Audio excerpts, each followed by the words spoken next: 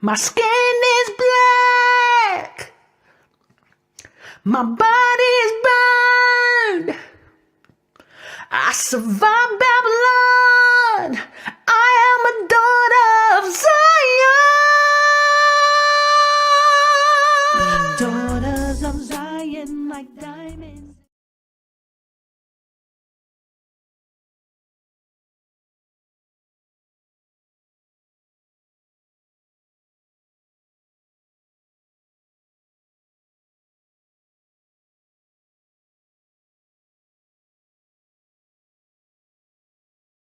I'm my beloved and he is mine. His banner over me is love. I'm my beloved and he is mine. His banner over me is love. His banner over me is love. He brings me to his banqueting table. His banner over me is love. He walks me to his banqueting table. His banner over me is love. He brings me to his banqueting table. His banner over me is love. His banner over me is love. Yeshua is the rock of my salvation. His banner over me is love. Yeshua is the rock of my salvation. His banner over me is love. Yeshua is the rock of my salvation. His banner over me is love. His banner over me is love.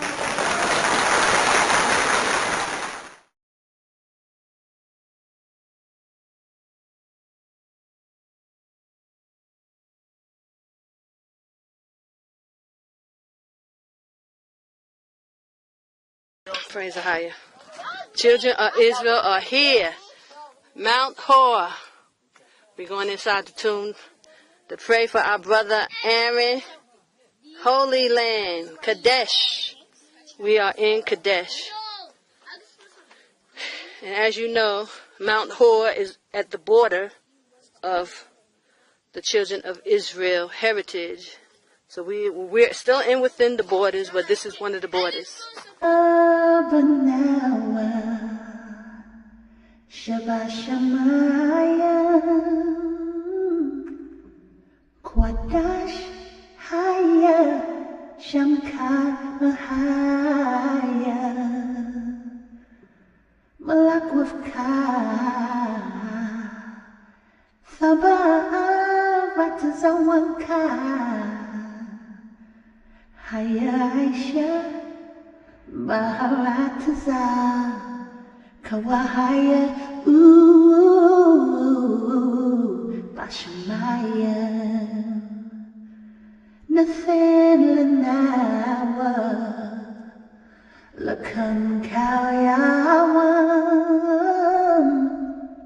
Wasalat Nawa, Khawaf Nawa, Kasalat Nawa, Kawaf Nawa,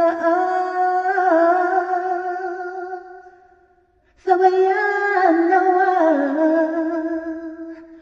Minasaya Wapamba Hawashinawa Mayarai Kayalaka Hamlakwa Wahala Wahasaparas wa awalam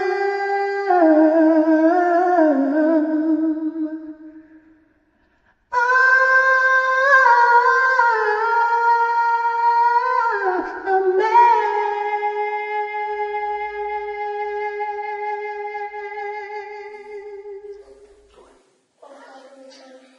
Our Father which art in heaven, hallowed be thy name. Thy kingdom come, thy will be done on earth, as it is in heaven. Give us this day our daily bread. And forgive us our debts, as we forgive our debtors. Lead us not into temptation, but deliver us from evil. For thine is the kingdom, and the power, and the glory, forever. Amen. Praise the Most High. All glory and praise to Ahaya Shahaya, Bahashimishaya, Wakodashawak.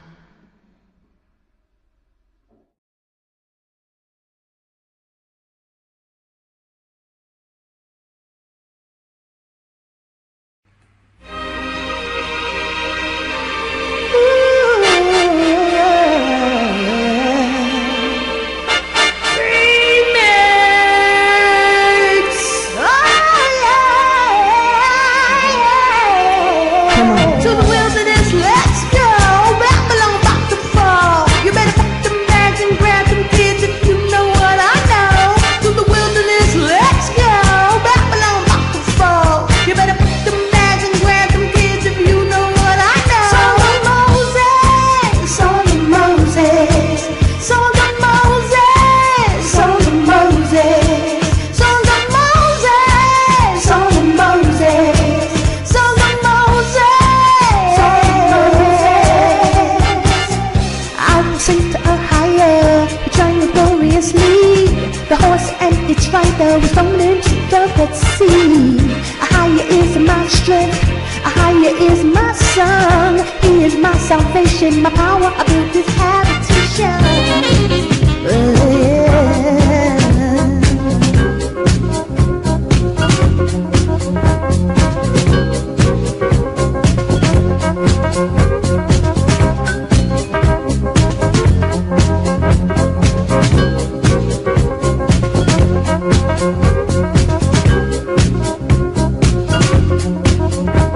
To the wilderness, let's go.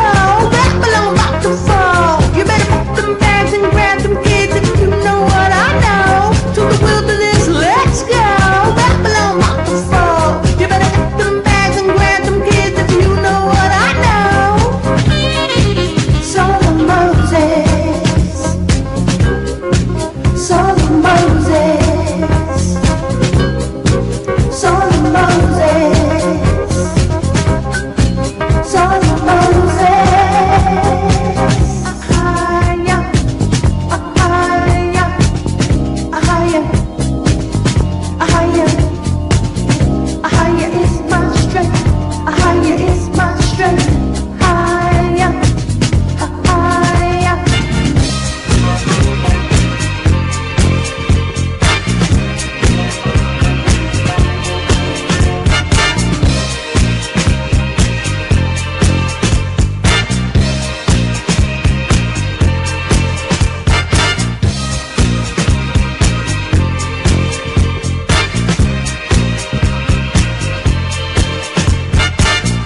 Pharaoh chariots and hosts, they cast into the sea.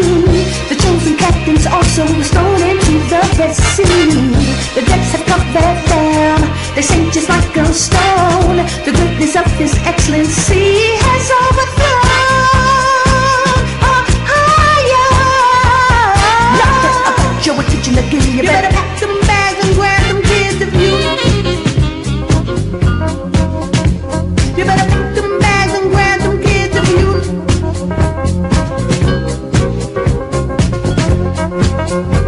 You better pack them bags and grab them kids if you know what I know. Song of Moses, song of Moses, song of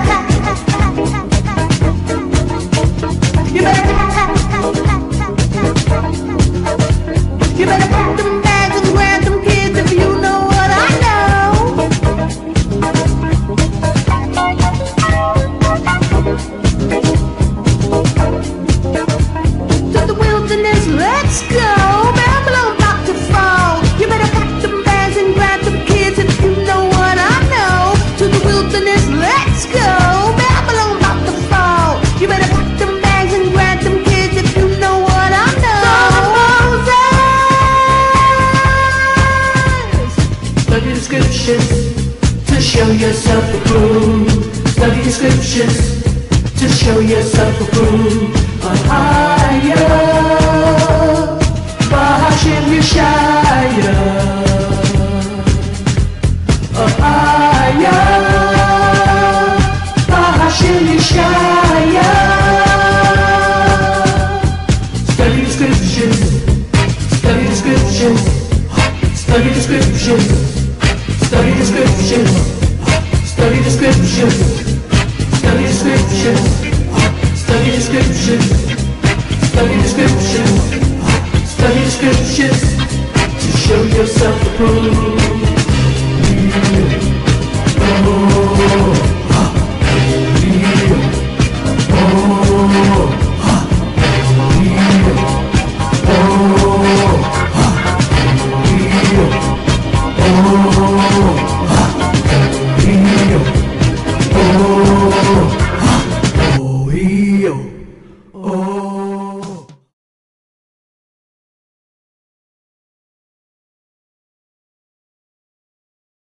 Shalom, shalom, praise Ahaya.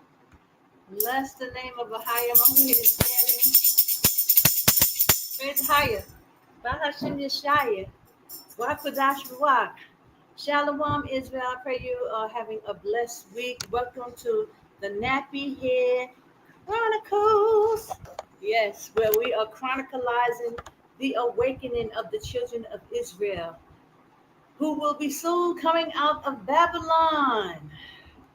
Babylon the Great is falling, is falling, is falling, is falling, guys.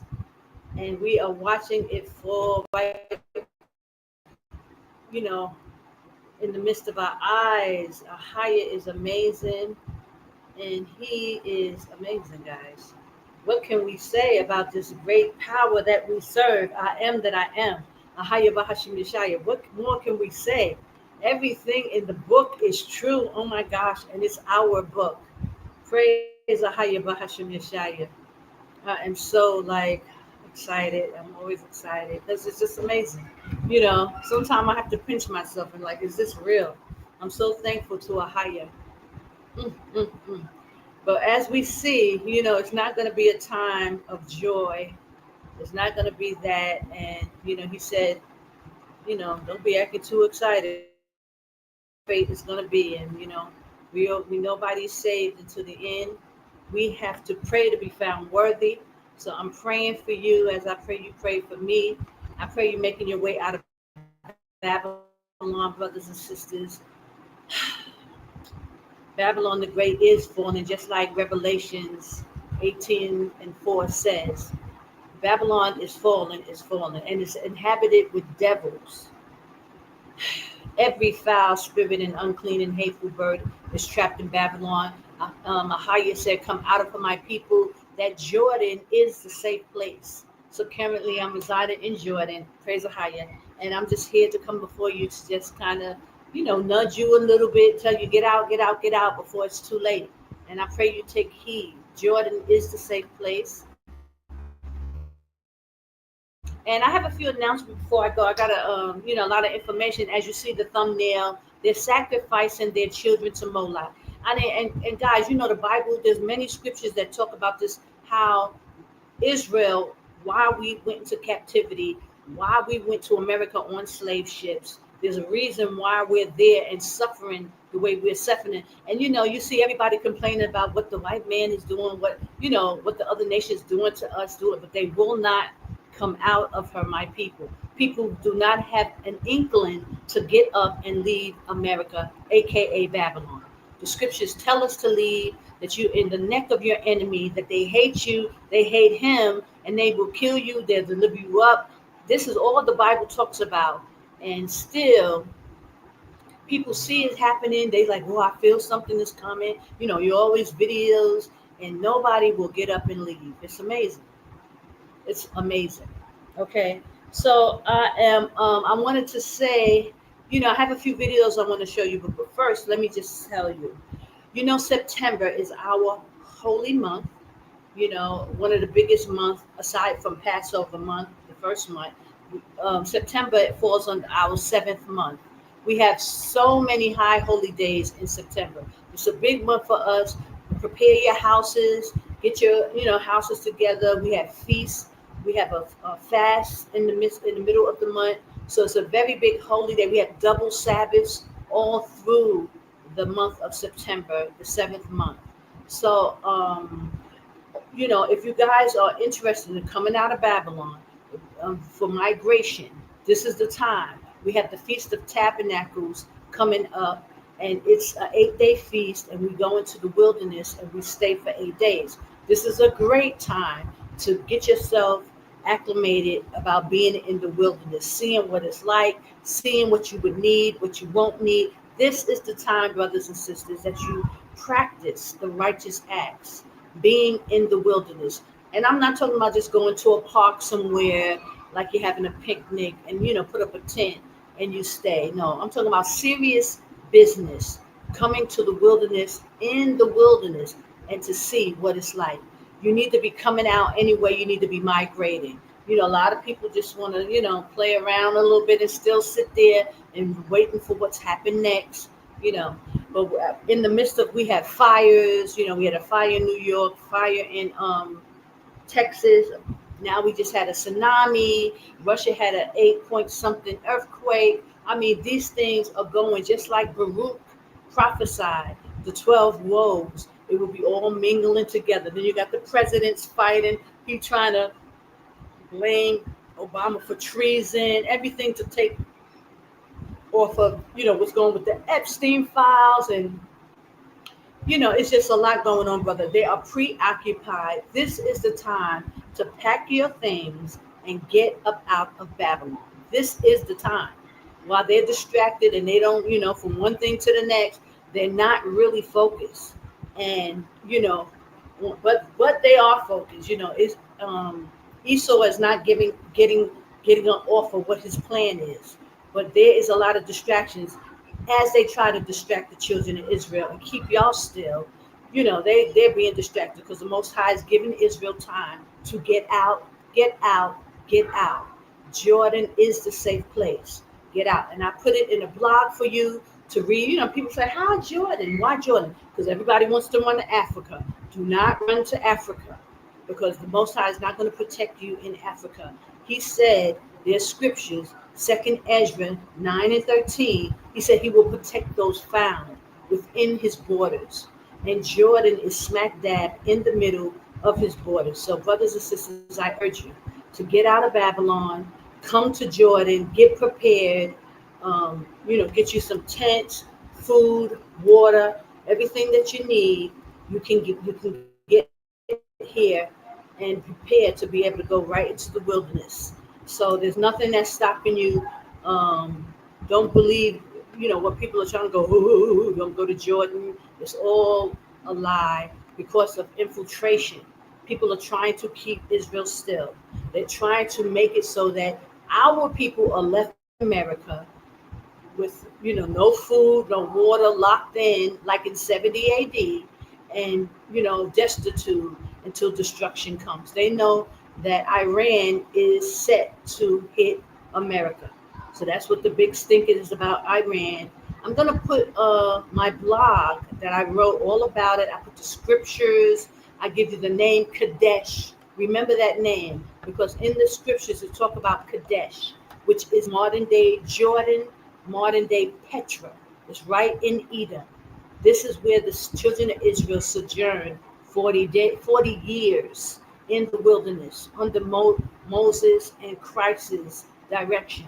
40 years the children of Israel were here in Jordan, where I am today. And the Most High said he will protect those found within his borders. That's scripture, and we are here in the borders in Jordan. So that's where you want to get to. That's the place. And I put the link right now in the description where you can go. I break down the Hebrew words so that you can know that without a shadow of a doubt, Kadesh is Jordan, is Petra. It's Edom. Right by Edom is Petra, which is Kadesh. And for those of you who, I don't know why people don't bring this up. All these people are studying the Bible. They're in these scriptures, but won't ask your elders, why, what about Kadesh? Why we don't go to Kadesh? Why are you trying to act like we're not going to be in Jordan when they're lying about where you're supposed to go. If it wasn't for Sister Connor popping up, and it was only through the grace of Ahia, popping up and saying, come out to Jordan, they wouldn't even mention that there is a safe place. They would not even mention it. Okay? And the only reason why the wilderness and all this stuff came up is because Sister Connor came and started talking about it, talking about the wilderness, talking about Kadesh, talking about the tabernacle. If it was not for Ahia sending me out and told me to speak up on these things, no one will be talking about going to the wilderness right now. Elder Bakar has been taken down. He doesn't talk about anymore. He doesn't talk about leaving America. And if he does, it's just to pacify people who, are waiting for him to talk about it. But you can see it's not happening. And, people left messages last week telling, oh, he told us for 12 years to get our passports. Okay. And what? 12 years has passed.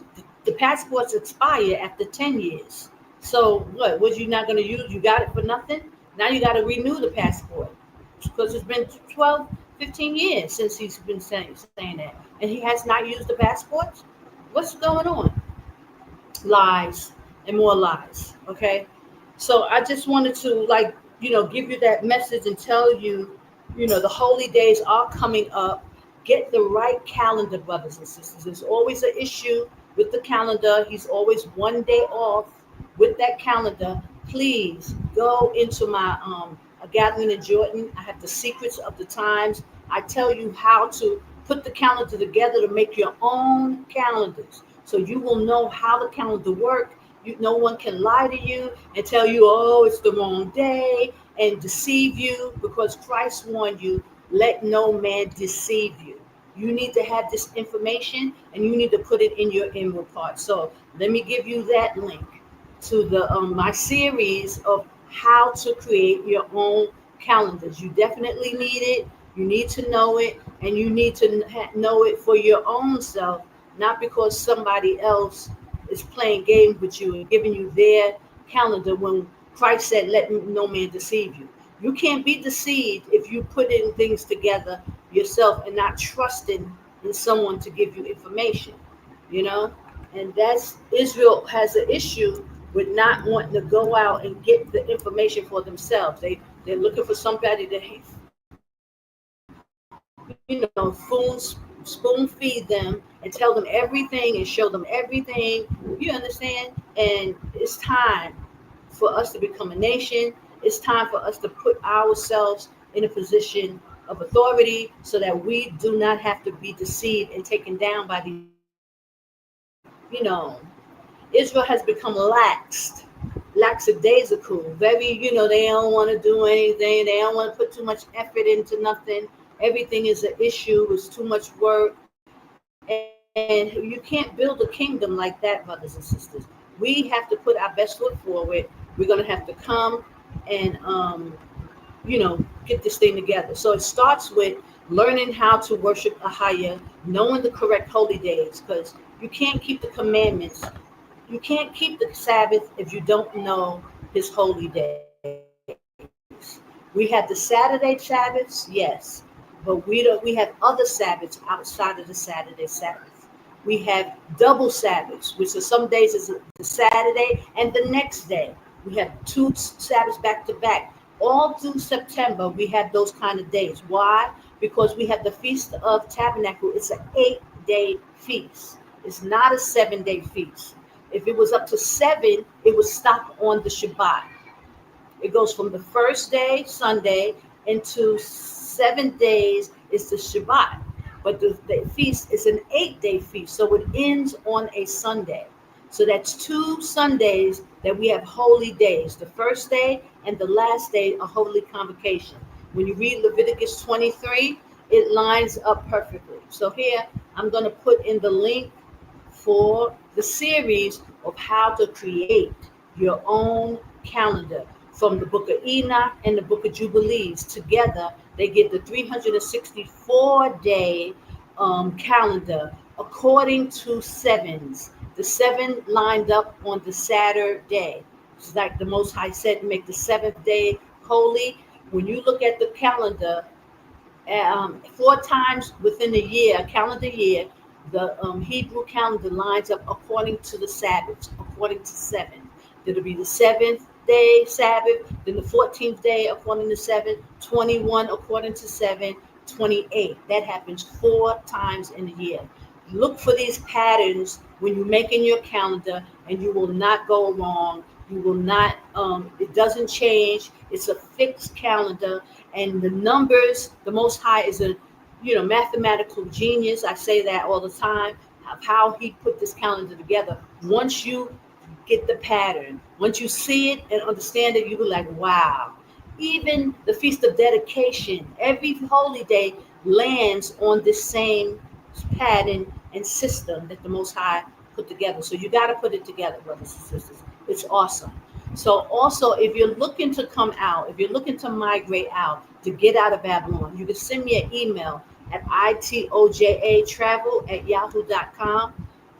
I'll send you information on migrating out so that you can, find your way. If you need help, getting a place and these things, I will definitely help you. No worries. Show you how to move around. And I think that's important, that you know how to move. It's a foreign country, so you can't just do it. It's not America. So do not come thinking that you could do and move how you would normally move. It's not like that at all. Yeah, it's a nice country. It's not a lot going on. There's nothing to be afraid of. There's no murder rates and things like that. It's very low crime and things like that. It's not prejudice like a lot of people think. Oh, the Arab. They like to talk against the Arabs so that you won't come to Jordan. Everything that they're doing is systematic. Talking about Edom and the Sashu and all these things to keep you from wanting to come to this place. But brothers and sisters, they will not even use the biblical name of this place. It's Kadesh. And they won't talk about that at all. They'll just talk about something they got out of another book, a wicked book. And Mosai said, don't make me with no other books. But they rather, call on the names of these other books to demonize what the Most High said is holy. He said it's holy. And when Moses was here, he told Moses, take off your shoes, you stand on holy ground. This is considered holy ground, brothers and sisters. So praise Ahaya Bahashim Yeshaya for this information that he had me here to just keep telling you. And I told you years ago, I was not going to stop. I'm going to always be here and talk and speak and let the Most High people know what is going on and what y'all need to do. Praise Ahaya.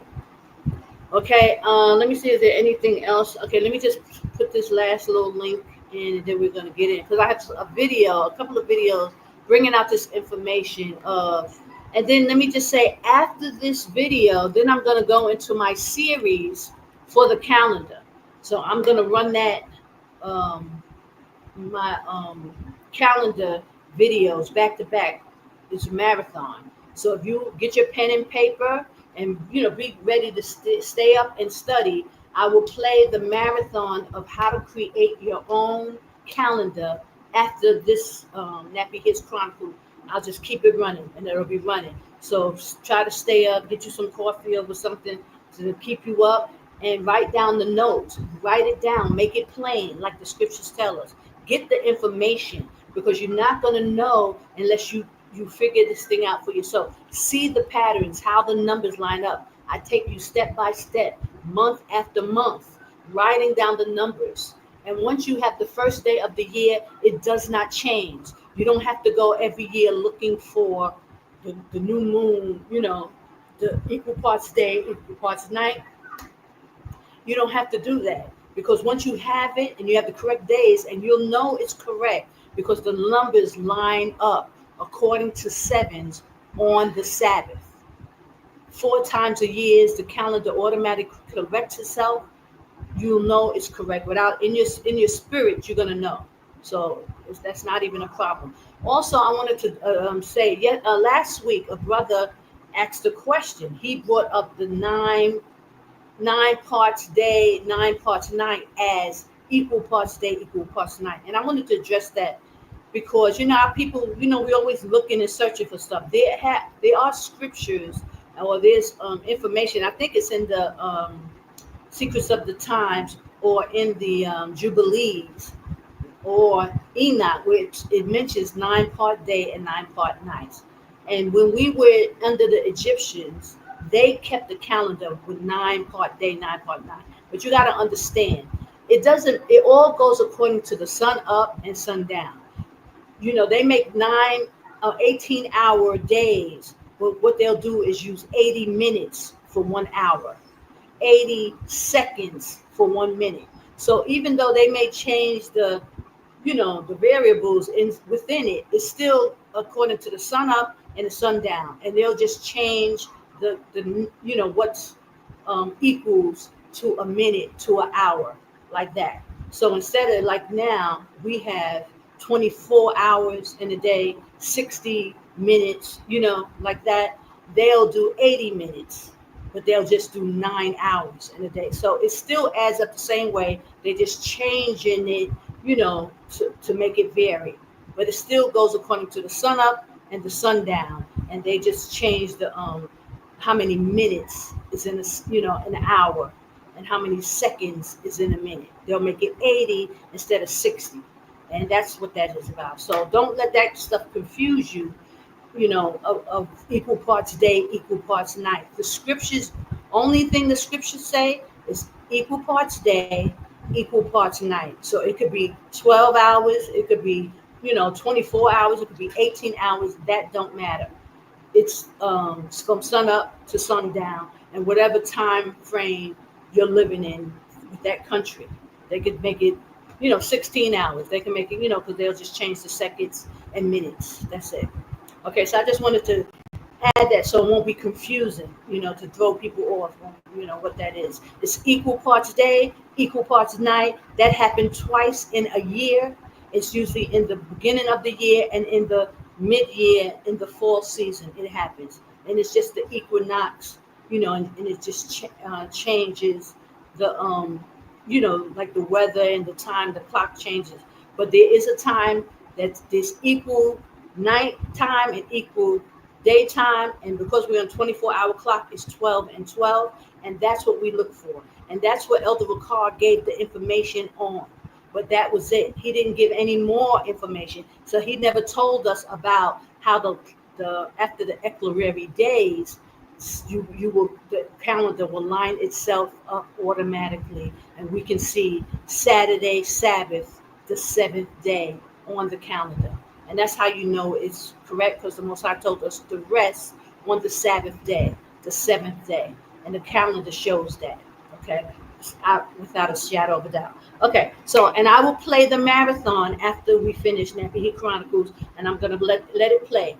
Please check it out, get into it, so you can learn how to create your own calendars. And you don't have to worry about people deceiving you, because Israel is destroyed for a lack of knowledge, because what we don't know. And you're not going to be able to blame anybody. You have to seek out this information. Okay, and you can't say it's wrong or right if you don't even go into it to check. You can't say it's wrong or right because you're not even taking the time. And that's what most people don't do. They don't want to study to show themselves approved. They don't want to be accountable. But we all going to stand before the Most High, and we're going to be accountable for this information, because these are his Sabbaths, these are his laws. Okay, so now I want to talk about they sacrificed their children to Moloch. Okay, we know what's going on with the Epstein files, right? I ran across this video, and guys, educational purposes only. I want to say that I need to put that disclaimer in my description as well, because, and I tried to like block out the video a little bit so it won't, you know, I won't get in trouble for it or anything like that, because it's clearly for educational purposes only. And it tells you how these other nations, as rituals, they sacrifice their children to Moloch. This is what the Bible talks about, and it's given validity for what the Bible. We know the Bible is true, but a lot of people out here don't want to equate it. So that's why I put the scriptures on the screensaver in my thumbnail so people can read it. They sacrifice their children to Moloch.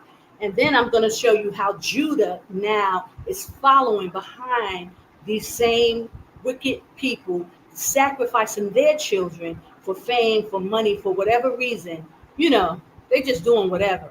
And, you know, it's just, it is what it is. But we need to understand, our people need to understand why the Most High said this place is wicked, every foul spirit and unclean and the hateful bird, why he tell us to come out of her, my people, touch not the unclean thing. I mean, he doesn't want us, he's a holy power. He doesn't want us to be even affiliated with this foolishness that they got going on. And that's why we have to come out of Babylon. Get out, get out, get out. Jordan is the safe place. We will be in the wilderness again, purging from all this wickedness, purging ourselves from all this sin and wickedness that we have been inundated with. You must understand the purpose of why the Most High telling you to come out. Okay, so I'm going to go play this video. It's a pretty long video, and you really want to hear it. So, you know, get your popcorn ready. You know, get ready, because it's information that you know need to know. I don't know if maybe some guys you saw it, because there's a lot of people watch this video, but afterwards I'm going to show you, you know, how our people are dealing with it as well.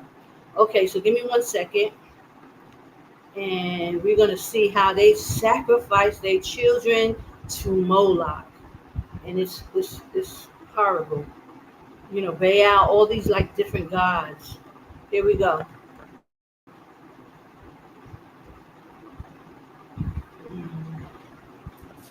I am Jeff Epstein's niece. Okay. This in Now, grade school. Oh, let me just tell you. This is Epstein's niece. She's having an interview, and she's telling all, and she's giving how her family sacrificed the children, and she's telling you how it goes on, and she's very detailed, and it's an awesome video because it's very informative. How you say, educational purposes only. This is you know, under the fair use. Okay, here we go. I am Jeff Epstein's niece.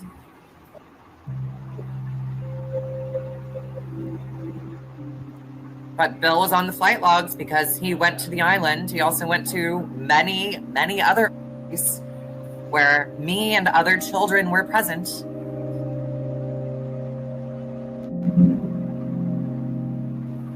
With my experiences, I believe he wanted to talk more about the other parties involved. And I know he didn't kill himself.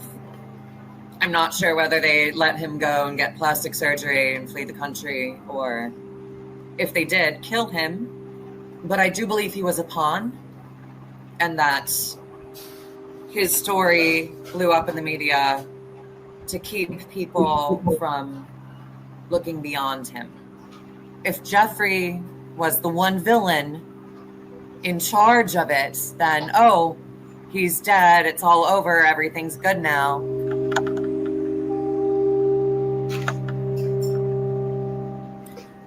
MK Ultra is the practice of creating slaves with the severed memory, many of whom were my siblings, who I only got to see at family reunions, who I would rush home from school to watch on TV.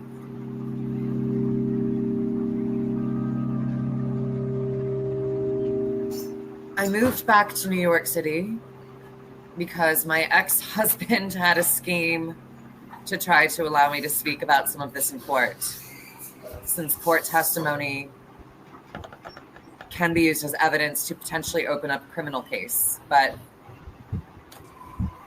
when I got to the hearing, I was only allowed to say my name and address, and the judge refused to let me speak beyond that.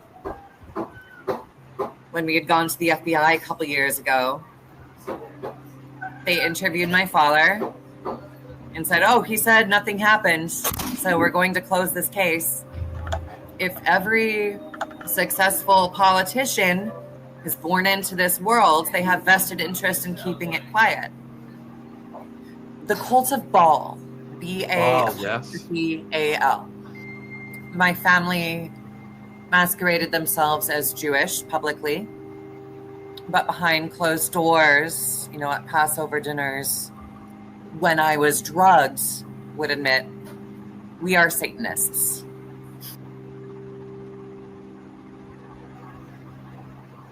So I am here with Anya Wick, Epstein's niece, and I've been watching Anya on TikTok. The link for her TikTok is in the description box, so please support Anya's work. And my partner Jen has been really just amazed by your story as well. Harrowing, a lot of it. There's components in there, for example, Bohemian Grove, and other extreme things that I'm sure will fascinate the viewers. But before we get to all that stuff, viewers, disclaimer, harrowing content warning. And because of restrictions on my channel, Anya, I've got to make sure you give us permission to publish this video and you waive your anonymity. Of course.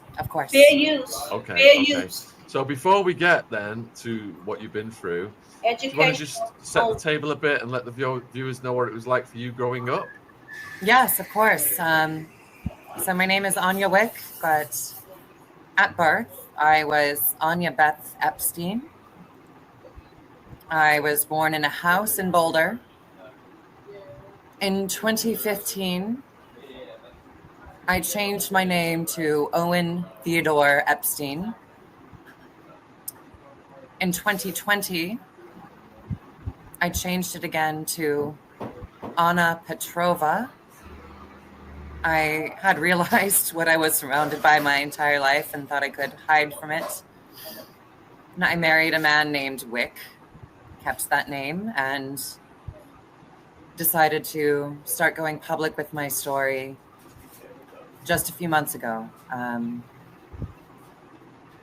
I had chemically driven amnesia the majority of my life. I am Jeff Epstein's niece, and I was raised as a sex slave. My father had me separated from my mother and twin brother and administered a substance that was designed to sever my memory. Every time I was taken to or family vacation or trip to the cabin in the mountains, I was given this drug, upon which everything would come flooding back. But when it wore off, so would the majority of my memories of it. And I would try to go to school, perform with my bands, be a regular person. But it broke me subconsciously.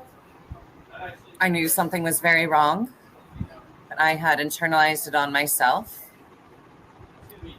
And after an attempt in 2015,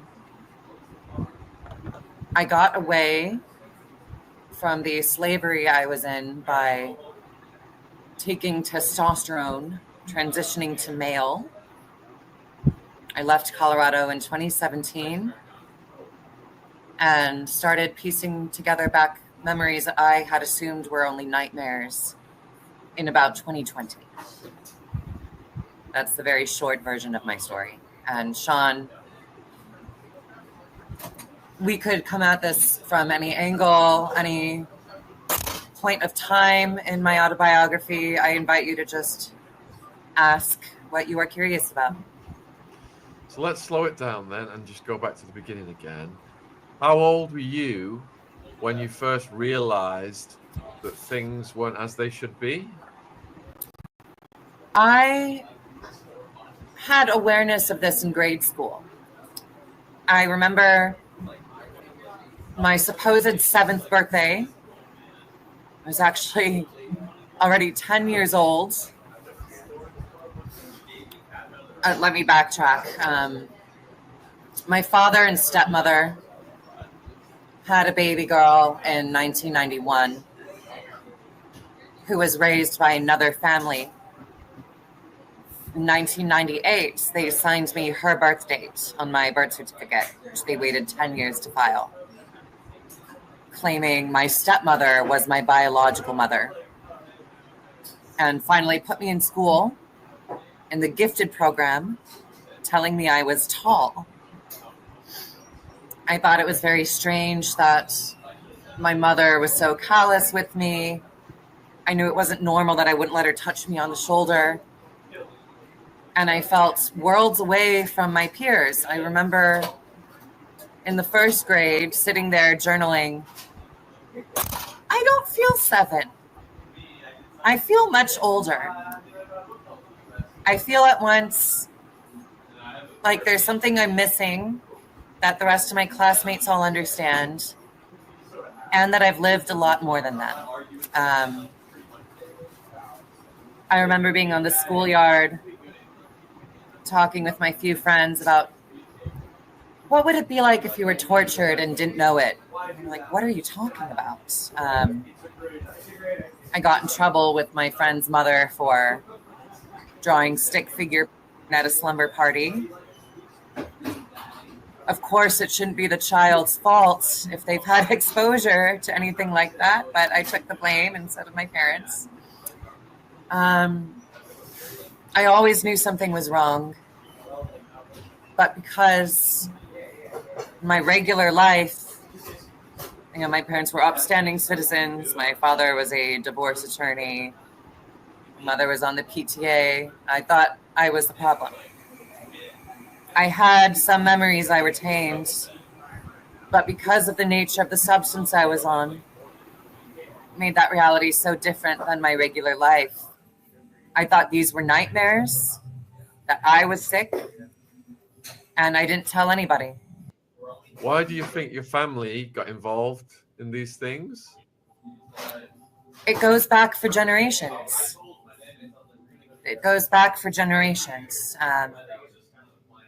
I remember my father confessing that my oldest brother is 8 years younger than him. Is cyclical. With men, especially, when they stifle it, they repeat the patterns, which I don't see as an excuse because I'm not a... But of course, this happens with men. And power and pressure to conform is excellent as a tool for silencing people. They told me that we belonged to the cult of Baal, B-A''A''L.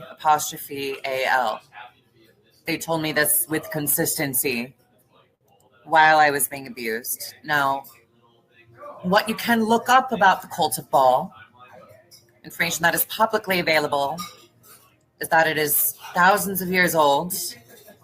It is a Phoenician satanic fertility cult. And publicly, it's supposed to have been eradicated.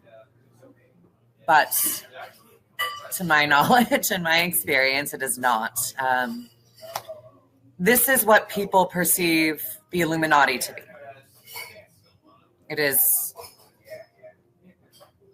a group of elites that practices forced and uses these crimes to control people. They happen to have a huge reach over politics and entertainment. My great-grandfather, according to my father, was Walt Disney. Before he moved to the United States, his name was Artur Bick, Arturbicke. And his twin sister, who he had children with, who I am descended from, was named Minnie. That's where we get Mickey and Minnie Mouse. It's very cute, right? Except for when you consider the abuse that I suspect is still happening to children who go into the entertainment industry, children who are born into it.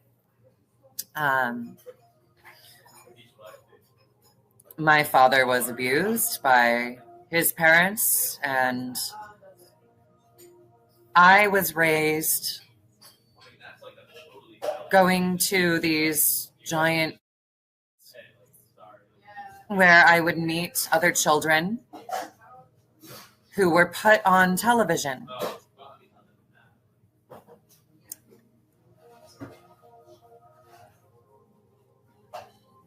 I was raised getting taken to Bohemian Grove, where I was, after a ceremonial corpse burning Alex Jones has talked about. And my memories of these circumstances are still somewhat fragmented. These assaults happened a couple times a month, and I'm blessed not to remember every detail. But my father was consistent in what he told me.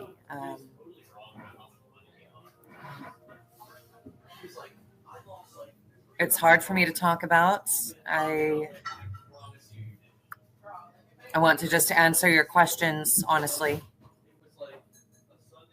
as my answers align with what I was told and what I have experienced. Now, this is alleged. When birth certificates have been forged, it's not something I can immediately research myself. All I have to go on is what lies in my memory of who I have met and what I was told. But to answer your basic question, why my family does this, because it was done to them, because having one man bear as many children in a generation as possible and forcing them through these traumatic events, they believe it creates a stronger bond, that creates more loyalty, that it keeps people from talking. And for the most part, they're right, because I'm the only one of my siblings who has directly spoken out about this. There are people who have hinted at it in their music. Of course, Justin Bieber has talked about being assaulted by Usher and Justin Timberlake at P. Diddy's parties, but I don't think it's a coincidence they've only gone after Sean Combs and not his other alleged perpetrators who were born into the bloodline. There seems to be a level of protection for people who are simply born into that world, contrasted with people like Sean Combs or R. Kelly, who joined as adults. But I was not in the boardrooms. I was a child on drugs. So I can't tell you exactly who organizes this, exactly how it happens. It's just speculation and memory. And you're a very powerful speaker, and you're very well researched. And we've had a lot of survivors come on, and we salute you, for the level of detail and knowledge that you have. I think it was David Icke who woke me up to the ancient cults and the bloodlines that continue to these generations. And I think you're the first survivor, perhaps, who's actually detailed how that has continued over the ages. So if you could maybe expand on that a little bit, I think the viewers would find this fascinating. What specifically would you like expanded on? So what was the cult that you mentioned earlier, the ancient one? The cult of Baal, B-A-L. Yes. B-A-L. Yeah. I know very little about it. My family masqueraded themselves as Jewish publicly. But behind closed doors, at Passover dinners, when I was drugged, would admit, we are Satanists. Now, what I can understand, So the public has caught on to this, but they call them the Illuminati. And I find that interesting because Illuminati means illuminated. I perceive the Illuminati, in fact, to be individuals like yourself, other conspiracists like Alex Jones, even people like Kanye West, who have been trying to illuminate people to this. I do not believe it is a unified organization, but a loose collection of individuals who are illuminated to the cult of Baal, who has successfully mythologized themselves as the Illuminati and convinced people that they are shape-shifting reptilians, myths that can be perpetuated by the psychedelic nature of the tool that they use to abuse victims,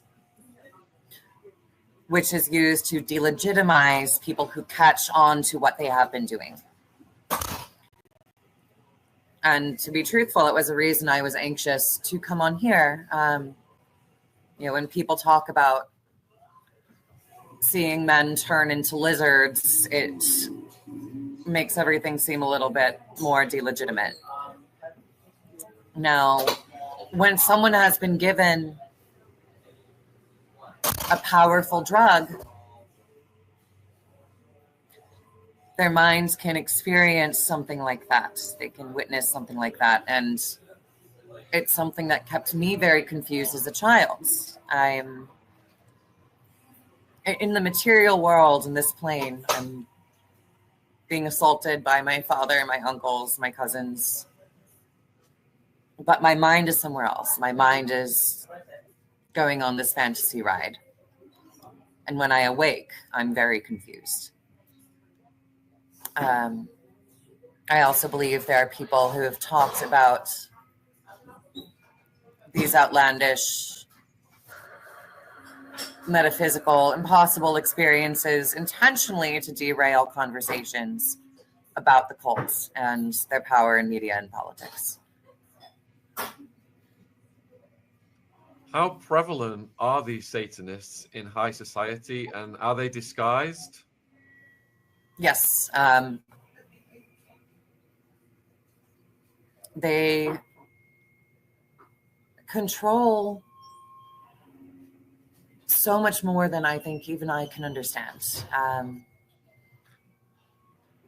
I told you my father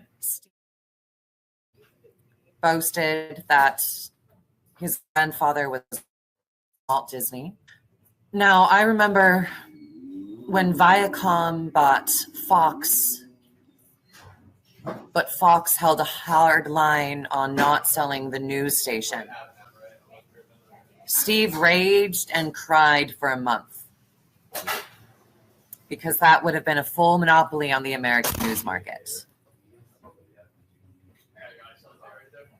I remember meeting all sorts of politicians, American and foreign, and entertainers.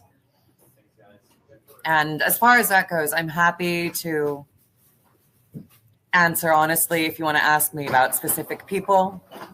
But I am very scared to name individuals if I am unprompted.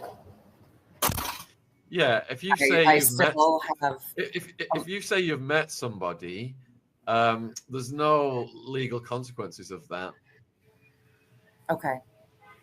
Yeah. Okay. So if you want to tell us who you've met, and the viewers can just imagine, what was happening.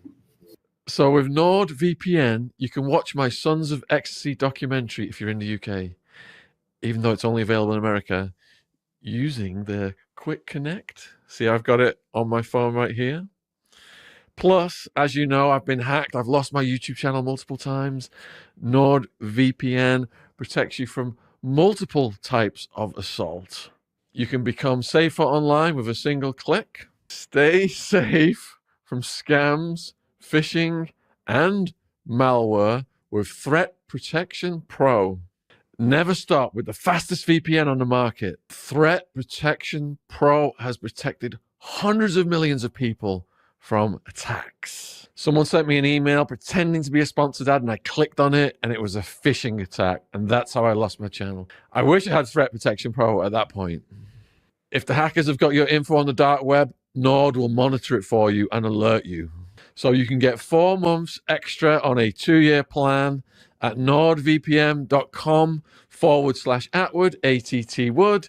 It's risk-free with Nord's 30-day money-back guarantee. That's nordvpn.com/Atwood. Link is in the description box if you're watching this on YouTube. Thank you for supporting our sponsor. Back to the podcast. For your viewers across the pond,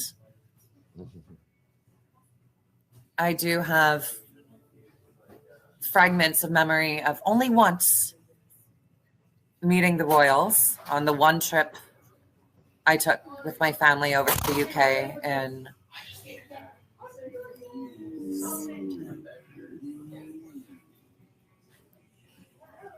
it must have been 2005 or 2006. I can't remember if it was the summer I went into the 8th grade or into the 9th grade. I have met everyone who has been an American president in my lifetime.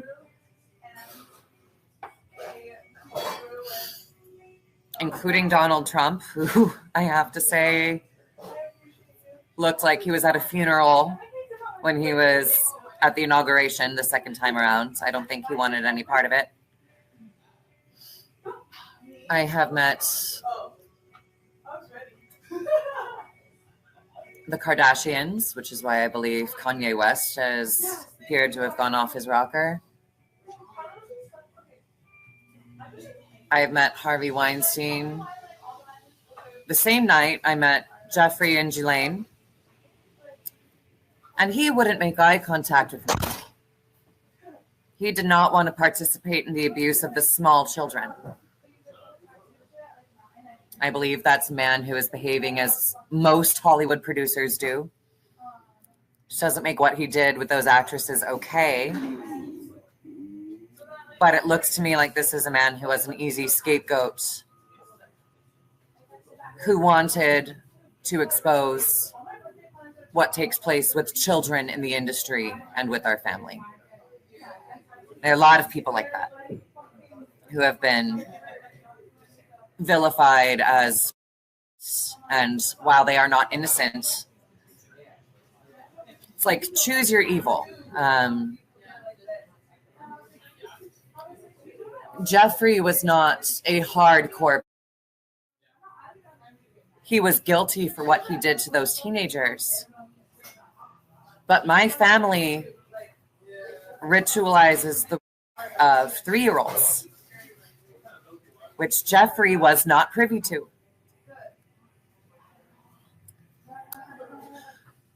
My twin brother was raised on the Disney Channel. That was painful for me. We were separated when we were 4, and I didn't see him until he was on TV. With the pilot episode in which he pimps out his sister for a trading card, there's a sequence of shots where the words Royal Tycoon flash on screen, followed by a clip of the gross nerdy boy he tricks into going on a date with, plunging himself into a baby's crib.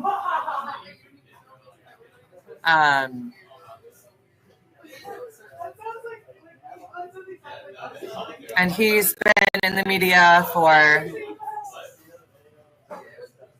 making trouble on sets and abusing his partners, and not saying his behavior is justified, but when you consider what someone like that goes through as a child and the separation issues that are put on them, it makes sense why abusive behavior is then repeated. And I pray for him regularly. I am anxious to talk about my siblings because they are victims. I want them to feel that it is safe for them to speak up. But I don't want to feel like I am betraying them by naming them directly either. And I've already talked about on my TikTok channel. I've talked a little bit about the last time I saw my mother.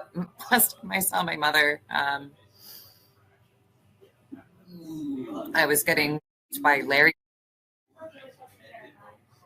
You know, it sounds like a comedy line almost, and I've used it as a comedy line. I enjoy my stand-up. It's healing for me. But I decided before coming on here, I wasn't going to, with few exceptions, I didn't want to name anyone unless you asked me about them. I think there are a lot of people the public speculate on. And if you bring them up, I'm happy to talk about them. But yeah, so I think the viewers would be very curious then about Jeffrey, and what's your view on his role in the apparatus? My understanding is that I met him in Aspen in 2007, and that was a reintroduction. My father said, "Hey, remember your Uncle Jeffrey?" And Jeffrey said, "Hey, Anya, it's great to see you again." Jelaine was there. What they told me was that Jeffrey worked for Stephen. And as I've said, he's guilty for what he did to those teenage girls here in New York City and down in Florida, and St. Andrews. But I do not believe he was in charge of orchestrating what has been going on in our family for generations. With my experiences, I believe he wanted to talk more about the other parties involved. And I know he didn't kill himself. I'm not sure whether they let him go and get plastic surgery and flee the country, or if they did, kill him. But I do believe he was a pawn, and that his story blew up in the media to keep people from looking beyond him. If Jeffrey was the one villain in charge of it, then, he's dead, it's all over, everything's good now. And that leaves my father free to continue 3-year-olds and running Viacom from behind a veil while his paralegal runs his divorce practice, as he bragged about to me growing up. So you're saying that Jeffrey wasn't involved in the full-on occult practices. He was just part of a machine, and then they just used him to make an example out of? He was involved in the full-on occult practices, but not necessarily of his own volition. I have memories of men being forced to assault me when they didn't want to.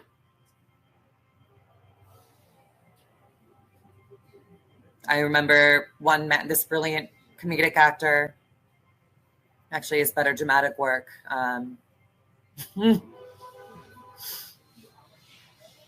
My father's screaming at him, telling him to penetrate me, and he makes one thrust and backs away, and my father gets outraged and says, "You're going to come. You're going to come." And this poor man is crying throughout it. And I'm barely conscious. Jeffrey may have been involved in the full-on occult practices. but he's not one of the hardcore of this sickness where they are actually attracted to small children. Yeah, Lady C mentioned that as well about a hebephile or something versus. So, in terms of Maxwell, then, who do you think? What do you think her role was? I think she enjoyed it, much like my stepmother did. I think she is as guilty of as Jeffrey was. But I didn't know her very well. I don't even remember a conversation with her. I remember seeing her. I think she got off on the power of it. I think with men who engage in hebephilia, it's more of a sickness that arises from their own abuse. My grandfather, my alleged grandfather, Walt's son, who worked for the CIA, allegedly faked his death to remove himself from my mother because he was so sickened by what he could not control doing to her. I contrast that with my stepmother, who delighted in abusing me and laughed at me when I was incapacitated by the drug they had me on and made fun of me drooling on myself, being unable to speak. I think with her and with Ghislaine, I'm certain they were abused as children themselves. But there's a different kind of psychopathy that grows within them where they get off on the power of it and abetting in these acts to please their partners. Now, Kari Epstein was more sexually attracted to me than she was to her husband, Stephen. But she did also do these things in order to stay in good graces with him. And that was more out of survival. Kari was a very broke cellist in her early adulthood with no familial support, whereas Ghislaine also comes from the aristocracy. She had access to her own funds independent of Jeffrey. So I can't speculate too much on what she gained from it out of psychopathic pleasure and sadism, a schadenfreude of sorts. But I'm not a doctor. She was not a large presence in my life. That speculation on her personality is primarily based on what I know about my stepmother. So would you say then that some of the techniques used on you would be classified under the MK Ultra program? Yes, absolutely. Could you explain that? Could you explain that for viewers who are not familiar with MK Ultra? Okay. These drugs were administered to me when I was an infant. Macro doses were given every single time I was assaulted. And I was kept on micro doses the rest of the time in my waking life to maintain some control, some separation from my peers. I actually didn't realize until very recently that I was kept on micro doses, that I was kept on a small dose in my regular waking life. Upon analysis of what would happen when I went on school trips away from Denver for a few days at a time. We would take trips to Washington, D.C. or New York or California. On those trips, after 3 or 4 days, I would actually start getting along with my classmates. And they'd be amazed. They'd say, wait, Anya, you're really cool and fun. And we like hanging out with you. And I would end up being the center of the group and not understand why suddenly I'm connecting socially. But then we'd go back home. I'd see my family again. And the next time at school or at synagogue, I'd feel in my own weird little bubble again. So I was put on these large doses designed to knock me out when I was assaulted. Small doses to keep me complacent the rest of the time. What this did essentially was sever my memory. Everything that happened to me, everything that was boasted about to me, that occurred on those large doses was locked away in what I thought was a nightmare fantasy world. I was primarily unconscious for the physical assaults. And if I was awake, I was so high, I thought it was my own nightmares. This ensured I wasn't going to go telling anybody about it. This ensured I thought I was sick. So when they paid a doctor to tell me that my PTSD responses, like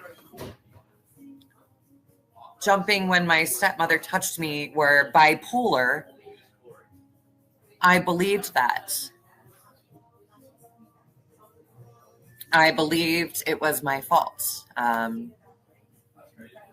When I went to rehab in 2015 and was diagnosed with PTSD right off the bat, the doctors were frustrated with me because I couldn't tell them what traumatized me. I was beating my head against the wall, and all I had going on in my head, I was stuck on this idea that if I were born male, I would be happier. Because my experience of womanhood, I knew subconsciously, was slavery. MK Ultra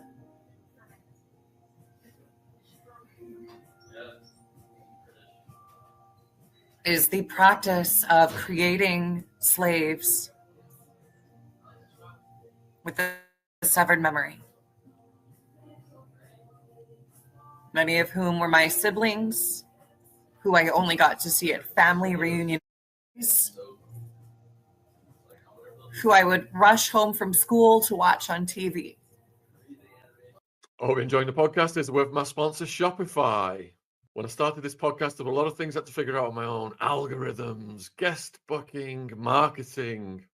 I was a bit naive about what was involved, and as you get deeper into it, it starts to overwhelm your life. Finding the right tool that not only helps you out, but simplifies everything can be such a game changer. For millions of businesses, that tool is Shopify.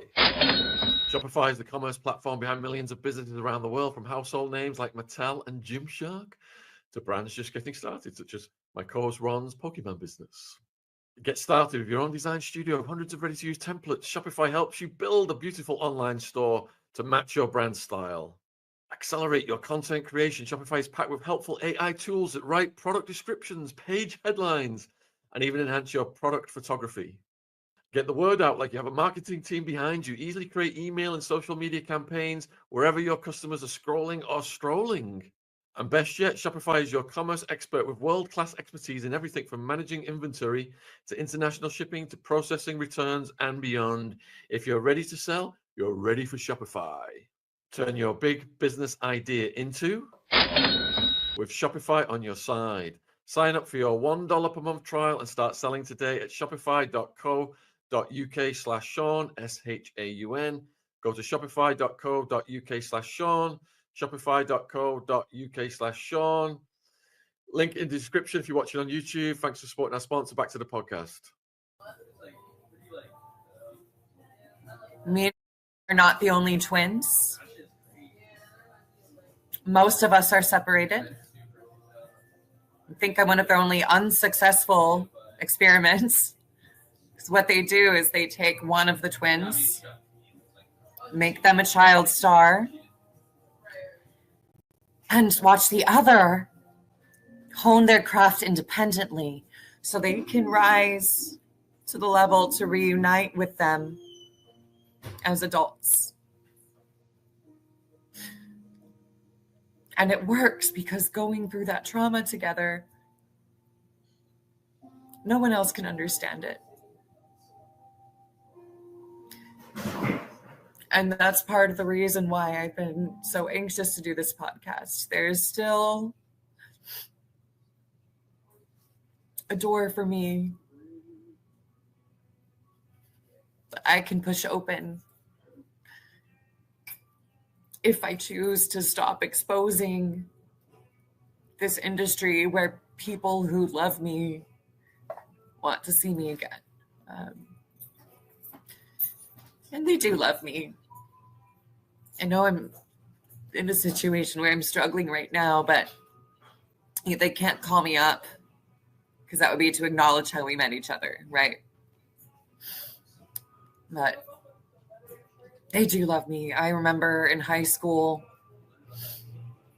one of my younger brothers brought to one of the reunions this little metal card he made in his metal shop class. Engraved on one side was his name, and on the other was the name of my boyfriend. And he said, I made this for you so you can try to remember. Hide this on you.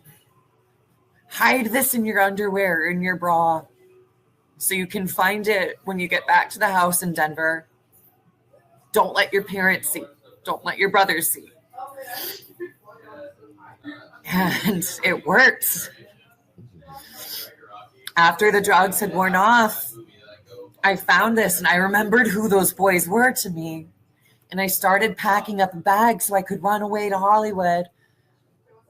But my younger brother found it and showed Kari, who gave me anesthesia, and threw it away.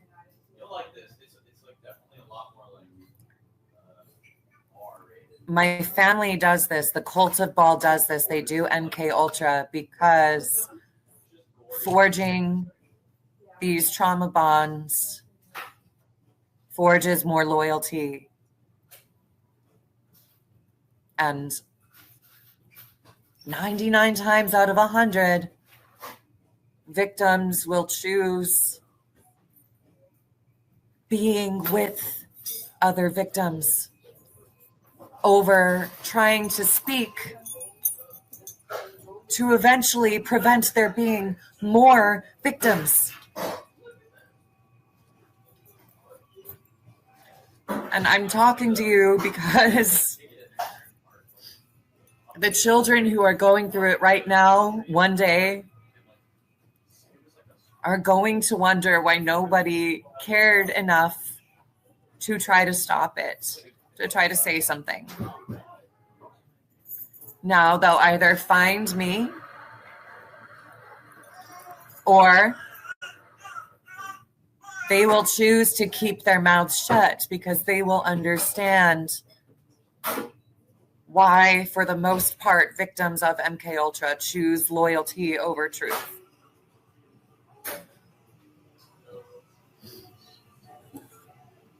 That's why. Anya, what? And it allows them to maintain media control. The first thing you see when you walk into Steve and Kari's house is a giant poster of Vladimir Lenin.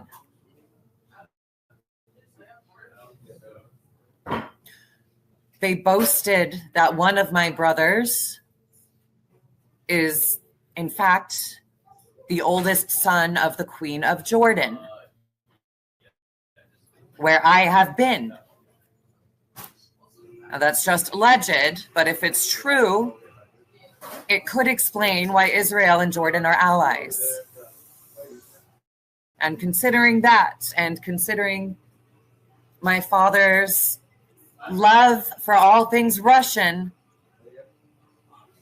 it makes it look as though all of these wars are just for show, designed to keep public perception off of this sphere of control and to keep money circulating through different industries.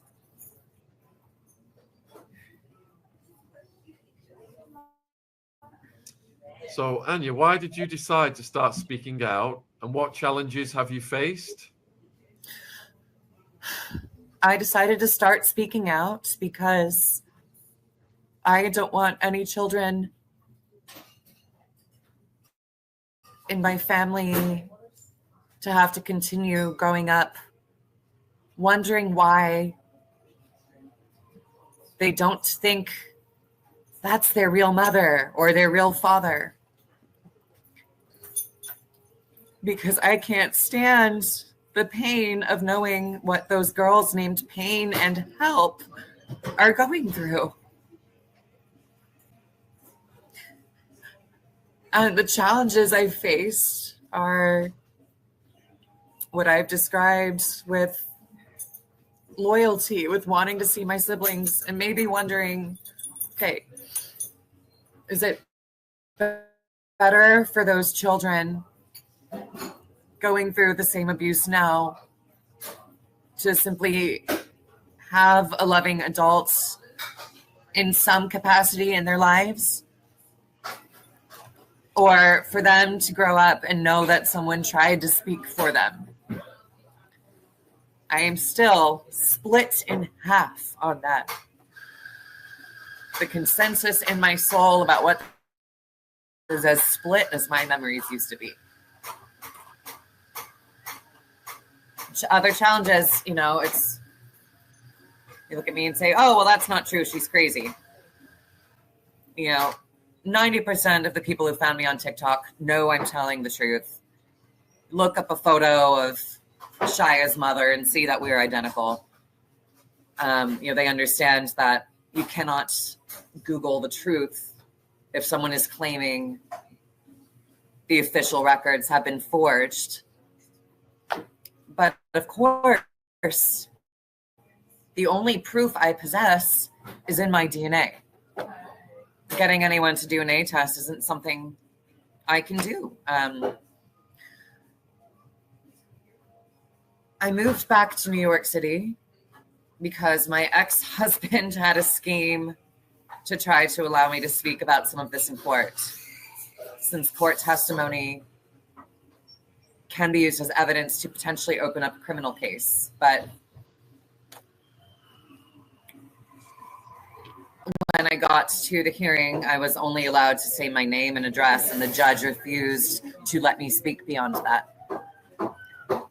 When we had gone to the FBI a couple years ago, they interviewed my father and said, oh, he said nothing happened, so we're going to close this case.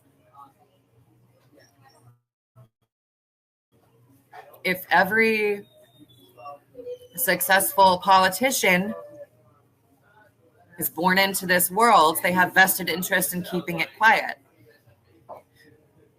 Now you have a woman who, because of the severity of the trauma that did happen, it's just fiction. suffered mental health problems, PTSD. It's incredibly easy to paint me as insane. And my answer to that is, why would I choose to talk about something so vile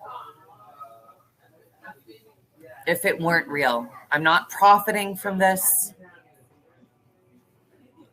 If I choose to let this interview go, I'm cutting myself out of the only industry I have any sort of talent in, and the people I'm closest to.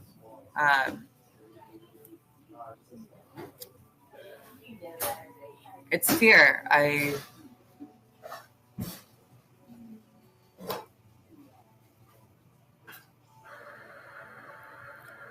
I cannot convince people that Sean Combs was not acting alone when I don't have proof. I don't have video. House, you know, I wasn't able to record the ceremonies at Bohemian Grove because I was rope bound. They set up the abuse in a way to guarantee I was not going to be able to collect evidence while going through it.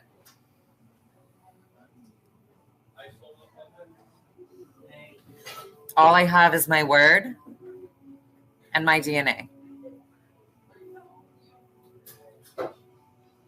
Why did you choose TikTok as a medium?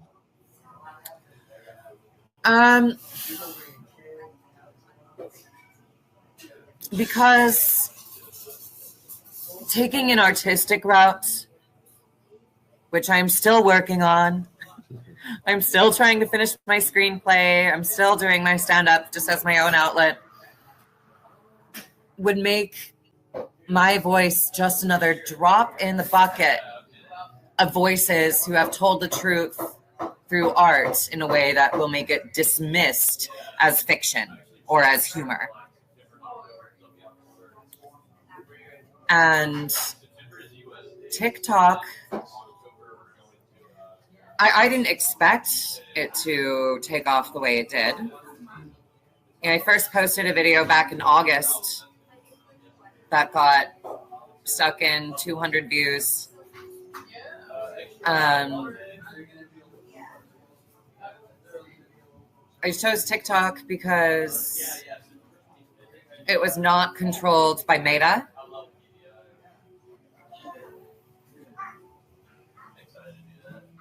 And I do believe the gentleman who owns that initially founded his companies because he wanted to give some freedom to the people. But it got bigger than his vision. The United States wouldn't be trying so hard to get rid of TikTok if TikTok were not granting more free speech than the United States is comfortable with being in the hands of the public.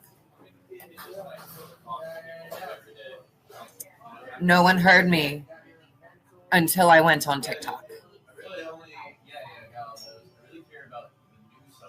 So we had ex-wizard Satanist from Bohemian Grove on a couple of weeks ago. Oh, wow. And he mentioned he told us a story about the Clintons at Bohemian Grove. Did you have any experience of the Clintons or about Bohemian Grove? I have met both of them and their daughters at Bohemian Grove and at resorts in Colorado. They loved going to ski lodges in the off season. They were not there in Aspen 2007 after the comedy festival. That's when I remember most vividly. But it's all fuzzy. I don't know if we were in Steamboat or in Breckenridge. But I've met them a few times and boasted all the time about how well she got along with Bill. She boasted about that even when we were sober. So Bill tried to distance himself from Jeffrey. Do you think there was a lot more going on between them? Absolutely. Absolutely.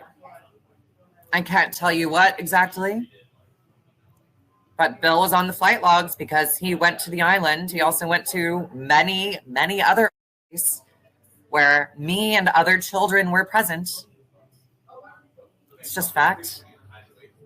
Yep, that's what Virginia said as well. Yes.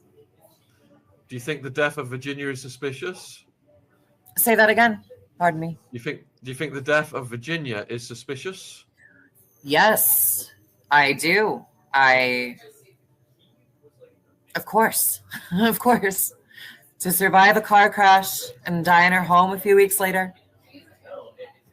It had my viewers scared about me. What's protected me is my stating that if they hurt me, it will only validate what I've been talking about. That claim is keeping me safe. If they did have any intention of hurting me before, they can't now without it making my voice a bigger story. And on the other side of that, a lot of them love me. We grew up together. It's tragic. I don't remember ever meeting Virginia, but that doesn't mean I didn't. She may have been a cousin or a sister. I don't know. But I know she spoke the truth about what Jeffrey and Ghislaine put her through. And I think she was gearing up to speak more. I do not think that death was a coincidence. I do not believe that was suicide. She had two young children. She had 2 young children, and she had already dedicated her life to speaking for other victims. There's no reason she would have killed herself. And I know some of her family said it might have been, but money talks.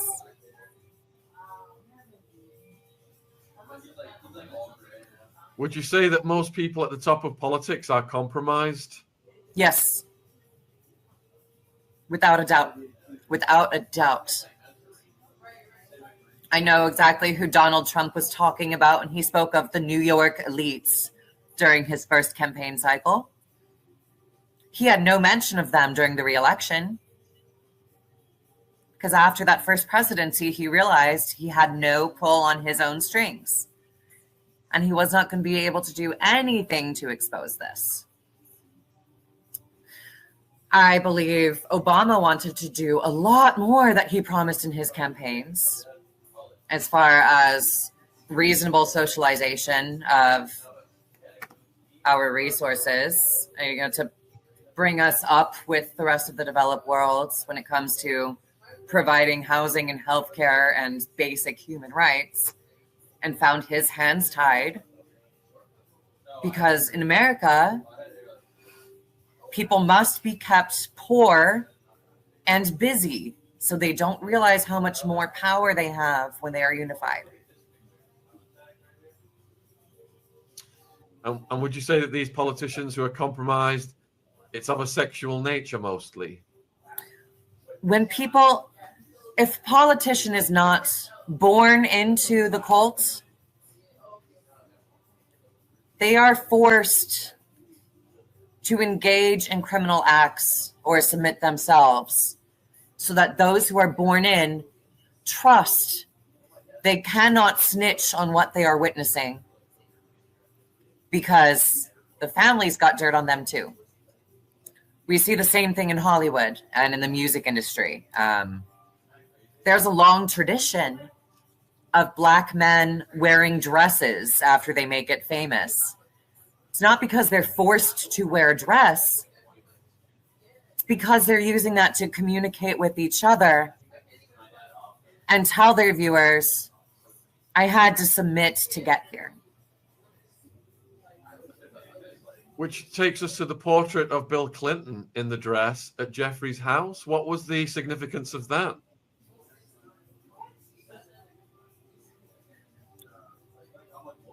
Bill has engaged in sexual acts where he was on the receiving end. And there's the metaphorical submission. He was likely forced to engage in acts against children that he didn't want to engage in, which is associated with weakness, which unfortunately is associated with femininity. I didn't want to be a woman because I had it drilled into my head that female meant You must submit. And unfortunately, it's what we're seeing pervading through society now, masquerading itself as feminism. The ideology I fell for, the ideology that saved my life, states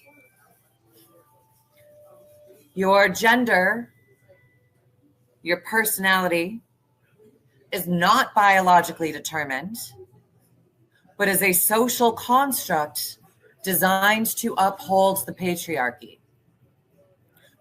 Your body or your sex does not determine your gender or personality.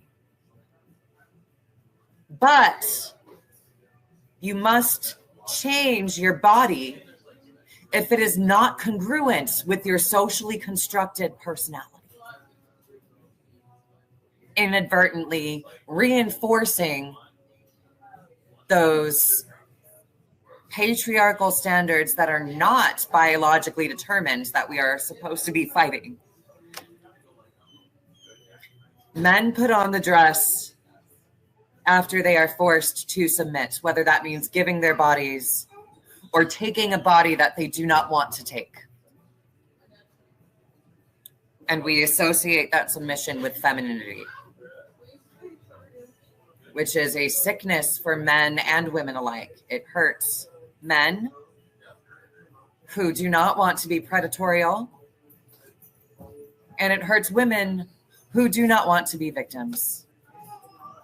It hurts young boys who are sensitive and young girls who don't want to be objects.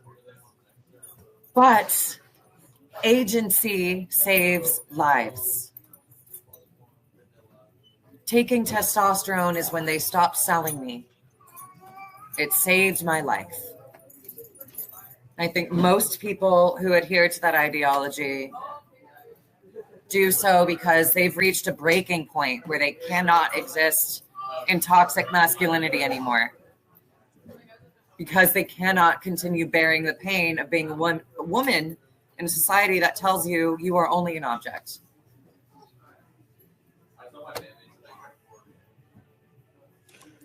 Bill had to submit in one way or another. That's the significance of the dress. So, were you on testosterone then for a period of time? Yes, for 5 years. And how did that affect you? I'm now infertile, but that's because I had a hysterectomy. But testosterone made my uterus hurt.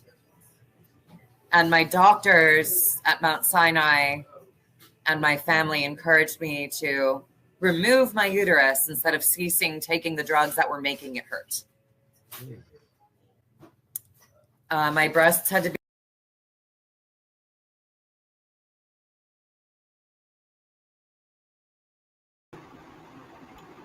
Okay. Okay, so basically you can get the gist.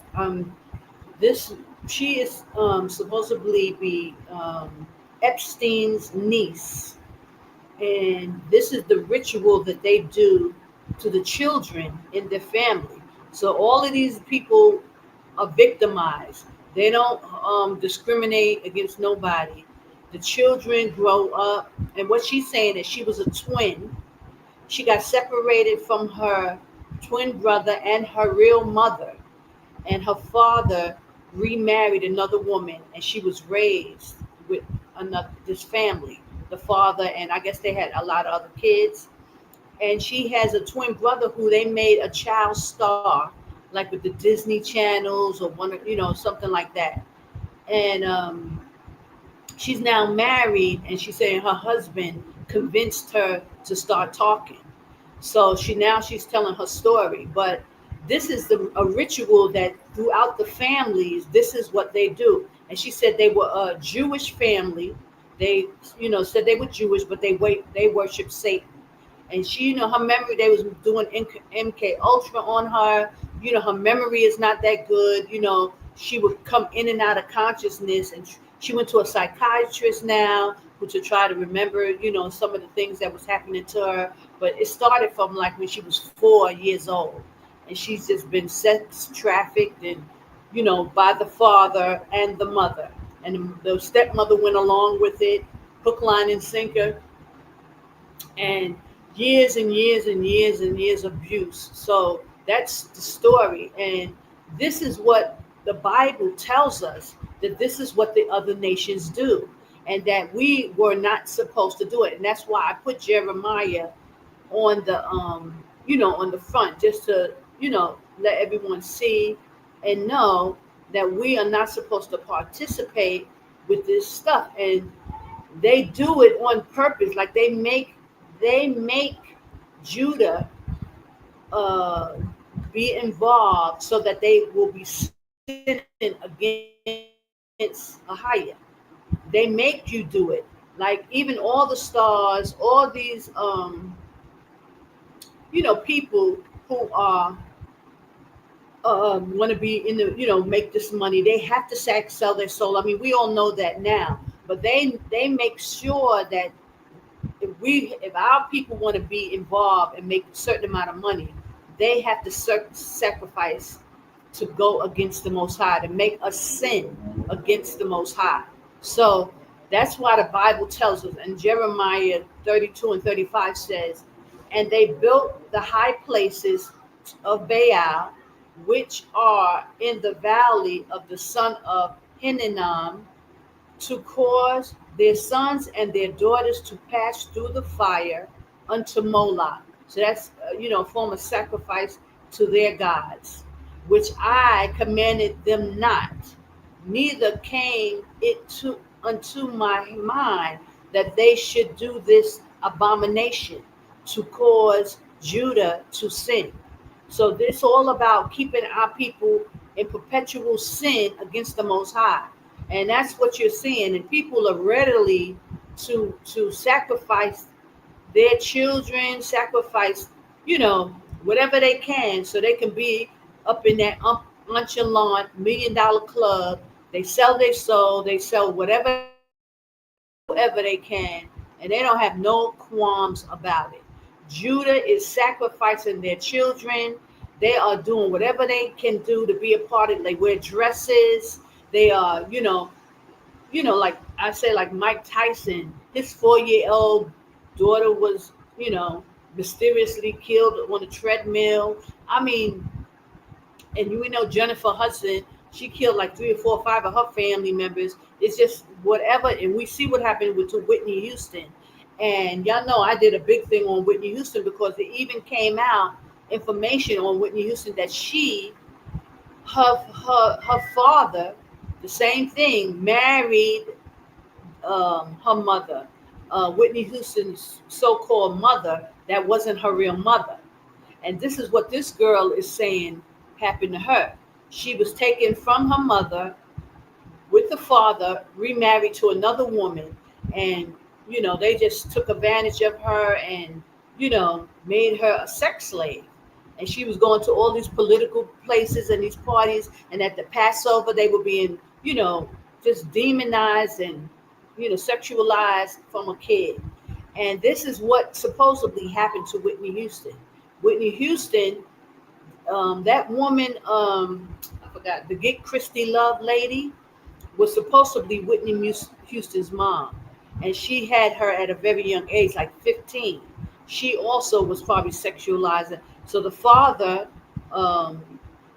Whitney Houston's father, was this young girl's manager at the time. And when she had the baby, he took the baby and got with Cissy Houston. This is supposed to be the story. And then Cissy Houston was, complicit with her.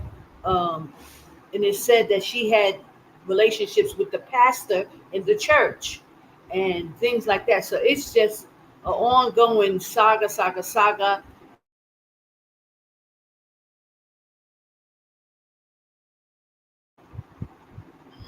We don't know how true it is, but based on Whitney Houston's past, like how she just dove into drugs and spiraled out of control.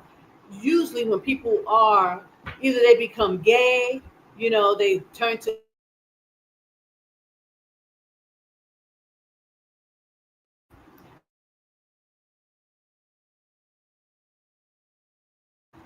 is spinning. The wheel is spinning. Either they turn to the opposite sex, or they spiral out of control with drugs and all this stuff. So, Whitney Houston fits that MO of what happened to her. That something happened to her in her childhood, leading up to all the stuff that she's gone through. So I just want to now take it to just show how many of these entertainers have sold their soul and have sold their children to Moloch in order for these riches. And I, have a few that I've listed, but I'm talking about, Whitney Houston. That's a sacrifice for them, to give her up and give her over to Clive Davis. And, it's just, from what we see, was horrible. Even though she was made a lot of money, she made millions, and she lived a very lavish lifestyle, taking it and spiraling out of control with drugs, is just horrible. Okay, so I want to show you this. Hold on. Let's see. I'm going to remove that.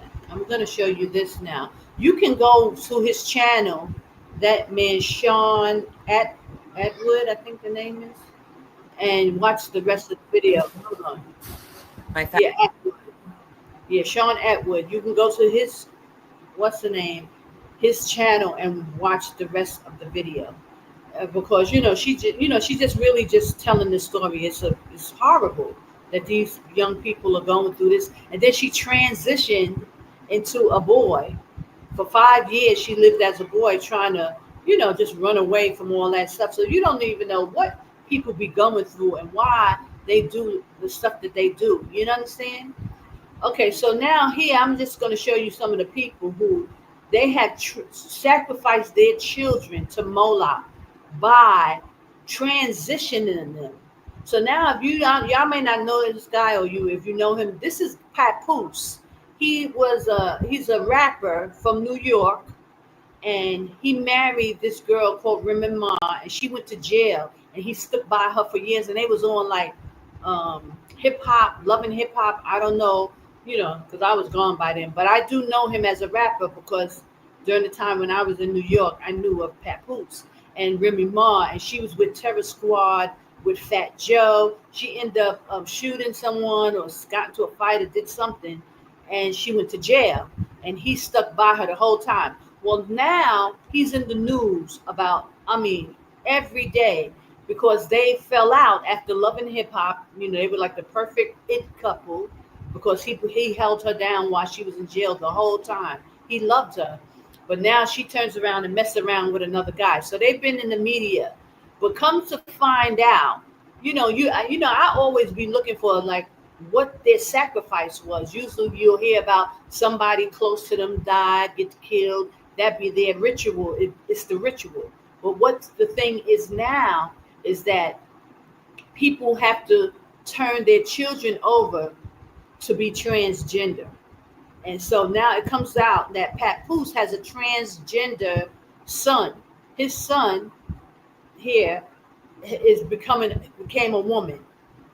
So he, that's how he able to be all in the news and all this publicity. They have to give some kind of sacrifice to start making money. So now they connected him with this boxer,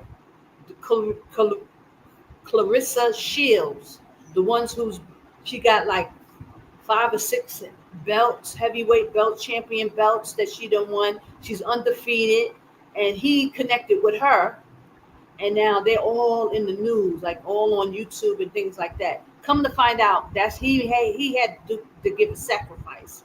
So now Remy Ma, the one that he was with, somehow she's all mixed up in the mix. She has, that's their sacrifice. But now he left her and went with this woman, Clarissa Shields. So who know? You never know what's this about. It could be all stages.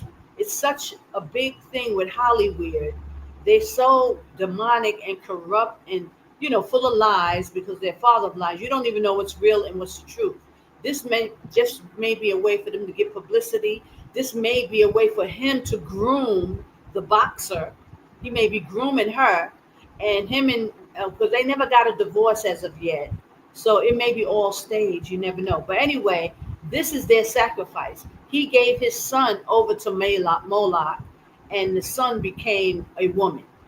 And this is what they have to do. So the next one is, now I did a video on them before. This is Charlize Theron, and she adopted two black children. One was a boy and one was a girl. She now is out. She done turned the boy into a girl. And this is the boy right here, walking around like a girl with a school outfit with braids in her hair, and talking about, he said at very young he didn't want to be a boy. And they lie and make up stuff. But this is what the scriptures talk about in Joel 3, the scriptures, that they will use a boy for a harlot. They're taking black children, the tribe of Judah, and making them into women. And this is why they require all the men to wear dresses, to feminize them, sacrifice their souls, against the Most High. This is what they're doing. So this is Charlize Theron. She done adopted two black children and turned one of them into a girl. The boy, this is him now. This is what he looks like, and this is what they do to our children. This is such disrespect. They have no regards. And this is why the Most High said, come out of her, my people. They're blatantly doing this stuff in our face, sacrificing the children of Israel to Moloch. This is what they do. This is what they've been doing. And now we got the tribe of Judah following behind these people. And they're doing it too. And this is why the Most High said it's an abomination. And this is what they, require us to do if you want to be in their ballpark with fame and you want money. Or this is what you're going to have to do. Either you're going to have to kill your kids or you're going to have to turn them over to Satan. And so that whole transgender thing is them sacrificing these children to Satan, to Moloch. The next one. This is Marlon Wayans. We know Marlon Wayans from the Wayans family. Come to find out, he has a transgender child. It's the one with the hair. Both of them got hair next to the girl. That's a girl, and she transitioned into a boy. And this is his daughter, and she became a son. And I guess this may be his girlfriend sitting next to him. But it's just wicked, wicked, wicked. And this is what they have to do. Like, you never really heard of any tragedy with the Wayans family. Usually you have to sacrifice somebody got to die in the family, and it has to come out publicly. So you'll hear about it. You'll hear about somebody got killed, it's tragic. Like, this is how he sacrificed to Moloch, sacrificing his daughter. This is what our people are doing for fame, and had their child transition and becoming the opposite sex. So here we got Marlon Wayans from the Wayans family. Somebody had to give up a sacrifice, and it's probably going to be more. Maybe not doing transgender. They had all kind of rituals that they make you do. Like, remember with Tyrese, and I love Tyrese, the black actor on the Coke commercial, the black singer, that young black man. Now he's on the Fast and Furious and all this stuff. Yeah. He, had the humiliation ritual where he's really crying, oh my God, all this humiliation. And eventually somebody's going to have to be a sacrifice, because this is how they do, so they constantly, bring our people and have to say, they do it to their own kids. So you can imagine Judah is not safe. This is what they do. And the same thing, let me show you. Also, let's go to the next one. Who's next? Everybody knows Dwayne Wade. He gonna turn his son, into a girl. And this is the girl. It looks like a girl. This is, horrific that they did this to these children. And, I don't know how they convinced these kids to do this, but they had to convince them and make them, change their gender if they want to keep the lifestyle that they've been keeping. That's the only way that it's going to happen. You're going to have to sell your soul, or you're going to sell your children over to Moloch. And this is what they've done. Constant disrespect against the Most High. All of them will do it. I mean, you'll hear about it. Like even with Rihanna and like ASAP Rocky. If y'all saw him recently wearing women's shoes, he saw him coming out like a limousine or something. And he had on these little girl Mary Jane shoes, and everybody, it's just constant humiliation rituals, and then eventually somebody got to die. Somebody has got to die. Or they kill them this way. They have to change their gender and do all kind of foolishness and wickedness. Wicked behavior. And this dude should be ashamed of himself, allowing this, kid to be sacrificed like this. Here we go. Now, Magic Johnson and his daughter, his son, turns into a complete woman, but I don't believe he's transgender. He's just effeminate. He's a woman. I guess it's transgender, but I don't know if he changed his sex or whatever. But he's clearly, he's a woman. And this is Michael Magic Johnson. Now he already sold out the whole community with that whole AIDS farce. That was part of his ritual. He had to come out, humiliate himself, talking about he had AIDS, and clearly he didn't have no AIDS. And that's just something made up anyway to get people all on that medication, that was taking people out. So, this is what they do. And this is what they do to us. And this is what these, it don't matter who you are, ball players, these athletes, these news anchor people, the musicians, the rappers, the actors. Even, we don't even know if Malcolm Jamal Warner was a blood sacrifice. We know it was something fishy. It's something, and he had to go. Even the other guy who Twitch, he, and I tell you, they're picking off our people one by one. They're picking them off, to eventually, when they're going to go, just like in 70 AD, the whole lot of us, they're going to try to come against us. And this is what they do. And people are just selling their soul to Satan, to Moloch, to Baal, hook, line, and sinker. This is what they do. So this is Magic Johnson's son turned into a woman. You know what I'm saying? They're selling their souls, selling their children. Now here, remember this? This is Madonna. Madonna adopted black boy. Now he's dressing all effeminate. I don't know if he's transgender yet, but he's definitely modeling, promoting transgenderism with the clothes, very feminine. But this is what they do. They adopt these children.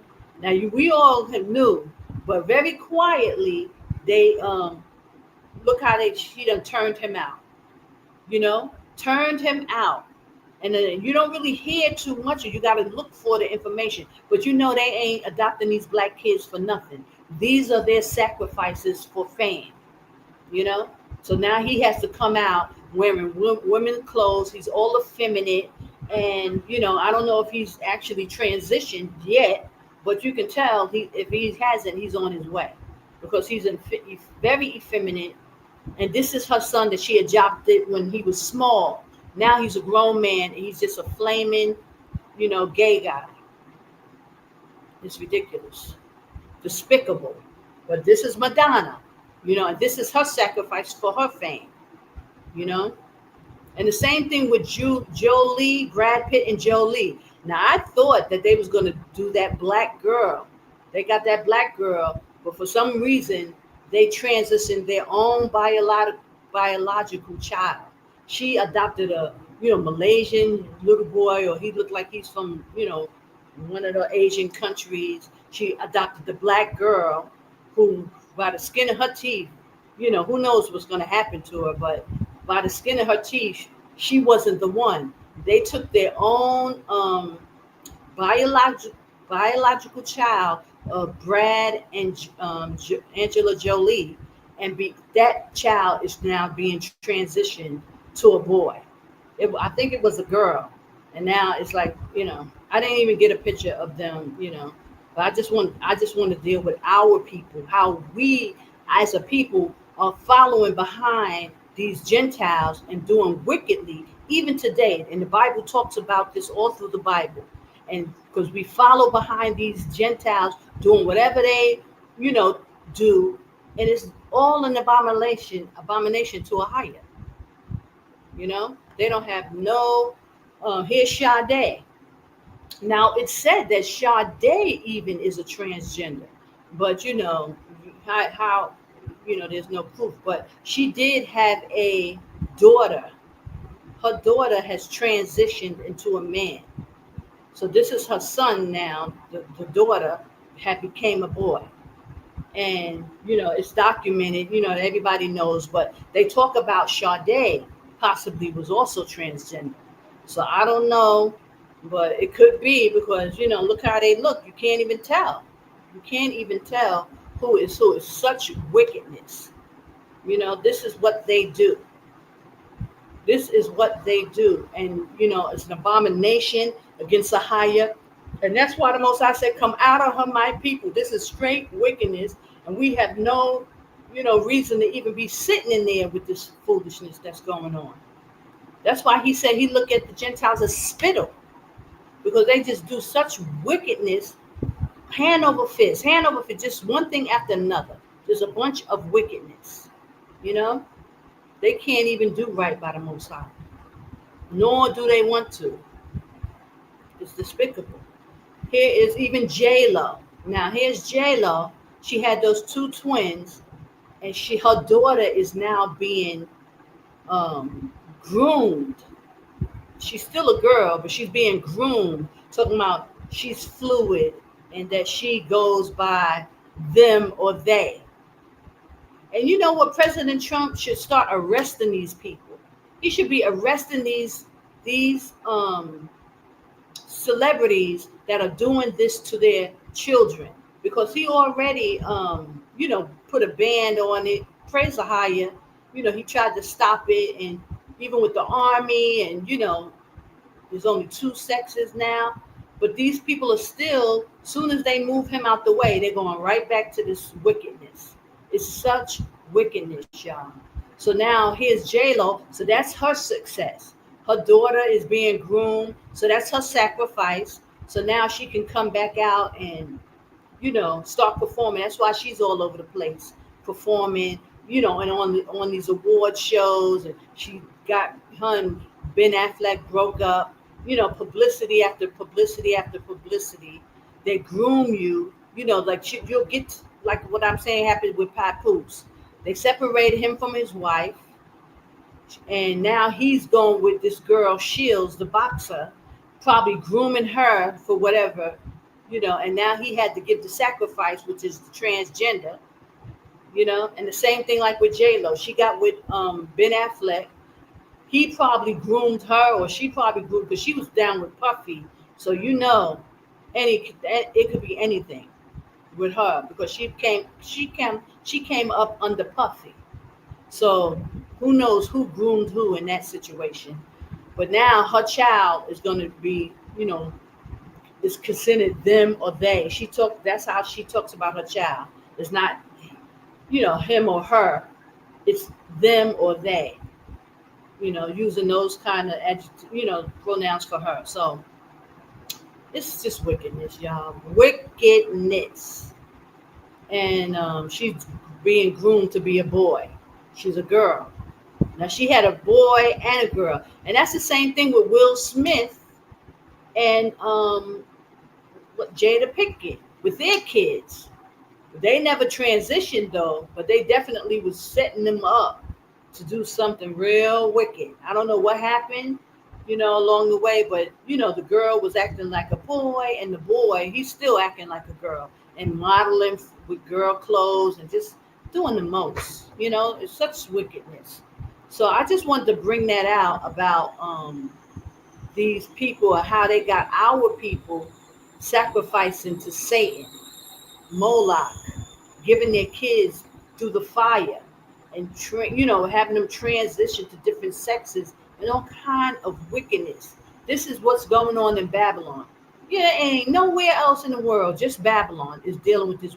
I mean, I'm sure that there's other things, because I know the Philippines, they pushing that crap in Philippines and probably all children of Israel countries. You never know, because this is what they do, and they want to make sure that our people, fall by this abomination against the Most High. This is they definitely, push this stuff so our people will fall. These sacrificing their children to Moloch over and over, hand over fist, and they selling their soul. This is what our people do. So who knows whatever Rihanna is going to have to do. And look, who knows? Their son is probably a sacrifice. Talking about Jay-Z and Beyonce. The son is probably a sacrifice. Something happened. But this is what happens. Not saying that, things just don't happen, but listen, it's just straight up all out wickedness against the Father. They hate the Father and they hate us too. And they don't care. And if they do that to their own kids, as you saw that girl give the testimony, it's like a ritual within their families. All of them, are groomed like that. These children are groomed as a ritual to their God. And they'll have no problem doing it. And, so now these kids want to come out and talk about what was done to them. Straight wickedness. So yes, praise the High about Shemashaya. And I mean there's a lot of scriptures that talk about this, about these what we're not supposed to be doing. But yet our people, because they got us away from the Bible, nobody's listening. Nobody's, trying to do what's right, in the eyes of the Most High, and put down this wickedness, And I'll read a few more, because that was Jeremiah, right? 35 and 32 that I read. So there's Leviticus 18 and 21. And it says, I'll put it on the screen. Hold on. Leviticus 18 and 21. Just to show how our people are partaking into this wickedness. Over and over and over again. This is just what we do. And, they just sacrificing their families. Like the Jennifer husband got killed, the whole family. I mean, the mother, the brother, the nephew, and who else? How they sacrificed Nipsey Hussle. I mean, there's a lot of deaths funded by these people for this fame. It's sad, really, really, really sad. And praise Ahaya that this crap is coming to an end. Praise Ahaya. Praise Ahaya that he's sending his son so that we, can come back and do righteously by the Most High and keep his laws, statutes, and commandments, because nobody else is going to do it but the children of Israel. Praise Ahaya. That's why he chose us, and I thank you, Father, for choosing Israel, because it could have been easily the other way around. Okay, so Leviticus 18 and 21.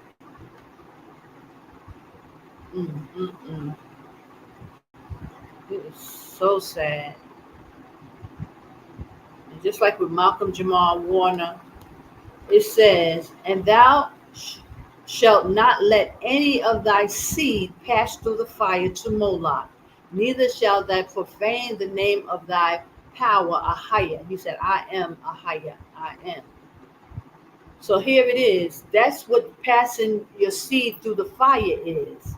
Giving your children over and sacrificing to Satan. These children that I just showed you, they're sacrifices. They were sacrificed. The parents gave them up to be a sacrifice. And that's why even our forefather I'll show you. Solomon. Then did Solomon build an high place for Chemosh, the abomination of Moab, in the hill that is before Jerusalem, for Moloch, the abomination of the children of Ammon. Yes, here, this is what these people are worshiping, and our people, even Solomon, marrying all those different wives, sacrifice to these gods, to these other gods. And this is why we fell as a people, because Solomon did it. You know, Solomon went along with it and sacrificed, and we all had to suffer because of these abominations. Let me see if there's more, and I'm sure there is. What in Israel? Let me see.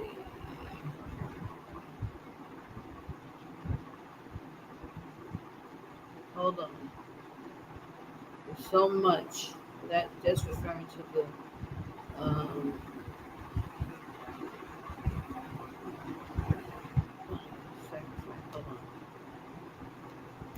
I got it. But this is what we are not to do, and you know, Israel is participating in this wickedness, hand over, fist. Deuteronomy 12:31 says, Thou shalt not do so unto Ahiah thy power, for every abomination to Ahiah, which he hated, have they done unto their gods. For even their sons and their daughters they have burnt in the fire to their gods. And that's what he was talking about, that grove. What is it called? I forgot, something grove that they go every year and they sacrifice these kids, and this is what they do. This is what they do. And this is why the Most High say, don't get with them, don't marry them, don't don't deal with them, because they're wicked, and this is what they do. And I put on my thumbnail, the reason why I put Abraham on there. Satan is so wicked and evil just because the Most High, Abraham was willing to sacrifice Isaac. And this is what gave favor to Ahiah for Abraham. He loved Abraham because his obedience, and that he was willing to sacrifice his only son. He had Isaac, but Isaac wasn't the heir. He was willing to sacrifice.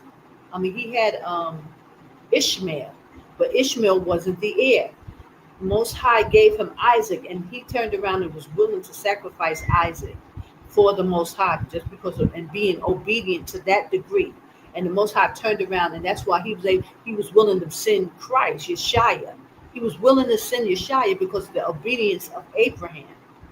And now Satan turns it to wickedness, and now he's trying to be like the Most High and trying to, to be the God of this earth. He's going to require, child sacrifices to anyone, to show that show their obedience to him. So this is where this wickedness is stemming from. He's trying to be like the Most High and requiring these people to shed the blood of their children and sacrifice their lives and whatever they can sacrifice to him. And it's only because what Christ did for the whole earth, because Christ was willing to die on the cross for our sins. He's trying to show his power by causing, these people to sacrifice for him. But it don't mean nothing. It's just straight wickedness.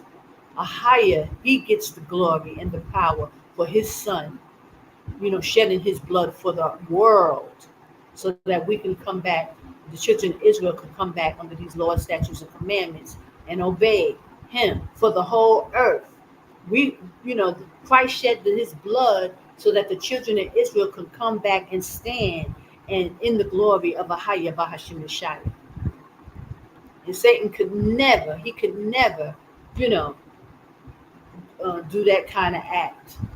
He's trying to do what the Most High did and what Yeshua did for us by sacrificing his life so that we can come back. He gave everything on that cross. so that the children of Israel can come back to him and worship the Father in all righteousness and bring this earth back to its true righteous state. And that's all accounted for Yeshua, Christ, our Savior, because he shed his blood. And now Satan gonna try to, have people have to sacrifice to him. What wickedness. And people are just going for it. Hook, line, and sinker. And these same people will do this for Satan, but they try to act like they don't believe on Christ. They try to act like they don't believe the Bible. They try to act like they don't believe in the Most High. But yet they'll sit there and sacrifice to Satan for the minimal things. They, this is what they get. They got their reward. They got their salvation here. But we will get our salvation and soon to come when Yeshua brings all glory and dominion and power back into the earth. Praise Ahaya Bahashim Yeshua. So I just wanted to bring that out and, show what is going on, how wicked this place is, and that you should be running up out of there, brothers and sisters. You should not. There is no place for the children of Israel to be staying in that wicked place, dealing with all that demonic energy, all that sacrifices of wickedness. Discern. They got so much wickedness going on. Our people are engulfed in wickedness. And this is why Ahaya said, come out of her, my people. Do not partake in this wickedness. And do not partake, because you will partake in the plagues that's coming. Destruction and death and mourning, all coming to Babylon. And the people refuse to leave. They see it. They talk about it. They make videos about, something is happening. This is happening. This. But they refuse to get up and get up out of there. Ahaya said, come out of her, my people. There's no place for you there. You are of the righteous seed, and you must come out and purge from out of that wicked soot of damnation. You will burn in Hades, brothers and sisters. Get out. You will lose your salvation. Get out. Don't let the Most High have to make you, because when he comes and judge you, it's not going to be with nothing nice at all. Walk up out of there. Obey him. Obedience is better than sacrifice, brothers and sisters. Brothers and sisters, they're trying to act like they're keeping the Lord's statutes and commandments on the wrong day, because they don't even have the right calendar. So you lose your hedge of protection. Everything you're doing is for naught, brothers and sisters. Get out, get out, get out. Jordan is the safe place. Get out of Babylon, y'all. Run for your lives. That place is so wicked. And you see, they'll do it to their own children. They don't have no regards for you. And that's why they be getting rid of our people, like Malcolm Jamal Warner, how they just have no regard for these lives. And our people falling for it. Hook, line, and sinker. So I give all glory and praise and honor to Ahaya Bashem Yeshaya, that y'all come out, come out, come out. Get within the borders. Jordan is the place. Get out. He's summoning his people out of Babylon. It's fallen, and it's inhabited with devils and demons and witchcraft and sorcery. That's all it is, brothers and sisters. Get out. So now I'm going to go into the my marathon of the calendar. Learn the correct holy days. Learn the Most High's calendar. I'm going to play the marathon video, how to create your own calendar, brothers and sisters. Get this information so that you are equipped to worship on the correct holy days, because the holy days are connected with the calendar. We can't keep the Lord's statutes and commandments if you don't have the correct holy days. His holy days are a sign between us and him. And that's scripture. And let me get that scripture for you so that you really understand why it's so important. The holy days, our feast from Leviticus 23, are a sign between us and the Most High. When you keep his holy days, you keep his commandments. His Sabbath. These are his Sabbath days, and they are a sign. sign between us and the Most High. This is how he know who is his. This is how he knows. Okay, Exodus 31 and 13. Let's go there, and I'll show you. Exodus 31 and 13. This is where the Most High clarifies that these are a sign, his Sabbaths. When you know his Sabbath days and you keep them as a holy convocation, that's a sign. When you rest, you take off work, no servile work. So when you read Leviticus 23, he said, the first day is a holy convocation and the last day is a sign. Here you go, the Sabbath. Hold on, let me make sure I got it on the screen so you can read it with me, brothers and sisters.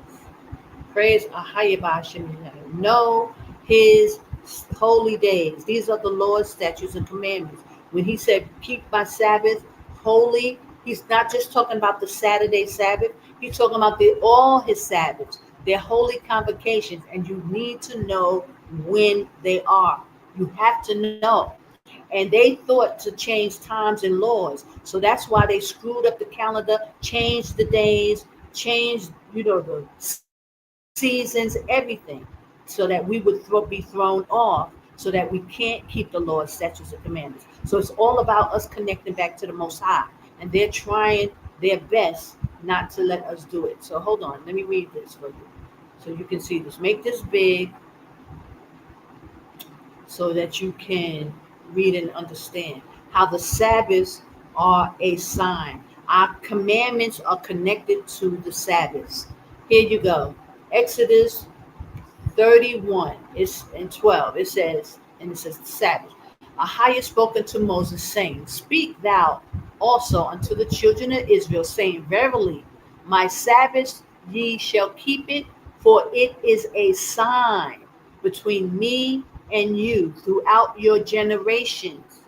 It still stands, brothers and sisters. The law is not done away with. Christ came back to renew the covenant with us because we fell and we sinned and we were cursed. He brought, so that he died on the cross so we can come back to him today, this time, to come back into that wilderness, to get back under the law. Just like we did in the time of Moses. We went under the law, we became a nation. So he's calling us out of Babylon now to come back into the wilderness in Jordan, and so that we can become a nation again and keep his laws, his statutes, and commandments. His laws, statutes are life. This is how we live. He said, for it is a sign between me and you throughout your generations, that ye may know that I am Ahijah. I am Ahijah, that doeth sanctify you. He said, ye shall keep the Sabbath, therefore, for it is a holy unto you. Everyone that defileth it shall surely be put to death. You're not going to make it. And this is why they're still trying to keep us off. This is why they got Elder Carr keeping you one day off the holy day, because you will be put to death. This is why you're able to be destroyed in Babylon, because you're not keeping the laws. You're not under the hedge of protection. You open the Lord, the Most High. His word will not come back void. So if you don't keep the law, you are defiled and you will surely be put to death. Y'all got to understand that. Okay? For whoso doeth any work therein, that should be cut off among his people. So if you defile his Sabbaths, meaning make a holy day and an abominable day, and make an abominable day holy, one day off, you're making it an abominable day. And this is why you got the CIA agents sitting in Babylon, keeping y'all still and keeping you off the right days to worship Ahijah, because this is a sign between us. If you off one day, if you fasting Day of Atonement on the wrong day, you broke the law. And he said you will be put to death for these things. We are now coming back under the law. So this is why they were working so hard to keep our people. This is why they're working so hard to keep our people out the loop. This is why they're working so hard to keep our people distracted. All this stuff is based on the children of Israel. All this, the Diddy trial and all this stuff that's going on, the Biggie Smalls and Trump and all these things are distraction to keep the children off balance, off the calendar one. That's why they've been fighting with me for years about this calendar, brothers and sisters. This is why the Most High sent me out and told me to speak. Daughter, speak. Let the people know. Let the children of Israel know, for one, where to go. Jordan is, there's only one safe place where his holy mountain is. That's Jordan, brothers and sisters. You can flee into Africa. You can flee here. You can flee there. But eventually you need to get to Jordan. This is where the Most High is going to deal with his people. This is where he said he will protect those found within my borders. And when you get here, you must learn how to get the right holy days, call on the right power. Ahaya, Ashur Ahaya is his name. Yeshaya is his son. You need to know his calendar so you can keep the commandments and sacrifice unto him. Because when he sent Moses to get the children of Israel, it was to come into the land for 3 days' journey to sacrifice, meaning cook your food, kill the lamb, kill the goat, sheep, ox, ram, and sacrifice burnt offering to him. Let me get that scripture for you. The whole reason why he sent Moses out was to send them into the wilderness for a 3-day journey to sacrifice, to give a food offering, feast to him. It's all about the feast days. It's all about the holy days. It's all about knowing when to sacrifice to him, when to keep his feast, because he wants to be worshiped. He wants to be recognized as our power. He said, you are my people and I am your power. This is what it's all about. And Christ came and died so that we can come back to keep these laws and statutes. That's the whole point why Christ went on that cross and said, it is finished. He completed the task of bringing the children of Israel back under the fold with his Father so that we can come back and sacrifice. We can feast, pray, and worship and enjoy and drink wine and do all these things under his name, calling on his name. Ahaya, children of Israel. This is who is calling you out of Babylon. This is who's giving you this information. Kadesh is in Jordan, in Edom, that I gave you the link. Go back to the link. I put it in the description box. Read the information so you can know what this is going on. All this distraction, all these lies. Elder Ricard lying about the feast, lying about the calendar, giving you 1 day off. You're making an abominable day, a holy day, and a holy day, an abominable day, and it ain't going to sit right with Ahaya. This is Jacob's trouble. This is your problem. You have a problem because the Most High is not going to accept it because he's putting it out. He said, every tongue will confess, every knee shall bow. Everybody is going to know this information. This is why he's bringing it. Okay? So let me get that about the wilderness, about going 3 days journey to sacrifice to the Most High in the wilderness. That's connected to the holy days. You got to know when the Passover is. You got to know when the Feast of Dedication is. You got to know when the Feast of Tabernacles is. You got to know when the Day of Trumpets is and when to fast. You know what I'm saying? You got to know the day because it's very important. And with like these 8-day feasts, dedication and Feast of Tabernacle, he said the first day is a holy convocation and the last day it's a holy. So you got to know what days is holy to keep them as Sabbaths. You got to know that. If you don't know it, you're going to be off. This is why it's Jacob's trouble. If you don't get this information and understand it, put it in your inward parts, it's a problem. It's just because the Sabbaths are a sign. So, and I just read that to you. Now, let me go to a 3-day journey to sacrifice unto him. That is Exodus 3:18 and Exodus 8:27. Hold on. Let me just show you those, and then I'm gonna put on the the holy days, so that you know, marathons. Hold on. Exodus 3 and 18, brothers and sisters. Let's read that so you'll know for sure, without a doubt.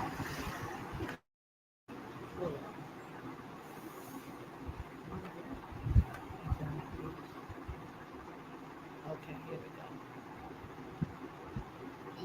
Exodus 3 and 18. Let's go.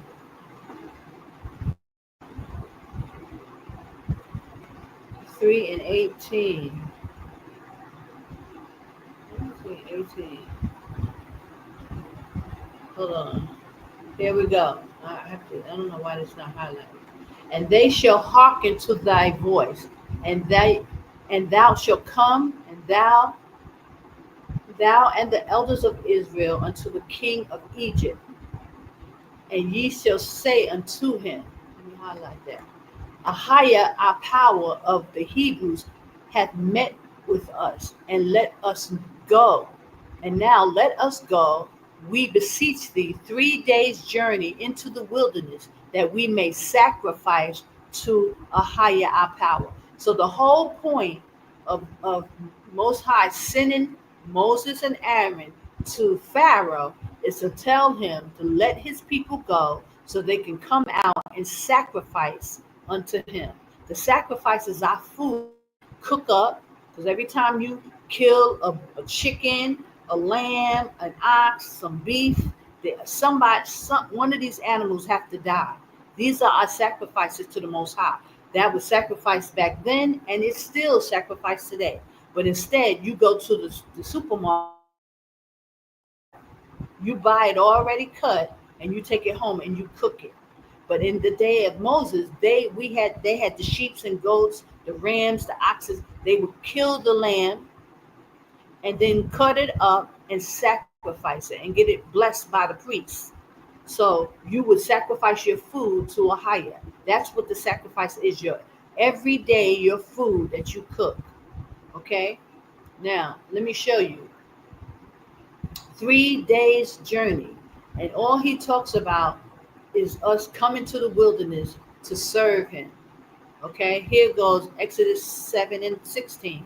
It says, and thou shalt say unto him, Ahijah, our power of the Hebrews, has sent me, saying, let my people go, that they may serve me in the wilderness. And behold, hide there too, thou wouldest not hear. So he knew that that the Pharaoh wasn't going to listen.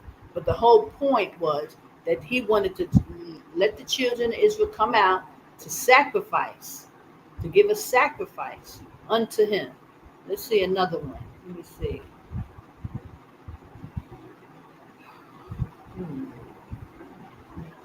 Let's see.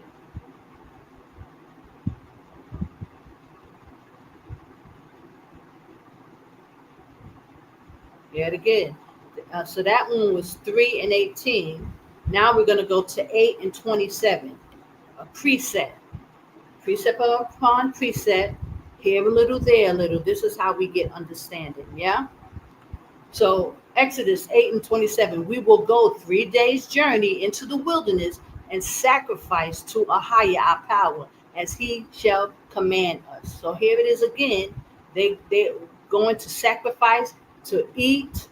They get the Passover lamb, they cook it. He said with joy and myrrh, they are happy. They, dance and drink wine and serve Ahijah and praise him. That's what our sacrifices is. We get to go and feed. Here, this is another precept. Exodus 5 and 1.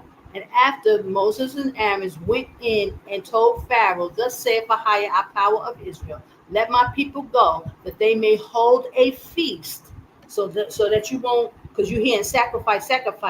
This is what he means by sacrifice. Holding a feast unto me in the wilderness. That's cooking our food, like how they had us doing in Thanksgiving. That was for their gods. That was their gods. Christmas, those are their holidays to their gods. But where did they get that from? They get it from the Bible. Because we were given these laws and statutes, and Satan's wanted to be worshipped like the Most High. Ahia. So he created his feast. But we have feasts that we sacrifice to the Most High. Our feasts are the same as sacrifice. You cook a big meal, you cook enough for the whole week, and you eat on it all week, and you just enjoy your family and friends. You pray over your food, you dance, you sing, and you enjoy, and you praise the Most High. That's his sacrifice. That's his feast. This is what the Most High told us to do, and he told us how to do it. He told us what to cook, what to make, how to make it. You know, this is how he wants to be worshiped. Let's see. Another one. Exodus 10 and 9. Just showing you that sacrifice meaning a feast. You cook your food. Okay? Because people get confused. They hear sacrifice and all they see is a goat being killed with the blood and stuff like that. But they don't understand what the significance is to be worshipped. It's just you eating your food and praying to him. That's your sacrifice. It's a feast. And that's what we should do every Sabbath. That's why you cook. You have preparation day. You cook your food. And you don't kindle a fire on the Sabbaths. The Sabbath day, you should already have done all your cooking. You put out the fire, and you don't cook on the Sabbath days. You only cook. You have preparation day to cook. And after the holy convocation days, then in the middle of the week, you can cook again. But on that first day and that last day, you are not to be kindling the fire. It's a holy convocation. It's a holy day. Here's Exodus 10 and 9. And Moses said, we will go with our young and with our old, with our sons and with our daughters, with our flocks and with our herds. We will go, for we must hold a feast to Ahia. This is talking about the same thing. Instead of sacrifice, it's the same as feast. That means you're going to cook your food, you're going to pray over your food, and bless it to Ahia. This is why we need to come back into the wilderness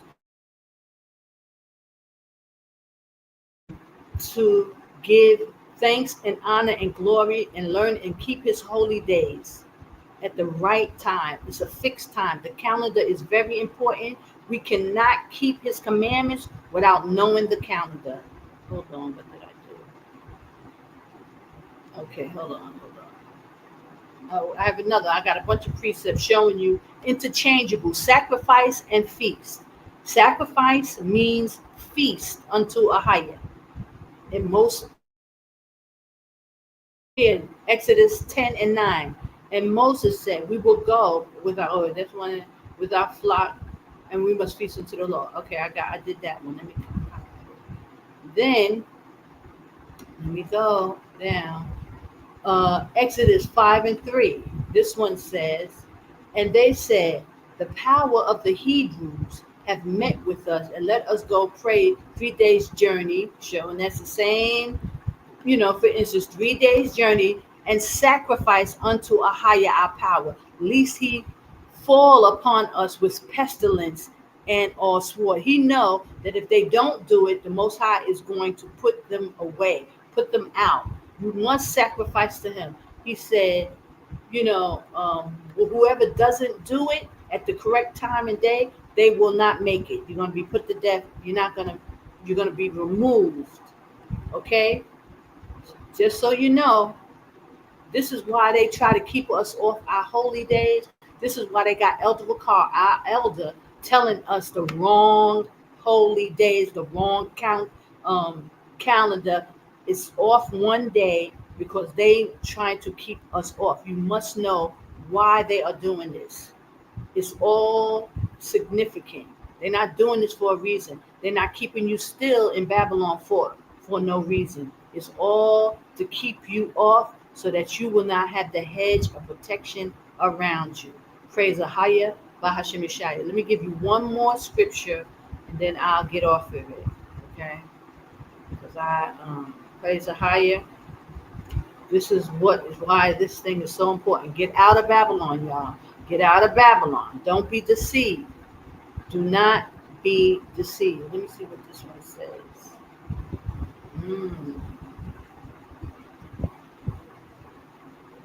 to you.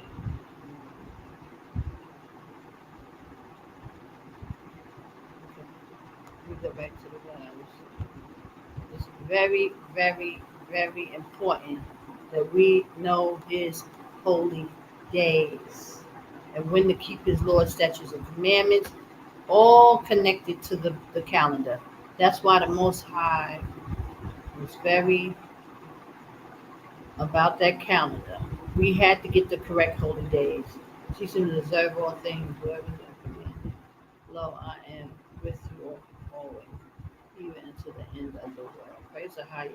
That's Matthew 28 and 20. And let me just read that quick. It says, teaching them to observe all things, whichever so I have commanded. And lo, I am with you always, even unto the end of the end of the world. Amen. Does that Moses say, if you keep my Lord's statutes and commandments, I will be with you. He's until the end of the world. But you must figure out how to find him, how to do what's right according to his word. Okay? That's our job. Don't get deceived. Don't let nobody deceive you, tell you, ooh, don't go to Jordan. Don't go to Edom. Don't go. Sashu. Even using unbiblical terms. They won't go into the scripture and use what the Most High said. Kadesh is holy. He told Moses to take off your shoes. It's holy ground that he was standing on. In Edom, in Kadesh, in Petra. That's where Moses was. But these, Hebrew scholars won't even use the correct Hebrew terms to talk about the Most High's Lord statutes. They'll rather go outside to another book and call on some other name that has nothing to do with the Most High and try to give that to you instead of doing what's righteous and doing what's pure and what's good. Praise the Hayah Bahasham Messiah. Let's see.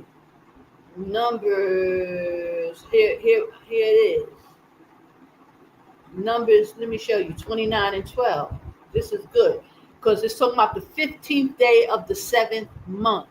This is what we're going to come on. The 15th day will always be a Sunday of the 7th month because we know when it comes to the 7th month, it's September. It goes according to sevens.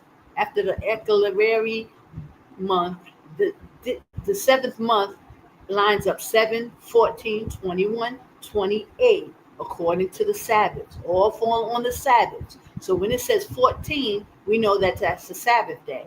But when it says the 15th day in the Bible, it's talking about a Sunday. Okay, so here it says, and on the 15th day of the 7th month, that's a Sunday.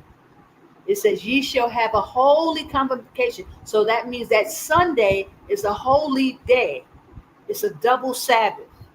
Ye shall do no servile work, and ye shall keep a feast. A feast, meaning sacrifice unto him, unto the 7 days, for 7 days. And then when you go into Leviticus 23, after the 7th day, he said, and then the 8th day will be a holy convocation. So that's the following Sunday. 2 Sundays back to back will be holy convocations. They are Sabbaths unto you. We have double Sabbaths all through our calendar, just like how the Feast of Weeks will fall on a Sunday. Every year is fixed. The same thing goes with the Feast of Tabernacles and the Feast of Dedication. They are on Sundays. They fall on a Sunday. We do double Shabbats. And this is what I show you and I'm getting ready to go into that, the marathon, to show you how the calendar lines up, how to create your own calendar, and you can write it out yourself, brothers and sisters. Nobody has to do it. Once you know the first day of the year, and once you know it, you don't have to keep finding the first day every year, because the calendar will line up like clockwork, and you will see the pattern, and you'll know that you got it right. So anybody come and try to give you holy days and a calendar, and you don't see that pattern on the 7th day, hits on a Sunday, 4 times a year, when you don't see that pattern, you know that calendar is off. And Go through no whole bunch of explaining to people. You know that they don't know what they're talking about, and their calendar is in.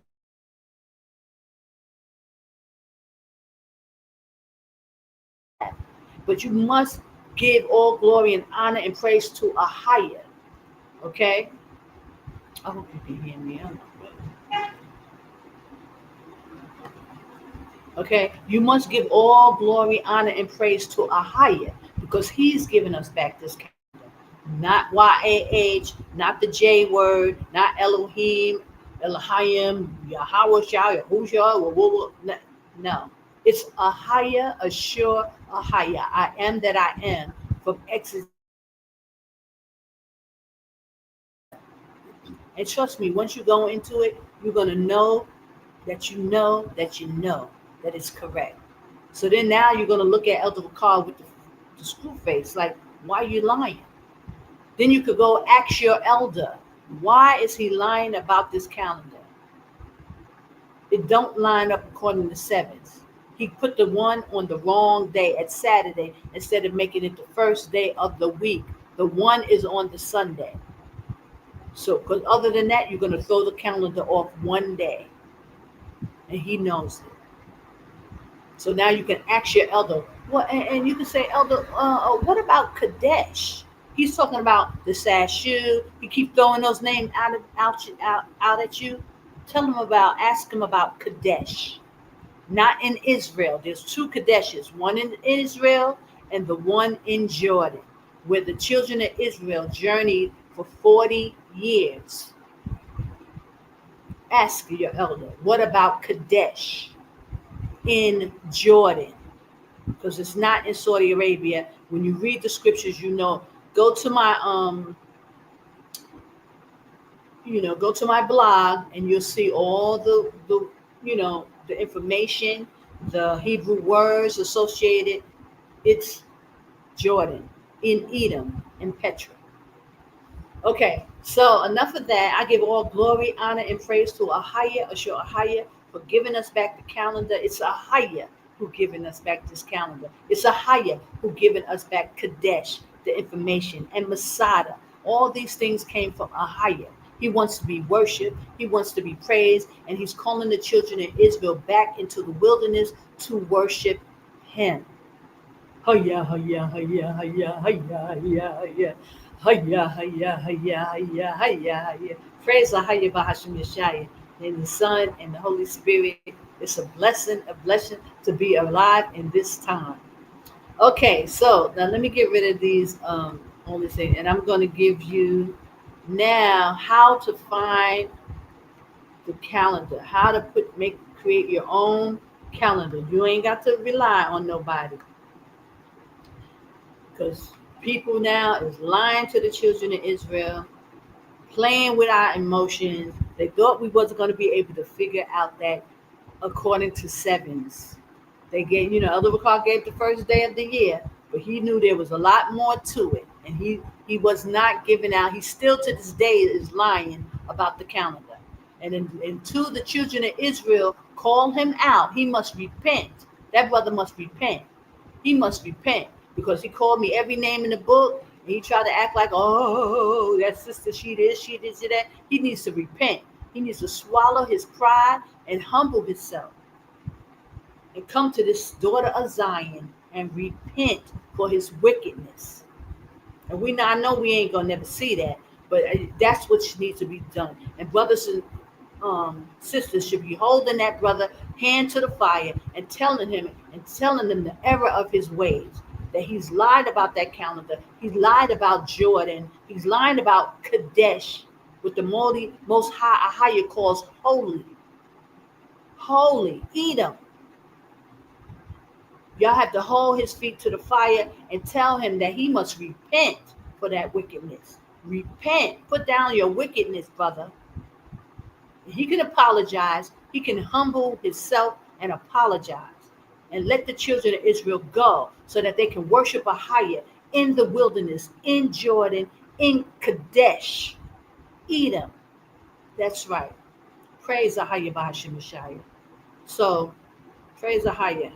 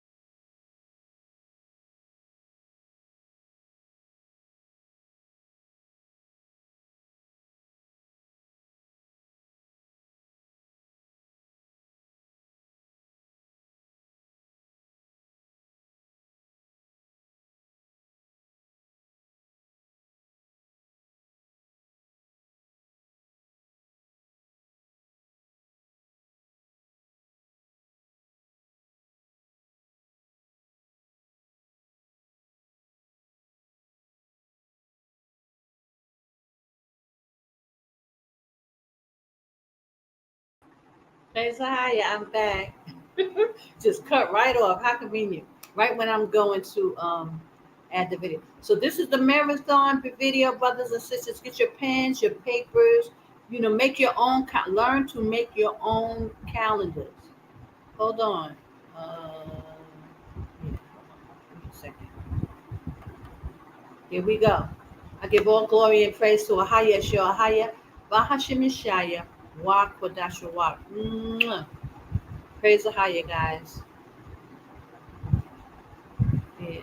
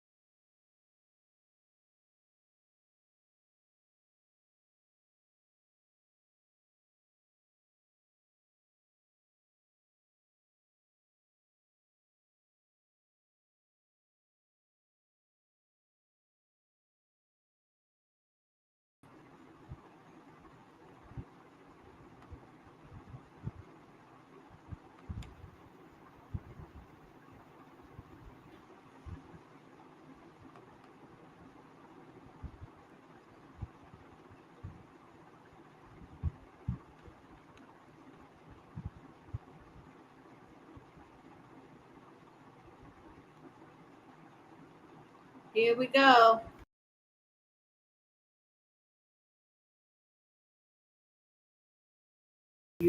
Bring out to you and show you how to keep the calendar. Once y'all get this and you study it, you're going to know without a shadow of a doubt that this is the true calendar. This is the only way we are to worship Ahaya and the Most High. This is it. The Most High is a mathematical genius. This is a secret that has been revealed. Now, I definitely have to, give honors to Brother Elder Bakar because he's the one who brought out the secrets of the times and how to find the first day of the year. That was very key. And I was looking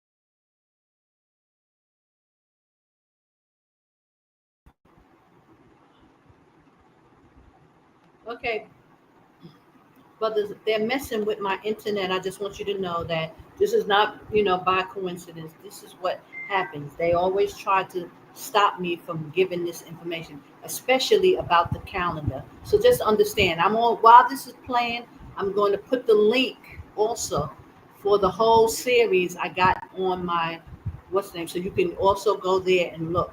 But I'm gonna keep trying to put it up and let it play because I wanted to play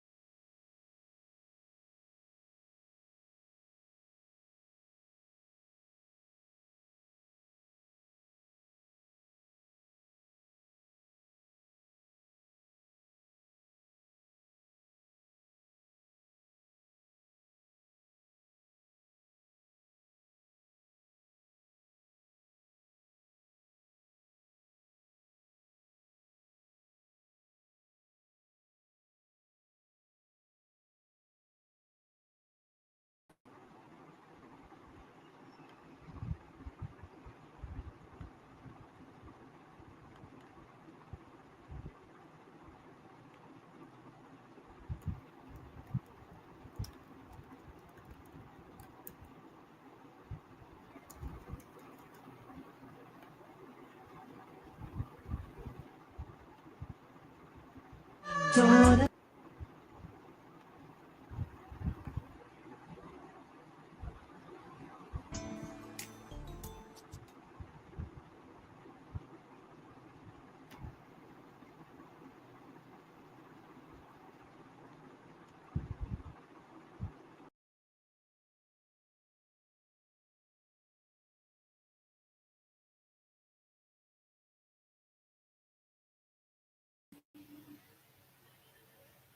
Shalom. Praise Ahaya Bahasham Yeshaya. I put the Shalom. And bless you all. I put the link in the description box just for a backup. I'll keep trying to play it, but if you have the link there, you can just go and from the link. Okay. Sister Kana here. First and foremost, I have to give all glory and praise to Ahaya Asher Ahaya Bahasham Yeshaya Wa Kodash Wa. I bless you all are having or had a blessed week. Welcome to Nappy Hair Chronicles, where we chronicleize the awakening of the Nappy Hair people, of the children of Israel. I didn't put Nappy Hair Chronicles in the title because I really wanted to, as promised, I said I'm going to use this opportunity to bring information about the calendar. Now, guys, I said I was going to start doing it on Tuesdays. I think I'm going to do it on a Tuesday night or maybe even Wednesday. I'm not sure.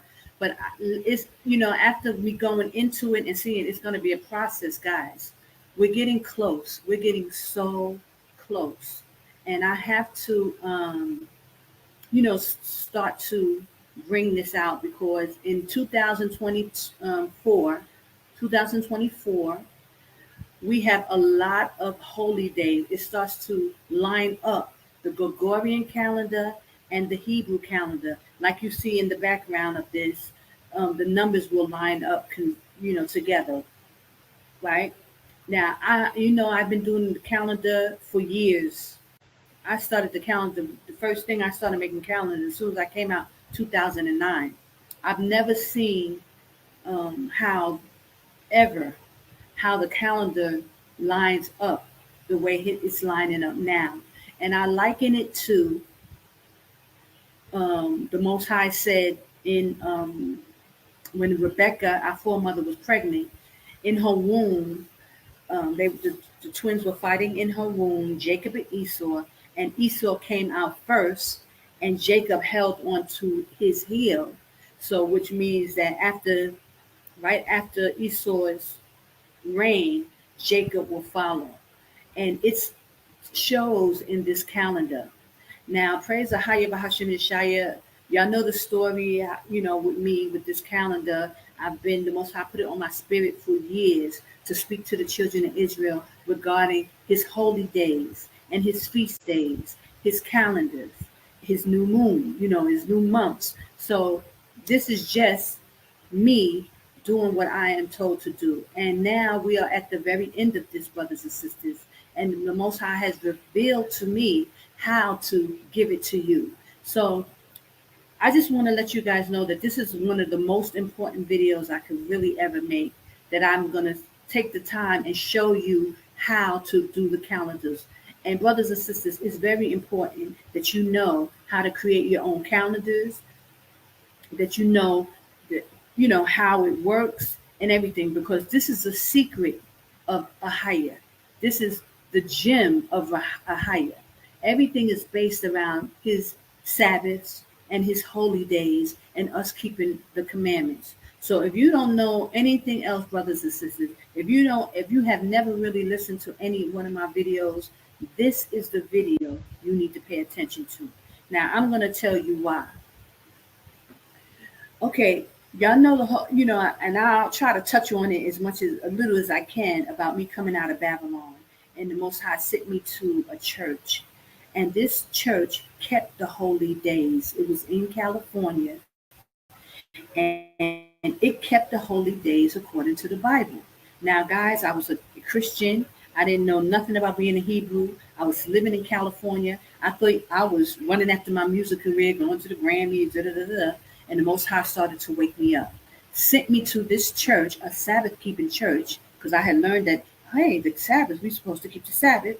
Sent me to a church, and this church were keeping the holy days according to the Bible. They knew to keep in September to keep the Feast of Tabernacles. They knew about the Feast of Trumpets and the Feast of the Day of Atonement. And when I walked into the church, it was in getting ready to go into September, and they were about to go into their feast. And this is how I found out about the first him giving me an inkling about his holy days. I knew nothing. I was coming out of the Christian church. I used to go to church on Sunday, all while I was in California, until the Most High started waking me up. So he showed me his holy days. Now, this church was keeping the holy days at the correct time. I didn't know it then, but now I know as I studied the calendar over these years, this church was keeping the holy days at the correct time. And the Most High sent me there to get the understanding. Okay, so fast forward, y'all know all the drama I went to once I spoke about it to Elder Ricard. The Most High pointed me to Elder Ricard. Now, at the time, I didn't know that this is the church that he wanted me to pay attention to, which is the Gathering of Christ Church. But there was a whole lot of drama that was going to, end up happening once I started asking questions about these holy days. And y'all know the outcome. It hasn't changed. It hasn't stopped. It's still nothing but drama. And it will continue until Christ comes, because this is what they did not want us to understand, the secrets of the times. Now, actually, Elder Ricard came out with a video, and guys, y'all have to watch the video in order to get the understanding about the holy days and how to keep the correct time. Elder Ricard eloquently broke it down in the video he has out called The Secrets of the Times. I will try to remember to put the link in this chat. So guys, y'all know it's a long video, so I won't play it here because it's very long, but you really need to take the time and study that video so that you can know the process of how to come to the first day of the year. Because I'm not going to go into that on this video because it's a lot of information. And since Elder Ricard eloquently broke it down, explained it, I don't have to. Just, you need to watch that video. Which brings me to this, brothers and sisters. There's a lot going on. I mean, with all the misinformation, the disinformation, all the Israelites are on a different time frame. They keep the holy days all at different times. Nobody is keeping the holy days, the same time. I mean, a lot of them are, like those people who call on the YAH name. They are following the Jewish people, the synagogue of Satan, the Most High spoke about in Revelation 3:9 and 2:9. So they keeping those holy days along with the Jewish. So that's confusion, because that's not worshiping to a higher, the creator who made the heaven and earth. Okay, that's their God, and that's who they worship. So there's a lot of our Hebrew brothers and sisters who have followed that path. Now, this information that I'm about to bring out to you and show you how to keep the calendar. Once y'all get this and you study it, you're going to know without a shadow of a doubt that this is the true calendar. This is the only way we are to worship Ahaya and the Most High. This is it. The Most High is a mathematical genius. This is a secret that has been revealed. Now, I definitely have to, give honors to Brother Elder Ricard, because he's the one who brought out the secrets of the times and how to find the first day of the year. That was very key. And I was looking and looking and looking. I couldn't figure it out. The Most High didn't give it to me. He was trying to show me, but he didn't give it to me where I could have ever explained it like Elder Ricard did. But what I'm about to show you is how to put the calendar together. And I'm going to show you the secret of how it works.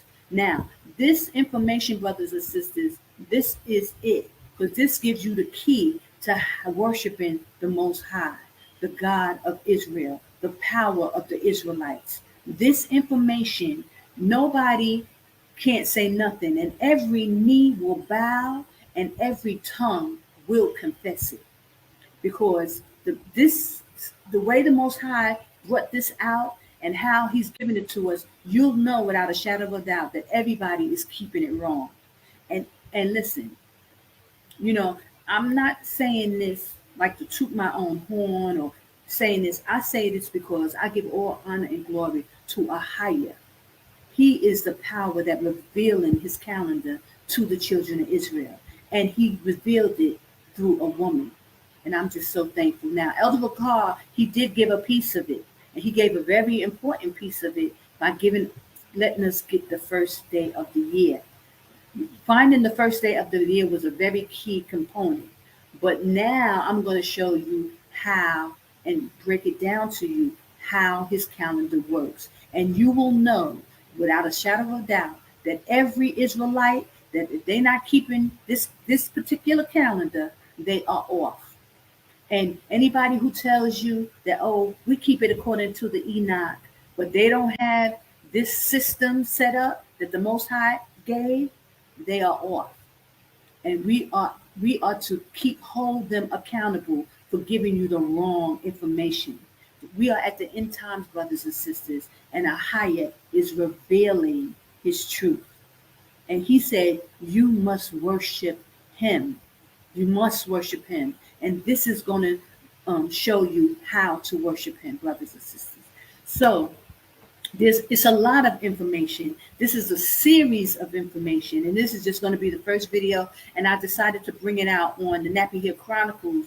But after this, I will probably do it on a Tuesday, another random night, so that it won't interfere with the Nappy Hill Chronicles. But I really needed to make this first video to make it clear to brothers and sisters. All Hebrew Israelites, brothers and sisters, have to get this information, especially those who are planning to come into the wilderness to worship the Most High.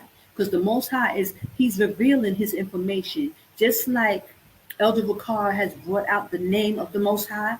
The Elder Bakar brought that information out because we are at the end times, and we must know and learn the power who we are coming to the wilderness to serve. It's not Yah. It's not Jehovah, Yahweh, Yahweh Shai, Elohim, Jah, Jesus. None of that is going to stand in this wilderness.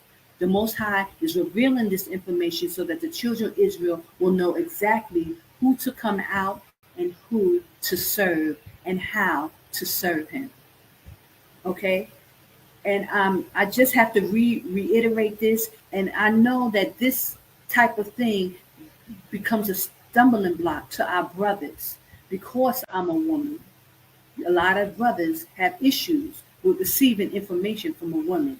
But the only thing I can tell our brothers that just like in the beginning days with Adam and Eve, and everybody's so quick to say that Eve, brought us into sin. The Most High now is using a woman to, we can be redeemed too as women. So just like He's redeeming the men, He's waking the men up, He's also using the daughters of Zion as well. And He's redeeming us back to Him as well. Praise Ahaya Bahashim Yeshaya. I'm so thankful for this information. I'm so thankful for this truth. And I'm thankful to be able to come before you, brothers and sisters, and give you this information. Because it's thus saith Ahaya. We must worship Him. He is calling the children of Israel out of Babylon. And He is the one who will deliver us in the time. And He's sending His Son, Yeshaya, at the end of this. So I'm thankful. So I wanted to first bring out a scripture, and let me just bring this out really quickly. And then I have a video I want to show you, because I'm not here to be taking anything away from my brothers. I love the men of the Most High. And it was Elder Bakar who eloquently brought out this information. And so there seems to be a lot of issues with pride, with jealousy among the men. A lot of men are calling on other names. They refuse to put down these other Yah. They refused to put down these names, knowing that it came from the synagogue of Satan, knowing that these Jewish people brought them that information, knowing in Revelations 2:9 and 3:9, the Most High said, do not follow them. They are the synagogue of Satan. So why would you call on and worship their God? They gave you that name. They gave you the calendar in which you keep in and celebrating them holy days. You're not worshiping the power of Israel. And I have to be frank and come straight out and just be upfront with Israel. Because when you beat around the bush with Israel, they always want to find ways to wiggle out of stuff. Thus saith Ahia, we must worship him, the power of Israel. He gave his name back, and now he's giving his calendar back. Now, over these years, brothers and sisters, I've been giving y'all tits and bits and information as the Most High was revealing it to me.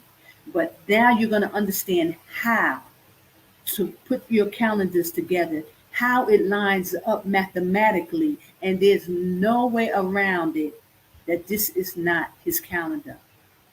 And all Israelites are going to have to put down all the wickedness and get prepared to come out of Babylon, get within the borders, get into Jordan, because this is where we will be until Yeshua Christ comes. Now, I done gave y'all the last week the video, The Pale Horse, showing you that Beyonce is giving a very deep message about that pale horse, meaning destruction is coming. Destruction is coming, brothers. Christ warned you, pray that your flight be not in the wintertime, so you need to get out, because they are ramming and gearing up to bring Israel down. You're out of time, brothers and sisters. Many signs, like the calendar is lining up. We are going into consecutive months after months with a lining up days alongside the Gregorian. This has never happened in the 15 years that the Most High showed me his calendar. I haven't seen this type of, continuality where it's lining up. It's a sign. So I wanted to go into the scriptures and show you what the Most High said. Okay? And I'm going to start it off with that. So give me 1 second. Let's see. I'm going to share my screen with you. Hold on. Okay. I pray you take heed, brothers and sisters. I pray you take heed. Okay, it's going to start at Genesis. Genesis 1:14. It says, and Ahia said, let there be lights in the firmament of the heavens to divide the day from the night, and let them be for signs. Right there, the Most High is letting us know that he sent the lights in the firmament of the heaven to divide the day from the night. So this is the moon and the sun. The Most High put the lights in the firmament of the heaven to divide the day and the night, and let them be for a sign, and for seasons, and for days and years. So, brothers and sisters, this line right here, 1:14, is letting you know that the Most High, he gave us the moon and the sun for signs and for seasons, for years and for days. That is our calendar. That scripture alone lets you know that he's talking about his calendar. Hold on. The Most High is talking about his calendar. The calendar, the sun and the moon together are for signs and for seasons, for us, for days. Okay? So when we understand his calendar, we can figure out the secrets of his times. And this is very important, because when you go into Leviticus 23, it tells you about his feasts and how to keep them and on which days to keep them. Okay? So I wanted to show you a video. I'm going to show you as much as I can. It's a pretty long, it's about an hour-long video, and it's breaking down the importance of the Sabbaths of the times. So let me just go into that, and I'm going to be interjecting so that you can get clarity. But as you can see in the back here, I got the you know, the vernal equinox calendar. And let me move my head for a second so you can see this. See that 30 day, 30 day, 30 day right behind me? That is how the calendar is made up. It's 30 days, 30 days, 30 days, 330 days, and then 131 days. It goes 30 days, 30 days, 30 days, and then 1 month is for 31 days. Okay? So that calculation, how the Most High did them, he was very specific on how we are to keep his calendars and know how to, so when his holy days and Sabbaths falls, we will be in line with him as he keep them in the heaven. It's very important to know this. And every Israelite must come under this calendar. Now I know that's kind of hard, you know, coming from a woman telling our brothers and sisters this way because and I don't want to be a stumbling block for our brothers. And a lot of them get get upset when they hear a sister speak, so aggressively. So please excuse me, brothers, because I'm not here to, ruffle you in any way or, egg you on in any way. Please accept what I'm saying as humbly as I can, trying to just give this information.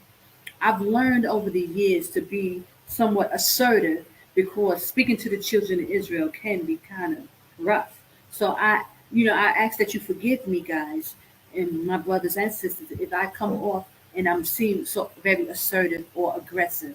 I don't mean to be, but I have learned that I must speak in authority through my father and his son, Yeshaya.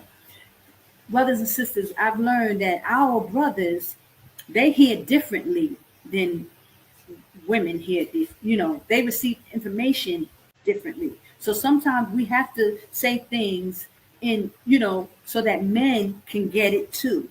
Sisters, because I'm a woman, I know how to talk to women, I know how to talk. But learning how to deal with men has always been, a little, because I was always like a shy woman. I was always like passive. But it doesn't work when you have to really talk to men. Men hear differently than women. So I'm just saying that to say, please forgive me, brothers. This is not to make you feel like you have to be aggressive with me or puff up your egos and nothing like that. I come humbly, I come in love and just trying to give this information because it's very pertinent information. We must know his calendar in order to worship him, his Sabbath. His commandment is keep my Sabbath day holy. And it's just not the Saturday Sabbath.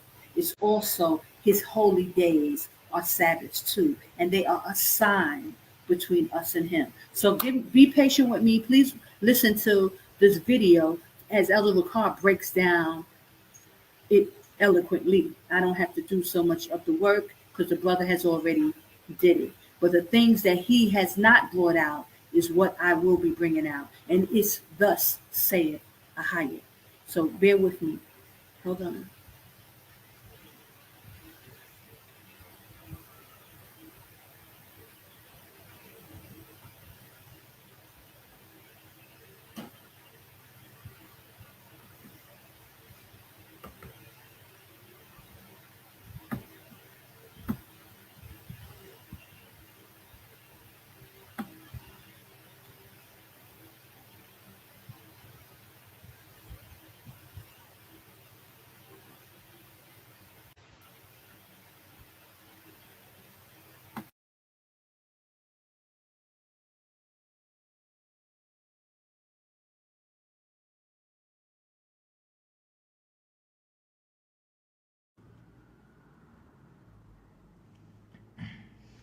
Okay, first and foremost, we would like to say all praise be to the Most High Ahaya in the name of Yeshaya. We're going to do a lesson today that's going to help clear everything up for the brothers and sisters out there who might be a little confused concerning the turn of the year according to the correct calendar. All right? First of all, again, I would like to say, Ahaya Bahashim Yeshaya Wabarwa. Bless you, brothers and sisters. And we're really dealing with the real new year according to Scripture. All right? And we're going to prove it today. April Fool comes every April. All right? And usually it comes around April during the springtime because most people who have been programmed in the system celebrates their new year during the winter solstice, which is the recognition of a Luciferian doctrine of the earth. It's an indoctrination of the earth, or the time of what they call Aquarius, which is the goat head or the celebrating of Satan, and that's a pagan ritual. Now, what I will attempt to do, if it be the will of the Most High today, and it's not going to take long, we're not going to have a long class today, and we'll actually be able to answer questions. What I'll attempt to do, not just for us here, but for all Hebrews who may run into this particular lesson, give them the detail with scriptures as well as pictures, references, and links that you can go to so that you can do the research yourself and know that our calculations of holy days have been wrong. You have to realize, again, it's not our people's fault per se who've learned some of these teachings in ignorance. We picked up certain teachings once we learned we were Hebrews, but we began to follow the ways of the Khazars ignorantly, thinking that they were following the right way. So when it comes to Passover, in the past, again, we haven't been keeping Passover according to Scripture. All right, but as we come closer to the end, the Most High will give more understanding. Now, I'm going to go over a few things, but the first thing I'm going to go over, I'm going to give you a visual of what an original calendar looked like. When I say an original calendar, this is not a Gregorian calendar. It's not a Julian calendar. It's not a Gentile calendar based on Gentile celebrations. So if we can focus on what the Most High had in the beginning, and the calendar from the beginning, you can easily see the deceptions in modern day calendars. Also, you're going to find out during this lesson that we are not supposed to calculate the year calendar and the month calendar from the moon. And I'm going to show you in visuals. This way you'll understand. Usually if there's pictures and things are shown to you, your mind takes a snapshot of it, you can recall it, and it's easier to learn, okay? And I thought I would do it this way. Why? Because, brothers and sisters, the more we've been bringing this out, so many letters, so much information, a lot of people going in different places wondering, is it correct? Is it right? So I kind of figured if I do it on the base level, all of us can get it today the same time, and no matter who you are, what level of education you're dealing with, you'll be able to come to the same conclusions. Now, what I'm going to show you here is a regular cycle of months. We have it here so that if someone here in the class that's present wants to see a copy of it, he can pass it around and you can see what I'm looking at here. All right? What do we have here? A cycle of a regular 364-day calendar. Now, this have nothing to do with calculating from the moon, which means you have 364 days to a complete circle. You have points 1, 2, 3, and 4, which are the changes of seasons, which signifies new months, which the Bible call new moons. 1, 2, 3, 4. 364 days. If you go off of this cycle that I have before you, there's no way possible you can get the year wrong, the seasons wrong, and the holy days wrong year to year. It's utterly impossible. Now, I thought I would give you a visual starting out to show you that the 364-day cycle have nothing to do with the moon per se. That's number one. Now, how do this coincide with understanding Sabbaths? All right? 364 days. 364. Right? 7 goes into 364 flawlessly.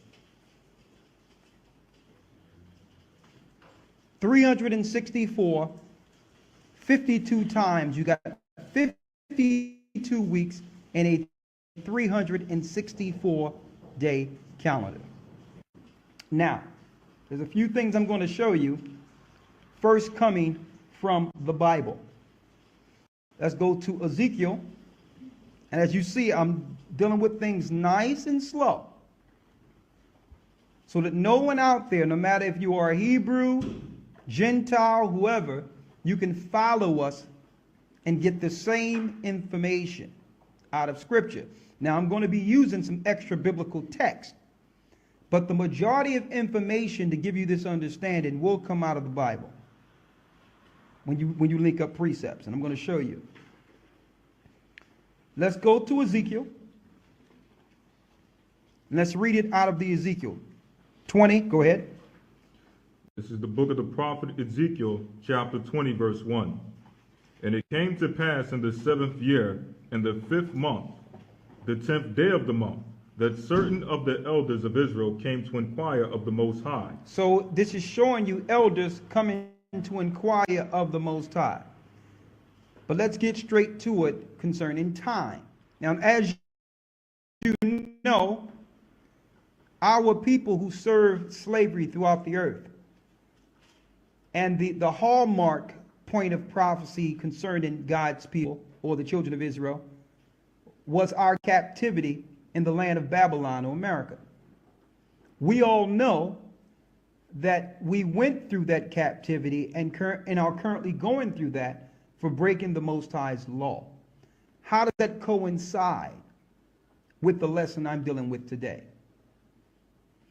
This was brought to mind when the prophets came to inquire of the Most High, when the priests came to inquire of the Most High, what would happen to us and why captivity happened to us. Read the 16th verse. As a matter of fact, I'll start at verse 12. Start at 12, yes. Ezekiel chapter 20, verse 12. Moreover also, I gave them my Sabbaths. I gave them my what? My Sabbaths. It says the Most High gave Israel his Sabbaths. Now, mind you, so that we couldn't forget the Sabbaths, the Most High made the 7th-day cycle part of your 364-day calendar cycle. So if you know when the year begins, you know when the Sabbath falls, because it's every 7 days from creation. It never changed, regardless of what, I don't care what they call it, Gregorian, Julian, or whatever the case. Before there was any such thing as Romans, we understood that every Sabbath, which they named Friday sundown to Saturday sundown, was the seventh day. And it was perpetual from year to year. No leap years, no Gregorian, no Julian, no nothing. Count 364. Each year, the spring would fall in the same time every year. Now, and I'm going to bring this understanding today through the Spirit of the Most High and show you how to calculate it yourself so that you don't fall and we don't fall going forward concerning this particular law, which is the law of Sabbaths.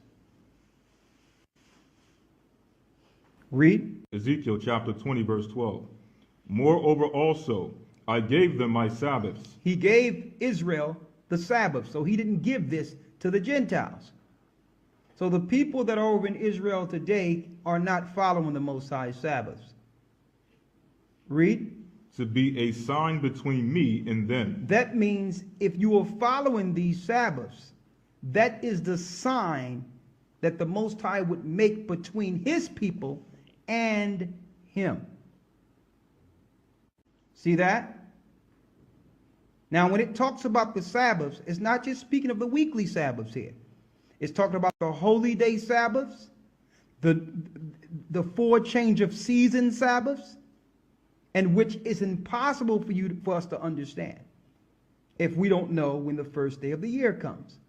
Now, the reason we don't know, especially being Hebrews, is because we were taught by the Jewish people who follow the Babylonian Talmud to calculate the year from the moon.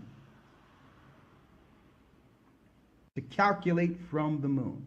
And again, it's rare that you would find any Hebrews anywhere that are dealing with the Passover and the holy days that don't use the moon to calculate. Listen. Moreover, also I gave them my Sabbaths. Go ahead. To be a sign between me and them. So the sign between the Most High and his people is his Sabbaths. Read. This is the end of verse 12. That they might know that I am the Most High, that sanctify them. Verse 13. But the house of Israel rebelled against me. But Israel, God's people, began to rebel against the Most High. Read. In the wilderness, and they walked not in my statutes. Go ahead. And they despised my judgments, which if a man shall do, he shall live in them. And my Sabbaths they greatly polluted. And my Sabbaths, the children of Israel, our forefathers, greatly polluted. Read. Then I said, I would pour out my fury upon them in the wilderness to consume them. Verse 14. But I wrought for my name's sake, that it should not be polluted before the heathen, in whose sight I brought them out. Yet also I lifted up my hand unto them in the wilderness, that I would not bring them into the land which I had given them, flowing with milk and honey, which is the glory of all lands. Because they despised my judgments and walked not in my statutes, but polluted my Sabbaths. For their heart went after their idols. Nevertheless, mine eye spared them from destroying them, neither did I make an end of them in the wilderness. Verse 18. But I said unto their children in the wilderness, walk ye not in the statutes of your fathers, neither observe their judgments, nor defile yourselves with their idols. I am the Most High your power. Walk in my statutes, and keep my judgments, and do them, and hallow my Sabbaths, and they shall be a sign between me and you, that ye may know that I am the Most High your power. Notwithstanding, the children rebelled against me.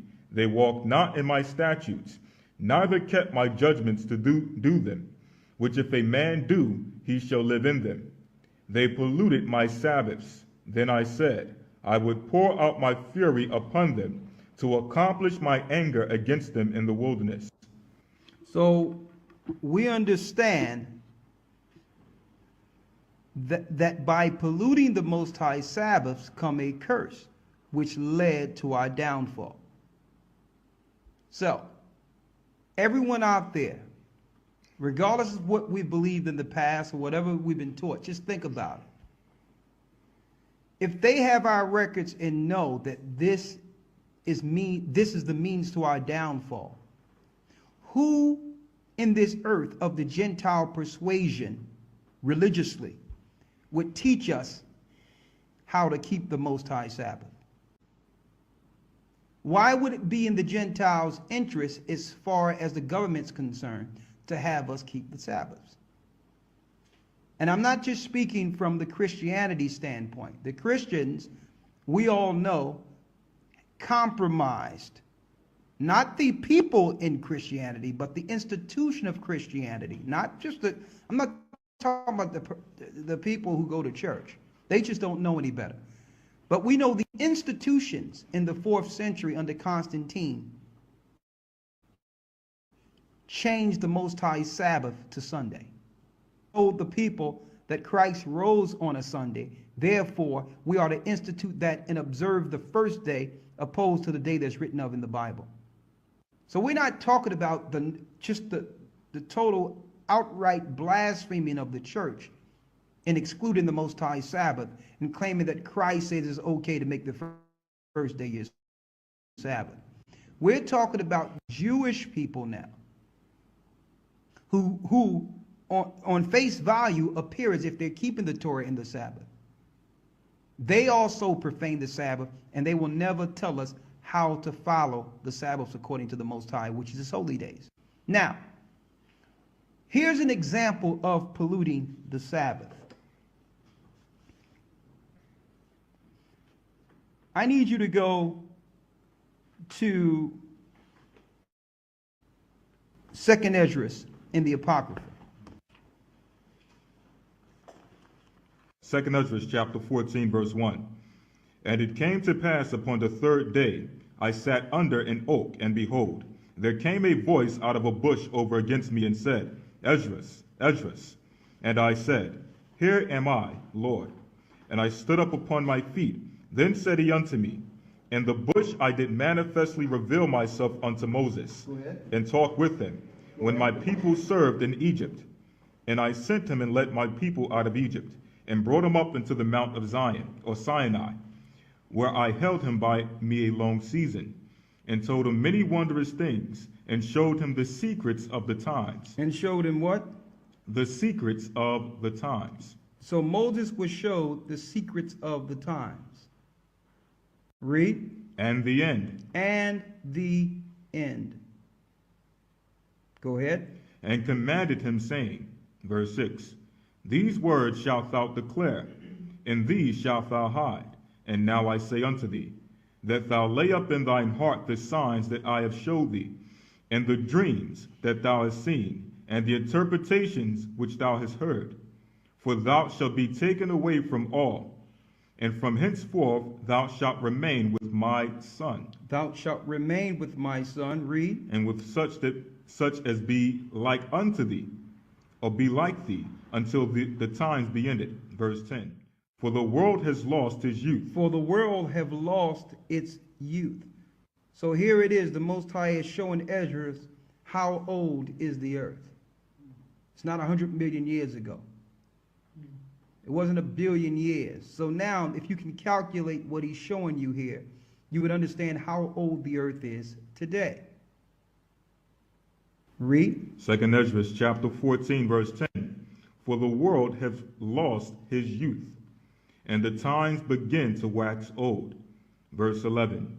For the world is divided into 12 parts. That means from the time of creation to the consummation is 12,000 years.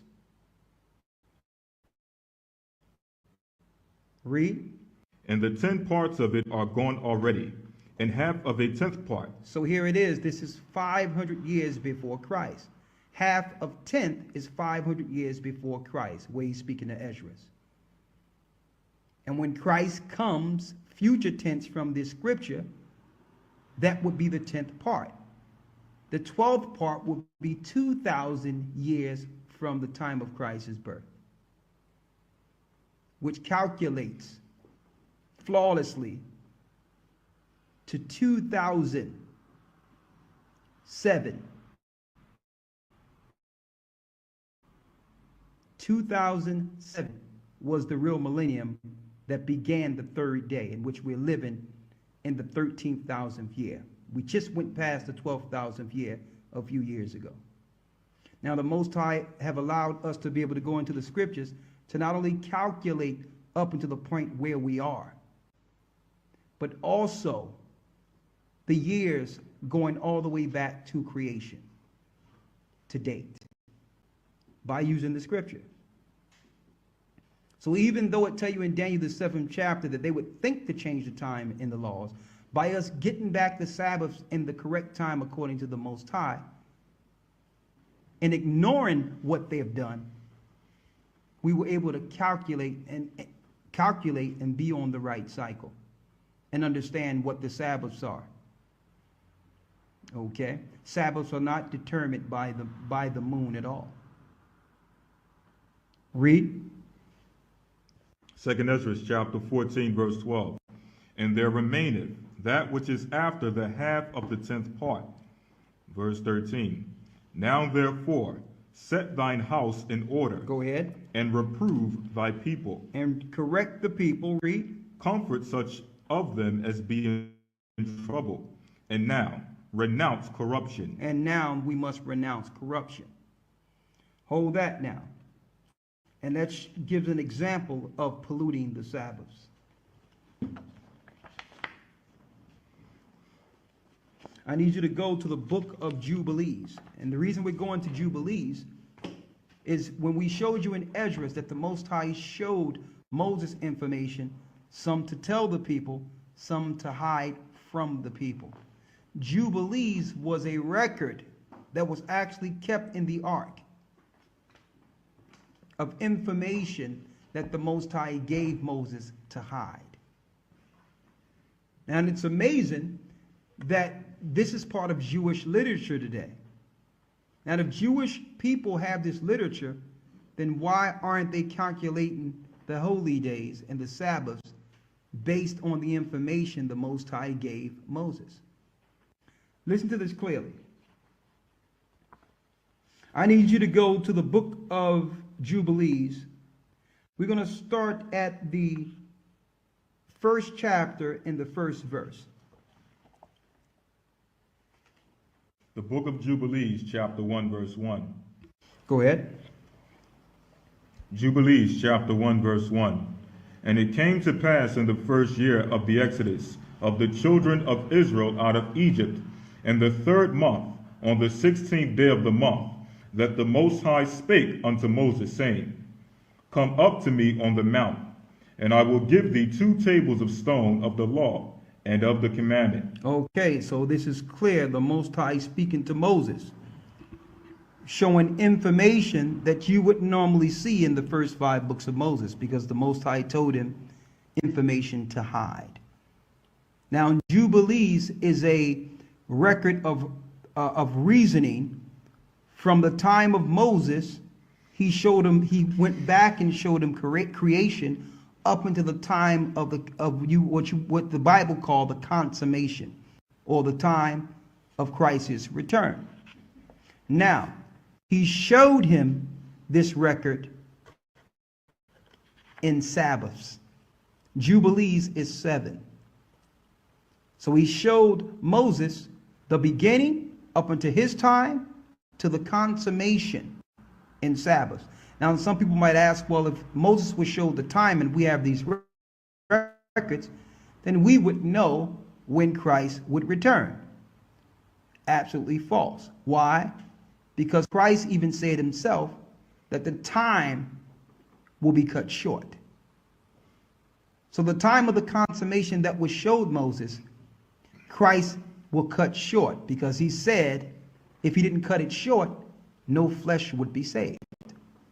So those that are operating on the left-hand side under Satan understand these records too. So they use this information to calculate how long they would have to destroy us. So Christ, for our sake, like it tells us in Matthew 24, will shorten the days. So no man know the day or the hour. I need you to go to the 50th chapter. I went to the first chapter originally so we can see this is Moses at the mount. What mount? Mount Sinai. And I need you to keep a record of that, because the Sinai time is how you calculate the time of the earth in the new year according to our time today. It never changed. So make sure you make a marking of that this is the Most High speaking from Sinai. Now, this is something deep when it comes to Sinai, because the coordinates and the information that you must put in is from the 33 degrees. The 33 degrees within the earth is the perfect equal point around that links into the whole earth. And everyone would like to just point it to the pyramids, but it's deeper than just the pyramids. It's a point in coordinates from east to west where the Most High revealed information to his prophets. And from those coordinates, you will understand the year to year. And I'm going to prove it to you. Let's go to the 50th chapter. You there? And let's start at the first verse, showing how one would pollute the Sabbaths. The book of Jubilees, chapter 50, verse 1. Go ahead. And after this law I made known to thee the days of the Sabbaths in the desert of Sinai, which is between Elim and Sinai. Go ahead. And I told thee of the Sabbaths of the land of Mount Sinai. And I told thee of the Jubilees, of the Jubilee years, and the Sabbaths of years. But the year thereof have I not told thee, till ye enter into the land ye are to possess. Now let's make this clear, and I want to make this clear because usually when we talk about Egypt, most people think of pharaohs and think of the power of the Egyptians, which were Noah's sons. Erase that. Why? The coordinates of Sinai and that area of Egypt that we speak of Sinai, was a pinnacle part of creation before the flood. Before Ham went there, before Noah allowed his son to go into those regions, something was going on in that area before the flood from the sons of Adam. Seth, Enoch, and all the prophets were operating in that area. That's where the Most High was communicating with his people. And as you can see, if you look at your map, Sinai of Egypt is really the border of Egypt that's bordering into where? Israel. So if you take the water out of the way, because part of the curse of the flood was the water sprung out of the earth, and that tongue of Egypt was made based on the flood, when the earth cracked from the sins of the fallen angels and the sons of men. If you move that water out of the way and bring it together, it's one landmass. And that was the coordinates in which the Most High was dealing with mankind before the Red Sea was there. So get Egypt out of your mind, because this was before the land was called Egypt. The information that Moses received was the information the fathers had before the flood. Okay? Now read that last verse you were at again. This is Jubilees, chapter 50, verse 2. Go ahead. And I told thee of the Sabbaths of the land on Mount Sinai. And I told thee of the Jubilees, of the Jubilee years, and the Sabbath of years. But the year thereof have I not told thee, till ye enter into the land that ye are to possess. Go ahead. And the land also shall keep its Sabbaths while they dwell upon it. Go ahead. And they shall know the Jubilee year. Wherefore I have ordained for thee the years of the year weeks, and the years and the jubilees. There are 49 jubilees from the days of Adam until this day. See that? So if you understand the jubilees of years, you can count back to Adam, to the day of creation. Read. Wherefore I have ordained for thee year weeks and the years of the jubilees. There are 49 jubilees from the days of Adam until this day. Go ahead. 1 week and 2 years. And there are yet 40 years to come for the learning commandments of the Lord, until they pass over into the land of Canaan, crossing the Jordan into to the west. So he gave a time stamp of jubilees of 7 from Adam up until the time that we crossed the Red Sea. So the Most High have always done things from 7, weeks to weeks. Now here's something key. Let's go to, there real quick. Let's go to the 6th chapter. Yeah. Let's start at the 23rd verse and read it all the way through, okay? Let's start at the 23rd verse, 6 and 23. There's pieces that I wanted to pick out, but we might as well read it all the way through and let us break it down. So go ahead. The book of Jubilees, chapter 6, verse 23. Go ahead. And the new moon of the first month, and the new moon of the 4th month, and the new moon of the 7th month, and the new moon of the 10th month are the days of remembrance, and the days of the seasons and the 4 divisions of the year.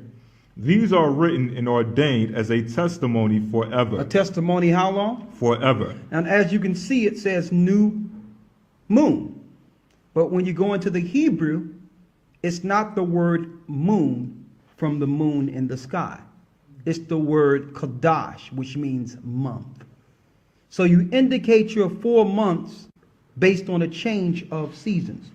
Now, I copied this chart, not that this chart have the information as far as vernal equinox and the different equinoxes.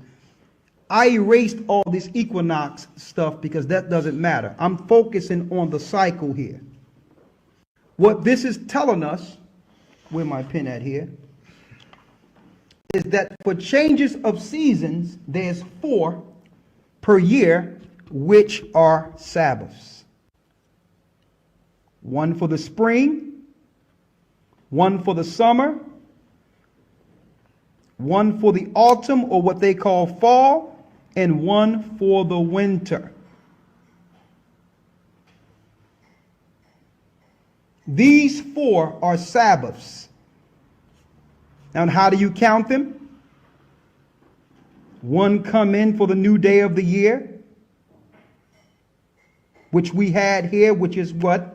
March 16th, 7, and I'm going to show you how we got that. That's a new month, Sabbath. 1 will come here, which will be a Sabbath that will bring in the summertime. 1 will come here, which will bring in the autumn time, and 1 will come here, which will bring in the winter time. And that cycle will go flawlessly 364.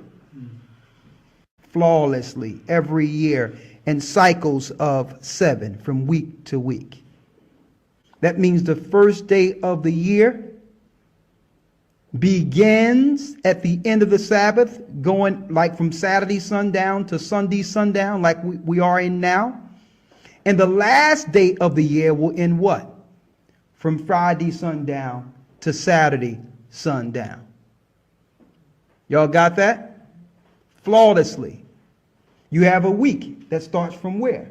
Saturday sundown to Sunday sundown. It ends when? Friday sundown to Saturday sundown. So the year begins and ends the same way a week begins and ends. See that? Now, how can you get 7 wrong now? How can you get the Sabbath wrong? It doesn't matter what the moon does. 7 is 7, 364 days. The weeks are flawless without any level of separation. The only time you needed to read the stars Where if you were in a situation at night in which you would need to know how the stars and moon was aligned based on this cycle. See that? Y'all understand that? You understand? Exactly. They didn't use the night to calculate the 364 days. They used it so that if they were at night, they would still know what time they were in, based on where things are aligned according to the cycle. See that? Y'all understand that? Right? Now, of course, we don't deal with the vernal equinoxes in these equinoxes. Why? They purposely got the vernal equinox here, so that when you go and do your research on the vernal equinox, that would lead you to March 20th. That's why they have the word there to make you believe this is when it begins. But this was part of their deception. So we don't use the words like vernal equinox, because that leads to error. We're going to find out how you will know outside of their terms when a new year starts and when the new year begins.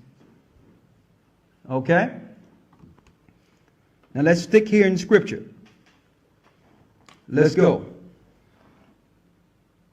The book of Jubilees, chapter 6, verse 23. Go ahead. And on the new moon of the first month. And on the new moon of the first month. And on the new moon of the fourth month. And on the new moon of the fourth month. And on the new moon of the seventh month. And on the new moon of the seventh month. Go ahead. And on the new moon of the 10th month are the days of remembrance. Are the days of remembrance. Read.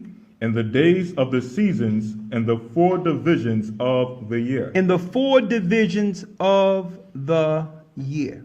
Now, I went into this research before, but I'm going to read it again, why you don't calculate according to the vernal equinox. These are the things you need to know. In your link, brothers and sisters, and I'm going to share this also in the academy for the next academy we have coming up.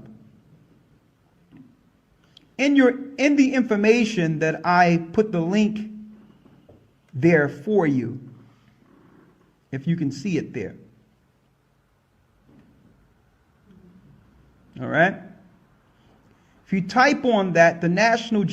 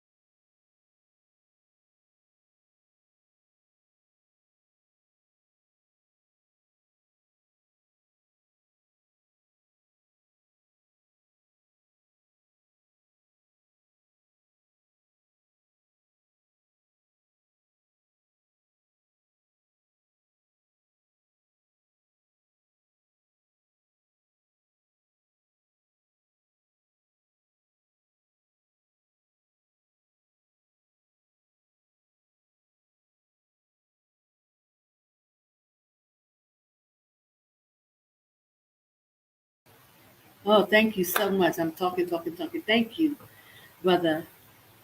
Shalom. Bayukai, thank you so much, because I was just talking. But okay, so I wanted to stop it there. But I want to tell you that it's very important that you get the video, The Secrets of the Time. And that's the link that I just put into the chat. Please take that link and download the video. That is a very important video. It's vital. And this video as well, I'll give you the link a little later so you won't get confused. The Secrets of the Time is very pertinent information because it teaches you how to find the first day of the year. You still can't hear me? You should be able to hear me now. Let me know. You said no sound on your voices. Can you hear me now? Because I had it on mute by mistake, but you should be able to hear me. Okay? So, let me see. Yes.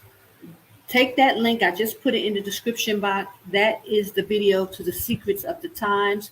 Elder Bacard gives the information on how to find the first day of the year, which is very, very important. And you need to know. Shalom. Thank you so much. Praise Ahaya. Thank you for letting me know. And bless you, brother. I appreciate you. Okay, so the Secrets of the Time is a very important video. Without that video, we would have never knew how to find the first day of the year. The first day of the year is pertinent on how we're going to keep, or how we learn how to keep the Sabbaths at the correct times according to the heavens. Okay, and Elder Ricard brought that information out flawlessly, and it's correct. But the problem is that the rest of the information that is needed is what I'm about to show you, so that you can know how to make your own calendars.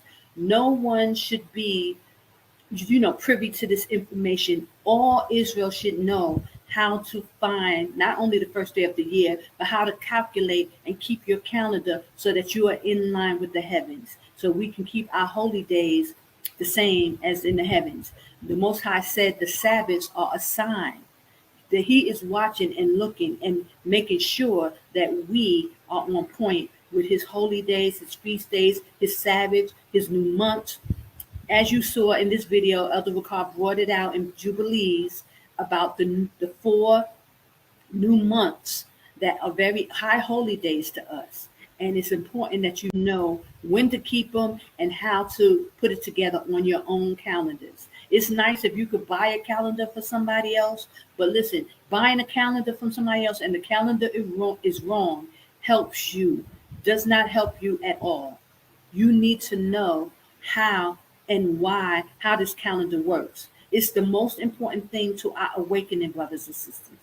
Finding out your Israel is one thing, but learning how to keep the laws and statutes and commandments according to the Bible is the most important thing you will ever need. Now, once you get this information, brothers and sisters, you'll know without a shadow of a doubt that all the other holy days that we've been keeping thus far has been wrong, because the Most High is a mathematical genius. And the way He put this together is flawless. You cannot deny it. Now, the thing with me is I didn't realize it. I couldn't put it all together until I started putting the calendar together 7 years in advance. It was only then that I started to see the patterns and how the 4 months, how they, how it was in a pattern, and how the Most High, made this thing He's a mathematical genius. But you have to see it for yourself and understand how it works so that you will know. So now if anybody tell you that they follow the Enoch and they keeping the holy days called an Enoch, unless you see their calendar and you see how this thing lines up, you'll know without a shadow of a doubt that they're not telling the truth, that they're lying. And this is how I knew that Elder Ricard, the way he was doing his calendar, was incorrect. And it took me time to have to figure it out. But brothers and sisters, it also was very telling. And this is how I was absolutely sure that there was infiltration, because not only were they harassing me and sending me death threats, and trying to stop me from, putting up the videos and, for over, I was complaining about it the whole time. For those of you who've been in this truth long enough, last, 10, 12 years, y'all know, I was fighting. It was a fight, and it hasn't stopped until COVID hit, actually. The Most High had to shut that whole thing down, for to get people's attention. And now people are really paying attention. So you need to know how to put this calendar together. You need to know how to do it, the secrets of the times. Because Elder Bakar, he broke it down, he showed us, but then they started to play with the calendar and move it one day off. And it took all this time for me to be able to recognize it and verbally, explain it to the children of Israel so that y'all would know. And they were fighting me the whole way, brothers and sisters. It wasn't without a fight. So let me go now. So I'm going to, I'll give you the link to this video as well, because this is good as well, how he broke it down, very precisely and, so that you can understand it. So you need to watch this video as well. But the Secrets of the Times is the video. And y'all definitely need to have that. You need to download that and have it so that you can always understand it. And if you need to explain it to somebody else, you can use the video as a reference. Okay, so let me, I'll take this off for now.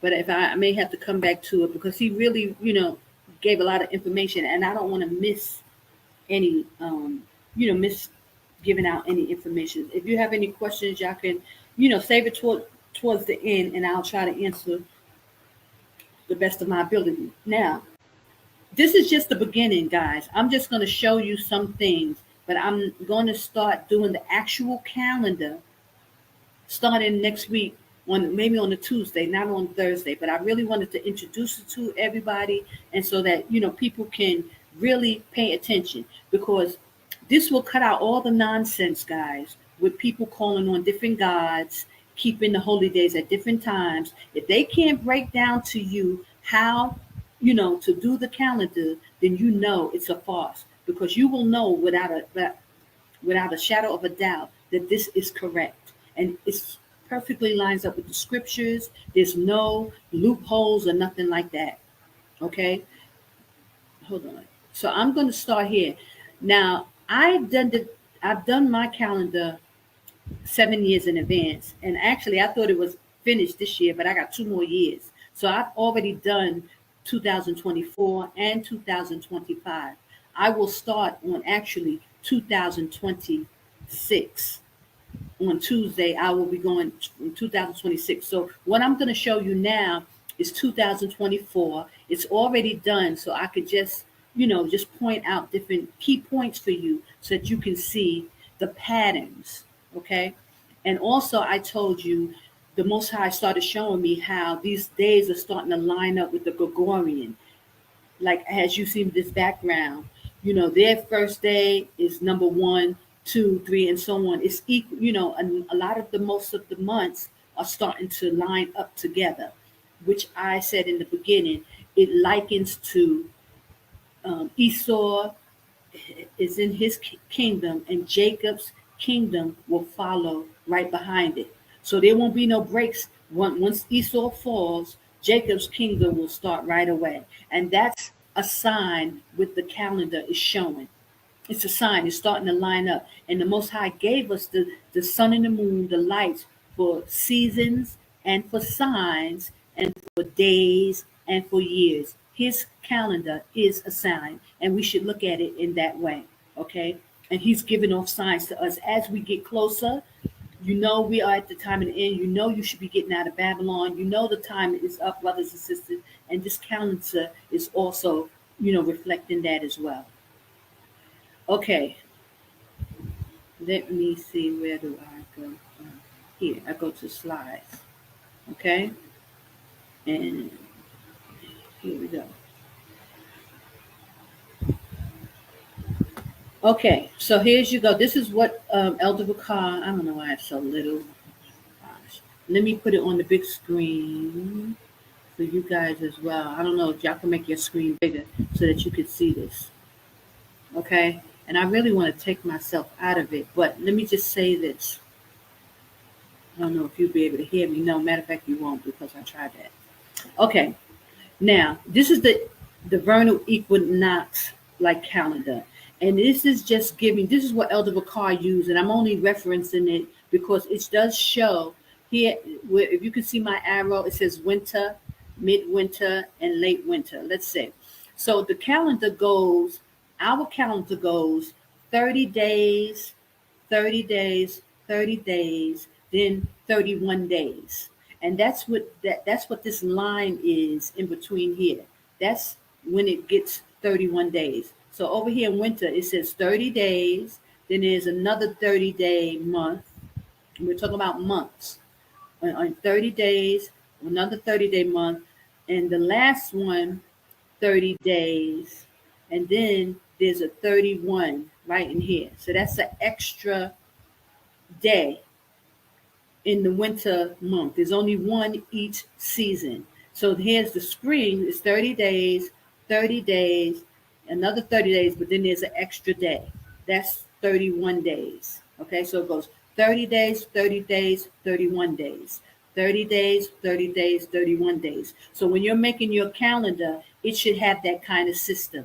Okay, 30 days, and then 31 days for winter. 30 days, 30 days, 31 days for spring. 30, 31 days for summer, and then fall. That's how you will make your calendar. Okay, let me go to the next page.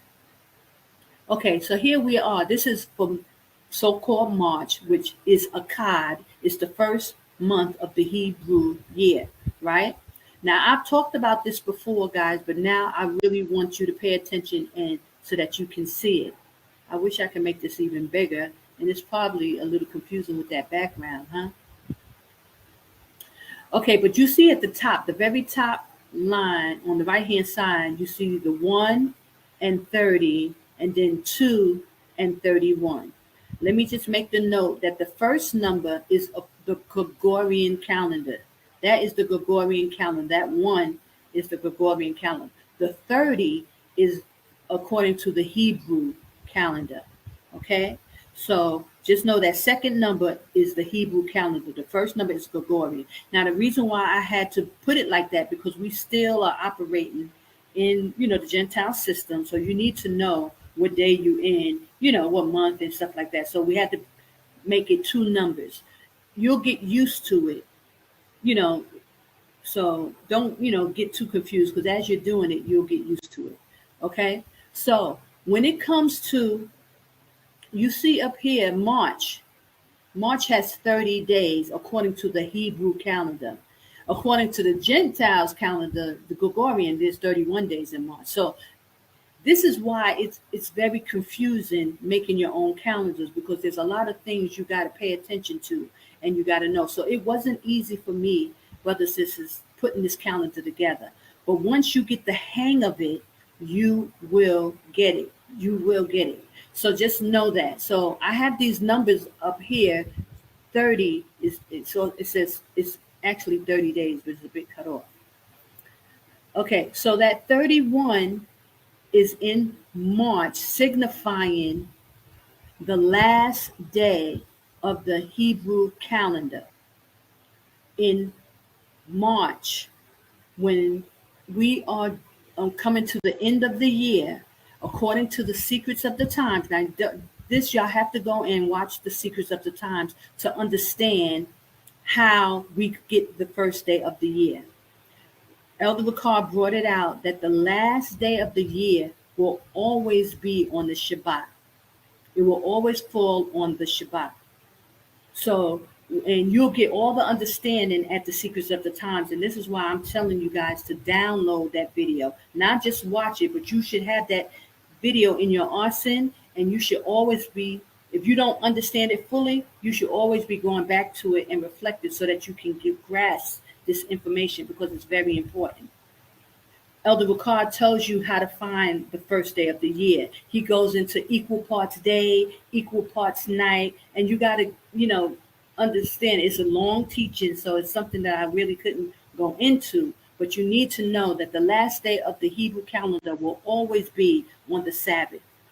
And the Most High does that perfectly, because just like on our weekly calendar, Sunday is the first day of the year, first day of the week, and the Sabbath, Saturday, is the last day of the week, 1 through 7.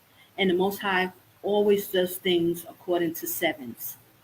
Okay. Okay. So once you kind of get that understood, when you look at the calendar, it all will make sense. Now, the reason why there became a problem with Elder Ricard's calendar is because when after he came out with all this great information, he started to put the one on Saturday. He started to put because of in the scriptures it says the evening and the morning was the first day. So he used that scripture and started to put his one, instead of putting it here on Sunday for the first day of the week, like the Bible says, 1 through 7, he went and put it on Saturday where the 31 is. He'll put a 1 down in the corner and gave the excuse because the evening and the morning is the first day. Because Friday at sundown starts the Sabbath and it starts the new day. He puts the 1 on the Friday, you know, like that. That was the excuse. But what he actually did was threw the whole calendar off. So instead, he'll have the 1 here and he'll make the 7 on the Friday and instead of making it on the Saturday. So, technically he can say, oh yeah, because it's the evening and the morning is the first day. So it starts at sundown. So I'm gonna put the 1 in the evening, but it threw the whole calendar off. And if you don't know no better, you'll just go along with that. But once you start to see the pattern that the Most High gave, you know that it's incorrect and it makes an abominable day a holy day and a holy day of abominable day. And I knew it was on purpose that they did it because I understood that there was infiltration and they were trying to mess us up from getting on track to keep our holy days. I hope y'all can get me. So I'm going to come out of here for a minute and I'm going to change that background because it's just a little confusing having 2 calendars up there like that. So I'm going to change that. So just give me a minute. Okay, hold on. So, I hope you guys are following me, what I'm trying to get at, because this is very, very important and it could be quite confusing. So you have to go and study those videos and understand how to find the first day of the year. And then I'm going to give you the rest of the information, everything that Elder Ricard left out, that they didn't give. And I know that they didn't give it on purpose because behind the scenes, I've been fighting over these years about this information. And I didn't really know how to articulate it to you guys. I always had the calendar and I was showing you every time they had they make an announcement about the feast days that it was 1 day off. And I kept trying to explain to everyone the calendar is 1 day off. We're still not keeping the correct feast days. So there was a battle behind the scenes, right? Praise the higher. Give me 1 second. Let me just change this so you can see. So praise the higher that he finally, gave it to me, gave me the understanding so that I can articulate it to you guys. Hold on. Okay, let me use this background. Okay, maybe this will help you be able to see the calendar. Now you can make your screen big because I'm going to make mine big, and hopefully this helps. Okay, so now we are in Akkad. That is the first month of the Hebrew year, and this is where we get the Passover, right? So 1:30, 2:31, right here. That 2 and 31. That is the last day of the Hebrew year, okay, which will be coming up in this March because we're looking at 2024. The first day of the year will be on March 3rd. That is a Sunday, and that will cause us to have a double Shabbat. The Most High does double Shabbats throughout the calendar, and this is the sign also between us and him. It's not everything just does not fall only on the Saturday. It does not fall just on the Sabbath day, because if that was the case, then those Jewish people would be in line with the Most High's calendar. The fact that the Most High does everything in sevens, that's an easy explanation. But the Most High is a stickler for law. So he knew he had to give us something that would set us apart. The Jewish people are already doing every Sabbath, every Saturday, they're keeping the Sabbath. But they're not in line with him because the Most High has different days that he set apart, double Sabbaths, and also the seasons, the new months. These are also our Sabbaths. And this is what the Gentiles do not keep. Okay? So, like I've told you before, a couple of months ago when I went into it, you start to see the pattern of here. The last number is according to the Hebrew. So you see that number 7 there. 7, 14, 21 underneath, and then 28, according to sevens. On those months on those months of the new moons that's speaking of in Jubilees, the first month, which is Akkad, March, the fourth month, which is Arabi, which is June, the seventh month, Shabai, September, and the 10th month, which comes in between November and December, because this year it comes at the end of November. Those months are months to remember, as they just read in Jubilees.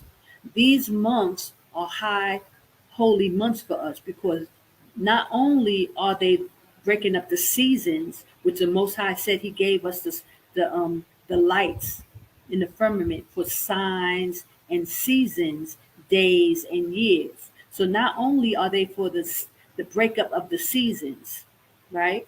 This is why we separate these 4 months. We separate them because they give us new seasons, and the Most High has ordained these times for us to celebrate and give him glory and praise on those months, according to the book of Jubilees. But not only are they to separate the seasons, they also are regarded as high holy days, because Noah made an account when he came off the ark. Okay? So we have to put those, and it falls in line perfectly, because that's how the Most High does things. Everything falls in perfectly. So on the new month of the first month, which is Akkad, here we have a holy day. This holy day is also our New Year's. It brings in our new year. So it's a holy day, right? Because it's the new year. But also it's when Moses started to see the water, when he shut the ark. He had to give a feast according to the Most High, according to this day. So it's a double Sabbath in meaning. It's our New Year's, it's our new year, but it's also a time that Noah, the Most High told Noah to set aside a feast for us. So that's why this is in yellow, and it's our new year. So the last day is always on the Shabbat. That's the last day, but the next day is a high holy day, because it's our new year, and also it's the time when Moses came and the water, it started to rain, or he shut the door on the ark, and he read that in Jubilees. Okay. So then we'll count 7 days from that, and you'll see the number 7 there. That's the Sabbath. These 4 days, these 4 months are used, the Most High used them to bring the calendar back in order according to sevens. So you'll always see on the first month, the 4th month, the 7th month, and the 10th month, you will see the same pattern every time. 7, 14, 21, 28. Because the Most High does everything in Sabbaths, and this is how he brings the calendar back in order. Okay? So I wanted to make that clear, so brothers and sisters will know how important it is when you're making your calendar. You need to see that pattern adding up every 4 months. The first month, you're going to see the pattern. of 7, 14, 21, 28. On the fourth month, let me go to the fourth month real quick, which is June, a rabbi. Okay, June. Here it is again. 7 along the Sabbath, 7, 14, 21, 28. You will see that pattern over and over again. And also you will see that 31 on the Saturday, because that happens 4 times in a year. So not only does it happen on the last day of the year, it also, that pattern happens when you see the 31 on the Sabbath. It happens 3 other times during the year. And that lines the calendar up with 7, 14, 21, 28 on the Sabbath. It brings the Sabbath day back to 7. The Most High, he made the first day, the Sunday, 7 days, and the Sabbath is the 7th day. So you will see that pattern every time, every 4 months when you're making your calendar. No ifs, ands, or but about it. It's so no one can tell you that a Sabbath falls on a holy day falls on the Tuesday. They can't tell you that the Passover will be on the Tuesday, and those kind of things, because according to the scripture, the 14th day at even is the Most High's Passover. It will always be on the Sabbath. Okay, I'll bring it back just so you can see that. I'll bring it back to March, Akkad. So you can see how the holy day, the Passover, will always fall on the Sabbath. This is the fixed time that the Most High speaks about in the scripture. Okay, so the 14th day will always be on the Shabbat. It will always be there won't be no Sabbath day on a Tuesday, on a Thursday. That's incorrect. And anybody trying to tell you that the Sabbath is held on another day outside of the Shabbat, they are off. And once you learn the calendar and see these patterns and how the Most High do things, you will know. And this is why every Israelite will have to come up under this calendar, because it's according to the scripture. Now it makes sense. It makes sense. It will not ever, the Passover will never be on a Friday. It will never be on a Tuesday. It will never be on a Monday. It will always fall on the Shabbat. And when you go into the scriptures and it says, kill the lamb on the 14th day at even, you will see how it lines up perfectly and why it is the Shabbat going into the next day, Sunday, which will always be the first day of the Feast of Unleavened Bread, without a shadow of a doubt, brothers and sisters. Okay, so let me go into those scriptures right quick. Let me go into Leviticus 23, just so y'all can see that scripture and you can understand why the Most High said what he said and why it makes so much sense. Makes perfect sense. Okay, I'm going to share my screen with you. Hold on. So this is the Most High. He's going to bring everybody. Every knee will bow. Every tongue will have to confess it. They're going to have to put down those other gods. Yehoshua, Yahweh, Yahweh. They're going to have to put all that down, because Ahaya is giving you the secrets of how to find the first day of the year, how to keep his calendar so that you know his Sabbath days are correct according to 7. And even with Elder Bakar, you can't put the 1 on the Saturday in that corner there. You throw the whole calendar off, and it makes it perfectly clear that it throws it off, because the Most High does everything according to 7s, his Sabbath day. Okay, let me share my screen, and I'm going to go back to the eastward. And we're going to go into Leviticus 23, and I'm going to show you how it makes perfect sense according to his holy days. Okay, so here, Leviticus 23.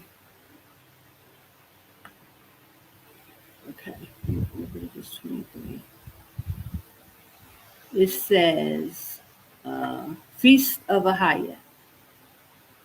And Ahiah spoke to Moses, saying, Speak to the children of Israel, and say unto them concerning the feast of Ahiah, ye shall proclaim it to be holy convocations, even these are my feasts. He making a big thing about his feast, right? The Sabbath. 6 days ye shall work, ye done, but the seventh day is the Sabbath of rest. And holy convocation, ye shall do no servile work therein. It is the Sabbath of Ahiah in all your dwellings. So he's making it clear it's the seventh day, right? So that lines up with the calendar. The seventh day is Saturday. We know that, right? The Passover. These are the feasts of Ahiah, even holy convocations. Ye shall proclaim them in their seasons. In the 14th day of the first month at even, it's clear, is Ahiah's Passover. At the even, at the sundown, that's when you're supposed to kill the lamb. And that's what the calendar is reflecting. Let me go back there because that's very important. It's at even, guys. The Passover is on the 14th day at even. And the calendar is according to sevens, and it's going to always be on the Shabbat at even. Going into the, because the sundown is going to go into the 15th day, which will always be on a Sunday, and it starts the Feast of Unleavened Bread. So that's why you cook. You'll be cooking at even, because we know we're not supposed to kindle a fire on the Sabbath day, right? So Saturday is our Sabbath, but he tell you to kill it at even. So as the sun going down, the sun is down now, you are to kill the lamb. Okay, let me just highlight that so you see it, because it clearly says at even, at sundown. So let me stop sharing for this one. Let me just go back to the calendar so it's clear. Okay. Go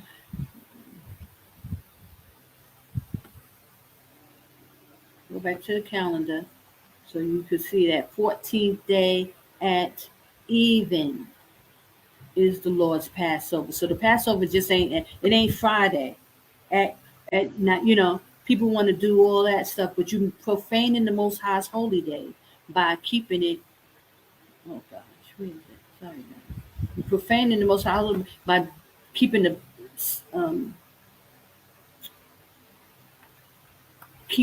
Passover on a Friday.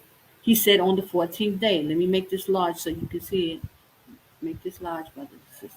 Here we go. Here is the 14th day. If you can see my pointer, that 16 is the Gregorian date.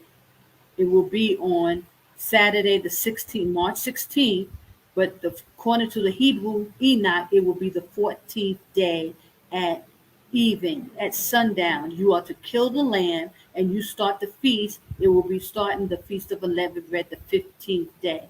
And I'm going to show you in the scriptures where it tells you on the 15th day, you are to eat unleavened bread for 7 days. So it lines up perfectly with the scriptures, according to sevens, and it has to be done in this way. This is how the Most High ordained it, according to the Enoch calendar, according to scriptures. So if you don't see these patterns, brothers and sisters, then you know that it's the calendar is off. On the first month, it should line up with 7, 14, 21, 28. And you know that because the scripture says the Passover is on the 14th day. And the 15th day, you start to eat unleavened bread, and that makes it a double Sabbath because the first day is a holy convocation and the last day is a holy convocation. And I'm going to go into that as well. So you see the pattern. That's why this is a line all in blue, because that whole week is the Feast of Unleavened Day, the Feast of Unleavened Bread. But during the feast, the whole 7 days are not holy convocations. The first day is a holy Sabbath, right? And the last day, which will end on the Shabbat, 21, he said from the 15th to the 21, is a Sabbath. All in between there, you can cook, you can kindle a fire. If you got to, do things, you can run them out. But the first day of the Feast of Unleavened Bread is a Sunday. That is a double Sabbath coming off of your Shabbat, right? So that's a double Sabbath. And then the last day was, which is already the Sabbath, because it's only 7 days, not 8 days. If that feast was 8 days, then it would be another Sunday. It would be a double Sabbath. You get me? But it's not. The Passover is only for 7 days. Most of our other high holy day, our other feasts are 8 days, and that's why it becomes double Sabbath. And see, that's a sign the Most High gave us. Everything is not according to sevens or on our Sabbath. He gave us 8-day feasts, which will make it a double Sabbath. And I'll show you that. Okay, so here we go. That 14th day at even will always be on the Shabbat, because the calendar will always line up 7/14/21 for the first month. It will do the same thing the first month. It will do the 4th month, the 7th month, and the 10th month. You will see that pattern of 7/14/21/28 on the Sabbath. That's the numbering, and it's a pattern. And the Most High does it every 4 months. Okay, I'm sorry, every 3rd month he does it. Sorry. Okay, you have to be correct. So let's finish reading the scripture. So we see that the 14th day at even is always on a Saturday. We are supposed to kill the lamb at that precise time. It's an ordinance. You cannot just do the Sabbath whenever you want to. Oh, I'm going to do the Passover on Friday because No. He said, keep it, and I'll show you those scriptures. He said, keep it according to how it is written, how he gave it to us. We must keep his Sabbath. It's a sign. That's why he says it's a sign. If you can do it anytime you want to, if you can do it however you want to, it's not a sign. It's not exact. He made it a sign so that you need to do it this way. And we need to understand that. Okay? So let me go back to the scriptures. Hold on. So now we see the 14th day at even. It's clear. At even. We should not be having the Passover at no other time. This is the ordinance that the Most High gave us. Hold on. Going back to sharing my screen. This is a pain. Hold on.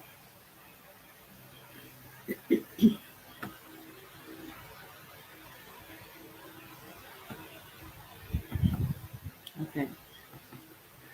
So moving on. So this is his Sabbath. The 14th day at even is the highest Passover. That's clear. Everybody got that, right? 23:5. In the 14th day of the first month at even, at sundown, is the highest Passover. Okay? And on the 15th day, like I was showing you, the blue starts the next day. At even is sundown, so we automatically going into the next day. That's the 15th day, he says. And on the 15th day at the same month is the Feast of Unleavened Bread. Unto a highest 7 days you must eat unleavened bread. So that whole line of blue, 7 days, from the 15th to the 21st, you must eat unleavened bread. Let's keep going. It's clear.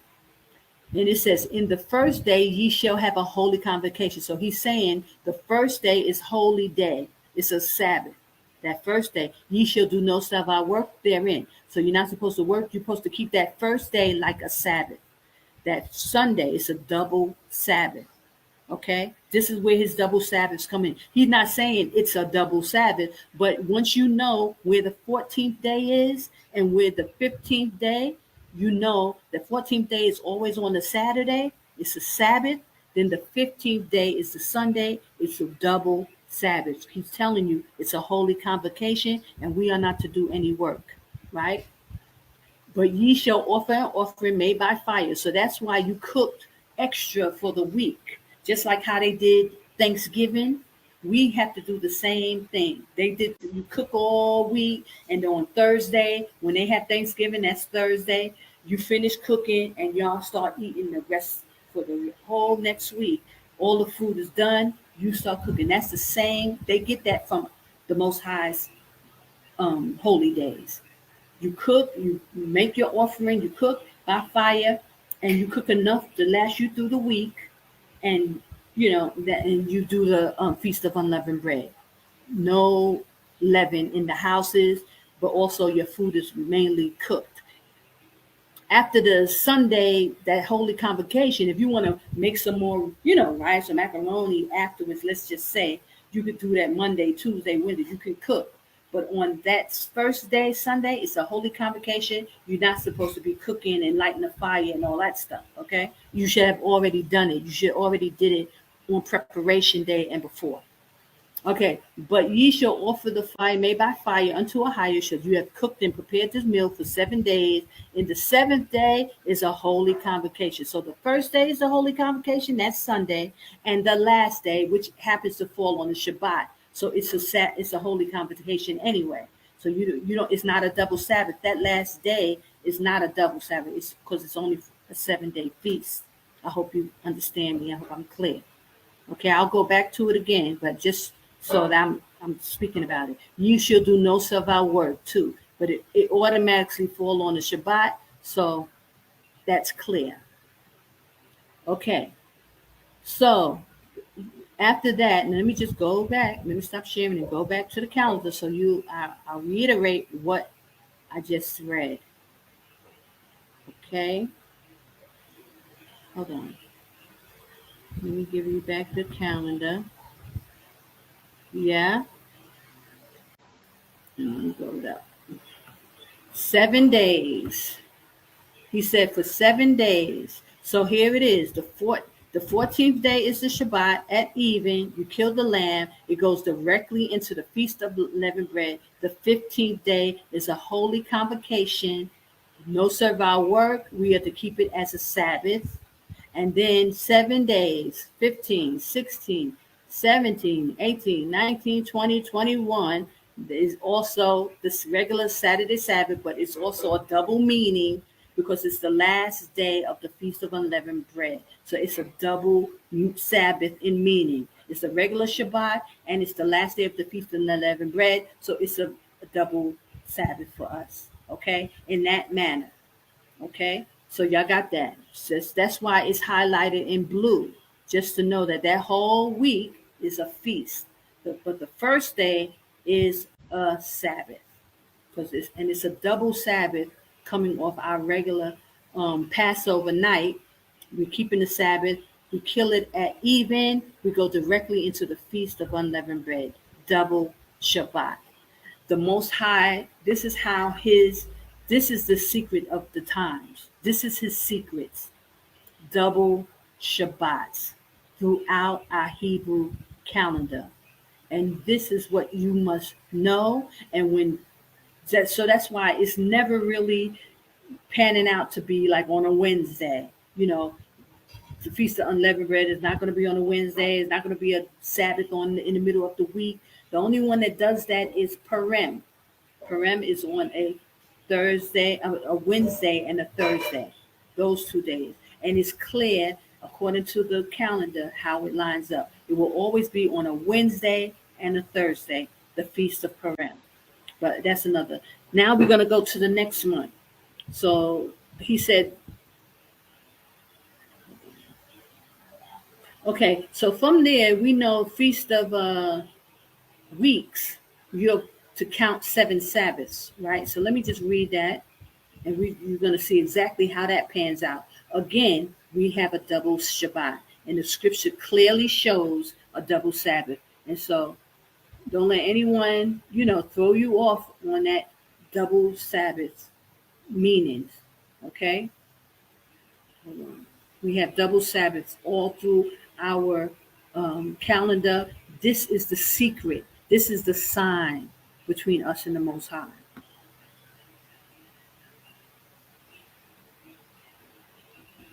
Okay, here we go. Okay, so the next one is Feast of Weeks. Okay, Feast of First Fruits. And Ahijah spoke unto Moses, saying, Speak to the children of Israel, and say unto them, When ye come into the land which I gave unto you, ye shall reap the harvest thereof.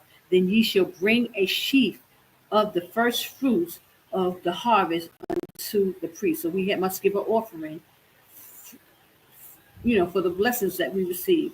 Okay, ye shall wave the sheaf for before Ahayat to be accepted for you on the morrow after the Sabbath, the priest shall wave it. Okay, I'll explain it. And ye shall offer that day when ye wave the sheaf a lamb without blemish for the first year for a burnt offering unto Ahayah. And the meat offering thereof shall be a tenth deal of fine flour mingled with oil, an offering made by fire unto Ahayah for a sweet savor, and a drink offering thereof shall be of wine, the fourth part of a hin. Praise the higher. He's telling us exactly how to honor him with our feast. Okay?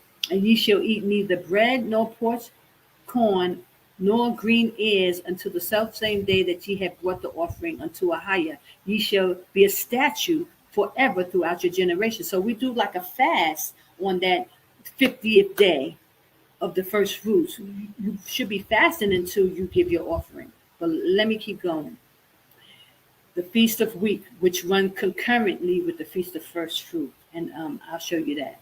And ye shall count unto you from the morrow after the Sabbath. So after the Passover, we start counting 7 Sabbaths, okay? The morrow after the Shabbat, from the day that ye brought the sheaf of waving offering, 7 Sabbaths shall be complete, even unto the morrow after. So you count 7 Sabbaths, you go down 7, and then that next day, which is a Sunday, it will always be on a Sunday, brothers and sisters, we have a double Sabbath.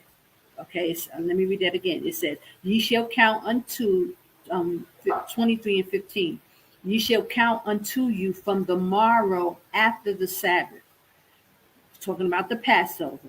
From that day, from the day that ye brought the sheaf of the wave offering, 7 Sabbaths shall be complete. Even unto the morrow after the Sabbath, 7th Sabbath, shall ye number 50 days. Ye shall offer a new meat offering unto Ahayah. Ye shall bring out of your habitation 2 wave loaves, 2/10 deals. Ye shall be with fine flour. Ye shall be baking with leaven. So this, after we did the Feast of Unleavened Bread, now he's making us go back to eating leaven again. I just want to make that a note, because a lot of people want to the whole year eat with no leaven. Since you have to do unleavened bread for 7 days, they stop using leaven. But here we are required to go back to using leaven. So this is where we bring leaven back into the homes after the after the Passover and the Feast of Unleavened Bread. Now you're cooking with leaven again, okay? And we have a feast.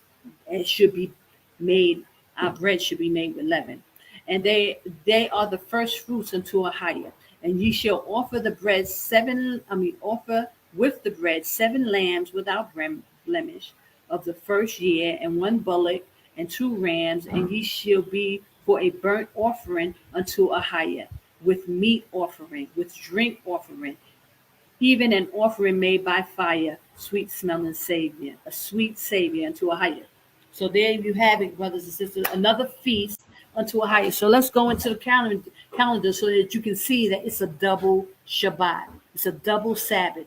Saturday, the regular Sabbath, and then the 50th day, which always will be on a Sunday. Again, double Sabbaths. The Most High uses double Sabbaths. Hold on. Let me get that. Hold on. So, this will show you without a shadow of a doubt that, keeping it all sporadic like a lot of people do. They be having holy days on a Thursday and because they just be coming up with all kind of stuff. Hold on.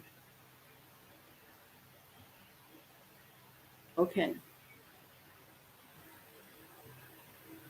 The Most High is a God of order. He's a power of, he's a mathematical genius, basically. Okay, so let me go back from the Passover. We're going to count 7 Sabbaths, right? So here's the Passover. So we start 1, 2. If y'all can see my pointer. On the 21st is 1, 28, 2. Now we're going to go to the next one. Come on. 3, 4, 5, 6. Going into May. One more. It should be the next month. Here we go. 7. So here's the 7. That next day, you count 7 Sabbaths. Then the morrow after, so that's the yellow, letting you know that it's a holy day. It's a holy day. Now it's a holy day and it's double. Let me just, I can't. Okay, and it's also a new month. It's the 4th month. So this is also a high holy day that's spoken of in Jubilees.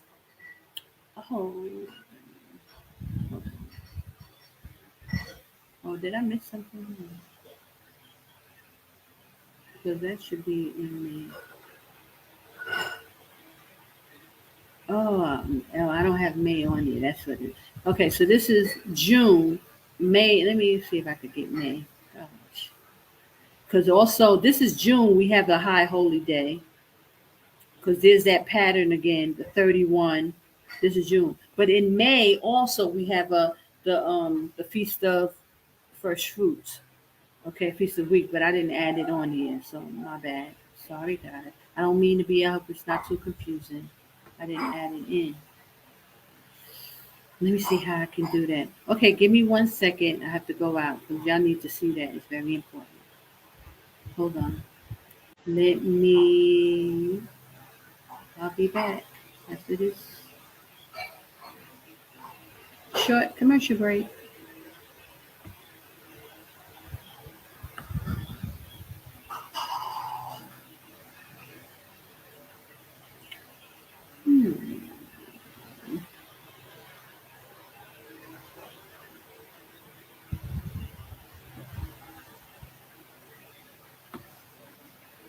Okay. To travel. You know we're in the last days, coming to the final phase. Our highest gonna show his face to his people. You know it's time to go. You feel it in your soul. The Holy Spirit tells you so. Get ready. Go east. A higher prepare to play. I told you travel. Go east. To plead with you face to face. I told you travel. Go east. There is a safe place. I told you travel. Go east. For those who have an ear, let them hear.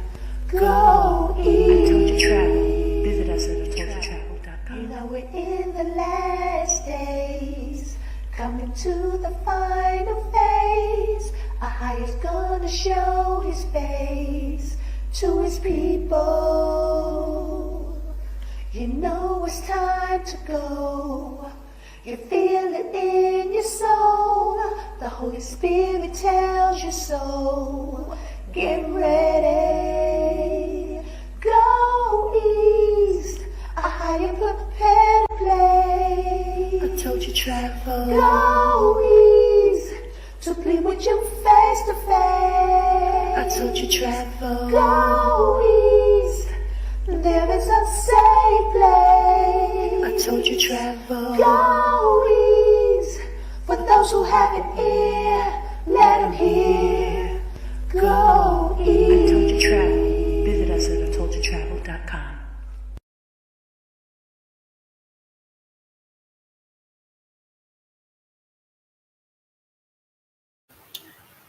Okay, brothers and sisters, give me 1 minute. Let me bring it. Let me see if I did it right and bring it back up.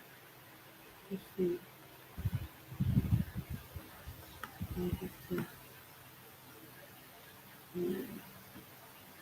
Yeah, I gotta resave it. Okay, give me 1 second.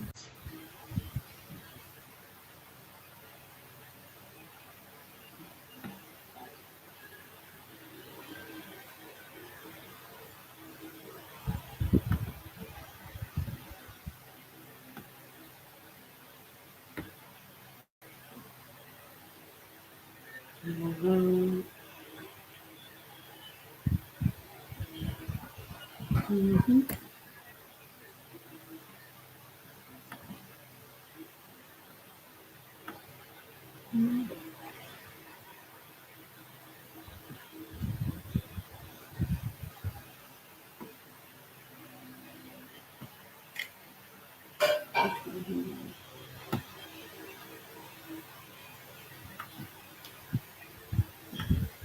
Okay, so let me see if I can. We gotta let this one out. I'm going to.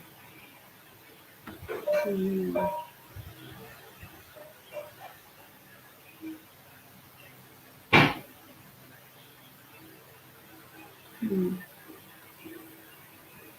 So it's just important so I can show you May, because that's when the Feast of First Fruits falls, and you need to see that on the calendar. Hold on.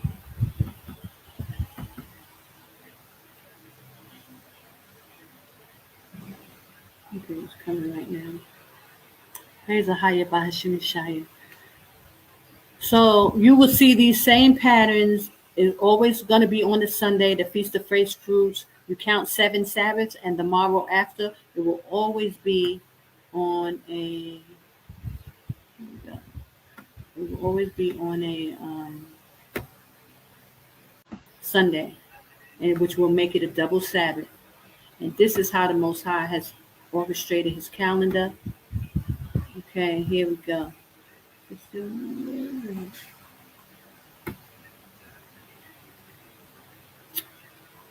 just not do that. Maybe I put it in the wrong spot. Let me just keep going. Where's that?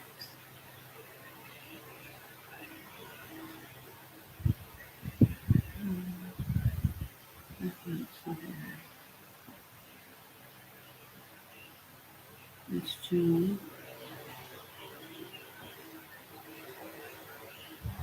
Okay, June.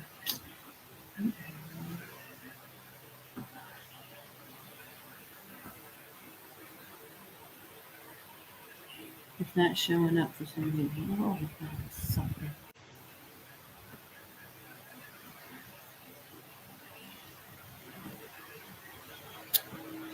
Oh, gosh.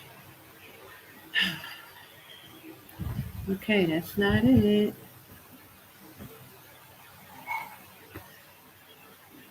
I don't know what happened. There seems to be a little mixed up. Maybe I can share my screen, but let me just make sure I have it on here. That's the thing.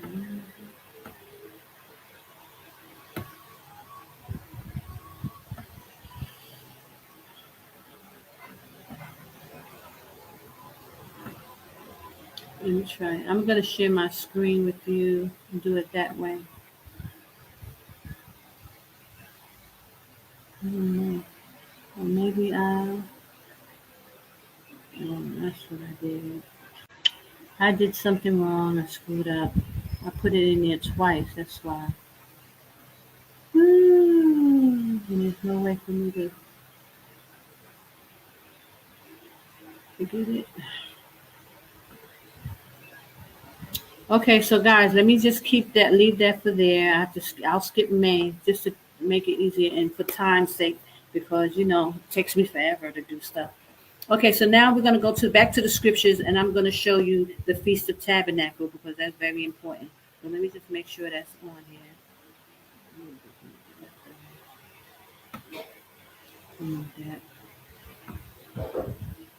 Okay, and so you can see that because this is really what I really want you to see, how the Feast of Tabernacles line up, and the Day of Atonement also, because it's clear. Okay, so here we go. This is the calendar for September. This is the 7th month, right? Now I skipped over the 4th month because you saw June. It's the 4th month, but the 7th month is very important because the scriptures line up with it as well perfectly. Okay, so here it is again. And you don't see that 31 because this has 5 weeks. The calendar is already big enough. 1, 2, 3, 4, 5. It has 5 weeks, so you don't see that 31. That will be right under the Shabbat. But that's how you know the first day comes here, because the last day was 31 was a Shabbat. So the first day is on a Sunday. And if you count 7 days again, you'll see the 7, 14, 21, 28. This is how all the calendars line up every 3 months. You got 30, 30, then 31. 30, 30, 31. 30, 30, 31. And you'll get that 7, 14, 21. Okay? So without a shadow of a doubt, that's how you know there is a pattern with the calendar when you're making your calendar. Now, when I start next week, I'm going to show you verbatim how I set my calendar up so that you can see exactly. You can follow me. You can make your own calendar at the same time. You know, follow with me as I'm making the calendar, and you can see me putting the days in, and you'll see how it lines up perfectly every 3 months. You'll get that pattern of 7, 14, 21 without a shadow of a doubt. 52 weeks, it goes in perfectly. The 1 must be on the Sunday, which is the first day of the week, and the 7 will always be on the Sabbath, which is the 7th day. And then you count the next Saturday under the 14th, the 21, and 28. You cannot go wrong. It's a pattern. It's a sign between us and the Most High. So if you calling on the wrong names and you know you was keeping the wrong holy days according to the Khazars, brothers and sisters, you now know it's incorrect. It's wrong because it doesn't line up with scriptures, and nobody was proving that. The Most High has given his holy days, the secrets of the times. He's revealing it now. And there's a pattern to how he does his calendar. And you can't mess it up. It's flawless. And even with Elder Bakar, he can't even explain it in his calendar because he's not going to see any kind of patterns like this because he's putting the 1 in the wrong place. And I believe it was on purpose. I know it was on purpose because they thought to change times and laws. They was messing with our holy days from the gate. And this is why they always had a problem with Sister Kana, because I was the one coming out telling you that the holy days, first of all, I had to go to Elder Bakar and tell him that we can't keep the holy days with the Khazars because GOCC, in the beginning, they were keeping their holy days, their Passover, along with the Jewish calendar. And it wasn't until the Most High had me go to Elder Bakar. I had to go to speak to Elder Bakar. So he's trying to act like he's like, oh, why people are so obsessed with me. This is how he'd be talking. The Most High sent me to him, and he came out with the secrets of the times. Praise Ahaya Bahashim Yeshaya. He gave him the information. The brother came out with it. But then they did the old switcheroo. They put the 1 in the wrong spot, and it threw the whole calendar off. And that has been a problem from the very beginning, brothers and sisters. Hold on. Let me get some. Okay? It's been a problem and that's why I've been always coming out, talking about the calendar, talking about the locations. The Most High showed me where Kadesh was. It's in Jordan. We are to come within the borders in Jordan. So all this stuff culminates to the Most High wanting his people to know, getting the answer. So for those people who are calling on the wrong names, calling on the wrong gods, it's Ahaya who's providing this information. It's not just the Most High, because a lot of people like to just say, oh, the Most High, the Most High. No, his name is Ahaya, Asher Ahaya. That's the power of Abraham, Isaac, and Jacob, of our forefathers. His name is Ahaya. And he said, come out of her, my people. You must come and worship me at the holy mountain, which is in Jordan. So y'all gonna, it's flawless. There's no way about it. And guess what?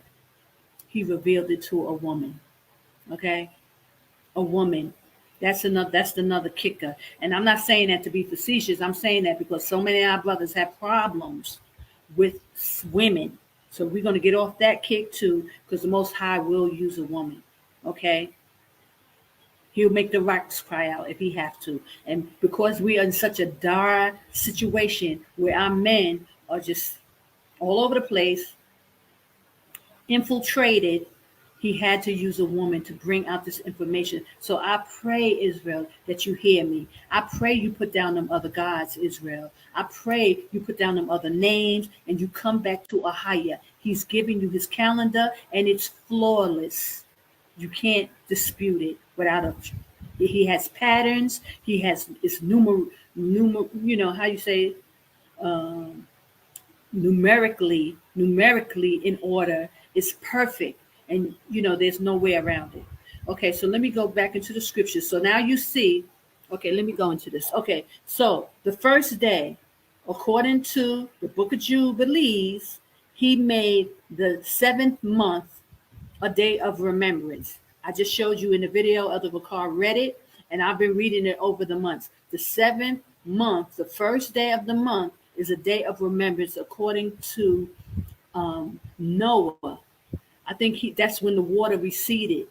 Okay, when he came up the ark. You got to go to Book of Jubilees, chapter 50, and read it. It will tell you the first month, the 4th month, the 7th month, and the 10th month are days of remembrance. These are holy days of Sabbaths, because Noah ordained them as feasts and holy days of Sabbath as he came off the ark, and these things happened.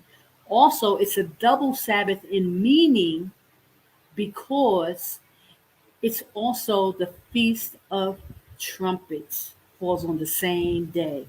You see how the Most High do things? It's a double Sabbath in meaning, and it's a double Sabbath meaning back to back. We just came off the Saturday Sabbath. Here's a Saturday. We had a Sabbath before that, and now we're going into Sunday. It's a high holy day. It's a double Shabbat. This is how the Most High do his Sabbaths. These are the secrets of the times. Learning his calendar, learning how his calendar will line up according to sevens is the secret. And he has double Sabbaths, meaning and in holy days, back to back. Okay, you count 7 days and you got the 7-day Sabbath again. Okay, the following week it's according to the scripture, and we're going to go to Leviticus and we're going to read this. It says on the 9th day at evening. Here's the number 9.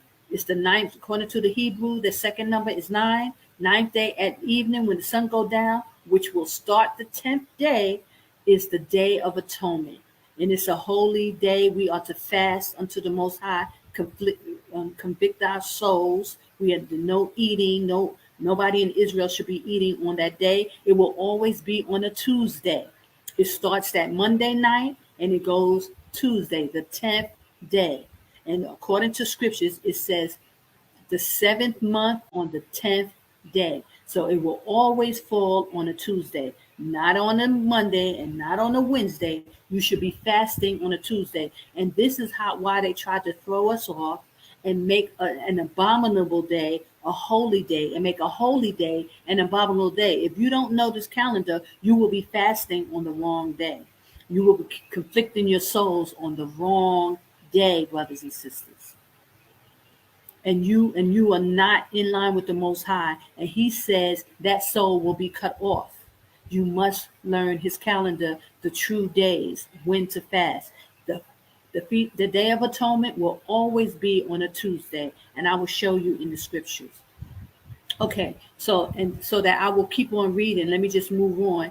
You go down to the end of the week to the 7th day. It's the 14th day, because now, again, I told you, this is the 7th month. So you're going to always get that 7, 14, 21, 28. You're going to always see that on the 7th month, because this is the Most High correcting his days, bringing the calendar back in order.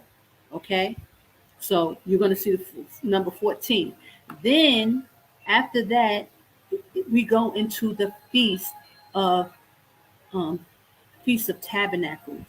According to the scripture, it will always be on the 15th day. So here, the Saturday, the Shabbat is the 14th. It will always fall on the 14th, and that next day will always start the Feast of Tabernacle. It will always be on a Sunday, a double Sabbath. The Feast of Tabernacles have 2 double Sabbaths back to back. So it's a very long holy day for us, brothers and sisters. This is how the Most High calendar lines up.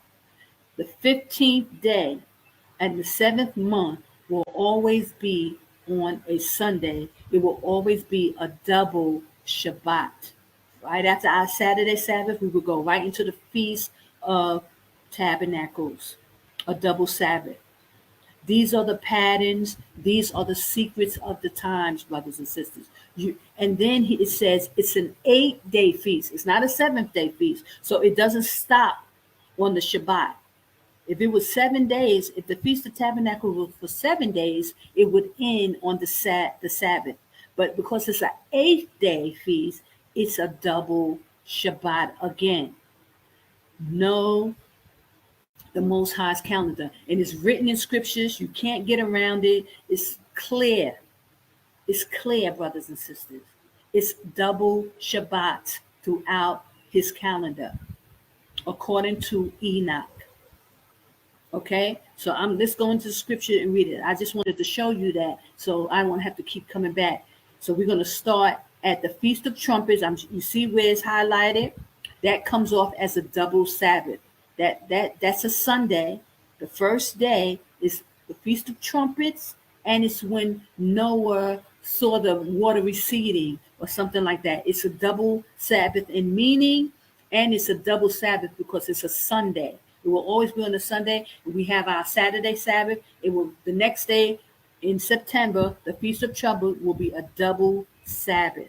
2 holy days back to back in the 7th month. Okay, then we're going to have the Day of Atonement, which will always be on a Tuesday. And then that next following week, we go directly into the Feast of Tabernacles, right after the Sabbath. So again, a double Sabbath. And then at the end of it, because it's an 8-day feast, it will be on a Sunday, again, a holy day. See that holy day on there? Because it's a double Sabbath again. Let's read it now, because it's clear in the scriptures. I just wanted you to see it so you can see it. Now we're going to put it to the scriptures, and it's undeniable. Okay, Feast of Weeks. Let me go down. Feast of Trumpets. Here we go. I'm going to read it. Now you know what you just saw. Okay, hold on. It says, and Ahiah spoken to Moses, saying, speak unto the children of Israel, saying, in the 7th month, okay, we know now that that's September, the 7th month, in the first day of the month, which I showed you that was in yellow, ye shall have a Sabbath. So that means it's falling on a Sunday, brothers and sisters. I just showed you how. It's the one was on that yellow, that's the Sunday. It's a double Sabbath. And it says a memorial of blowing of the trumpets, a holy convocation. It's a Sabbath. So again, we have double Sabbath. Right in the 7th month, boom, double Sabbath. Okay. 25, ye shall do no self-out work. Ye shall offer an offering made by fire, so that you should prepare your household. You should be on preparation day. You should cook enough for 2 Sabbaths, okay? Because you have the Feast of Trumpets on that Sunday. You gotta have enough food, okay?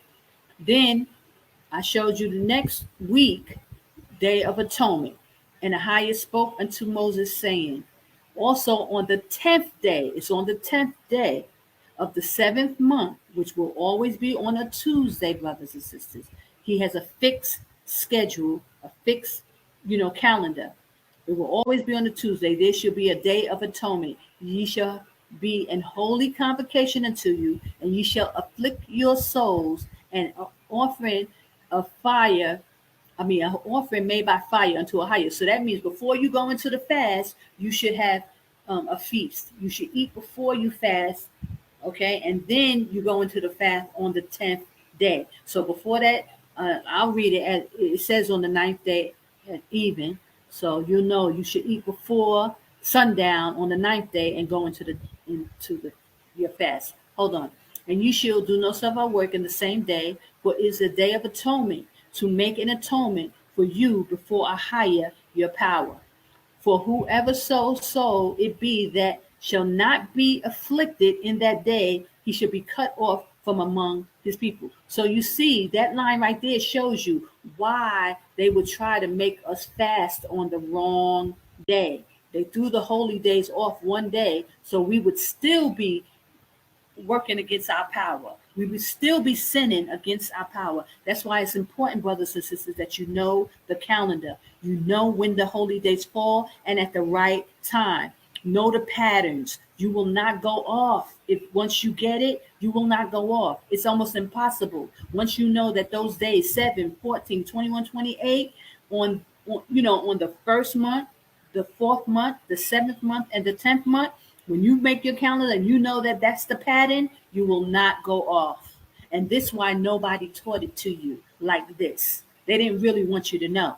Elder Ricard gave you secret of time. He broke it down eloquently, but he did not tell you how to put it together. And that was on purpose, brothers and sisters, because they wanted you to rely on their calendar.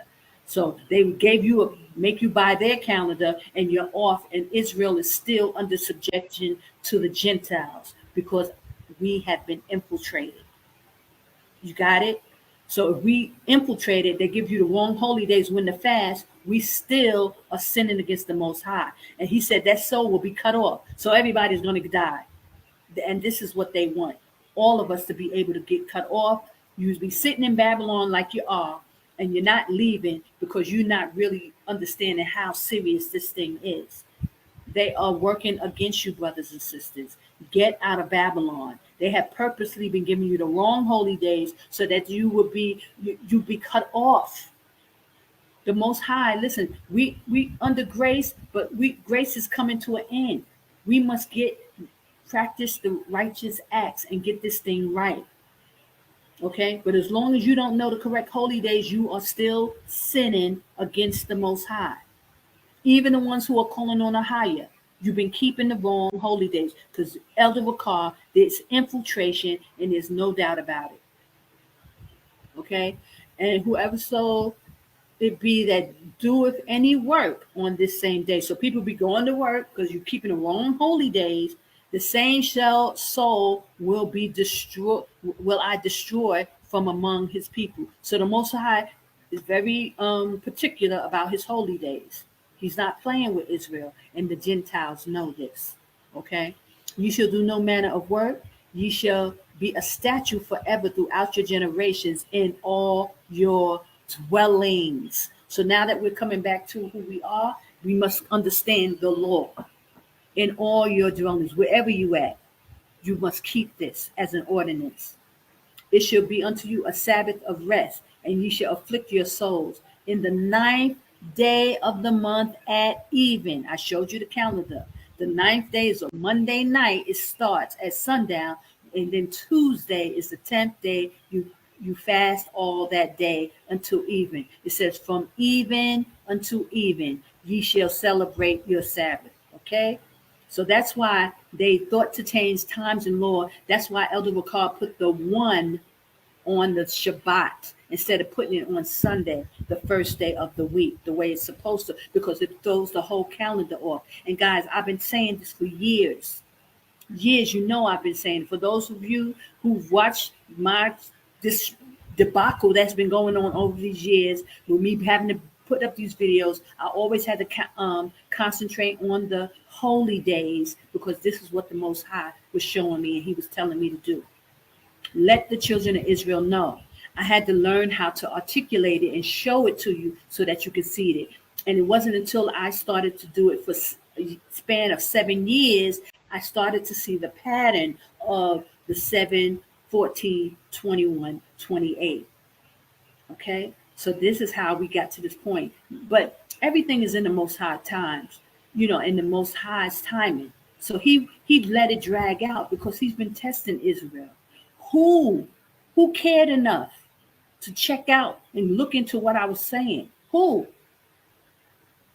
That's what this was all about. Your test. He's sifting through Israel, brothers and sisters, and he's still sifting through, looking to see who cares enough, who cares about him and his laws, his statute, his holy day. Who?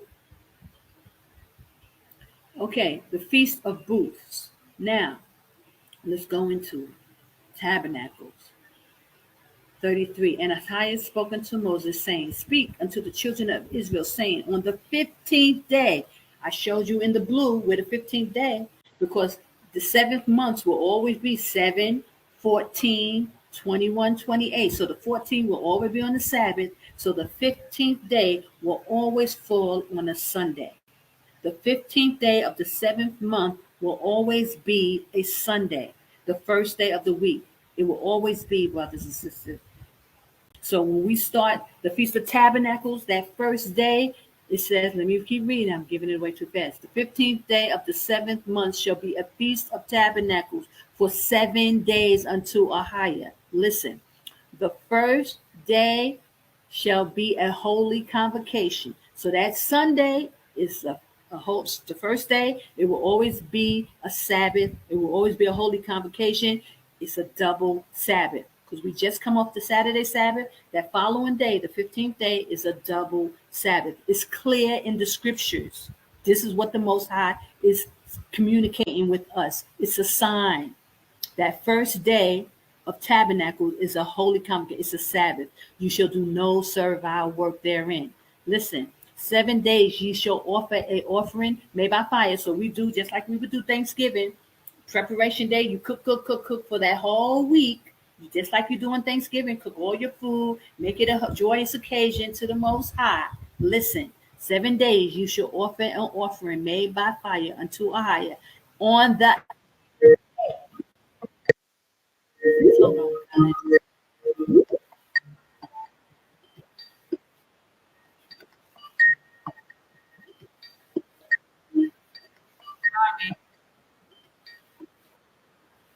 Sorry. Okay, I just cut it off. Hold on. Okay, listen.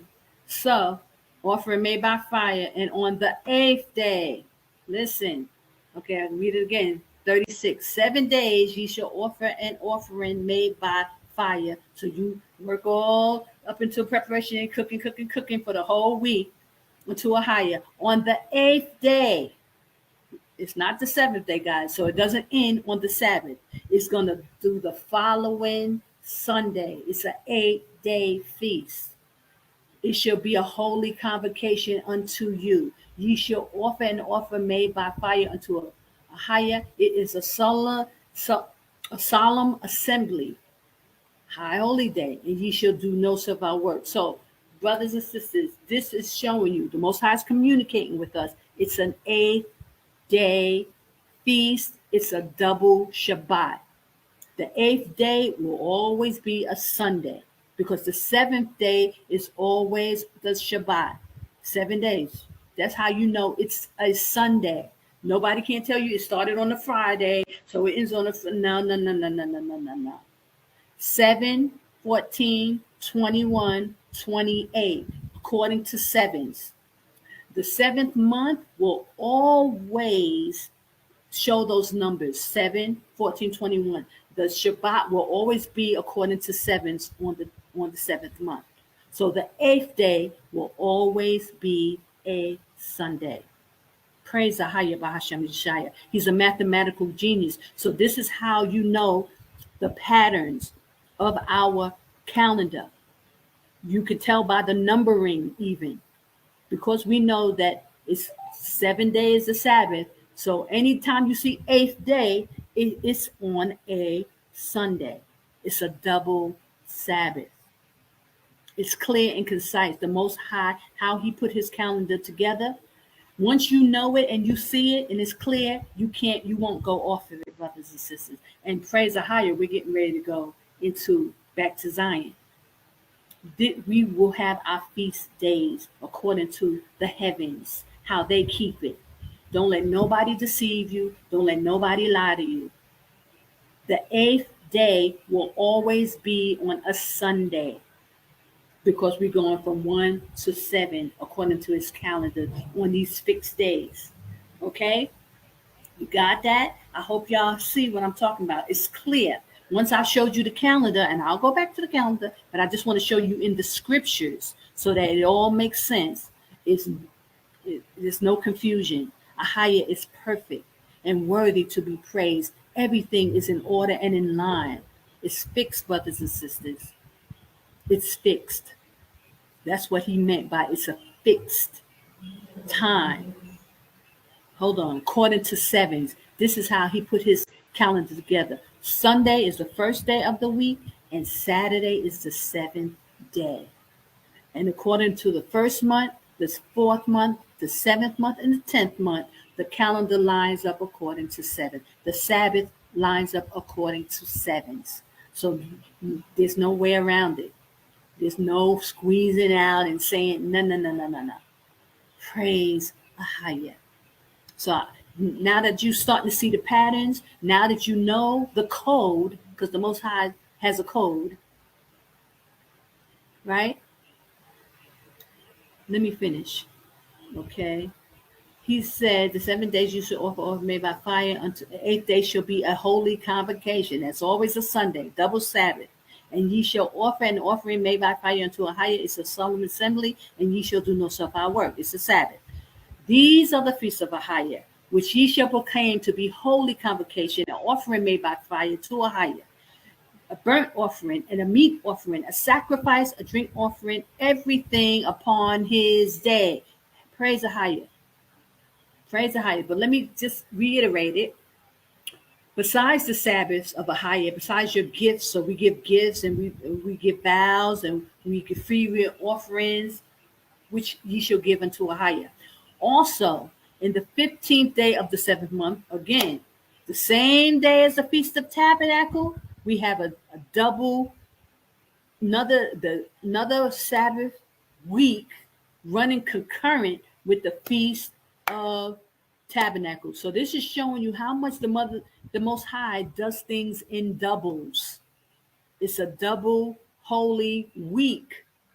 Also, on the 15th day of the 7th month, when ye have a gathering in the fruit of the land, ye shall keep a feast unto Ahaya 7 days. On the first day shall be a Sabbath, and on the 8th day, not the 7th.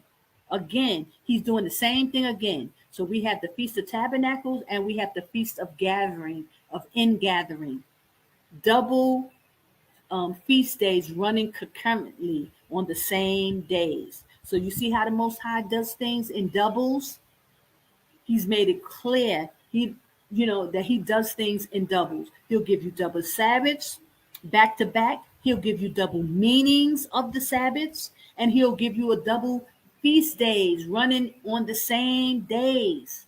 This is the secrets of the times, brothers and sisters. This is the secrets. It's a sign unto us. Learn the calendar. And I had to take this time to reiterate this so you brothers can get this. Brothers and sisters can get this and see what I've been trying to tell y'all over the years. I wanted to make it plain, and I pray it's plain and clear. Let me just do this last line, and I'll go back to show you. And ye shall take you on the first day the boughs of goodly trees, yes, branches of palms and boughs of thick trees. We're supposed to dress up our tents and all this stuff while we're out in the wilderness. It's a festive time. The willows of the brook, and ye shall rejoice before Ahaya, our power, for 7 days. Okay? You shall keep it a feast unto Ahaya 7 days in the year, and ye shall be a statute forever in all your generations. Ye shall celebrate it in the 7th month. So I told you that 7th month is very, very, a lot of high holy days, a lot of days.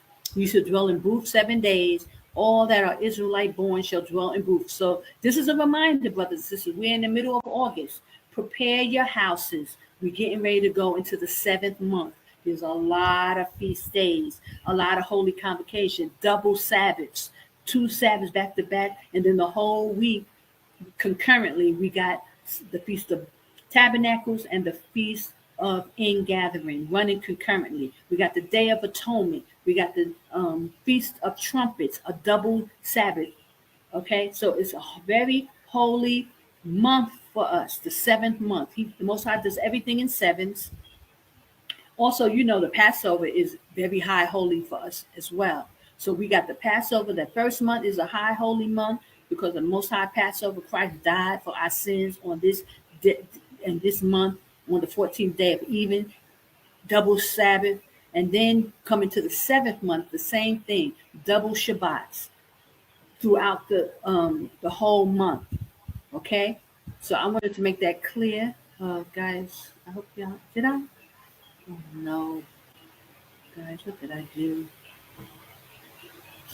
I hope y'all saw that. I was reading all that, and y'all didn't see all that. Sorry. Oh gosh, but y'all get the gist, right? I read it to you, so you got it. Praise the higher. So while I was reading it, y'all saw it on the screen, and I'll make it bigger just now. So I'll reiterate it, guys. You can see that yellow, the first day of the seventh month is the Day of Atonement. I mean, no, not day of, but Day of Feast of Trumpets, and it's also when Noah either came off the ark and saw the water receding. Okay, so it's a double Sabbath in meaning, and also it's a double Shabbat because we just came off the Saturday Sabbath. Now the Sunday is a high holy day. So that's a double Sabbath. Then we go down to the Day of Atonement. You saw it said the ninth day at even. Here's the ninth day. The 10th day will always be on a Tuesday. It always falls like that automatically. You can't go wrong. Also go down, you see the pattern again, the 14th day, 7, 14, 21, 28, because it's the seventh month. Okay. Then that next day after the 14th is the 15th day where the Bible speaks of is the Feast of Tabernacles. It will always be on a Sunday. It's a double Shabbat. We had the regular Saturday Shabbat, and now the next day, Sunday, is a Sabbath. It's the start of the Feast of Tabernacles. The first day is a holy convocation, and the last day is a holy convocation. So it will always be a double, two double Sabbaths back to back, because the first day is a Sabbath and the 8th day, not the 7th. So it won't end on Saturday. It's the Most High put a monkey wrench in it, and he made it so. So anybody trying to say everything is lined up according to the Sabbath, it's a lie. And Elder Vakar knew where he was lying. He did that on purpose by saying that, because everybody wants to believe everything is according to sevens and according to our Sabbaths. But the Most High put a monkey wrench. He wanted it to be a sign that you are keeping and reading his book and pulling out his ordinances. Study to show yourself approved. That's why he got that in there. You must study. Don't let anybody just tell you, oh, it's according to sevens, and the last day is the Sabbath. That's the last day. No, it's an 8-day feast. So it's the following Sunday. It's a double Shabbat. Okay, so y'all understand that. So now the same thing happens when we go into the Feast of Dedication. Let me bring that. This on the 2024, it will end the last week of November. Now, because we have it's on the 15th. It's on. I'm sorry, not the 15th. It's on the 25th day on Caslu, right? According to the scriptures. So that falls on again a Sunday, and it will always fall on a Sunday. Now it's not. It doesn't have that whole 7, 14, 21 because it's falling. It's not on the 10th month. It's on the 9th month, and that's according to scriptures. It's right here in First Maccabees 4 and 59. It says, moreover, Judas and his brothers with the whole congregation of Israel ordained that the day of dedication of the altar should be kept in this season from the year to year by the space of 8 days. Again, it's an 8-day feast.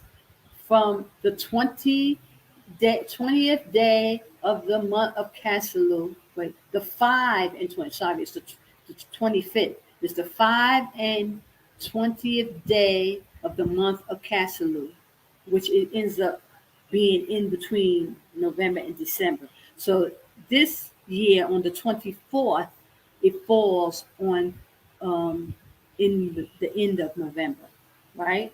Check this out. The end of November. This thing is getting on my nerves because it keeps popping up, right? Let me see if I can get rid of it. But anyway, you see that 25 there. That starts the 25th day. The 5 and 20th day, it's always going to be on a Sunday. 8 days. So you go all the way down. Now, 7 days is the Sabbath. But the 8th day will make it a double Sabbath. Okay? So here it's going to be back-to-back double Sabbaths again. Because we have the regular, let's look at the 24th. The regular, that's our regular Saturday Sabbath. The 25th will be on the Sunday. Counting 8 days, you're going to pass another Sabbath. Now, let me show you how it looks in December. Here it is. It's going to be a double Sabbath here. Okay? And also, it's also the first day of the 10th month, which I've showed you is the first month, the 4th month, the 7th month, and the 10th month will always fall on a Sunday. So it's a double Sabbath in meaning as well. It's the 8th day from the Feast of Dedication, right? But it's also the 10th month, the first day, when Noah saw the, I think it was the water this time going down when he got off the ark. So all of these are double meanings, double Sabbaths, and they always going to fall on the Sunday to make it a double Shabbat. Okay? This is how the secrets of the times, this is the Most High giving us a sign between him and us. And you won't go wrong. Once you know the pattern of the 7, 14, 21, it happens 4 times in the year. On the first month, the 1st month, the 4th month, the 7th and the 10th month, you will see the pattern of 7, 14, 21 on the Sabbaths. You will not go wrong, brothers and sisters. Nobody can't tell you that I'm doing the Enoch calendar, but their calendar, they're keeping the Passover, on a Tuesday. They're lying, and you will know that they're lying because the scriptures line up perfectly. Okay? So now I just wanted to give you that, and then starting next week, I'll start chipping at the calendar because I got to do 7 years.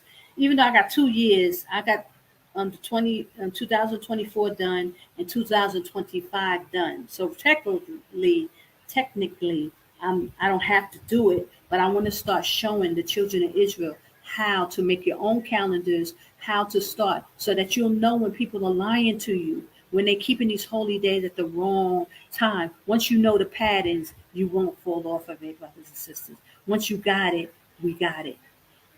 Okay? You read those scriptures and now it's clear with the calendar. It lines up perfectly. But everything, unfortunately, is not according to Sabbaths. It's not that way because the Most High said on the 8th day. So we know the Sabbath is always going to be on the 7th day. On the 1st month, the 4th, the 7th, and 10th months. So, and these are the days that all his holy days fall within those months, mainly.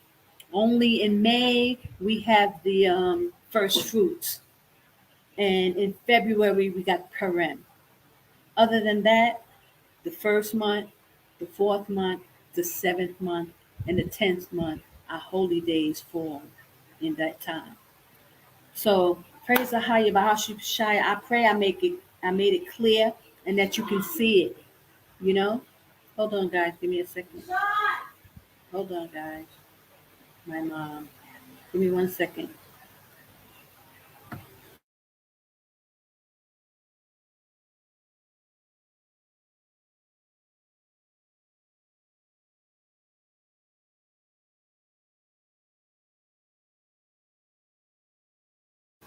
Praise Ahaya. She right on time because my mom need to do something.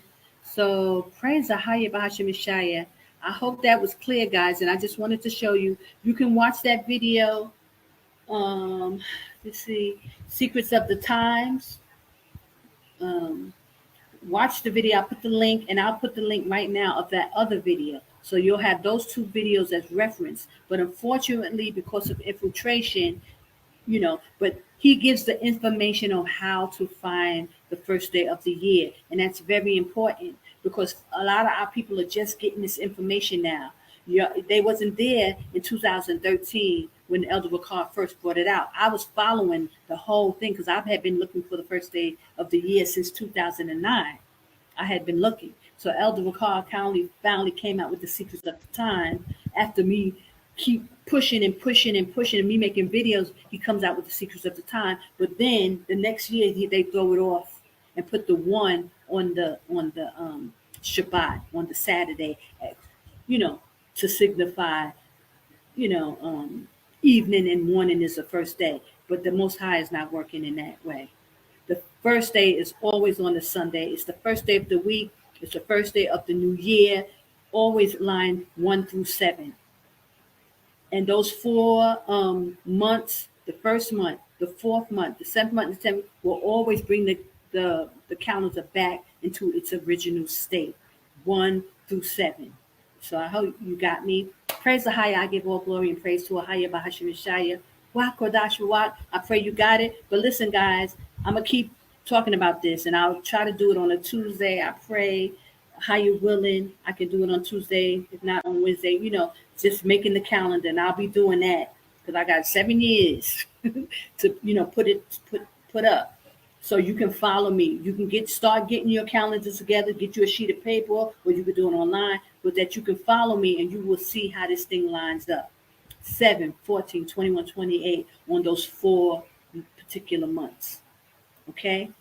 Praise the Higher. He gave us back our holy days, and now the children of Israel, now you can make your own calendar. You're going to know how to do it. Okay? The last day of the year will always be on the Shabbat, and that first day the first New Year's will always be on the Sunday. And you just go according to sevens. Just like that. So all those people calling on the wrong power, every knee will bow, every tongue will confess his holy days and proclaim it, because there's no way to come back to him unless you know his holy days, unless you give his holy convocations at the correct time. Okay? So bless you. I give all glory and praise to Ahaya Asher Ahaya. That's who's giving us back his calendar. Ahaya. Ahaya is giving us back his holy days and his calendar, brothers and sisters. And I'm so thankful. I can give praise and honor and glory to Ahaya. Have a blessed one, y'all. Shalom.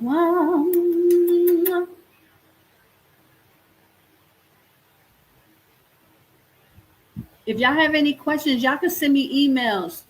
itojatravel@yahoo.com, because I have to go now. So if you have any questions, please send me an email and I'll definitely, clear it all up for you.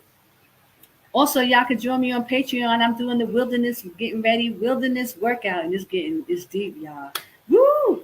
Working out hard. So I pray y'all getting wilderness ready, your mind, body, and spirit, brothers and sisters. Get ready, get prepared. I pray your flight be not in the winter. Get out of Babylon, brothers and sisters. Get out. And that's what I needed to show y'all. Hold on, let me show you one more thing. The calendar is lining up. This is what I'm showing you. Here is 2024. It lines up a lot. Most of the, maybe about 4 times within the year is just like this. One, Gregorian and the Hebrew calendar are lining up exactly. And guys, I've been doing this calendar since 2009. I've never seen this. It's not to this, degree where the calendar is lining up. So here we coming in 2024, you're going to see it. And I wanted to bring that out, that the calendar is starting to line up, and that it should be a sign. It should be a sign to us, brothers and sisters. Hold on. Can y'all hear me? Let me make sure I got my. Did I put the thing? Yeah, I turned it back on. Okay.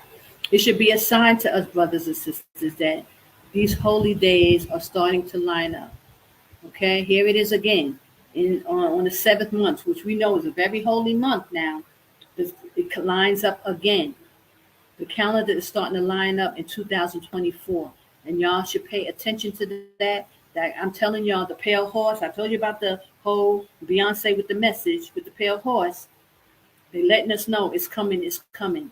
I wanted to show y'all the video, but I'm gonna have to save that to next week.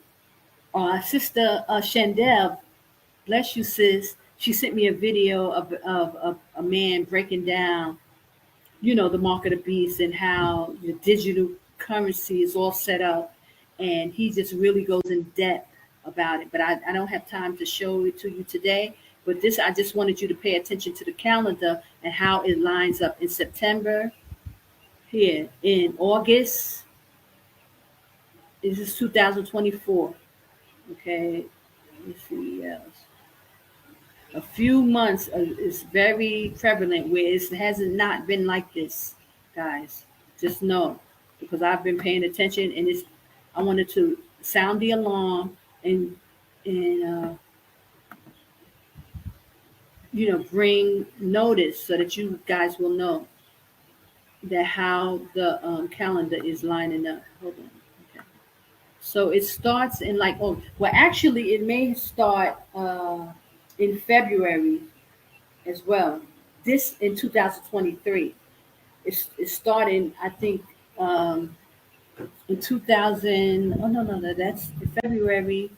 According to our Hebrew calendar, it's still, you know, it's not before the new year in March, but it's not on this. And I'll bring that the next time I come. But it starts to line up like every couple of months. It's starting to line up, you know, with the Gregorian, which has not happened. You know, I never noticed it, and I didn't see it, and I would have noticed, you know, because it's like an alarm for me, you know, seeing, because I've been doing these calendars for so long, you know. So here it is in August. It's again in September, and I think in December. Here it is September, and then November. No, but it comes back again in December, the 10th month.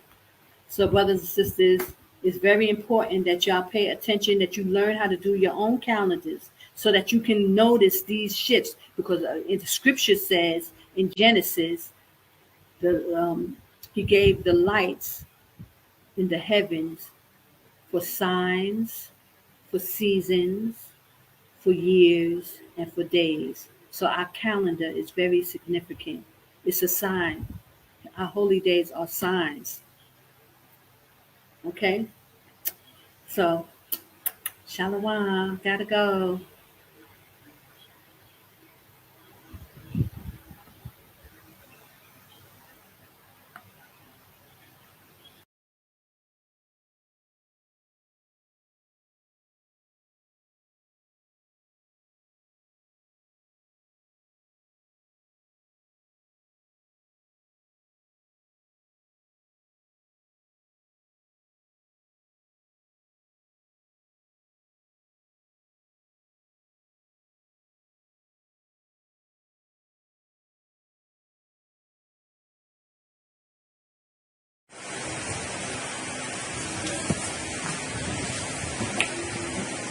Shalom, Israel. This is Sister Kana.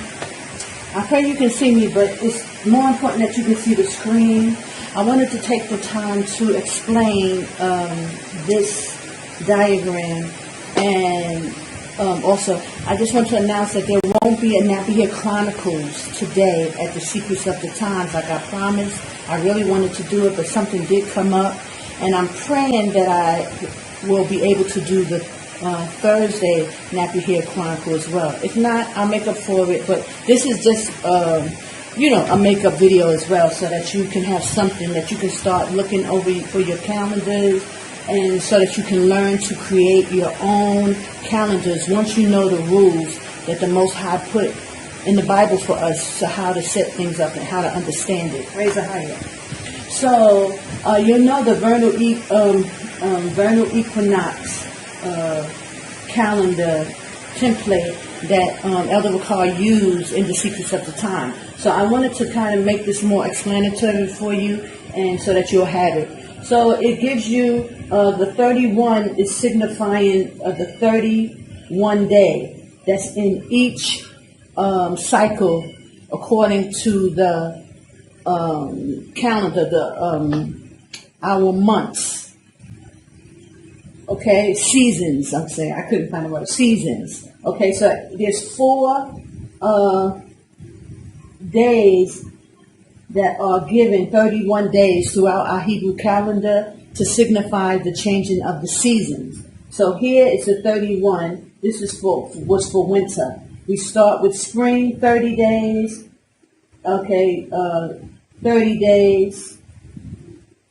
And then this one, 30 days, and then the 1 day. So this one has 31 days. So it's 30, 30, 31 days. 30, 30, 31 days. 30, 30, 30, then 1 day. Okay? So that's so you can understand. This is March, April, May, June, July, August, September, October, November, December, January, February, because March starts the first day.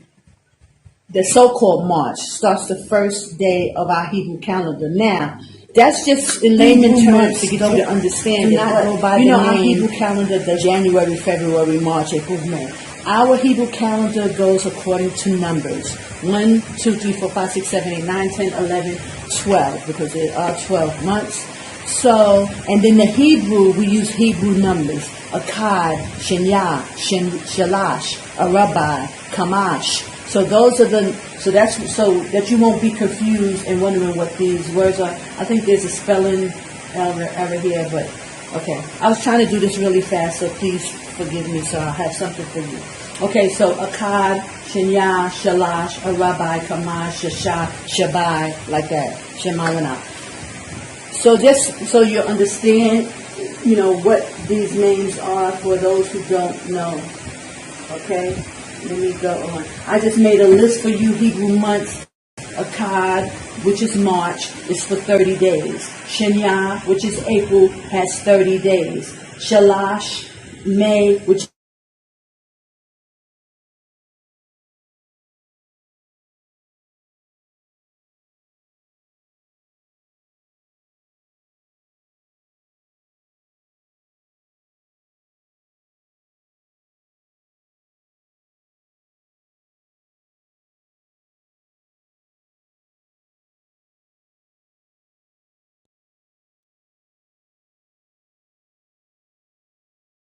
is signifying. It's 31 days for May. June, Arabai, 30 days. Kamash, July, has 30 days. And Shasha, August, has 31 days. 31. And that's what this signifies here. This is 30, but plus this one. Okay, and so forth. Shabai, September, 30 days. Shemawana, October, 30 days. Thashai, November, has 31 days. As you can see it. Asherah, December, has 30 days. Akkad, Asherah, January, has 30 days. Akkad, Shenya, February, has 31 days. And so that will reflect in this diagram so that you'll understand. There's 4 seasons, and these are the seasons. So, you know, maybe next time I'll put something here like spring, you know, this is going into summer, fall, and then winter. So, and the red, it signifies the 31 days, okay?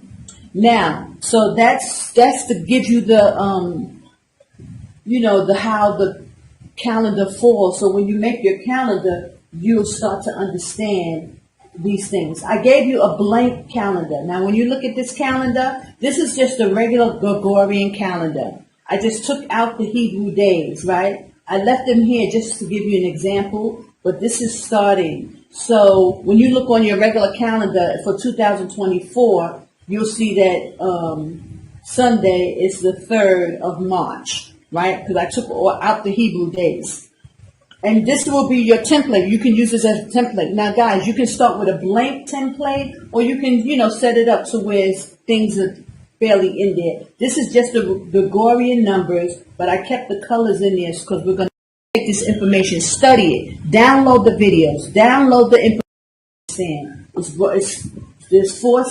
Now, let me go to the next one really quickly. This is with the because we're going to add in the Hebrew days, right? I left them here just to give you an example, but this is starting. So when you look on your regular calendar for 2024, you'll see that Sunday is the 3rd of March, right? Because I took out the Hebrew days.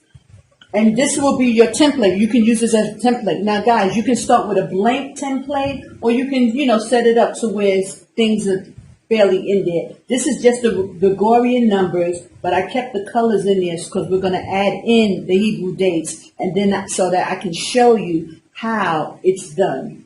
Okay, so this is just for you to practice. You can use a blank template and then start to make a regular Gregorian calendar, and then that way we can add in the Hebrew dates, and it is start to become easy. Now, it's not going to be easy at all, especially if you're not really that good with numbers. It will get confusing, but over time, you'll be able to, figure these things out. But it's important that you start to learn how the Hebrew calendar works. Okay? Now, let me go to the next one really quickly. This is with the Hebrew dates added in. Okay, so you can see, remember I showed you about the 7, 14, 21, 28, because this is the month of March, which is Akkad in the Hebrew, which means 1. So it's the first month according to the Hebrew calendar is March. Because it can vary depending upon how the Gregorian calendar will change. So that's why we have to have our Hebrew dates, because it varies because their calendar fluctuates so much. It's not fixed. Our Hebrew calendar is a fixed calendar according to the scriptures.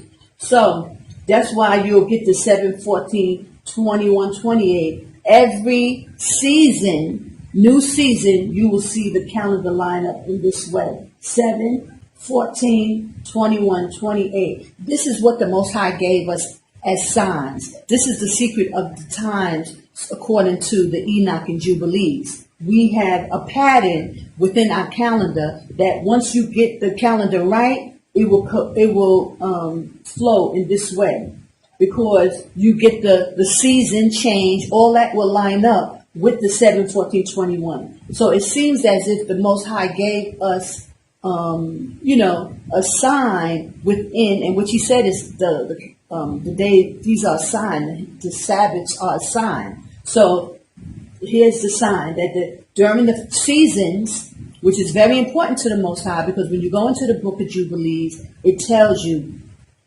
about Noah set feast according to him coming off the ark, and it goes directly in line with the seasons. So it's very important to the Most High. This is how we are going to be able to put our calendar together. And I just want to show you, give you an idea, so that way you can start to put it together.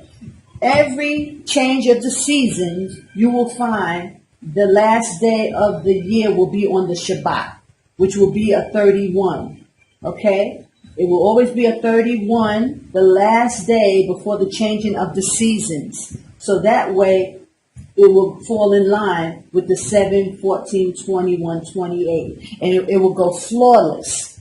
Every changing of the season, every new season will line up this way. So you got March, you got then the first month, the 4th month, the 7th month, and the 10th month. Right now, I'm just focusing on the first month. So I want you to just study this until we get together again. And this may be a good thing that it worked out this way, that you can kind of just look at it, create your own calendar, put the Sunday Akkad, Monday Shinya, Tuesday Shalash, Wednesday Arabai, Thursday Kamash, Friday Shashah, and Shabbat is Shabbat. Okay? The 7th month. And we'll go from there. But I wanted to give you this so that you can start to work on it. You can download these 4 pictures, and so that you can have it. Now just to give you a heads up, I go into the Which program do I use? I forgot the name of it. Not the PowerPoint.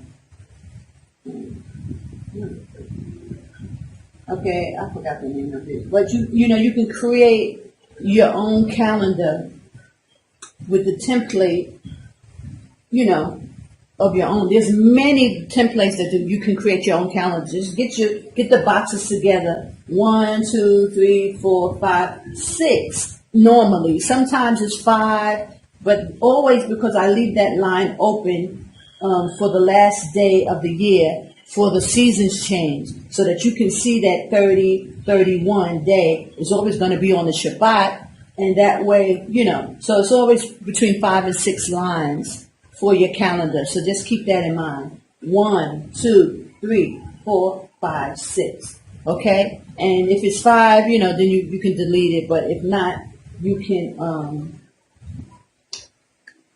you know, you can keep it. So I just wanted to give you an idea to start setting up your calendar, and then we'll go fill in the dates. But you can just normally look at the March calendar for 2024, and you'll see the dates will line up. And then that way you can start to add in the Hebrew dates, and so that you can see which, you know, how this thing works and how our days, when our holy days come in. Because the Most High said it's a sign between us and Him. And we have a lot of brothers and sisters that's still calculating their holy days by the moon, and which is incorrect according to the Enoch and according to the Book of Jubilees.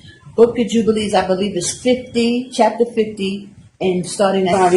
Okay, most of our Hebrew Israelite brethren are following the holy days according to the moon, which this is incorrect according to the Book of Enoch and according to the Book of Jubilees. It says that our brothers and sisters will follow the holy days according to the moon, which will throw them off. The moon comes in 10 days too soon, and so they will totally be off. And they got this information from the Jewish people because, of course, we didn't know the information and we thought they were doing it right. But it's time for our brothers and sisters to put that information down. It's not of the Most High Ahaya. It's not His holy days and calendar, and we must put it down. And unfortunately, you know, my sisters who are watching, the brothers, a lot of our brothers will stumble because of this, because they refuse to put down what was taught to them by these Gentiles. When it's clear in the Revelations 3 and 9 and Revelations 2 and 9 that they are the synagogue of Satan. But our people will still refuse, and it's because of a hard head and stiff neck. And a lot of our people will be destroyed because of this very thing. They will think that they can come into the wilderness and do what they think is right just because they feel it's right.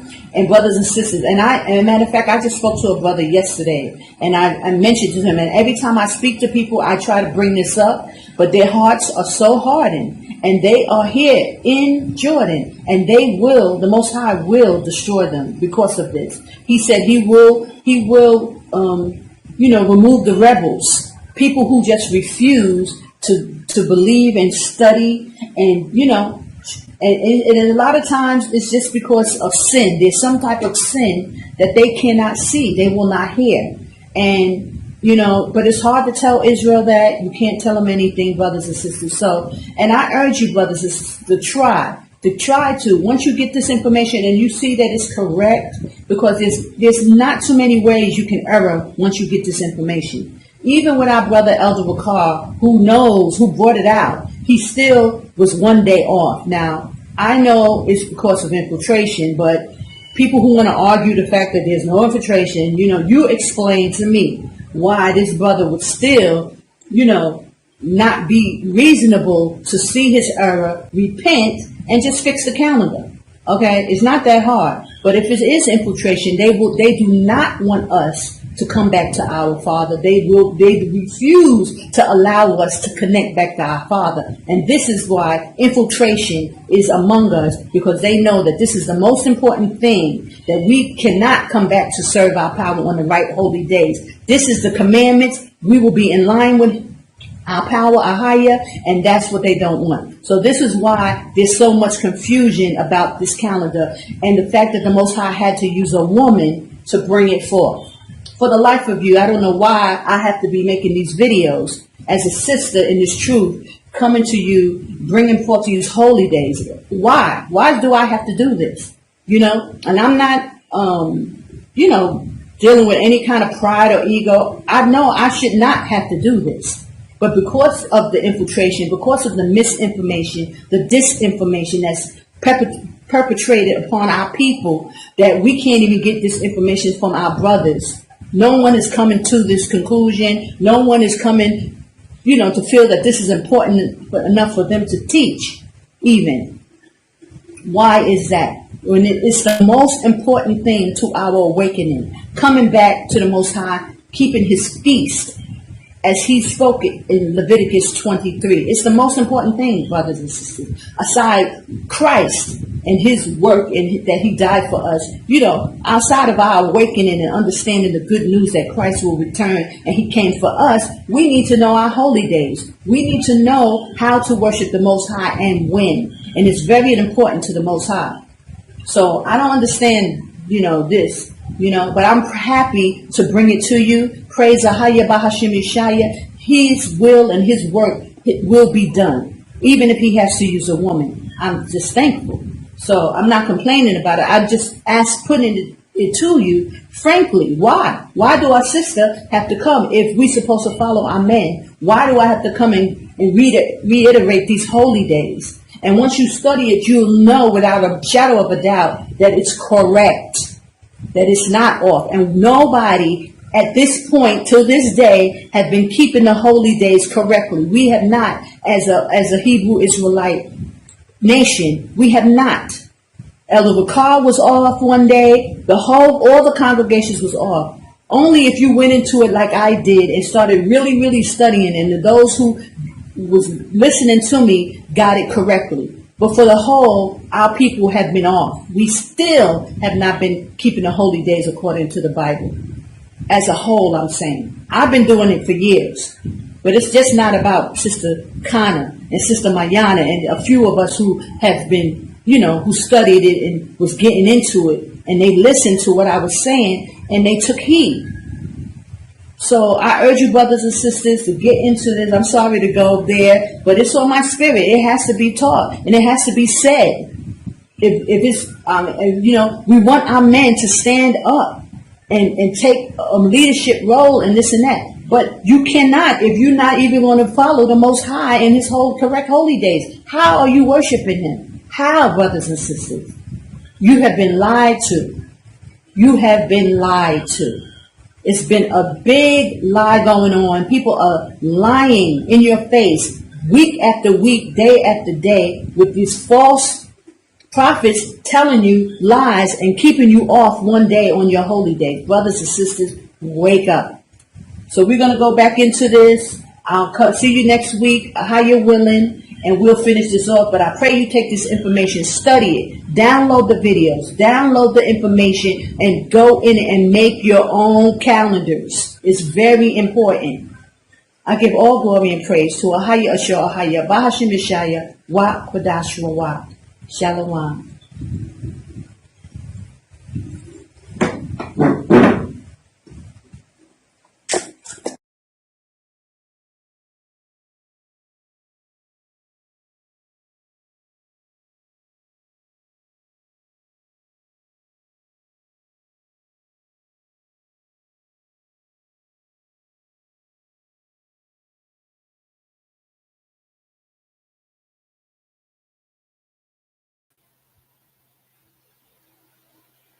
Shabbat Shalom, Israel. Praise Ahaya Bahashim Yeshaya. I give all glory and praise, honor, and thanks to Ahaya Asher Ahaya Bahashim Yeshaya Wakadash Wak. This is Sister Kana.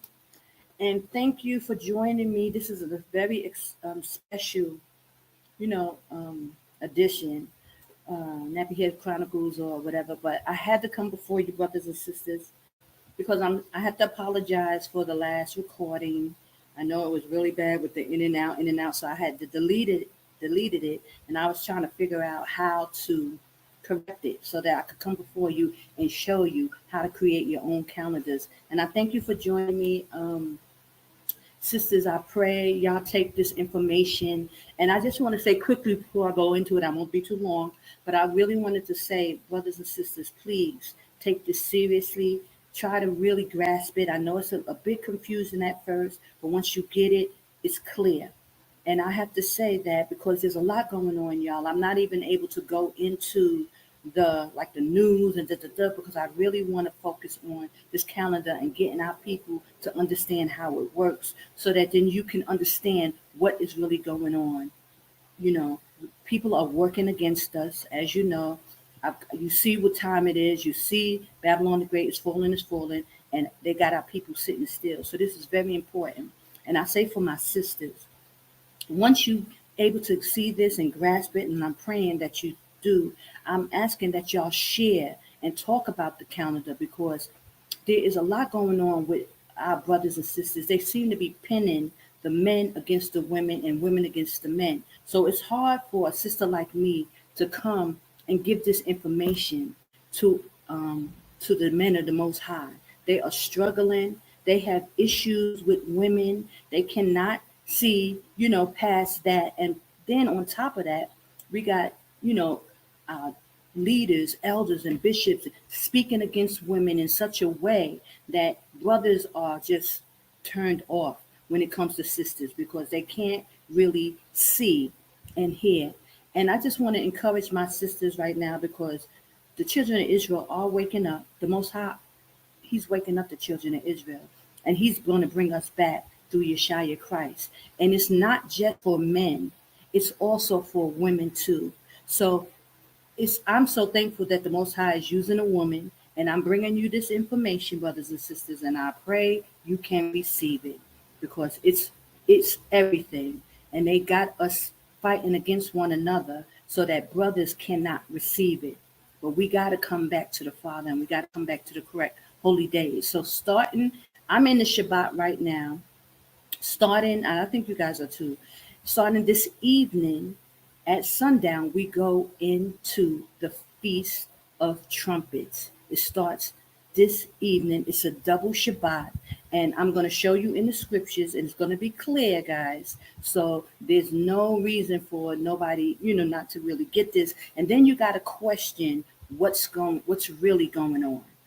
By these holy days, once you realize how off, everything has been and how they have managed to keep us from connecting back to Ahaya, Ahaya, then you have to question what's really going on. I pray you're coming out of Babylon. I pray you're getting yourselves out as soon as possible because you can see they are ramping up for this winter. Something serious and major is going to go down. Okay, so now let me just go right into it. Okay, so now I figured out that I'm going to share my screen with you guys, and we're going to go step by step from the beginning. So I pray you get your paper, a pencil, get your books so that you can go into the scriptures or go online to see the scriptures that I'm talking about, because I really want you to take this time to use this as study. Okay, so I'm going to share my screen with you, and I'm going to go into Publisher. Now, I have Windows. I don't have a Mac computer. If you have a Mac computer, I don't know what program you can use, but there's a plethora on Google that you can get a calendar. And you just find your calendar that you can adjust, and you work with that. But if you have Windows, I suggest you use Publisher. That's the program I'm using, Publisher. And it's not Power, or you can use PowerPoint, you can even use Word, but Publisher, is what I've used over the years. And I'm going to show you how easy it is. So let me share my screen with you. Hold on. Okay, and let's see.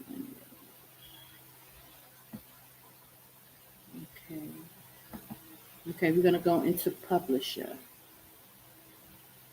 Okay, so let me show you here. There's a few things. Okay, I'm going to start here. Okay, now I'm going to start here for a minute just to show you the equinox calendar. And y'all know, y'all very familiar with this equinox. For those of you who listen to Elder Bakar and GOCC. This is the equinox calendar that he brought up a couple of years ago. But I added a few things on it just to make it a little more simpler for you to understand. You see that 31 there, it 31, 31, 31. It happens 4 times a year where we will have 31 days in the Enoch Hebrew calendar, right? There's 31 in the winter, spring, summer, and fall. So this one here is the first one is, you see late winter over here. And the last month in winter, which is February, according to the Hebrew calendar, has 31 days, right? And then you go to the next day, March, April, May, and then you see 31. May has 31 days. June, July, down here, August had 31 days. So that's what we just dealt with, 31 days as of yesterday. And today, made a new, September 1st made a new month, has 30 days, but we'll go into that. Then September, October, November, and November also has 31 days. So that's what November, December, January, and then February, it goes back to February. So it just really shows where the 31 days go. Okay. Okay. So now I want you to go, if you have Publisher, you can go into Publisher, and I'm just going to show you how. So when you open up Publisher, I'm going to do a new one. And, hold on. Just so you can see, run step by step. When you see new, you open up Publisher, and it'll give you a window like this. And I just picked a calendar that I saw on this one. Now you guys know that I make my own calendar, so I didn't use the template, but I'm just showing you just for purposes how it would look when you open it up. Okay, it'll give you this. Now, you know, it says January 24th or whatever, but over here somewhere, let me see. Over here, if you go to insert and then it goes calendars, here you can go create a calendar, and it says this month, and this is one I recently used, so I'm going to show you that. Okay, let me take that out. I got to go to a blank screen. So we would okay, insert new page. You go there, click on the arrow. Okay, so that brought up a new page. Then you're going to go over to here to calendar, and then you'll it says this is the one I put up. I'll make it bigger, stretch it open so to cover all that. Okay, so let me see. Basically, this is what you want to see. This is the regular Gregorian calendar, okay? And you can use any calendar you want, any template you want, but I'm just going to go with this just so it'll make it easy. Okay, here we go. Now you can see that. I pray you can see it. Okay, so it says September 2020. So if you want to change things, this is Shabbat. Okay, okay, so you see Sunday, Monday, Tuesday, Wednesday, Thursday. I would just add the Hebrew, instead of using the Gregorian names, you can also add the Hebrew names, which is Akkad, which is 1, right? Shinya, which is 2, the second day. And I'm just doing this just so, you know, for those of you who want to make your calendar and you kind of don't know what to do, just making it a little simple. Shalash is the third, is 3. So you put Shalash. Okay. A rabbi is 4. So you put a rabbi. Okay. Hamash, which is 5.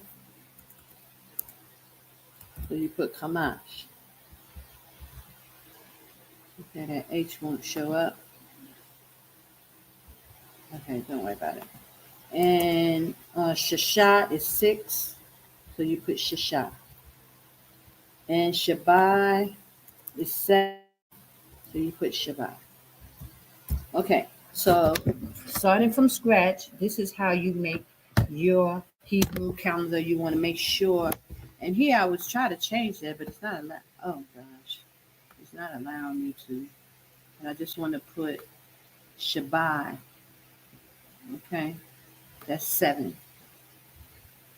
Oh, you don't let me change that. Okay, so whatever, it's okay. Leave it like that.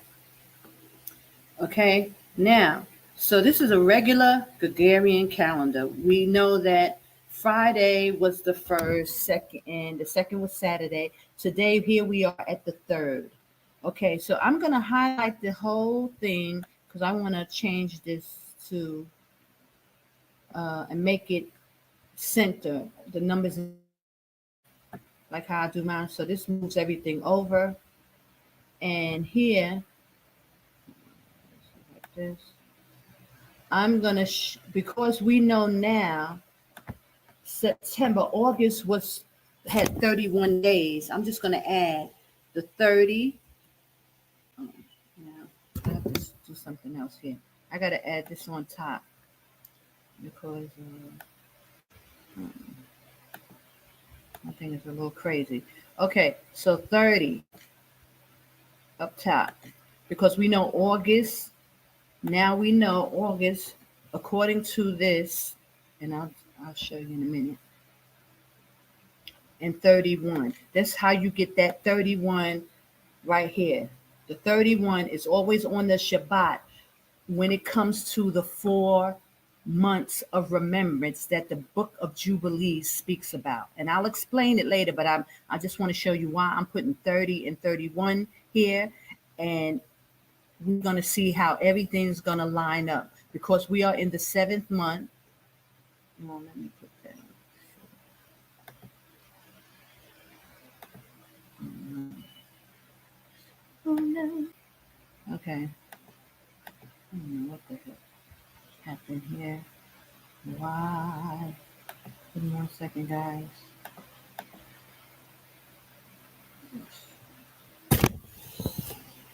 As you can see, it's just a mess. Okay. Just put that up. Get that out the way.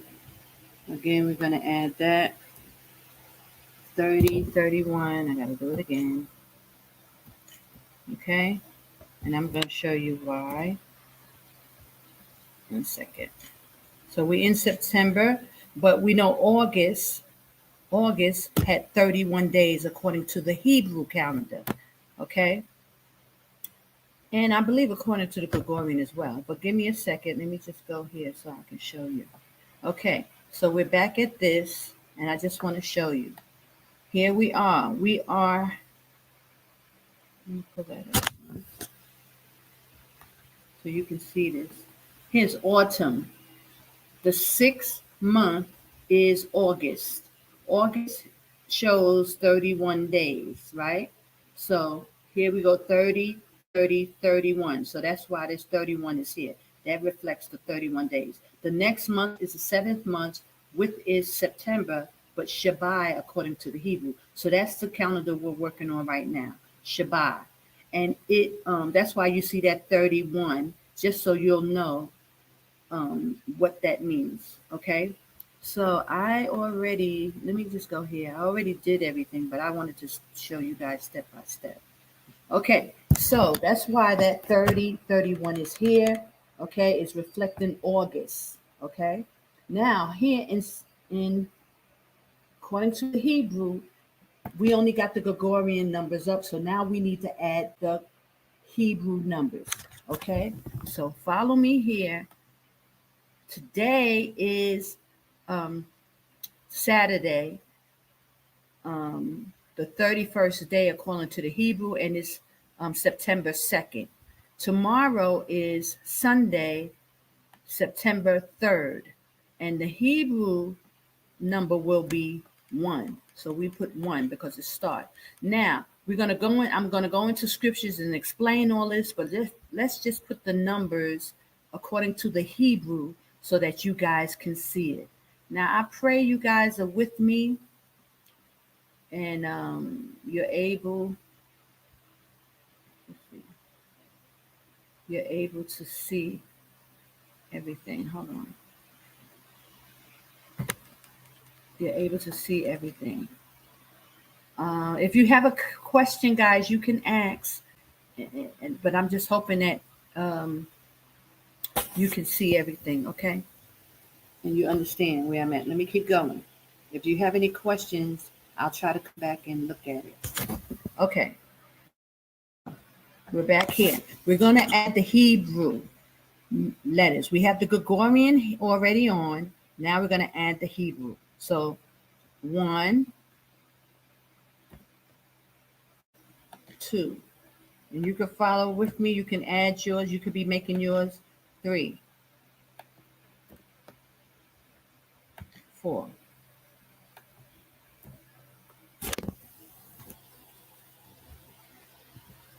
5, 6.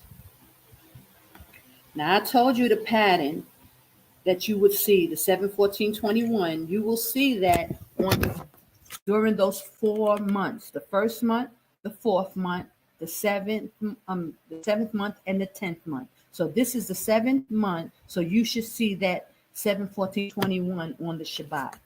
Okay, let's go down to the next number. After 7, we got 8, 9, 10,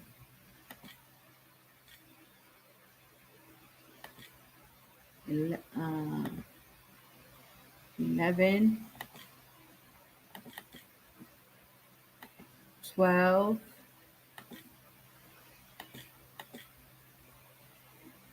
13,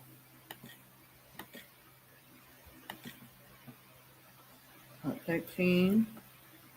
See how it's easy to mess up? So you have to be very careful with the dates and make sure that you're on the right way. You double check and double check and double check. Let's see, 14. Okay, now we're going to go down to the next week. Okay, 15, 16, 17,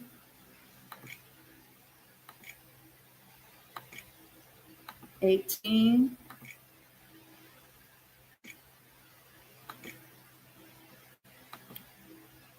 19,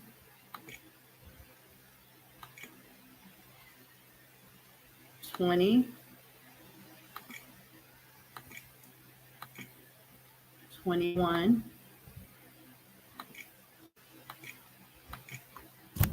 next week is 22,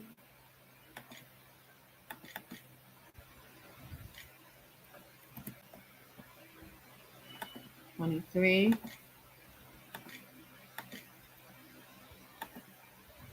24, 25,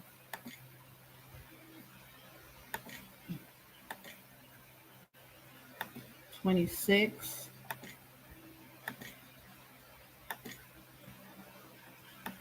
27,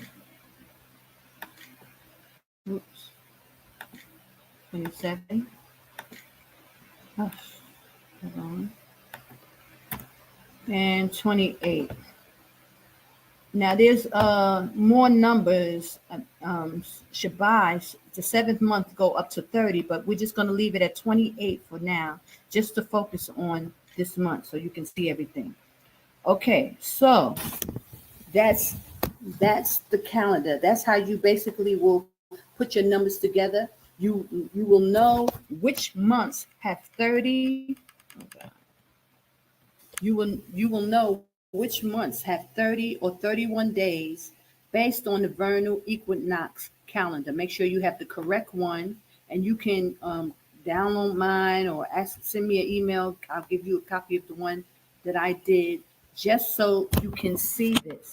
Now, I'm going to show you what else I do. So I always keep the Shabbat in red numbers, so that it's clear that this is our Sabbath, our Sabbath. So I'm going to change that. I'm going to bold everything, make it bold. I think I put that. Make it bold. And then I'm going to change it red, just so the Sabbath will always be highlighted with red, right? You see that? Everything is red. So now you can really notice the 7, 14, 21, 28. You will look for these numbers every 4 months. Your calendar should line up in this way. After that 31 here, it will always be the Shabbat. The last day will be 31 days, okay? And it will go in this order, 7, 14, 21, because our Sabbaths are, the Most High uses sevens. He uses sevens. Everything is in sevens according to the Hebrew calendar. Now, let me just make this clear. Every Shabbat and every Sabbath is not on a Saturday. And this is where, like with Elder Carr's trying to act like everything has to happen on the Sabbath. No, because if that was the case, those Jewish Khazars would also be in line with the Most High Sabbaths, and they not. They keep the Saturday Sabbath, yes, but his holy feast days and his, Sabbaths according to the feast are not always and will not always land on the Sabbath. The Most High put a monkey wrench in this whole thing. So, and when he says the secrets of the times, there are secrets.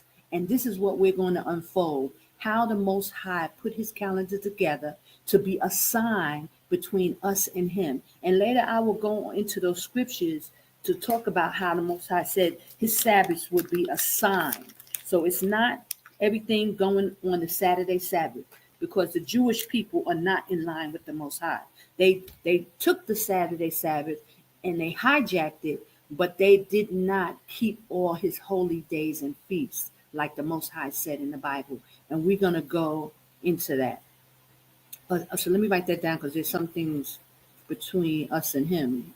He said the Sabbaths are a sign.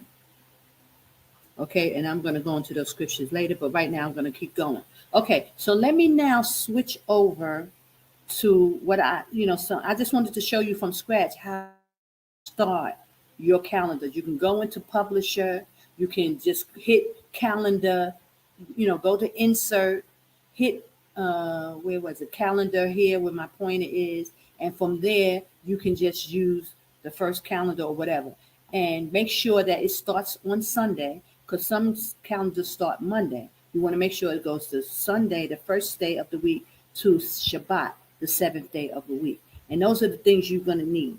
Okay, so give me 1 second, and let me go to switch it over to the other that I've already done. And then you can just, so here, this is what we did. Let me just make that a little bigger. You got that? This is just the same thing that we just did. Now, I'm going to go to the next part of this.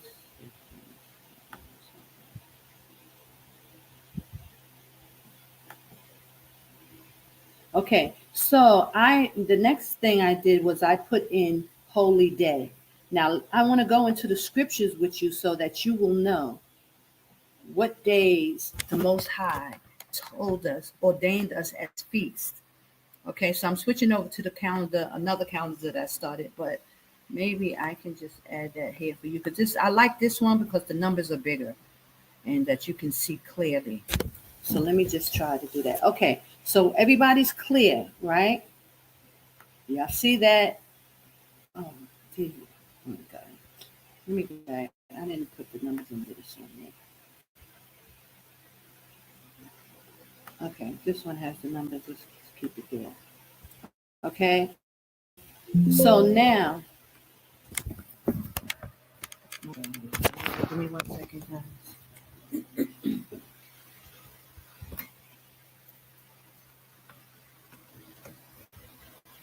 Okay, now, so let's focus. Tomorrow is a holy day, right? We're going to find out in the scriptures why it's a holy day.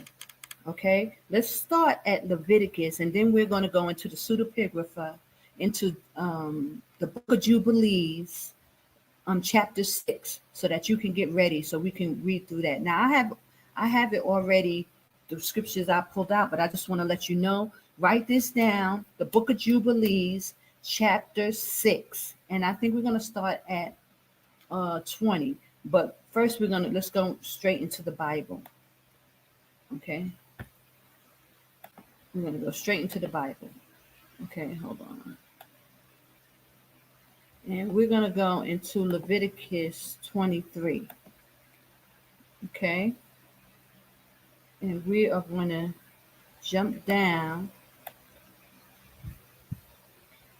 to the Feast of Trumpets, which is tomorrow. Okay, tomorrow, starting this evening, start the Feast of Trumpets. Okay, it says the Feast of Trumpets, Leviticus 23 and 23. And the highest spoke unto Moses, saying, speak to the children of Israel. Wait, give me something. Let me just double check, guys, that y'all see what I see. No, that it's not there. Okay, hold on. Give me a second. Let me go back again. I'm sorry, guys. My hands are showing up.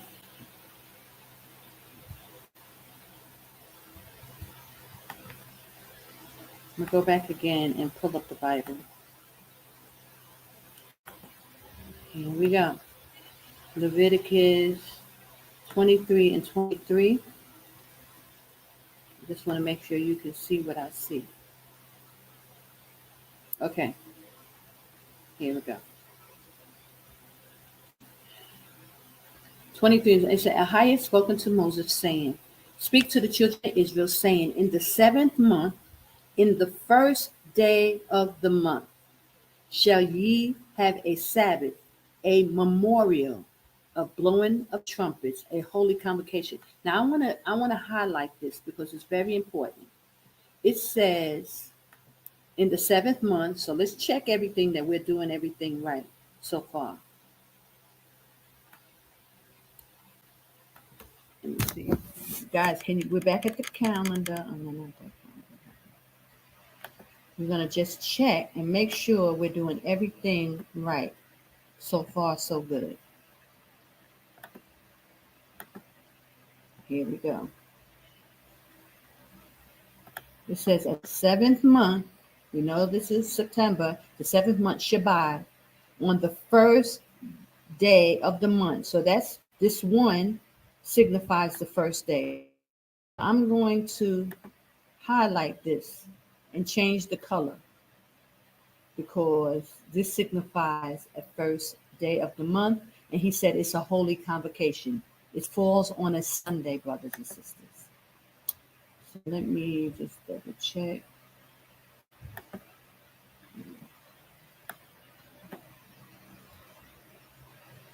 So that you can see that. You're going to feel that, okay? I'm going to go down. And this is where I put holy day. Just to, keep it clear. And I'm going to go into more. I'm going to make this smaller, maybe about 12. Okay, holy day. Okay, holy day. Just so you see it. So he says the 7th day, the 1st day of the month. And according to the scriptures and according to the calendar, we know that August has 31 days. So that signifies the red 31. It's on the Shabbat. It ends. The next day is the 1st day of the month, of the 7th month. Okay? So let me keep going. I hope you guys, I have to keep coming back and checking. Okay, yes. Okay, let me put this up. Put this up here so I can keep moving this.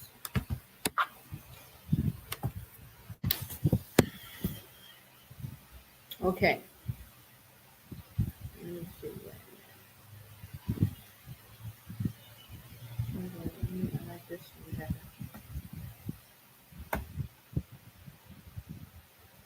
Okay, good.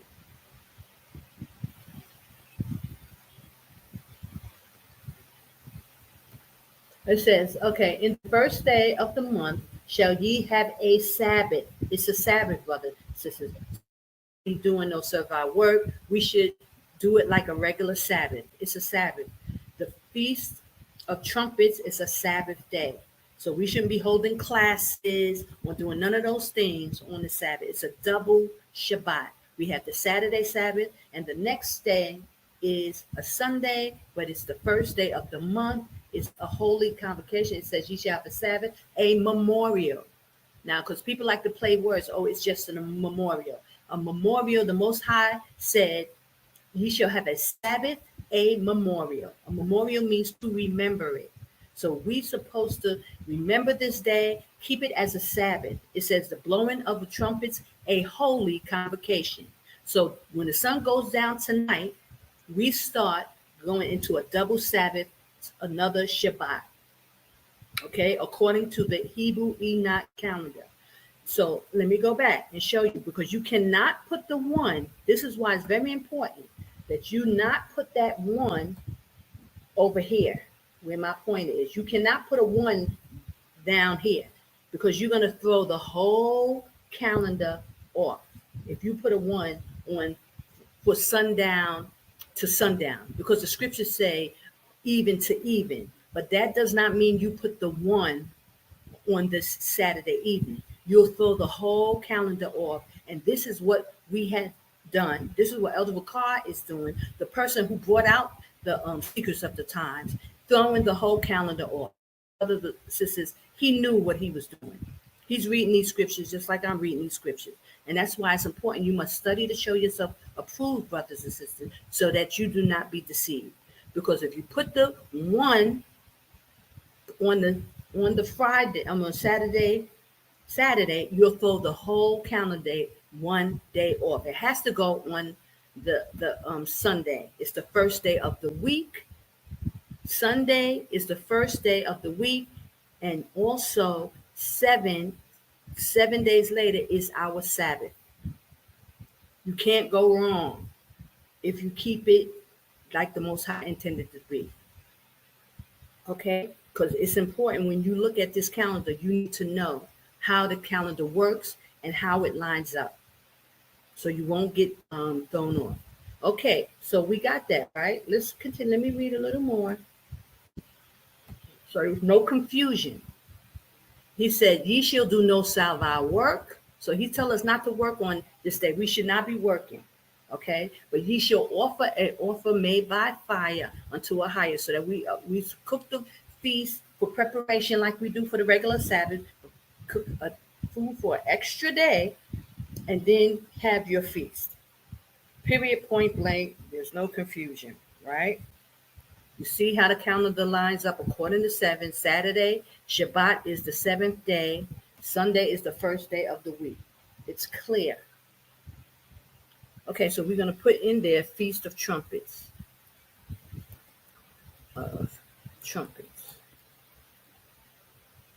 Okay, I'm just putting that in there just so it's clear. But also, so now we're going to go into the pseudepigrapha and see what the Most High says, what else the Most High says about these days. Okay, so give me 1 second. Make that 9 or something so it's right. It'll fit in there. And we're going to make that red, so it stands out. There's no confusion. He said the first day of the 7th month is a holy convocation. It's a Sabbath. Am I clear? Does everybody see that? Is there any confusion? If you want to ask a question, we're getting ready to go into the pseudepigrapha about it as well. Okay? Now, let me just, before we go on this, let me just show you. I always put here sundown, just for the Shabbat, that you know you're going to go into the Shabbat. Okay? But I do that for another reason, and I'll explain why. But right now, just keep it here, sundown, just on every, I'll copy and paste it and put it there. But let me go over now. Let's see,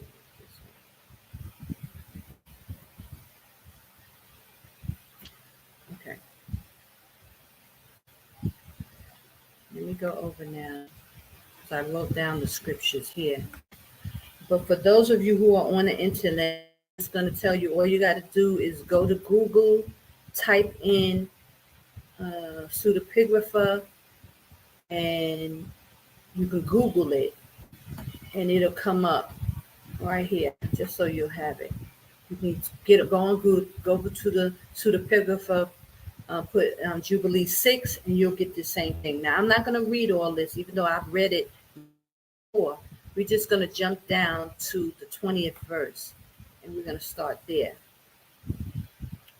And I just want to show this quickly, because I'm going to make a this. It says, 20, and do thou command the children to observe this feast in all their generations for a commandment unto them. One day in the year, in this month, they shall celebrate the festival. Now, this is just talking about the Feast of Weeks. When you start at the top, he's talking about the Feast of Weeks. But the next line is what I wanted to focus on. Listen, for it is a Feast of Weeks and the Feast of First Fruits. This feast is twofold and a double nature, according to what is written and engraven concerning it, celebrated.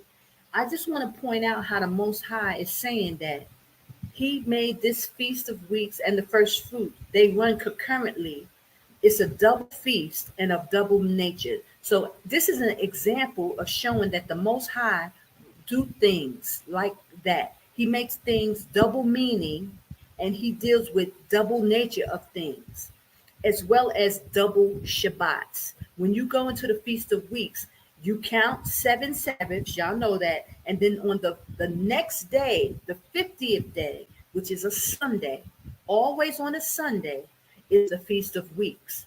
And it just shows that Most High is not always doing things on the Sabbath. All our feast days do not fall on the Sabbath. It sounds good, for somebody to, Elder Carr brings it out and makes it sounds real good, but that's not what the Most High has done, and that's not what he's doing, and he's throwing us off and keeping us celebrating the wrong holy days at the wrong time. So we become an abomination to the Most High when we do that.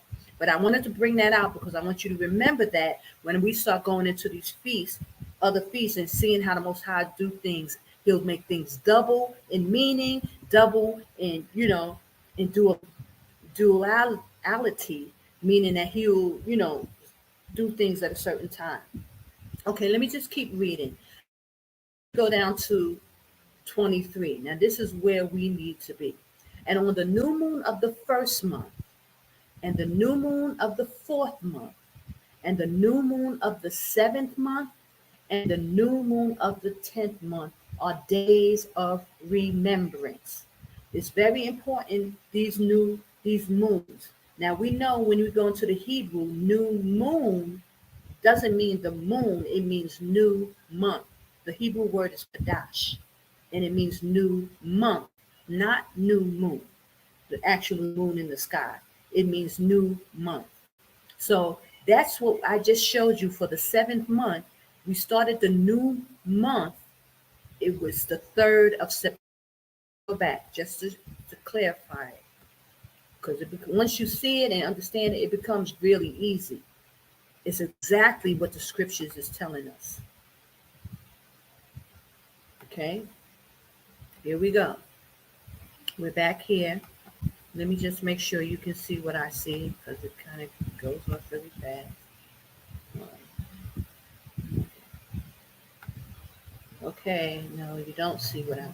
So, you didn't see that. Hold on a second, guys. Let me go back. So I was in a pseudepigrapha. Let me just read it again. Stop sharing. And I'm going to share my screen again.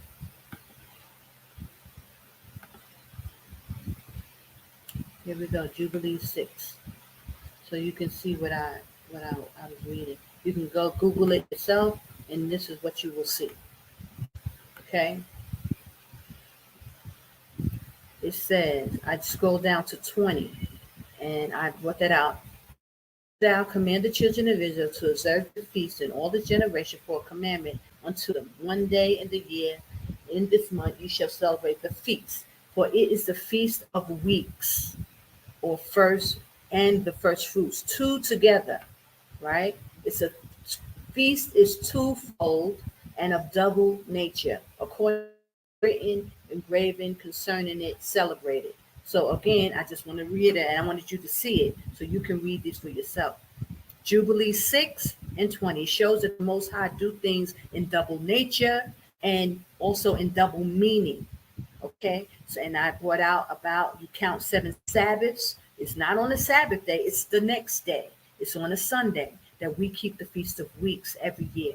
Okay, so I just want to show you, because the Most High, he's not an author of confusion. When he gives information, you know that this is how he do things. We have to learn our power. We have to know how he does things. That's why I always say, like, learn the power that you call yourself serving.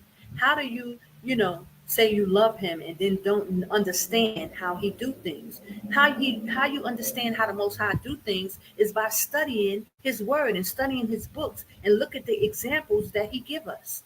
So this is a clear example that the Most High does things twofold. He'll just do things in double nature and in double meaning. So when we look at the Feast of Weeks, he went 7 Sabbaths. Now he could have made the Feast of Weeks easily on a Saturday and made it easy, right? But no, he went to the 50th day for the meaning of Jubilees 50, but also he took it outside of the regular Saturday Sabbath. Okay, he could have easily made it on the Sabbath, but he didn't. Okay, let's continue. So now we went to 23, and it says the new moon of the first month, a new moon on the 4th month, and a new moon on the 7th month, and the new moon on the 10th month are days of remembrance. And the days of seasons, so he's clearly telling you he's setting apart the seasons in 4 divisions of the year. These are written, ordained as testimonies forever, brothers and sisters. So we know that the seasons, the Most High set apart his seasons as a testimony for us. Okay, so we must take these things very serious. So going back now, let me go back. Going back now to what we were doing.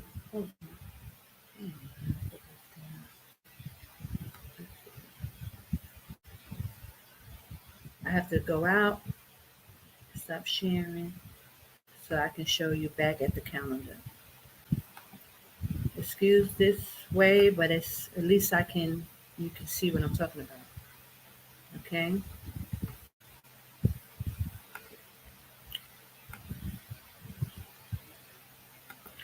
The seasons are very important. There are days of remembrance, brothers and sisters. Okay, let me shift this over one more time so that you can see that graph that I made. Okay, the seasons. Every 4 months we change seasons, and those days, that first day of that month is a day of remembrance. It's a holy day. So here we go. We got the 31s, the last day of the year. We got it 4 times. Every new month, that first day is going to be a Sabbath. It's going to be a day of remembrance. Not just people just blowing it off as a day remembered. He put Sabbath and a memorial together. He said it's a Sabbath. It's a memorial. The memorial of the Feast of Trumpets, a holy convocation. So our memorials are Sabbaths. The Most High wants us to remember them. He wants to honor him in them. We celebrate him and give him honor and glory on those days. So we got the first month, which will be March. Akar, first day of the month, starting March, will be a holy convocation. Then we shoot down the 4th month, with is June. You see the 31, that would be May. And according to the Hebrew calendar, we'll have 31 days. That next day in June 1st, according to the Hebrew calendar, will be a holy convocation. Skipping down to the next 3 months go by, and then we have September. That's the month we're in now. August will have 31 days according to the Hebrew calendar, 31 days. The next day, September 1st, according to the Hebrew, will be a holy convocation. And then we shoot down to winter, which will be, let's see what day is that? That is December.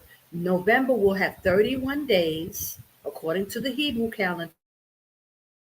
And the next day, December 1st, the 10th month, will be a holy convocation. And these days will always fall on a Sunday. It will always be a double Shabbat.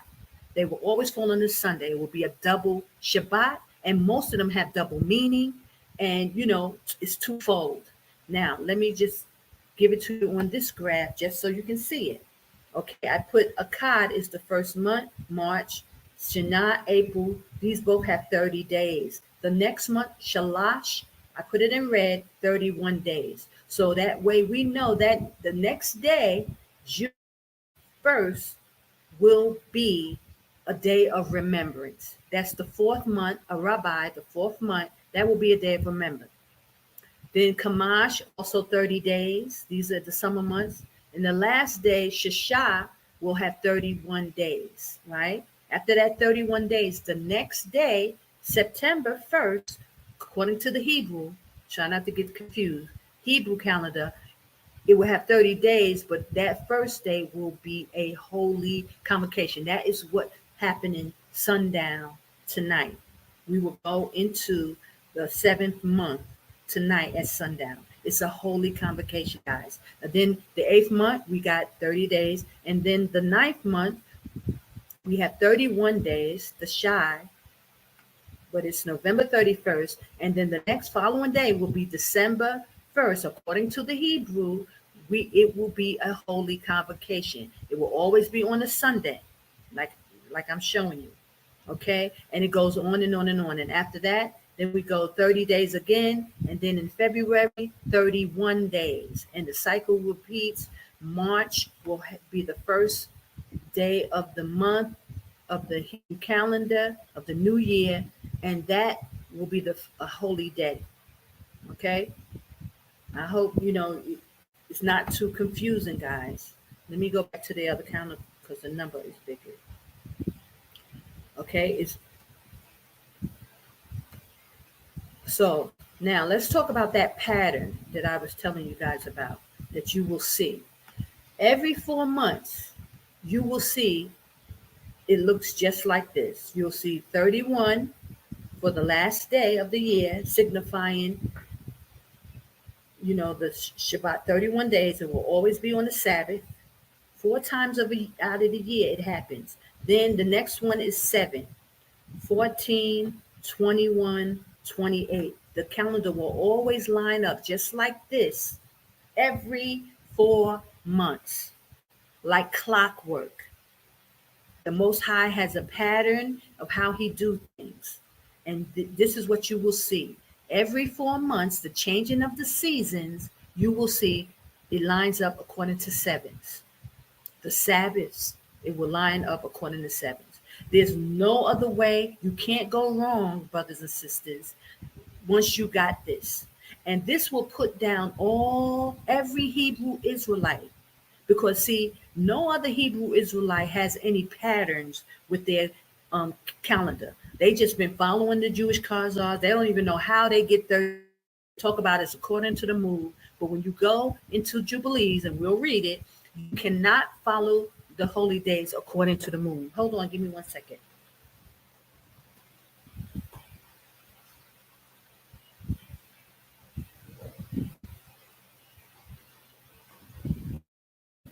Sorry about that.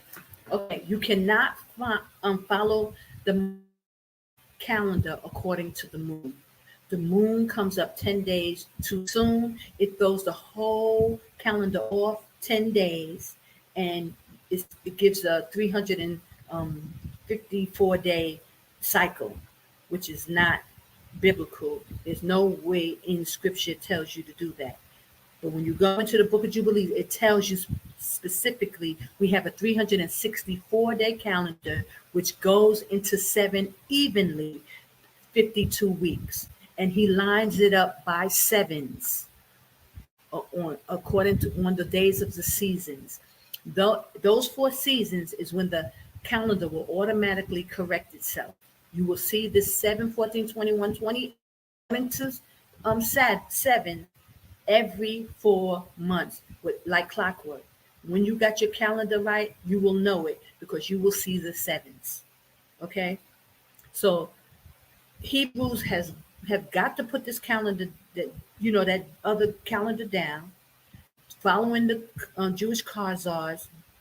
In Revelation 3:9 and 2:9 tells you they are the synagogue of Satan. We are not to follow them. It will force every Hebrew to get on the correct calendar. Many of them try to act like they don't ascribe to the Enoch, they don't ascribe to Jubilees. That's their problem, because those are the only 2 books that really give you the information of how to find the first day of the year, and lastly to figure out the calendar according to sevens. Okay, so I just wanted to reiterate this. Now let's keep going. So we see the pattern 7, 14, 21, 28.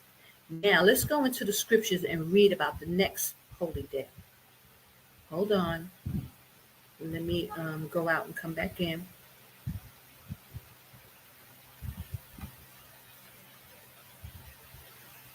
Okay, I'm going to stop sharing my screen and we're going to go to the scriptures. So we see now how it lines up flawlessly with the Feast of Trumpets. It's a double Shabbat.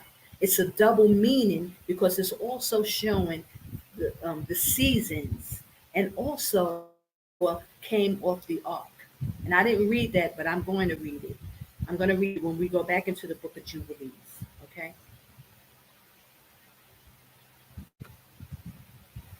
Let me go back to the scriptures so we can read the rest.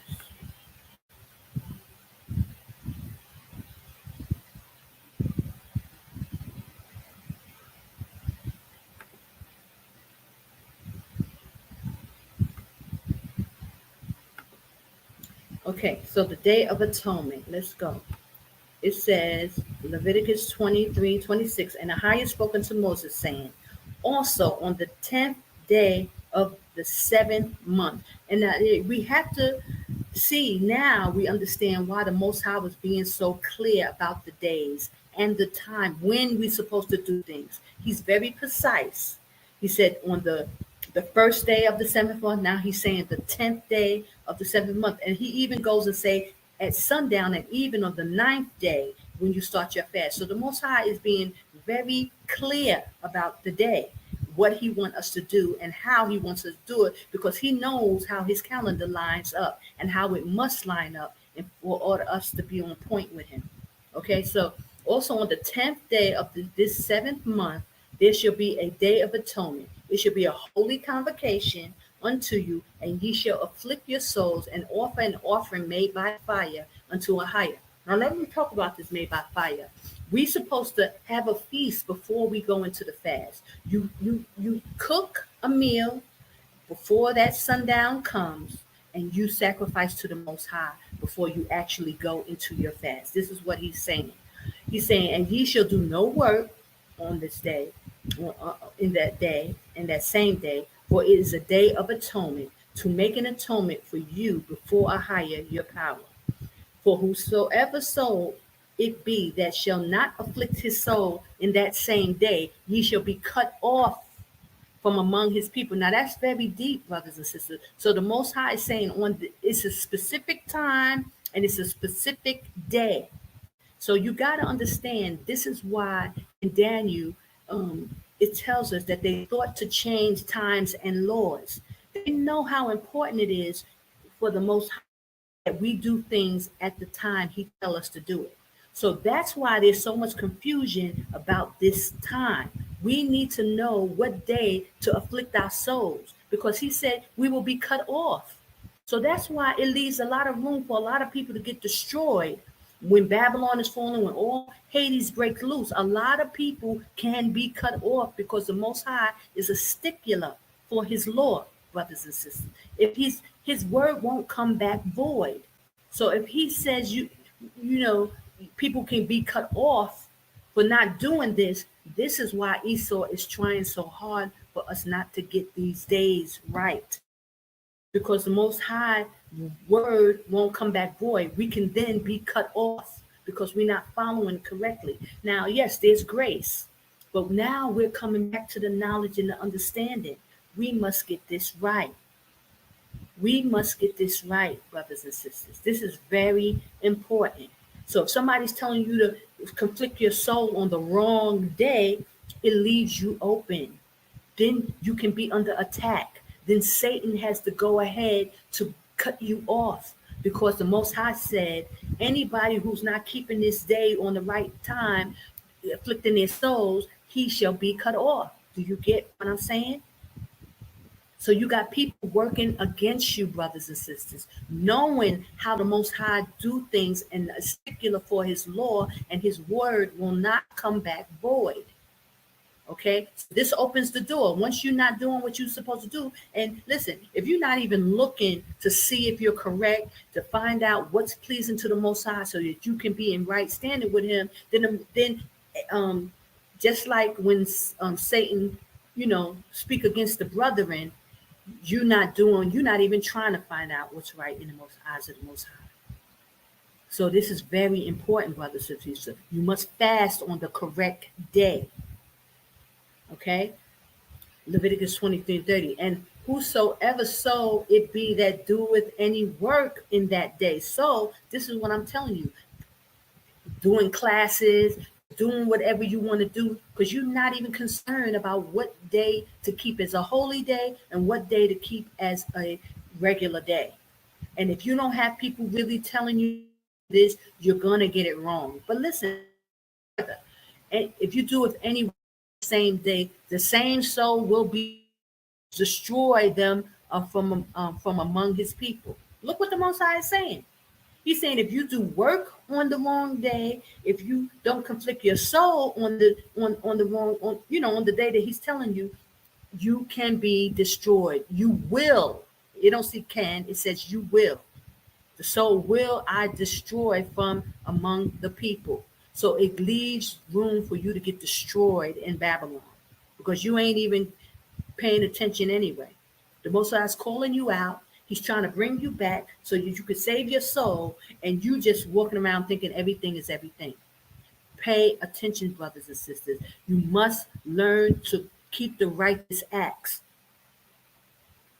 Figure it out. And I'm trying to show it to you, but you got to figure it out on your own and know what's right and what's wrong. Do not let just anybody tell you anything. This is very important. It leaves the door open so that you can be destroyed justifiably. Okay? Because you're sinning against the Most High because you're not keeping his days. Okay, so ye shall do no manner of work. Ye shall be a statue forever.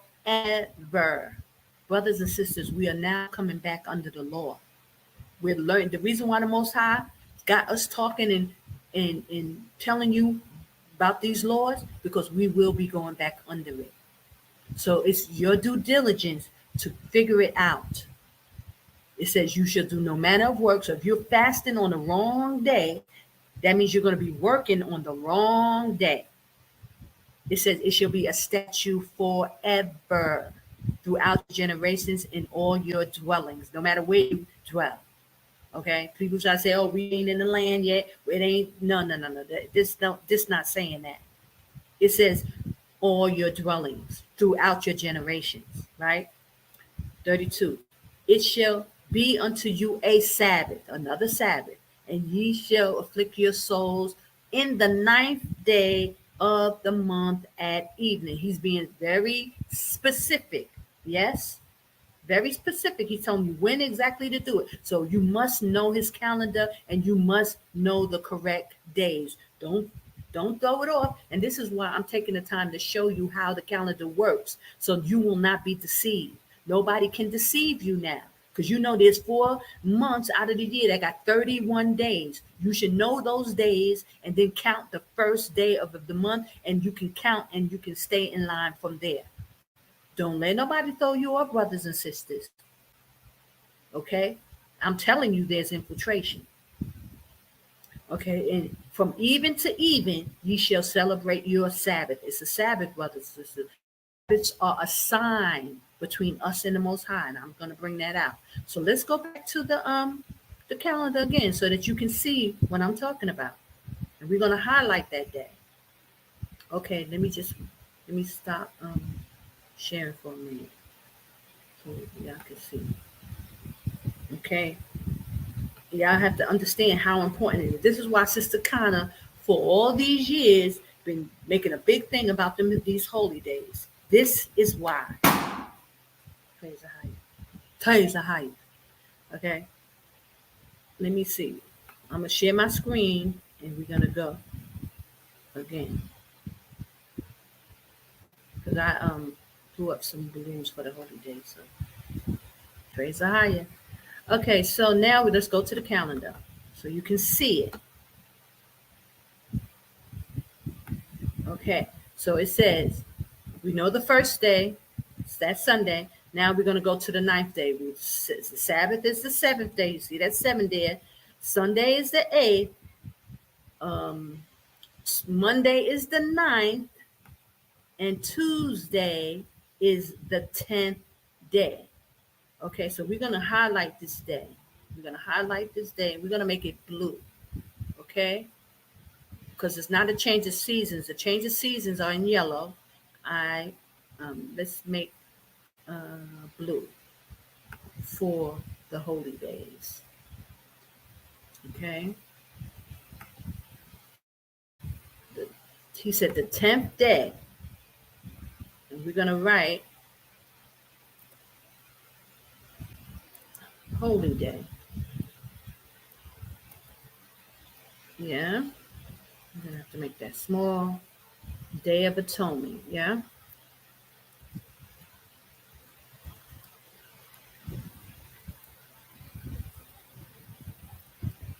All that will fit in there. Okay. Now we just read it, so you know it's the 10th day according to the calendar. You see how you get the first day. How you get the first day is very important. You see that 31 up there for the changing of the seasons. Every month before will go to 31 days. Okay? I know it's a bit confusing because you got to figure out which days, but you'll get used to it. Hold on. And this is why it took me so long to be able to articulate it, brothers. Since I couldn't explain, I didn't see the patterns until I started doing the calendar 7 years in advance. So it took me time. So it took time to be able to come to you and show you how to do that, how to do it. But now we got it. Okay? And I'm showing it to you so that you can get it. And you must be able to show and study it and show it to other people so that they can get it. Because all the children of Israel must know this.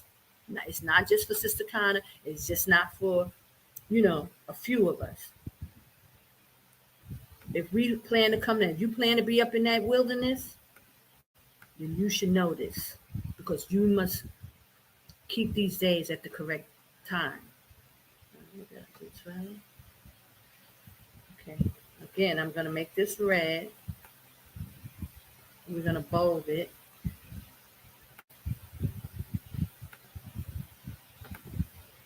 Okay. So you can see it clearly. Day of Atonement. Okay. So we got that. So you understand on the 9th right here. And this is why I put some, this is why, I'm just copy and paste that. Then I'm going to bold that. Make it bold. This is why I be putting sundown, right before each Sabbath. so that you know what you're doing, you know, as you're making your calendar, you know, you can do whatever is helpful to you. But you know, at on Monday night, sundown on Monday night starts the feast. Starts the Day of Atonement where you're gonna fast. Sundown on Monday night. So we're here at Shabbat, so you got a whole week and a half to figure that out. But we're gonna fast. So you make your little dinner before you feast, and you know, give the Most High His glory and His praise, and then you go into your fast. Now I told you that the Most High sent me to a church when I was in California. They did a shut-in. The whole congregation met at the church, babies, everybody, and they had a shut-in, and they fasted together, and they woke up like every 3 hours. They did the 6 o'clock in the evening, then they did 6 o'clock in p.m., then 9 p.m., then 12 p.m. every 3 hours, then 3 a.m. like that. And they just woke up and they started singing. They was praising the higher. They were giving testimonies. You know, they played little games, you know, and things like that. But they did that, and then, or they just prayed when it got too late, like 12 o'clock at night, 3 in the morning. They prayed together, but they got up every 3 hours and prayed and, you know, talked and did whatever, and then went back to sleep. And, you know, during the fast. So it made it go fast. And, you know, it made it interesting, but I thought it was very nice. And I know that the Most High wanted me to see that. He sent me to that church to get that information because I didn't know anything about the holy days. And I've told this story many times. So let's keep going. Okay, so then after the fast, you conflict your soul on the 10th till sundown, Tuesday night. Then at the end of the week, it will be the 14th. You see that 21. Now, the reason why this is important to know this, because when we go into the scriptures, again, the Most High is being very specific again. So you see that 14 right there. This 14 will be 4 months. The calendar will line up 7, 14, 21, 28. Okay, so that's why I'm going to go out and go back into the scriptures. Hold on. That's why when the Most High goes in the scriptures and he says the 15th day, he's being very specific. He's telling you what to do. But let me go out and start in. Okay. Go back to scriptures.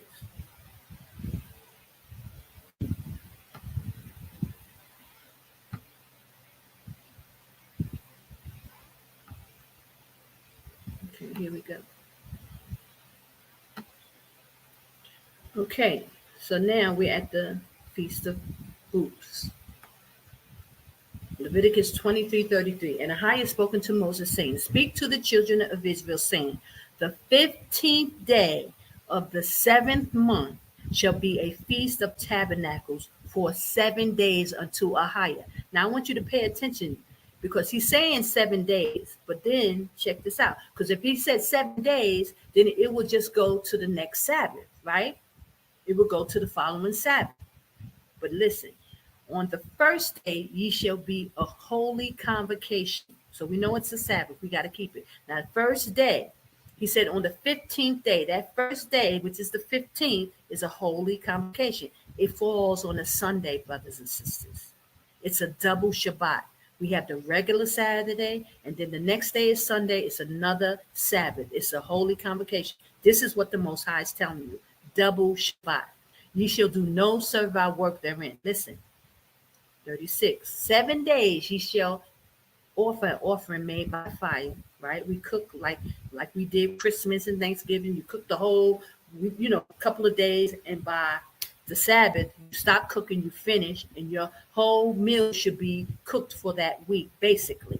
But listen, he said on the 8th day, but not the 7th day. So it's not until the Sabbath, because we know the Sabbath is going 7, 14, 21, right? But he said the 8th day, I'm highlighting that because it's very important. The 8th day, I'm going to also, the first day, we're going to highlight that It's a holy convocation.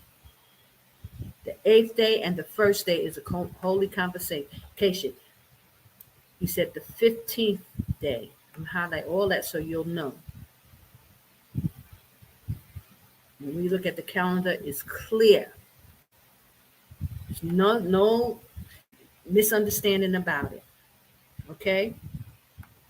The 7 days ye shall offer offering made by fire unto a higher. On the 8th day shall be a holy convocation. So it's going to go 8 days, not according to sevens, brothers and sisters. Not according to 7. It's going to the 8th day. Just like with the Feast of Weeks, when you count 7 Sabbath, 49 evenly. But he said the 50th day, that next day is the holy day. Just like now he's saying the 8th day, not according to sevens. Let's go into it and let's see it. I'm going to stop sharing. Now let's go to the calendar.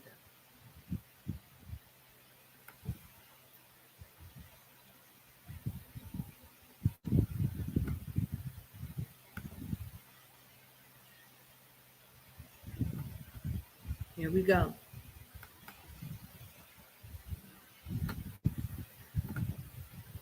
Here we go. Okay, so he said on the 15th day, look at your calendar. The 14th day is a Saturday Sabbath, right? 14th. The 15th day is a Sunday.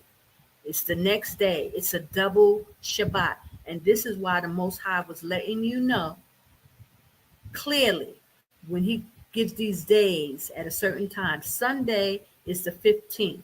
It's a double Shabbat, brothers and sisters. He said the first day is a holy convocation. So look, and the last day, I'm going to make everything blue here so you can see it. Just so you can see it. So it's clear what the Most High is saying. He said for 7 days, right? 7 days. Now, normally, let's count 15. 1, 2, 3, 4, 5, 6, 7. That would be 7 days. It would end on the Sabbath.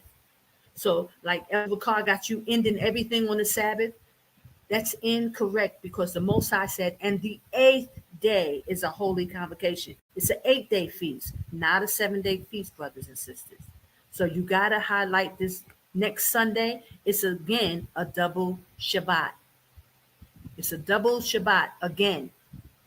It's not just everything ends on the Sabbath, like I'm trying to tell you. That doing the calendar that way will always throw the holy days 1 day off. Look at the numbers. The numbers don't lie. It's clear. The Most High got everything going according to sevens. So when he say the 15th day, you know that can't be, it cannot be on the Sabbath. The 15th day is the 15th. You got the calendar going according to sevens, 7, 14, 21. The 15th day will always be on a Sunday. And this is the secrets of the times, brothers. This is the secrets. The Most High got the calendar lined up according to 7, but he always threw it off an extra day. He said the 8th day. Now I'm going to show you, even the Feast of Dedication is an 8-day feast. The Most High always have us do an extra day. So we are not in line with the Jewish Khazar people. He's threw a monkey wrench in his feast days, his calendar, so that they, you would have to know the secret of the times. You would have to know it in order to keep his Sabbath of how he said in Scripture. You following me on this? Can you see what I'm saying? It's always a double Shabbat. So we got 2 double Shabbats this month. This is why this month is a very holy month. It's a lot of feast days. We feast days this month. Now, I'm going to add the sundown, so you can see it. The reason why I added these sundowns here, so that you'll know that you got a feast, that you got a holy day coming up. Okay? So, Just while you looking at the calendar, let it marinate, guys, so you can see what I'm talking about. You see, according to scriptures, the Most High. Now here, Sabbath sundown on the 14th day, you have another Shabbat. It's a double Shabbat. So you're gonna put sundown here again, just to remind yourself that here this is a double Sabbath. Let's put in holy day, because he said the 15th day. If I need to go back and read that, I'll read it again. This is the Feast of Tabernacle.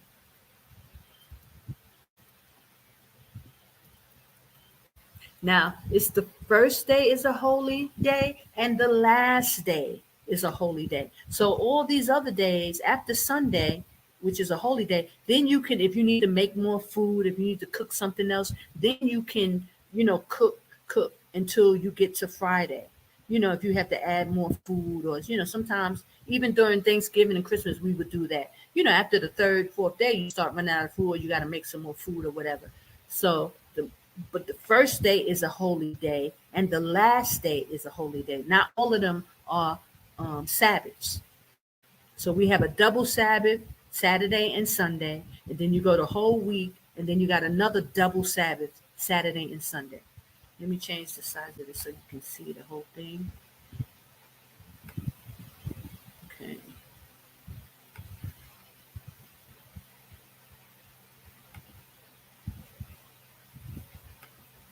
I pray that you guys can see this. I pray that it's clear, because once you get it, you can understand it. But it may take some time for you to get used to it, because that 31 at the top, knowing when that falls. So that's why you got to download that vernal equinox graph. And if you want to email me, I'll send it to you. And I can also send you the other thing that had the, March, April, May, and with the 31, I can give you those as well, because it's very important that you get it. Now, praise the highest, somebody can show you. No one was showing me this. I had to get it on my own. It was only through the grace of a higher showing me this and showing me how to figure it out. But it wasn't until I started doing it 7 years in advance that I started to be able to see the pattern. It's a pattern. So hold on. Let me just put down these sundown, because it makes it easier. Then you can even see, how it's starting to work. And because this is a double Shabbat, you have another one right here. 2 double Shabbats, brothers and sisters, back to back. Oh gosh, look at that. So I hope this is coming a little clearer. I know it's not simple, and it takes some time to do it. But once you start doing your own calendars, you will see. Now, listen, I'm just going to do this up for this first month, but I'm going to go through this for a couple of weeks, a couple of months, because I said I have to do 7 years. I'm almost at the end. I got 2 more years to go, but I want to start now. So I don't mind doing. Just know, brothers, things be getting hectic. You see how fast the days are going? Oh my goodness. It's going so fast that I can't even really keep up. So I got this. I put holy day again here. Let me just copy this. This is too much. But I want to say the end of the Feast of Tabernacle. That last day is the last day, and he says it's a holy the 8th day is a holy convocation, not the 7th day, right? Because if it was just a 7-day feast, it would end on the Shabbat. But the Most High didn't say 7 days; He said 8 days. We have a 7-day week, so the 8th day will always be on a Monday, just like the first day will always be on first will always be on a Sunday, and the 8th day will always be on Sunday, and the first day will always be on a Sunday, because it's the first day of the week, just like if it's the first day of the month. It's always going to be on a Sunday. So the Most High got key words in His scriptures.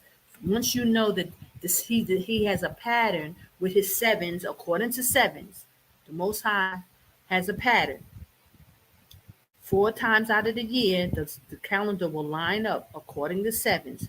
On the Shabbat, 7, 14, 21, that's easy because we know the seventh day is the Sabbath. And that's the sign between us and him.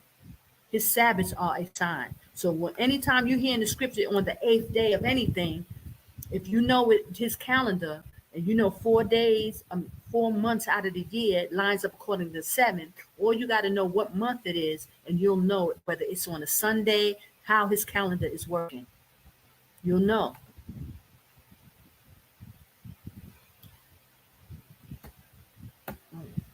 Okay, here. So I put it there so that you'll know. This is the end. End of Tabernacle. It's the last day. It's the 8th day. Okay? You see that? Let me save that. So I hope you guys are doing it. Take your notes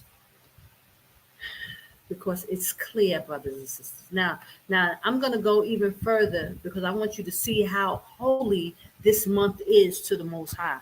Now you see all these holy days we got. Sundown, sundown. There's a lot of sundowns, and I should put it up because even there, that's a double Shabbat as well up here for tomorrow. It's a double Sabbath. Today at even starts a new Sabbath. It's the first day. The Feast of Trumpets starts at sundown tonight. And anybody telling you different, now you're going to know that they're lying to you, that they don't care. They don't keep the Most High's law, statutes, and commandments. They can't care. They cannot care. What did I do? Yeah, I'm messing up, making mad mistakes over here. Just a copy and paste.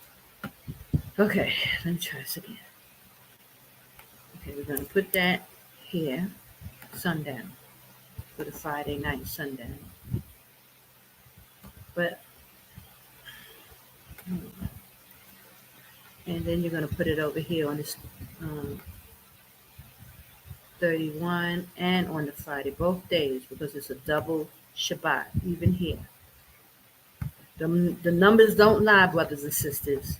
If it was a 7-day feast, easily the Most High would say 7 days later, like he did on the Passover. The Passover is only one double Shabbat. From the Passover to the Feast of Unleavened Bread is always on a Sunday, the 15th day, because it lines up the same way. The you know what I'm saying? The numbers line up the same way on the first month. So when the Most High says, you kill it at even on the Passover on the 14th day at even, and then he's saying the 15th day starts the Feast of Unleavened Bread, you know that that's a double Sabbath. Key words for double Sabbath, brothers and sisters. What the heck? Anyway, let me just keep going. God, it's so complicated. Okay, so that's why you'll see the sundown to remind you that it's a double Shabbat.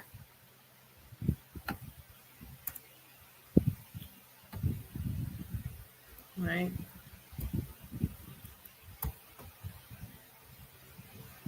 Praise the Hayah Bahashim Shaya. I hope this helps, guys. I hope I'm not making this too confusing, but I pray you can just doing it this way so you can see. Now, which one? This one? No, I did it wrong, guys. Yeah, I did this one. Oh, here you go. That's not a double Shabbat. That first one is not a double Shabbat. Okay, if y'all caught that.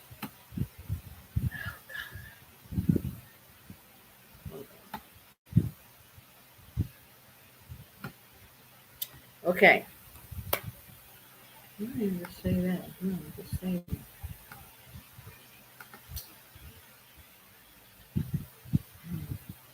Okay. So you can see that, right? See that.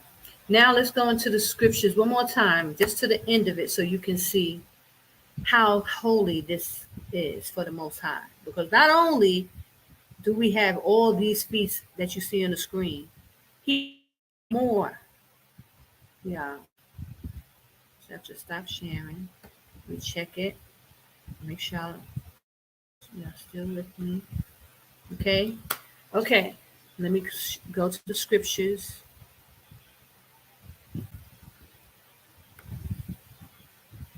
So you can see how the Most High, even this is such a holy month for us. Now, Akkad, March is holy as well, because we got the Passover in that time, and that's when Yeshua was crucified for our sins, so that we can even be able to come back to even get this information about the calendar.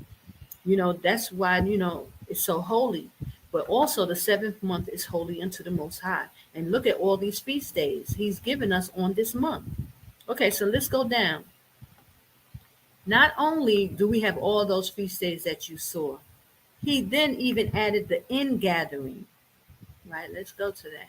Feast of Booths, right? We went over that. Let me keep going. He said, and these are the feasts of Ahiah, which ye shall proclaim to be holy convocations, an offering made by fire unto Ahiah, a burnt offering, a meat offering, a sacrifice, a drink offering, everything upon his day. Besides the Sabbaths of Ahiah, and besides your, so that means we should be giving gifts to one another. And besides your vows, besides your free will offerings, what you give to other people, and it's give which ye give unto Ahiah. Also in the 15th day, here we go again, the 15th day. So we know how that thing lines up according to sevens, 7, 14, 21, 28. So on the 15th day, we know that's a Sunday, right? The 15th day of the 7th month, when ye have gathered the fruits of the land, ye shall keep a feast unto Ahiah 7 days. There we go, 7 days again. On the first day ye shall be a Sabbath, and on the 8th day, it says it again, the same thing. So we got a double meaning, a feast of double meaning, running concurrently. This is how the Most High do things. This is his example of how Ahiah does things. He do things of, like it says in Jubilees, double meaning and a double, running concurrently, 2 feasts together, back to back. This is a pattern of the Most High. These are the secrets of the times. This is how the Most High do things. He does things in doubles. He gave us double Sabbaths, and he gave us Sabbaths of double meanings. Everything does not line up according to sevens, because it shows you right here on the 8th day. That means it's not according to sevens.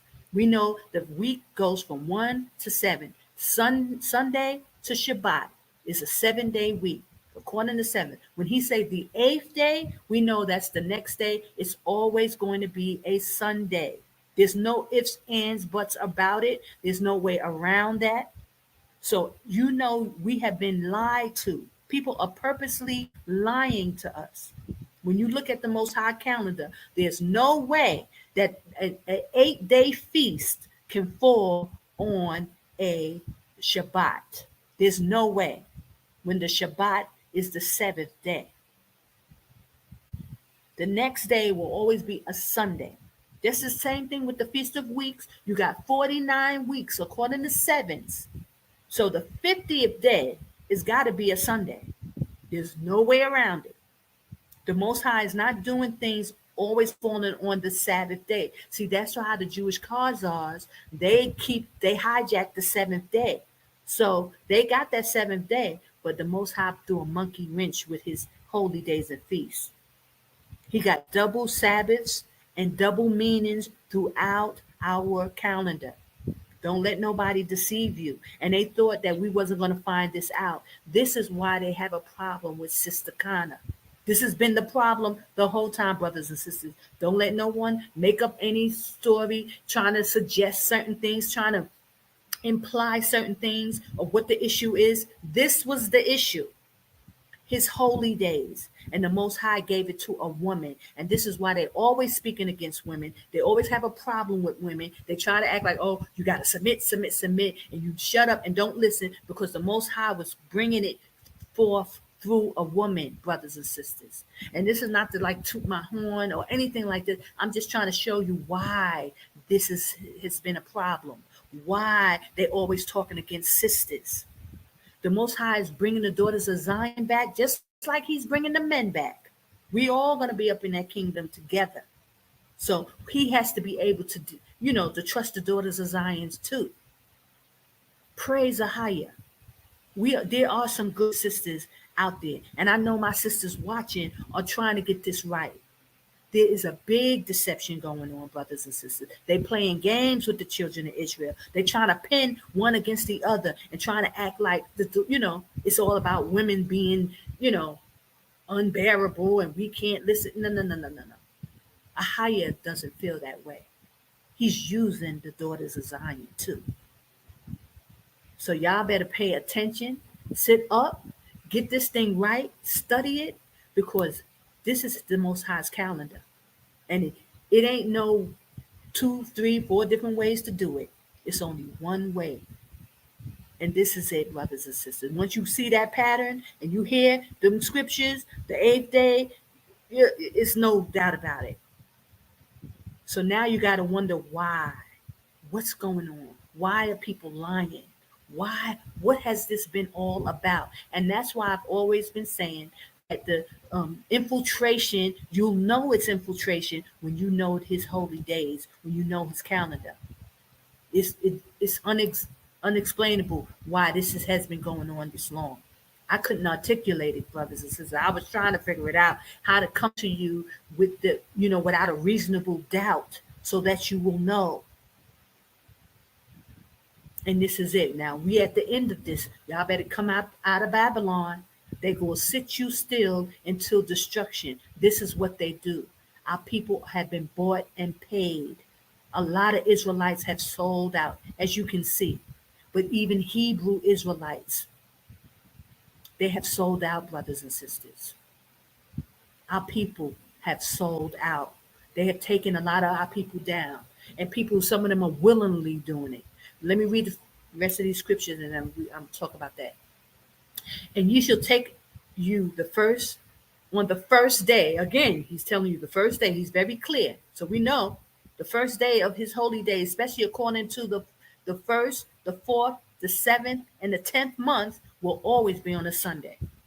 The first day, the boughs of goodly trees, branches, palms. So we put to dress up our tents and all that stuff. And I did it when me and Sister Mayana went in the wilderness. We had the tent. We dressed up our tent. We tried to do everything according to what the Most High told us to do.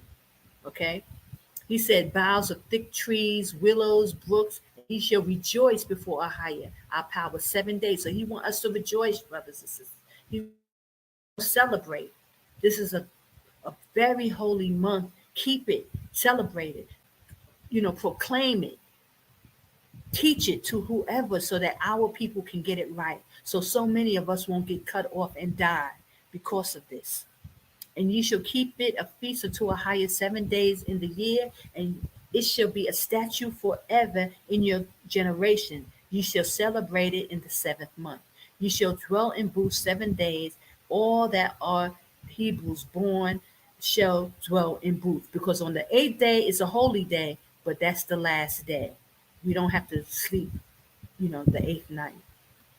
That your generations may know that I made the children of Israel dwell in booths. When I brought them out of the land of Egypt, I am Ahaya, your power. And Moses declared unto the children of Israel the feast of Ahaya. Praise Ahaya B'Hashem Messiah. So it should be clear. If y'all have any questions, you can ask. I also want to go into back into the Book of Jubilees really quickly, just to make it clear, okay? Because people want to play games. These are holy feasts, double meaning, double in stature, meaning back-to-back feasts. This is how the Most High set up his calendar. This is the secrets of the times. It's not always Sabbath to Sabbath to Sabbath. He said the 8th day will be a holy convocation. You know that that's a Sunday. It's double Sabbaths all throughout our calendar, throughout our year. Hold on. Let me just go back to, I'm share my screen, Jubilee 6, and read the rest of that. So you'll know without a shadow of a doubt, people are lying, and they've been lying, and they knew. They could have corrected this years ago. They never did it. And they want to sit you still into destruction. That's the plan, brothers and sisters. The plan is this. They thought, just like I told you in one of my other videos, that woman I met, she said, they're not coming.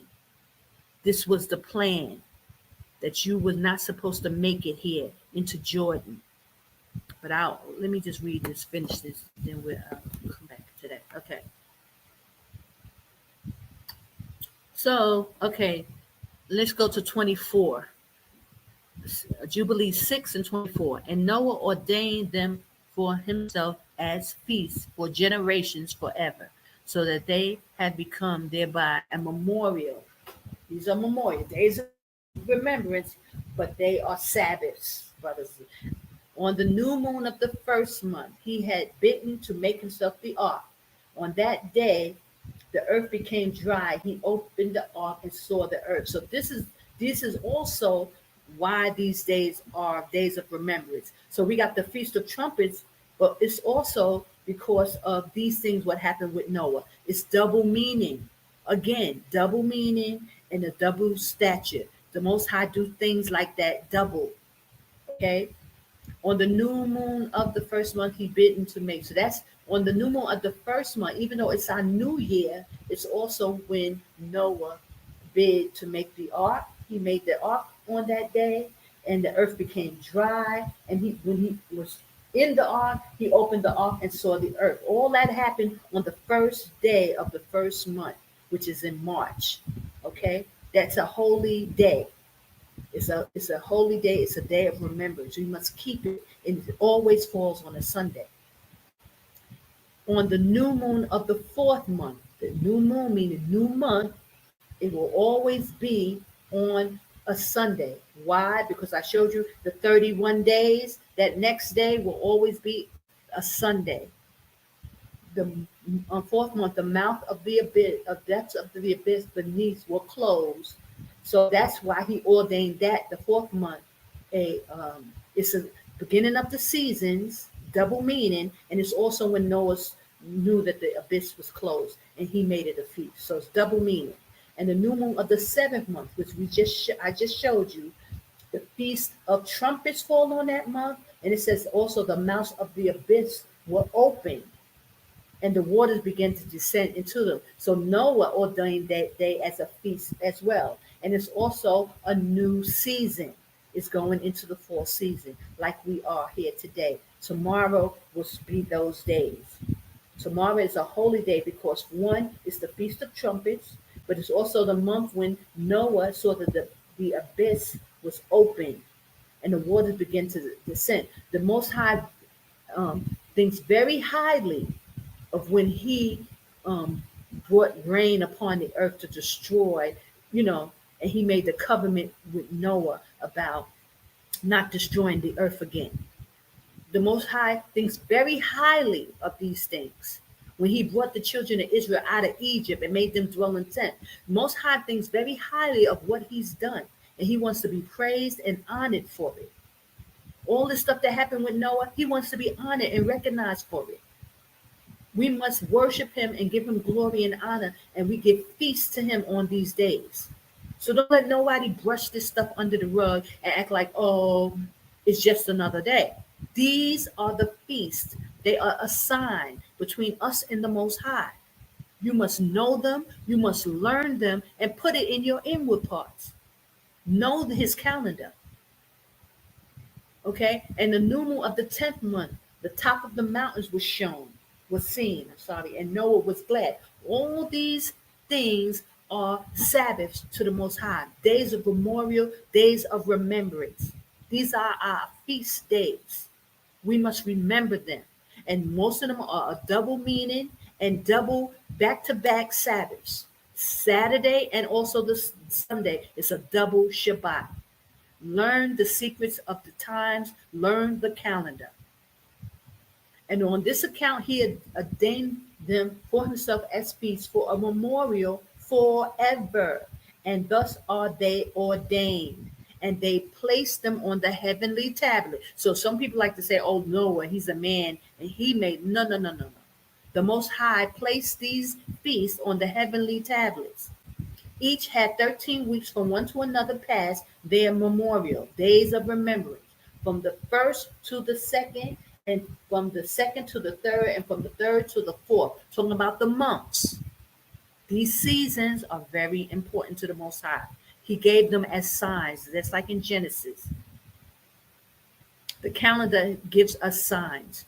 And all the days of the calendar will be 52 weeks, and these will make the entire year complete according to sevens. And it lines up every 4 months according to sevens, so you can see it exactly.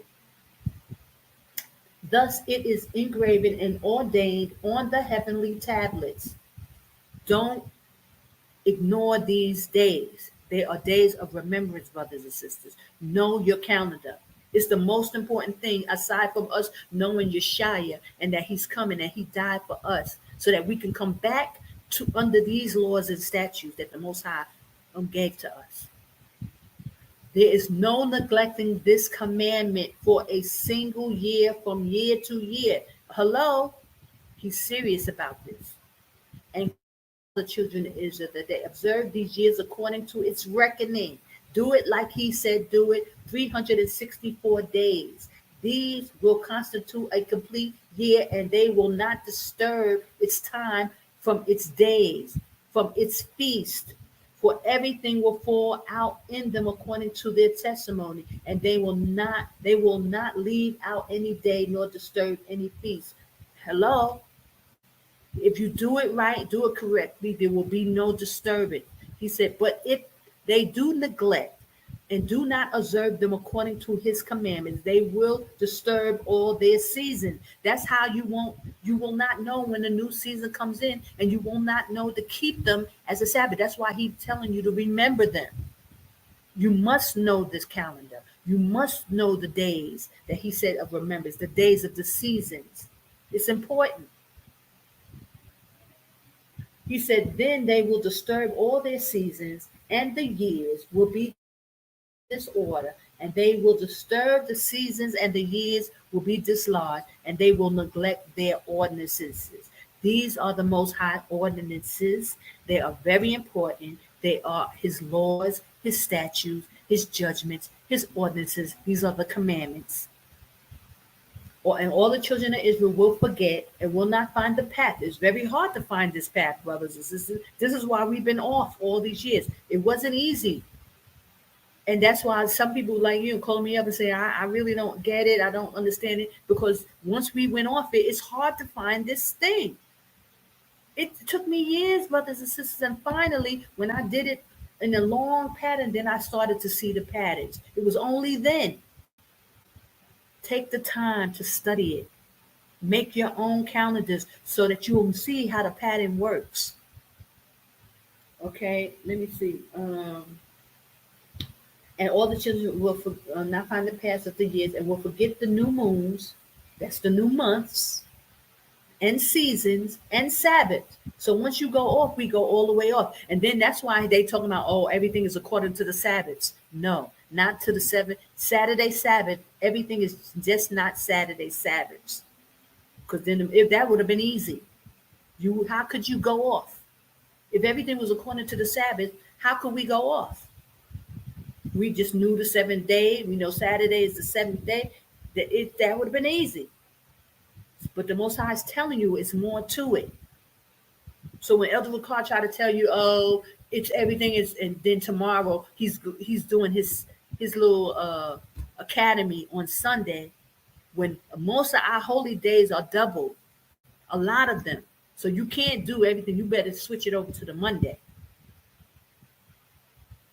Because this is why this is going on, brothers, and they didn't think that we was going to get this. Praise Ahaya. Give glory and honor to Ahaya for giving us back our days, and that you can see it and you know how to find it. Nobody can deceive you now once you know it. Once you know it, nobody can deceive you, brothers and sisters. Okay, let me finish this, okay? Praise Ahaya. And they will go wrong as to all the order of the years. If everything was according to the Saturday Sabbath, that would be it. But there's more. For I know, and from thenceforth will I declare it unto thee. And it is not of my own devising. Praise the highest. Listen, Sister Conner ain't just make this up. So don't look at me trying to act like you see how hard this is. It wasn't. Ahaya is a mathematical genius, and he put this together. It ain't coming from me. For the book lies written before me. Praise Ahaya. And on the heavenly tablets, the division of days is ordained. Lest they forget the feast of the covenant, walk according to the feast of the Gentiles, because that's them. They're just doing Saturday Sabbath. He said they're the synagogue of Satan. They hijacked his Sabbaths, but they couldn't mess with this. They couldn't mess with the secrets of the times. Praise Ahaya. Gentiles after their error and after their ignorance. It's ignorant, brothers and sisters, to play with us, to think that everything go according to just the Saturday Sabbath. No, the Most High don't work like that. He has the secrets of the times, and it's a real secret. For there will be those who assuredly make observation of the moon. So they can put down all that moon Sabbath garbage. Anybody telling you they following Sabbath according to the moon is a liar, and it ain't in them. And you know that lunar Sabbath is for lunatics. They're crazy. And they infested with demons, brothers and sisters. Know that. That's where they get that lunar Sabbath from. It's lunatic. They're lunatics. And they can't put it down because it's a demon possession. Okay? How it deserves the season and come in from year to year is 10 days too soon. That whole calendar is off. So them brothers and sisters going to have to put that crap down. They're calling on the wrong name and they honoring the wrong God on the wrong days. Okay? It's clear now. So now you know. For this season, the years will come upon them when they will disturb the order. They're disturbing the order, y'all, and make an abominable day and the day of the testimony and an unclean day, a feast day. And they will confound it all the days, the holy with the unclean and the unclean with the holy. For they will go wrong as to the months, the Sabbaths, the feasts, and jubilees. Look, how you going to do that? If it was just about the Saturday Sabbath, none of this would be important. But the Most High said, for they will go wrong as to the months, the Sabbaths, and the feasts, and the jubilees, because everything is not just the Saturday Sabbath. And I'm going to say it again. Everything does not fall on the Saturday Sabbath. They're lying to you, and they know our people will get destroyed in Babylon. These people are liars. They're working against us. And brothers and sisters, y'all better get up out of Babylon. It's clear now. It's clear. It's infiltration. And they are working against us. They're using these elders, these deacons. It's a whole bunch of them. All in cahoots together to keep y'all sitting still till destruction. And trying to act like they're keeping these holy days and feast days. They are liars. Get out of Babylon, brothers and sisters. If you see what I'm saying, if you understand what I'm saying, then you know this infiltration. You know it. For them to testify to thee, that thou mayest testify to them. I'm testifying to you, brothers and sisters. They are liars. And they're lying and deceiving the children of Israel. For after thy death of the children will disturb them, so that they will not make the year 364 days. This is what it was all about. This is why they came against Sister Conner. This is why they had a problem with me, because I came and started speaking about that calendar, and they wasn't ready for it. It was Ahaya. He told me to leave and get out of Babylon and speak to the children of Israel, brothers and sisters. And I've been doing it for 15 years and counting, warning you over and over. Get out of Babylon. It's infiltration. only.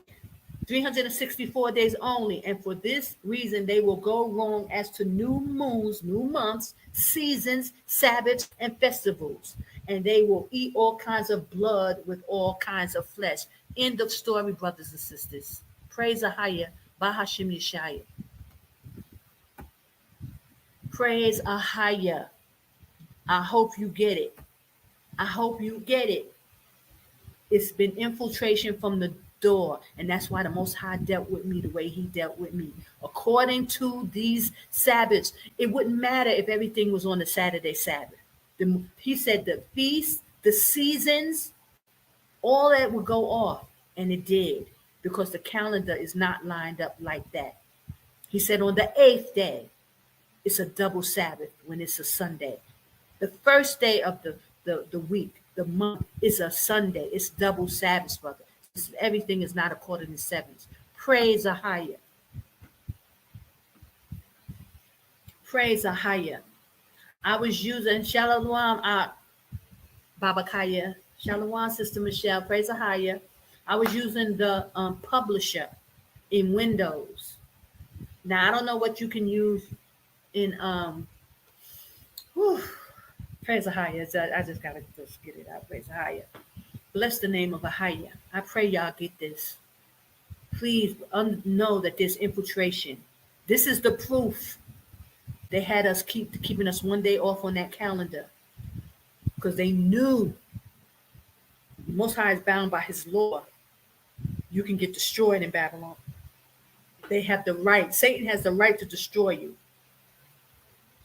Its publisher, they have PowerPoint, Word, and there's a program called Publisher. And you can make your own calendars as easy as I showed you step by step. Just go in.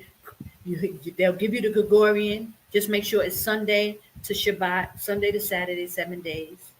And then you can just add the Hebrew days once you know how to line it up from the 31 days. And I just showed you that. Praise Ahaya. Please, brothers and sisters, proclaim the Most High's holiday, because a lot of our brothers and sisters are still on that lunar Sabbath, that lunatic calendar, worshiping Satan, and swear they got it right. But that's because they following them Gentiles, following them, thinking that because they gave us some information that was it. No, there's more to it. The Most High said he regard them as spittle, y'all. He regard them as spittle.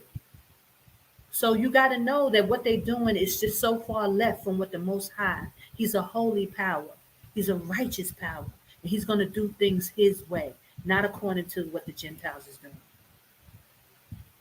So now y'all know without a shadow of a doubt that this infiltration, they've been playing with that calendar all these years, brothers and sisters, trying to hold y'all up, sit y'all still in Babylon until destruction. This is the proof. Go into this calendar. Keep the days at the right time. Get out of Babylon and come worship Ahaya at His holy mountain. Thus saith Ahaya. We got to come out. Jordan is the safe place, brothers and sisters. And praise Ahaya. So I'm so glad. I pray I articulated this, and I'm gonna say Shalom for now because I want to keep this video as short as possible so people can go into it and study. This is just strictly about the calendar. I didn't want to go into news, nothing else, and I'll come back next week and do it again. I'll keep doing it. I'm not gonna stop. I'm just gonna go because I got to do it anyway, and so I'm just gonna keep doing it so you can keep getting the reminder, so you'll know without a shadow of a doubt you're being lied to. And you've been lied to. And you can see how much of fraud these people are that's trying to act like they're all about Israel. They ain't keeping the Most High's holy day. They never was, and they knew. They knew it. It's not like, oh, they need to figure it out. They knew. This is why Sister Connor was a problem. This is why they was arguing, fighting with me, because I came to Elder Bakar about the calendar. Those of you who've been in this truth all this time, y'all know. I came to him about the calendar. The Most High sent me to him. And praise Ahaya, he came out with the secret of the times, but he only gave little piece of it. He didn't give it all. And they knew it. And so every time a feast day would come around and I was trying to, bring it up, it was a problem. But now I know how to articulate it. So that's why I'm bringing it to you, brothers and sisters. And I'm showing you exactly how to get it. So nobody can't lie to you no more. They can't play games to you no more. Now you can go ask the elders. Go ask the elders why. Why would they do that to you? To us as a people. Why? I give all glory and praise to Ahaya Shel Ahaya, Bahashim Yeshaya, Wa Kwadash Wa. They would never break down that calendar like I just broke it down to you. They ain't gonna do it. They got schools. You got the academy. Why not breaking down the calendar? Why it took me to have to come and tell you about this calendar, show you step by step how to create a calendar? Why? Please share it, brothers and sisters. Please share it. Is it a download? What do you mean? Is it a download? You want a download? You want brother? I can send it to you if you want me to, but what you mean? I'm kind of confused. The publishing. If you got Windows, do you got Windows computer or do you have Apple? Let me know.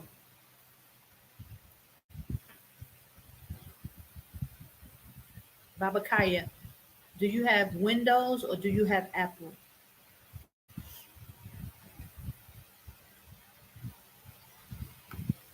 What type of computer do you have? I'm trying to get on my computer, Windows. Okay, so what you do is you go. I'm gonna share my screen and see if you can. If I share my screen, you should be able to get it. Hold on. You'll see. You go to your. Now I just downloaded this new. I updated my computer. So when you go into let me see if I can share my screen. Let's see. I don't think you can see this part of it, even in the share. Hold on.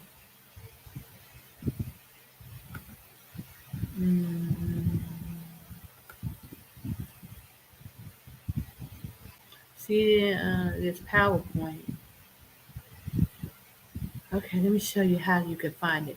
Go to your Windows, go to your, not settings, but when you go to Windows, it gives you Word, Excel, PowerPoint, and then it got recommended Publisher. I have Publisher on mine. You should have it too. It's green. Or you could type in Publisher.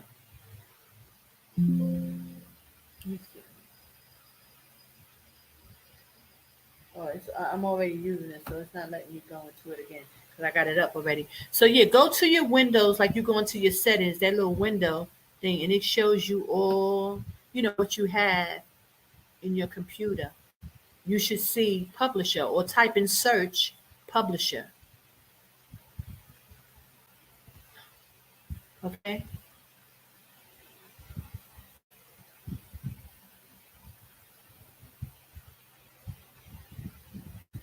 Let me know if you got it, brother. If you got Windows, you definitely got Publisher. Maybe it's not coming up with the icon, but you can go into your search, into that search box, and if you type in Publisher, it should come up. Let me try it for myself.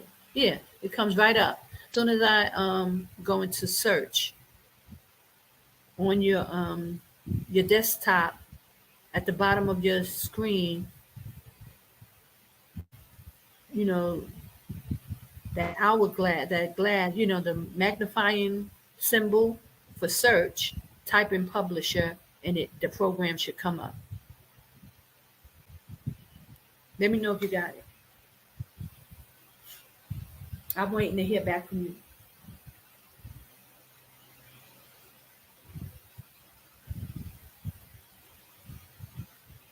And it's got a green emblem with a P.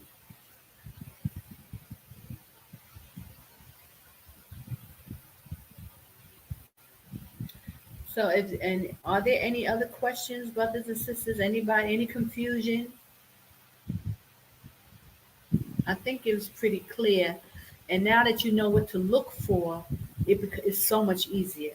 I wish I had knew that in the beginning because it took me forever, guys. Because I told you guys, I'm not good with math and all that stuff, charts and stuff. So it took a lot, and I didn't even know. Like you see how in Publisher, oh yeah, you say yes, you see it. So you got it. So as soon as you open up Publisher, you can go on the top and you see calendars. I didn't even know that. I could have created the you create your own Gregorian, and then you just add in the Hebrew numbers. Once you know that how to find the Hebrew numbers from 31, the first day. I didn't know none of that stuff. So I did everything from scratch, and I was making my calendar from scratch. I had to put the Gregorian from scratch. I mean, I was struggling. But finally, it got easier over time, and now, we're here. But praise the higher is just in time because brothers and sisters, winter is coming, and they look like they're going to go into lockdowns again. Get out of Babylon before this whole thing starts all over again, because it's just get out. Okay. So I give all glory and praise to Ahaya, Shoahaya, Bahashim Nishaya, Wakudash Wag. If you have any other questions, you can send me an email. I told you travel at yahoo.com or info at I told you travel.com, and I'll gladly send you any information, anything, any of the charts, anything you need to help you, get this down. Okay. Bless you all. Shalom. I'll play a little music going out. Praise Ahaya Bahashim Yeshaya. He loves us, y'all. He loves us because he gave us back his calendar. So now we know his name, Ahaya Ashur Ahaya, and we got the calendar. And so we know when to worship him and praise him and give him glory for his feast days and his Sabbaths. Bless you all. Have a wonderful, wonderful, wonderful Feast of Tabernacle. We're going in. It's not sundown yet, but we're getting ready to go into the Feast of Trumpets. So I pray you have a blessed one. Praise Ahaya. Feast of Trumpets at sundown. We got a double Shabbat. Shalom. Okay, guys, I'm really leaving. Bye.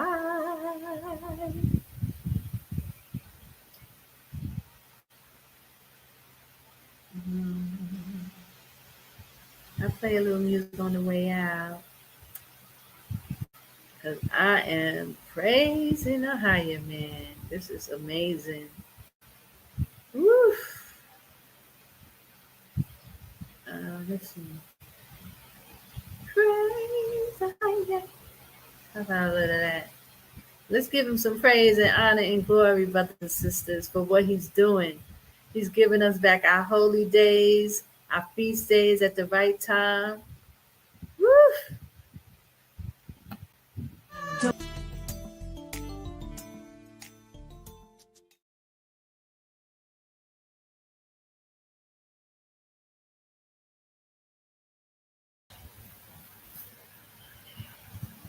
Shalom. Let me fix this. Shalom, Israel. This is Sister Kana. And first and foremost, I have to give all glory and praise to Ahaya Ahaya, Bahashim Yeshaya, Wakwadash Wak, Shabbat Shalom, family. I pray all is well. I pray you are doing well. I pray you had a blessed week. And I pray that you're getting out of Babylon and you know that it's coming. It's coming. Yeshaya is coming. Our King is coming. And I'm so happy and, praise Ahaya. I'm enduring to the end. I pray I make it. But I wanted to get right to it. The calendar. Okay, guys. Now, I didn't realize that I was not showing, what I was speaking about in the last video. So I apologize again. I'm trying to get this thing right. But I think I got, a lot of the information out. I think a lot of people, I got a few messages. So I know, some people were able to get it and they are really trying. Praise Ahaya. That's a blessing. And I give all glory and praise to Ahaya for that the children of Israel are understanding and people really recognizing that, it's important and to look into this information, to get on the right calendar. And there's only one calendar and there's really no way around it. So I say, praise Ahaya. So I want to go right into it, and I have to really take my time, and so that I won't make any mistakes like before. Now, anybody who's watching, if you want me to start all over to the beginning, if you feel you want me to go back to the beginning and do it again, I will do it because I understand that I was talking and I wasn't showing the picture as I was talking for a while. I didn't realize that the page had not changed. But if you got the gist, then okay, I'll just keep moving forward. Praise Ahaya. So I'm going to share my screen and I'm going to walk you through how to create your own calendar from scratch. Okay? Now, I'm kind of going to zip through it if nobody has any real questions right now. If you want me to start all over from the beginning, let me know now and I will. But if I don't hear anything, I'll just keep moving. I'll keep moving, okay? So praise Ahaya Bahashim Yeshaya. Anybody need me to go? I'm going to switch over to the screen so I can't see the comments. So if you want me to start from the beginning, this is the time to let me know because I will start from the very beginning. But, I'll, do it kind of quickly now so we can get back because I would really like to get to the fourth month, 4 months ahead, so you can see how those numbers line up, the 7, 14, 21, 28. You'll see that if I can get to, do 4 months. Okay, so let me just share my screen. Let me go to it. And I will keep checking back to make sure that I'm doing it right. Because that was the problem. I didn't check back. I thought that I had already. Okay, so now I'm sharing my screen with you. Hold on, now I'm gonna check back to make sure. Let me get rid of some of this stuff.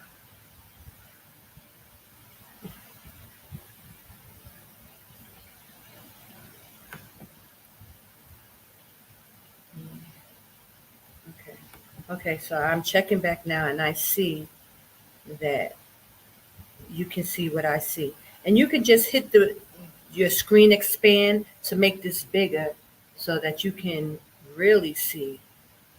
Let me just see if I can do this better.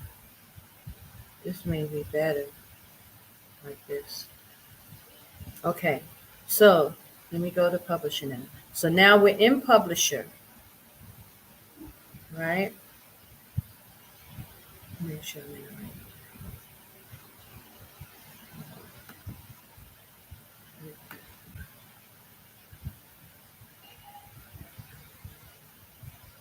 Now I want to talk about this screen for just a minute.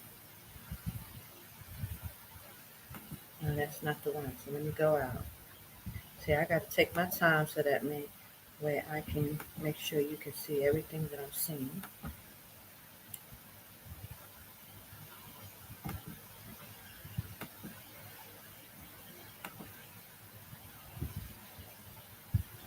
Okay, I'm going to stop at this page for a minute so you can make sure you can see what I see. Okay, here we are. We're in Publisher, brothers and sisters, okay? And before I actually go into how to create your own calendar, I just want to stop at this screen for a second. And I'm looking off because I have a bigger screen on this side, so please forgive me, but I can see clearer when I look at this screen. What you're watching is you have the vernal equinox calendar. This is the first calendar that Elder Bakar presented when he was talking about the secrets of the times. I just added a few, more things so to make it clearer, like those that 31 at the top, that red line, and then down here, that 31, that red line, and the 31 down at the bottom, and the red line, and this red line. These indicate the 4 seasons, the 4 additional seasons. Normally, the Hebrew Enoch calendar has 30 days each month. When you break it down like that, 30 days each month. But there are 4 extra months that have 31 days. There's 4 months out of the Hebrew calendar that has 31 days. So there's a majority of 30 days, and then there's 1 month that's a 31 day. Now, when you see that 31 day, you know that the following month is, okay, what Elder Carl called Eclerary month. And those are the months that the Book of Jubilees and the Book of Enoch speaks about. Mainly the Book of Jubilees tell us that there's 4 months in the year that the Most High ordained as days of remembrance. Okay? So that's what you're looking at when you look at that vernal equinox. That red line is letting you know that that's a month with 31 days, right? And after that 31 days, the next day will be a new month, and it will be the change of the seasons, which will be, a holy day to us. And I'll show you when you look at the calendar, but I just want to explain it now so that when you're looking at this vernal equinox, you will understand what, it's saying. Those red lines indicate the 4 months that have 31 days, okay? And it signifies there's going to be a change of the season. That next day, after that 31, will be the first day of a new month, and those days are days of remembrance, okay? So I put this calendar here side by side so that you can see it. That yellow right there, that is the new month, and that's the change of a season, right? And on my calendars, I put those yellow days in yellow so that I would know, and anybody who's looking at it would know that that's a new month, and it's the change of a season, and it's a holy day for us. When you go into the Book of Jubilees, it says the first month, the 4th month are days of remembrance. They are like high holy days for us. The Most High regard his seasons very highly. He wanted us to remember them, and he wanted us to have a feast on these days. The Most High, when he did these kind of things in his creation, he wants to be reverenced for them. He wants us to remember them, and he wants us to feast and give him honor and glory on these days and times. So that's what the Book of Jubilees tell us. Those 4 days out of the year are changes of seasons, and they are days of remembrance, and we are to keep them as Sabbaths. Okay? So this is our calendars. We should learn that our calendars should reflect the days that are spoken of by our Most High, our Higher. He gave us these days for us to know, to give him reverence, to feast, to have celebration, and give honor and glory to him. Okay. So on the vernal equinox, I wanted to show you, but I also wanted to put it side by side with the calendar so that you can see how it, it's really saying the same thing. Okay. It's just a different way that they orchestrated the equinox calendar. Well, when you put it in a 30-day or 31-day regular, like the Gregorian calendar, this is what it looks like. Okay, so I just wanted to go there. So I'm going to go out, and I'm going to come back in, and now we're going to set up. If you have a Windows calendar, if you have a Windows computer, they have a program called Publisher. This is the program that I use to create my calendars. Now, if you have an Apple calendar, I'm sure there's some program on there that will help you create calendars, but I don't know about the Apple too much, so you're going to have to figure that one out. Or you can go to Google and download different calendars and, add it to your computer that way. But you want to make sure that it's a Sunday to Saturday calendar. Because some calendars, especially the American calendars, they start at Monday. You want a Sunday to Sabbath. That's the first day of the week to the seventh day of the week. Because that's what the Bible tells us how, our calendar should look like. So I'm going to come out of this screen and then I'm going to go back in so that you guys can see what I'm about to do. Okay.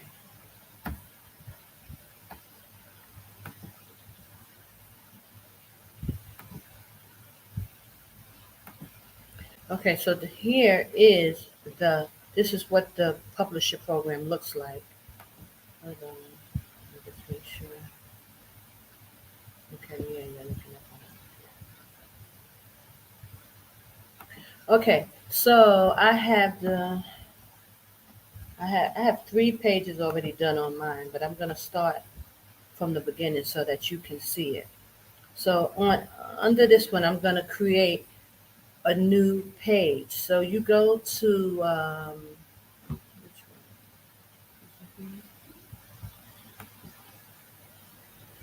one? Insert. You see at the top it says File, Home, Insert. You go to Insert, and now you're going to insert a page. Right? You're going to click on that arrow down, and it's going to give you. So I want a blank page. Okay, so you're going to hit blank page, right there. So that's what the blank pages look like. Yours may be a strictly blank page, but mine has this thing on it. But anyway, so I'm gonna create 4 pages already, so I can get rid of that. Another one, 2, 3, and 4, and I'm gonna tell you why. Okay. Now you're going to go back up and click on the first one that you created here. Then you're going to go to calendars. You look across the screen on the same thing, insert. You click on insert and you go across and you look for calendars, right? Here we go. This is calendar, right? And it says this month.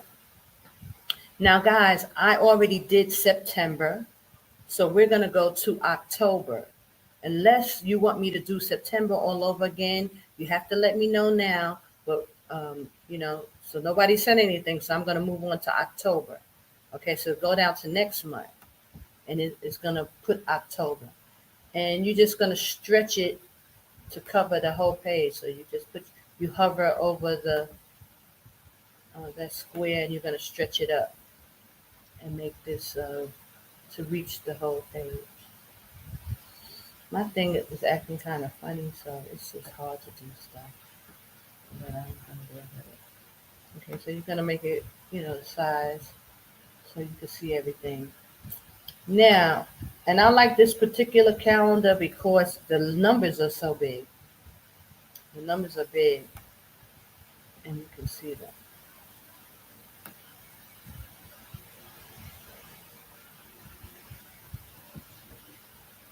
Okay, let me move that down. It's going to be a bit slow, guys, so please forgive me, but I'm going to take my time so that you can get it. It's very important that you know your calendar, that you know how to create the calendar, and you know what to do so you can understand the days and nobody can play games with you. Okay, so I'm going to click on this and I'm going to make this.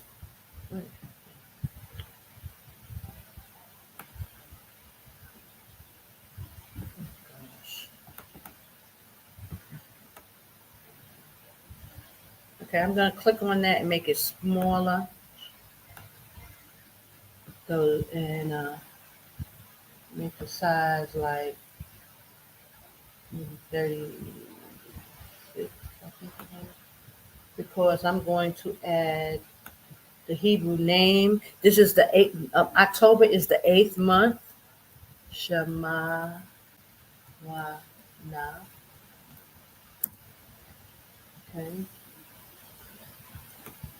And so I'm just going to put that in there. Bold. I'll make it bigger.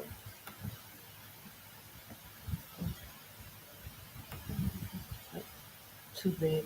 Sorry.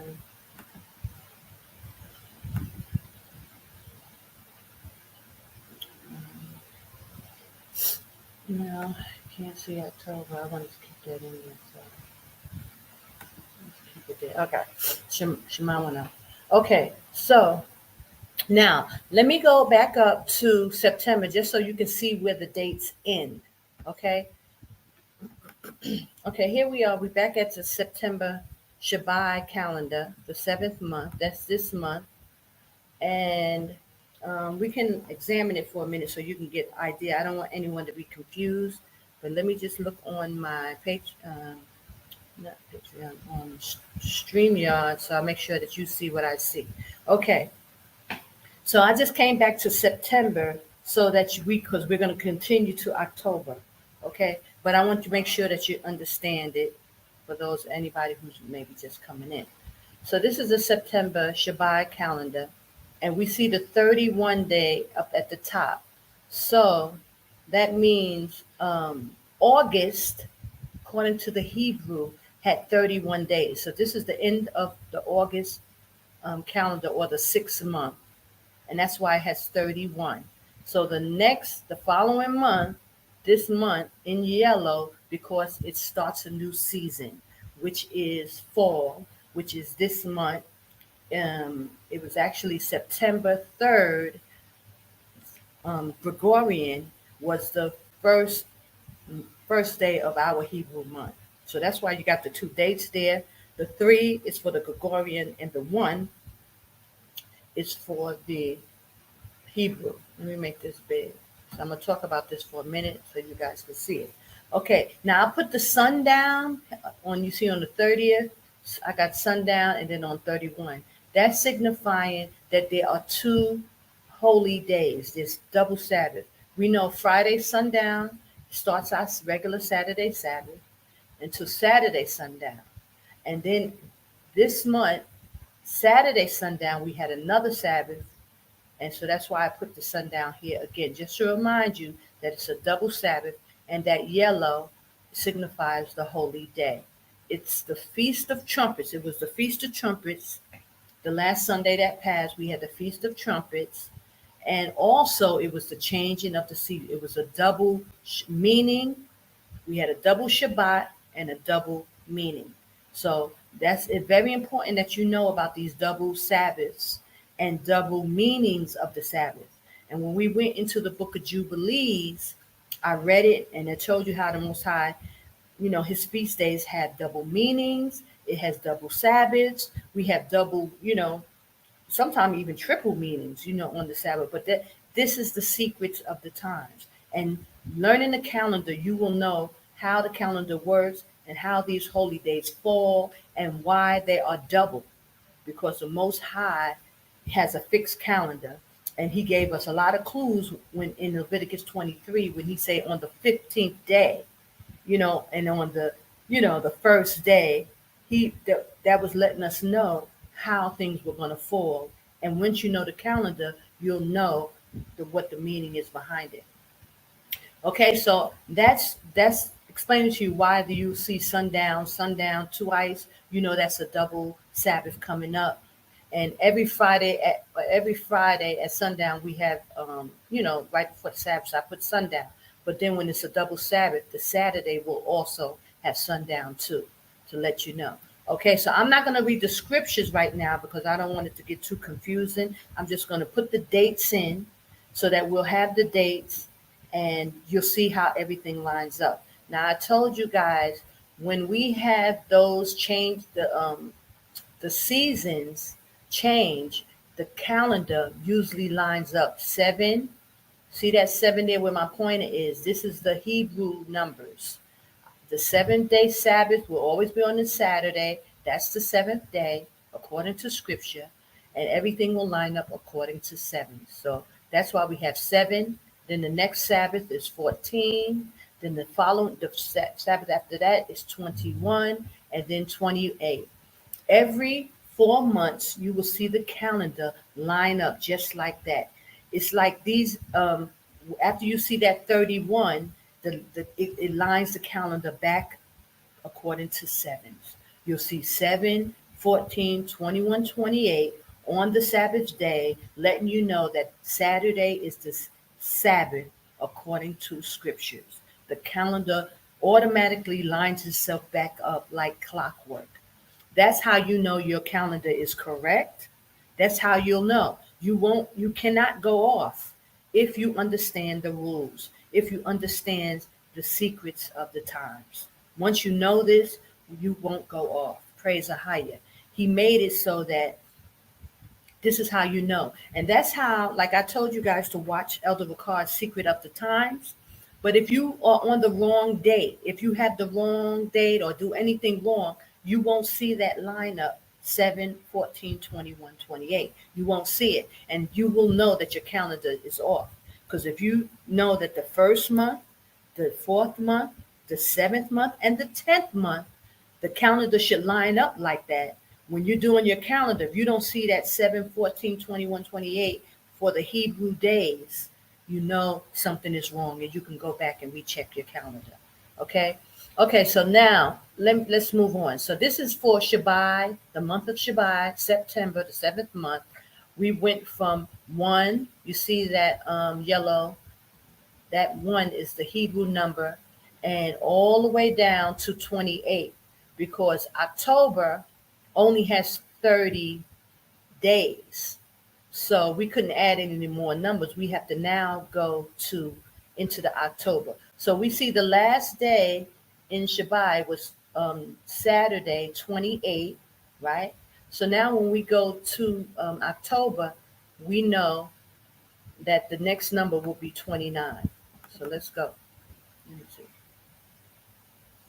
Okay, let me go to there so you can see it. Okay, so here we are. So now we're going to go to October.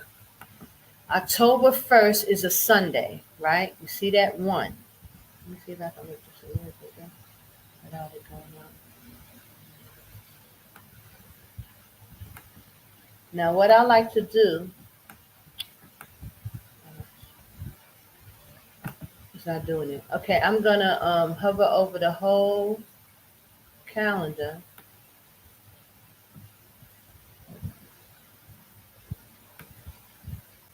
Like this, and I'm going to change it because I want the numbers to be centered, so I'm going to change it. Go to home, and then you go over and you change it. See that? And I'm also going to make it bold, all the numbers bold, so you can see that. Now, so that looks good. Now I'm going to go back to the September calendar and just copy the Hebrew, if I could. Let me see.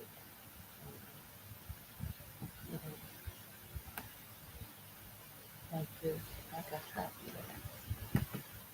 I'm going to copy it and then put it in on October so I don't have to write everything out. See if that'll work.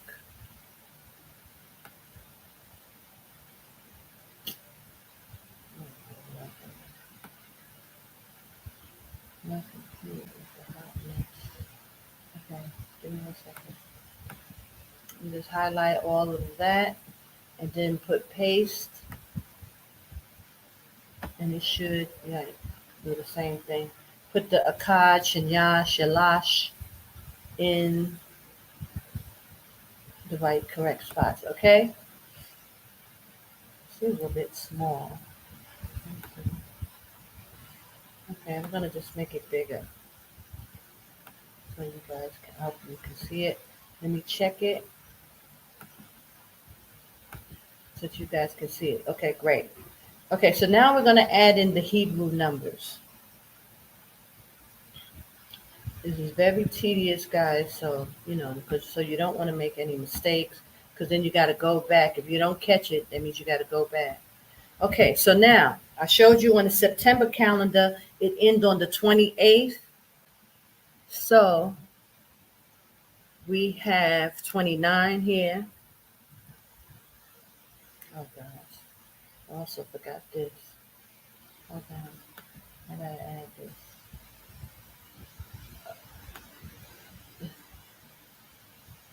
Okay. Okay, I'll just put that there so I can put my numbers there. Okay, 29.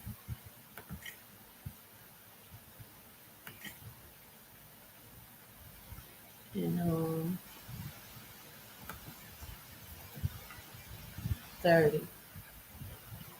Now, let's go back that this one has 30 days for the Hebrew calendar. I'm talking about the Hebrew calendar now. We know that the calendar has mainly 30 days every month except the 4 days. And I'll go to this just to show you. Only here, these 4 days. These 4 days have 31. This one, which is August, has 31 days. May has 31 days. I'm sorry. Let me see. This one was February. February has 31 days. Sorry. May has 31 days. Yeah. August has 31 days. And November have 31 days. The rest of the Hebrew months will only have 30 days. Okay? The rest of the Hebrew months have 30 days. So that means October, Shema Wana, will only have 30 days. So that's how you know. You have to reflect back to this. And I'll just show you quickly here. March 30 days, April 30 days, May 31 days. It's in red. June 30 days, Kamash, the Hebrew name, 30 days. Shashah, 31 days. Shabbai, 30 days. Shemawana, 30 days. The Shai, 31 days. And then Asherah, 30 days. Akkad Asherah, 30 days. And Akkad Shemyah, 31 days. So these 4 months in red have 31 days. The rest have 30 days. So that's when you're making your calendar. It's important to remember that rule. Just like according to the Gregorian, they do 30 days, have September, April, June, and November. All the rest have 31. The same thing with our calendar. According to the Hebrew, there's 4 months out of the year that has 31 days. The rest will have 30 days. Okay, so we know October will have 30 days, right? September, I'm sorry. September. We're in October. We're starting the beginning of October. So here, September, these last days reflect the September Shabbat month. So we got 29 and 30. And let me just go back so you can see why. I don't want nobody to be confused. Okay, here in the Shabbat month, we go to the end and the calendar stop on the 28th because, we're going into the next month. We're doing this according to the Gregorian calendar, so it ends. So now we're going into the next month, October, and our last number was 28. So the next number will be 29 for the Hebrew calendar. I hope that's clear. Okay, that's why you see that 29 and 30. Okay, so now this is when we start 1. So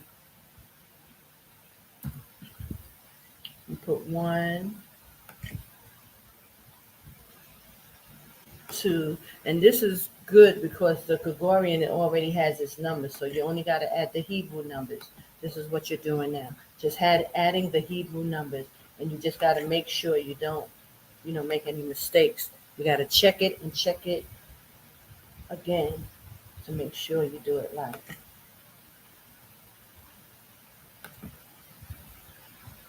Now, I don't want you to be confused because you see that 7, 14, 21, 28. That's for the Gregorian. That's not the Hebrew number, so don't get confused with that.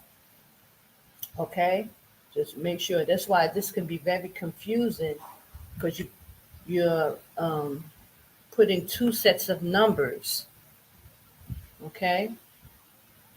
So you have to make sure you're paying attention. You can't be distracted because you will mess up and it can throw you off. And you won't realize that you even messed up for a long while and you won't catch it, until you get to the months that line up and they're not lining up. Now you got to go all the way back and change all of the numbers. Okay? So here we go. 12. We're going 9. You can always just stop and recount everything. And I'll do that after I finish this line, just so you'll know.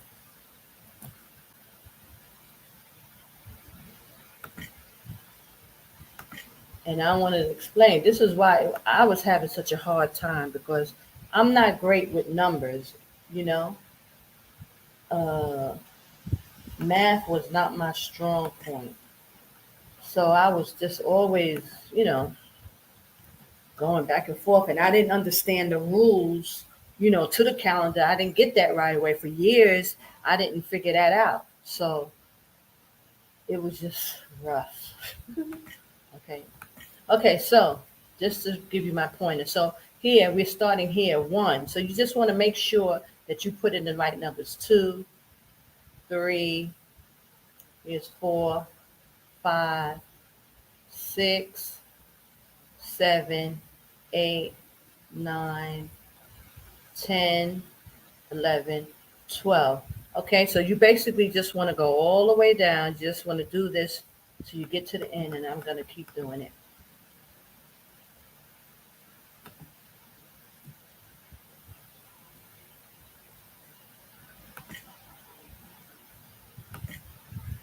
Oh,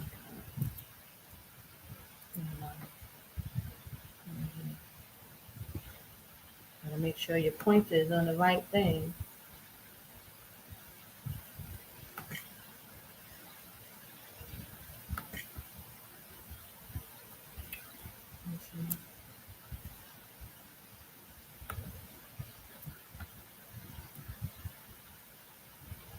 So if you're doing your calendar at the same time, you'll probably finish before me, because you see how slow this thing, I have to go. But basically, you just want to get in the habit of making sure you're doing the right numbers. Don't get confused by the first number, which you can easily do.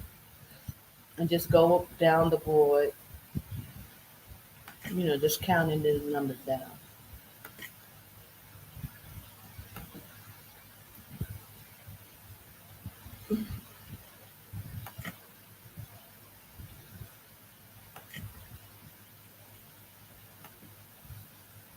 Once you know the rules, it becomes quite easy. But you're first just getting used to doing this type of stuff, because, normally we're not making our own calendars, and having to make sure now you're doing 2 calendars at one time. But luckily, like this one, you can get the Gregorian calendar already done. See, I didn't even have this luxury when I started. I had to make the calendar from scratch. I didn't even think to, have an already done Gregorian. I had to just make them. So it was just extra hard for me. Okay, so 19, now we're to 20.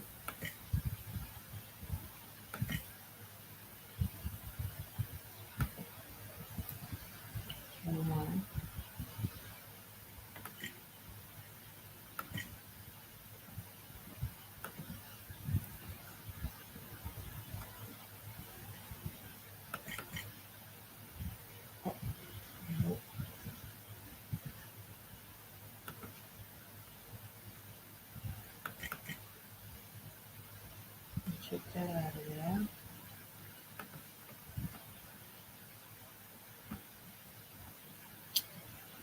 Come on.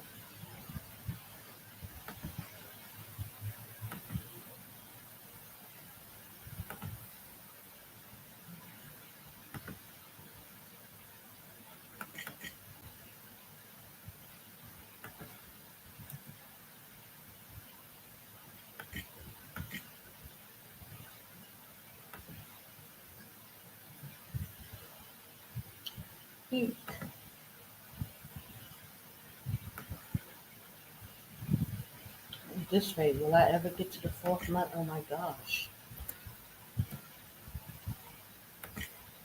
24, we're almost there. 25.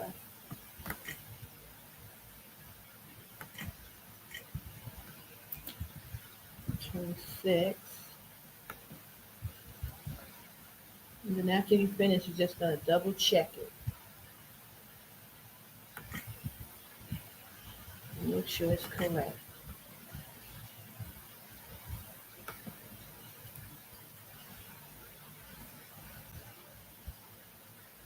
$27,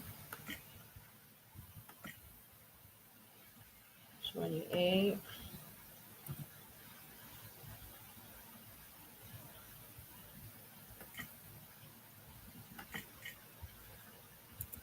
$28, $29.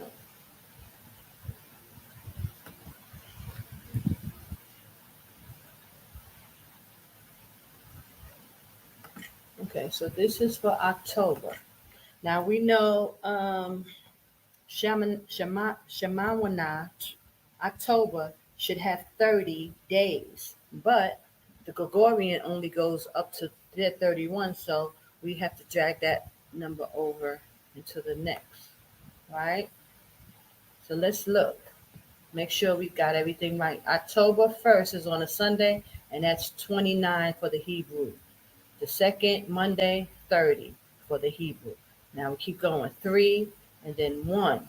So now I'm just going to focus on the Hebrew. 1, 2, 3, 4, 5, 6, 7, 8, 9, 10, 11, 12, 13, 14, 15, 16, 17, 18, 19, 20, 21, 22, 23, 24, 25, 26, hold on, 27, 28, and 29.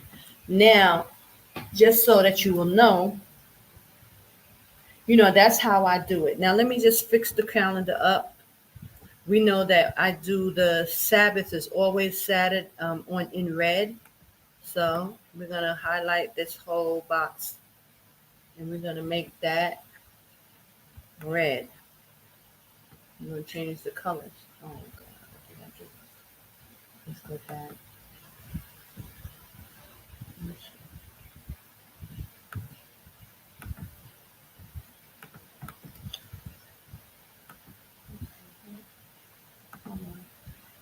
Okay, so let me just highlight that.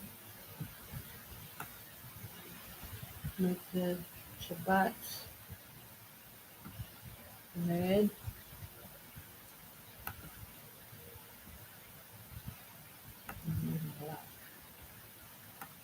Right? And I'm not going to put in the Sabbaths and the sundowns and all that yet. Let's just go to the next month. Okay? Let's go to the next month, which is November.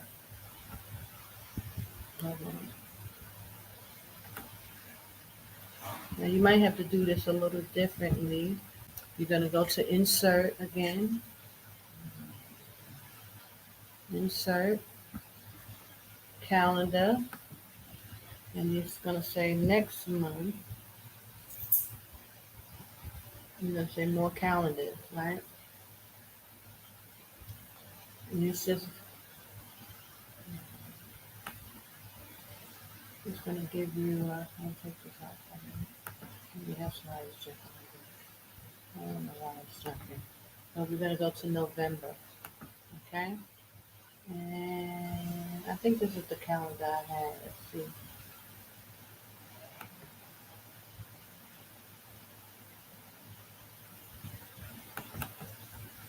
I think it's the same. Okay, so now we're in November. We're going to make it bigger.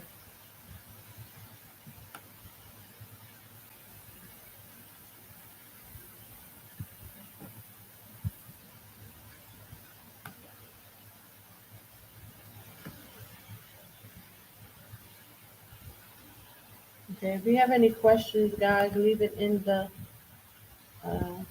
comment section and I'll check it when I come back, and I'm gonna check and make sure you guys are seeing what I see in 1 minute. And I hope you guys are able to follow along. Praise the higher. I'm so happy to finally be able to get this done. I've been wanting to do it. Okay, so again, I'm going to change this. This November, make it smaller. I think I used 36. And that month is the 9th month, which is the Shai, according to the Hebrew, right? I'm going to follow that. Make it follow. Maybe a little bigger. Oh no, every time I make it bigger, it goes up. Okay, so now I'm going to copy and paste. I think if I should do it, I didn't paste anything else. Let's try it. Just put paste. It should be the same, right? Let's see. Yep. And I'm going to highlight so it's in the center. I think it's in the center. So we're going to go to home and hit center. Okay. And we're going to bold, make it bigger.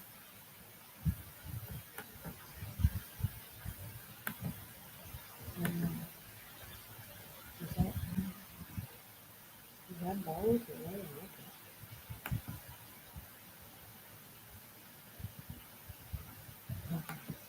Okay, that's bold. I'll make this a little bigger. Okay, guys. So that's where we're at. So now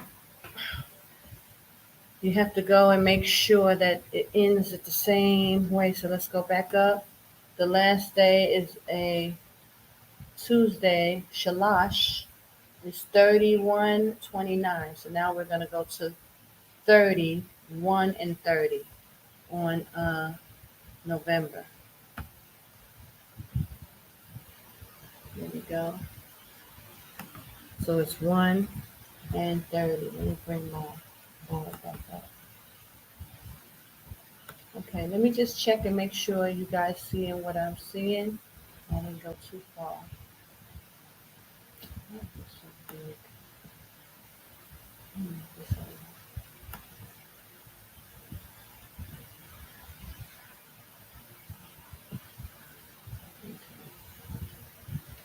It's going to be 1 and 30. Con. Okay, so it's 1 and 30. Okay, give me 1 second. Let me just check and make sure. So we're in October because next month is very important. Okay, so I just want to make sure you guys can see what I'm seeing. Yes. So now we're in the Shai, which is the 9th month. But it gets tricky here, and I'm going to show you why it gets tricky. So at the end. So let's go. Let's keep going. We go back out to the calendar. I'll put 300. Sorry.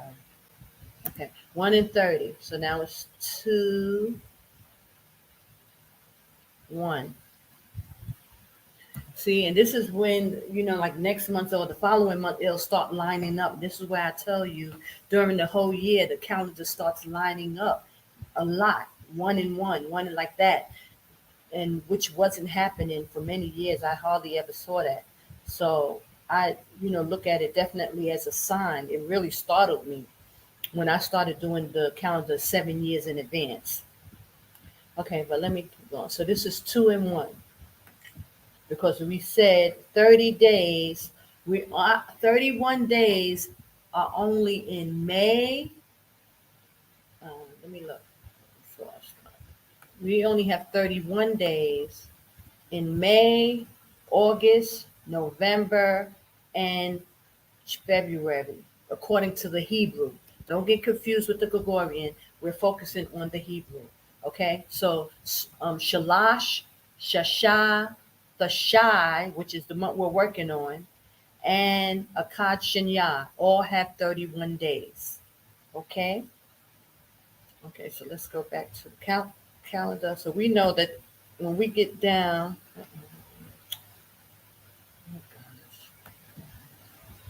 when we get down to the end, this calendar is going to have 31 days, not 30, but we're not there yet. Okay, so this is reflecting October up here. That 30 is reflecting October. That 1 is for November, the shy. Okay, try not to confuse you guys, please. So 2,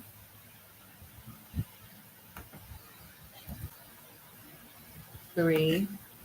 We're just going to go down the line and add our numbers.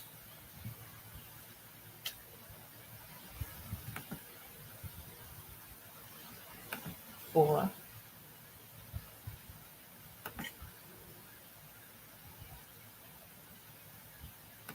5. This will be 5. And so forth.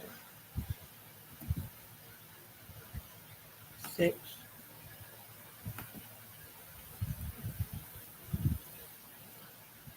7.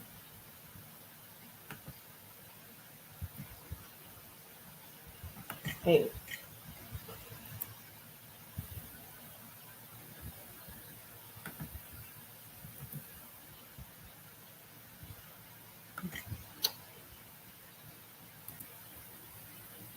9.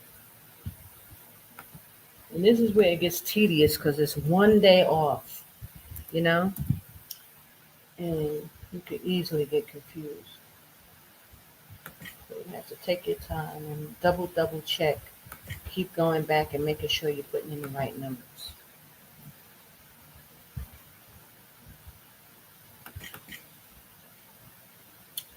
Now, I have gotten a few emails, a few questions about finding the first day of the year.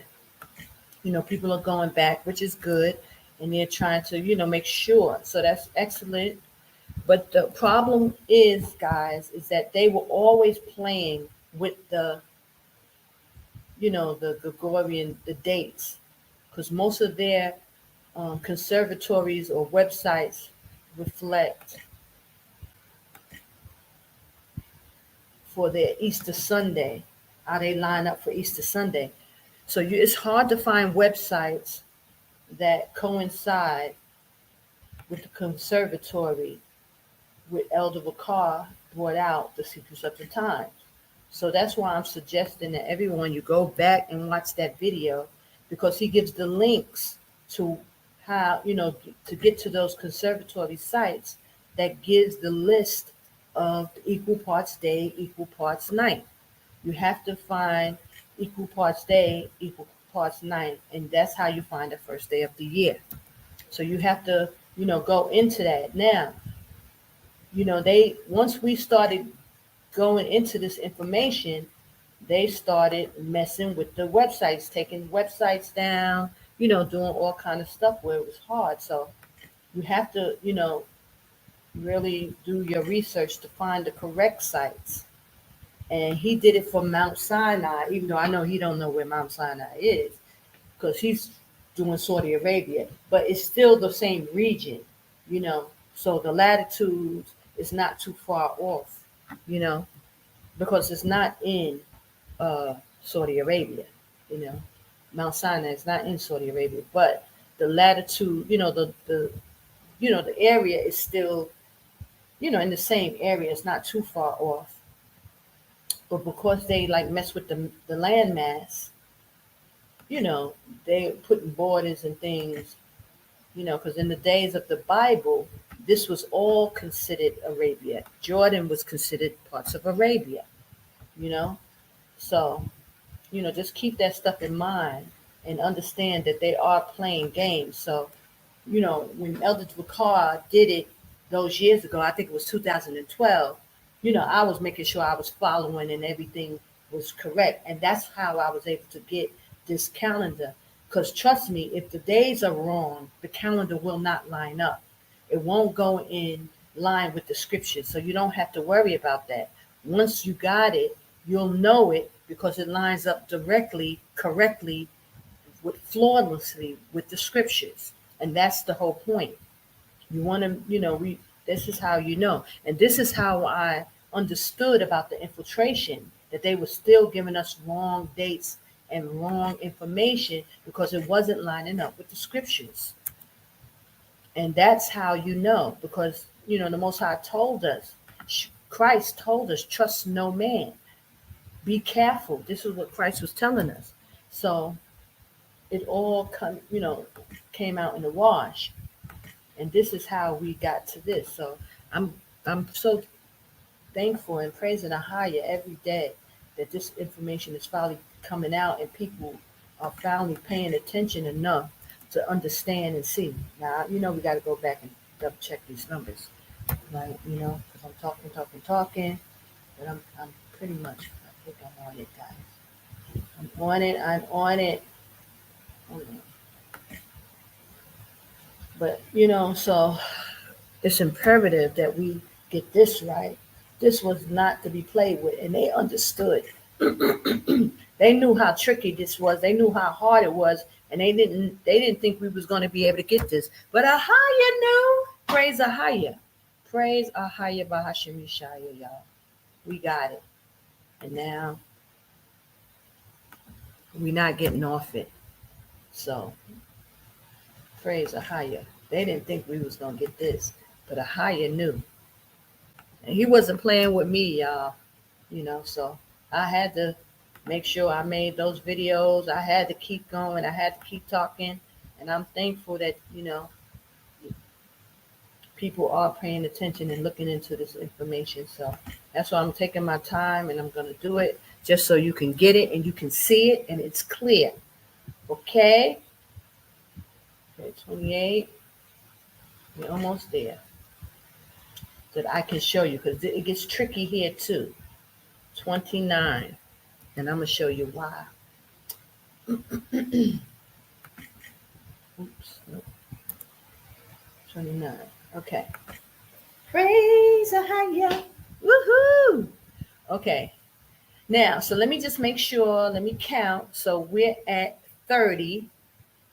We're at 30. Why? Because we're going to go back up here. The last day was 29 here. The last day was 29. So, of course, this is going to be 130 on the new month. And that's exactly what it is. 130 on, what day is that? Okay. Let me just move this for now. Okay. We're in November. Okay.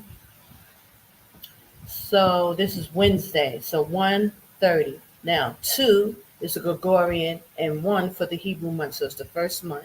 1, 2. Just checking the numbers. 3, 4, 5, 6, 7, 8, 9, 10, 11, 12, 13, 14, 15, 16, 17, 18, 19, 20, 21, 22, 23, 24,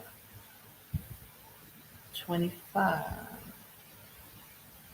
26, 27, 28, 29. Okay. Now, according to scriptures, when you go into the Maccabees, right, it tells you when the Feast of Dedication falls. So I didn't pull out those scriptures. Hold on. So I'm gonna stop sharing for a minute just so we can make sure, because you need to make sure that this is correct. Okay. So I'm here. Now, when you go into the Maccabees, I think it's First Maccabees, it tells you when the Feast of Dedication starts. It's the 9th month on the 25th day. Okay, so according to scriptures, Shabbat Shalom. Praise Ahaya Bahashim Yeshaya. I see you. Akbabakaya, how are you? Shabbat Shalom. Okay, so I want to go to those scriptures so that you'll know. But I have it written on my calendar as well. So give me 1 second. Let me just go to that really quick so I can tell you which one it is. We're going over the calendar, guys, and let me find it for you so we can. Now we're going into the Feast of Dedication, and we have to have that. It's in the 9th month, and I'm going to show you the scriptures so I can have it. I think I have it in my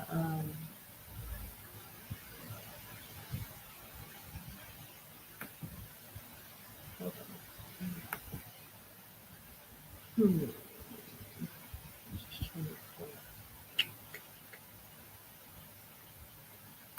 Give me 1 second. Let me see the scripture.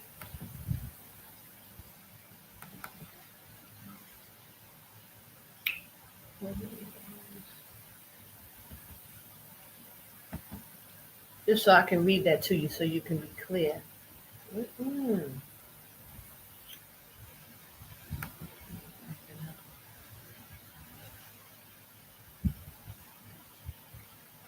Okay, it's First Maccabees 4:59.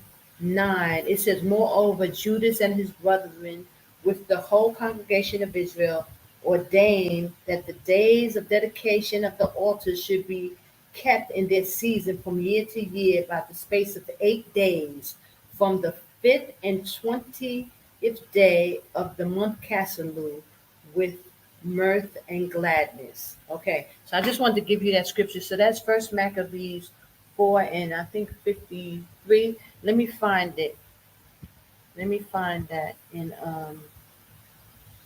hold on, in my eSword so I can show you that, and I'll share my screen with you. Okay, so you'll know. So these are the things you got to look for. You got to look to make sure that the calendar is lining up and it's correct. Praise the higher. Thank you, brother. Thank you, Baba Kaya, for letting me know.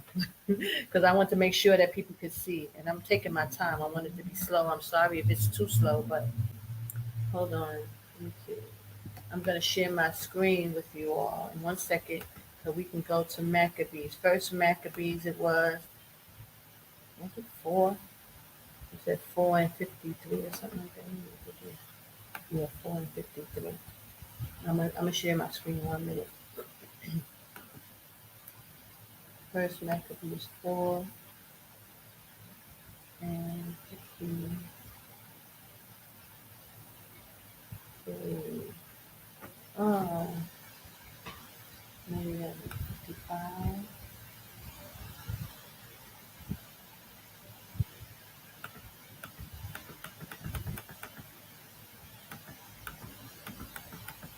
Okay, 456. Okay. It's the month of Caselu.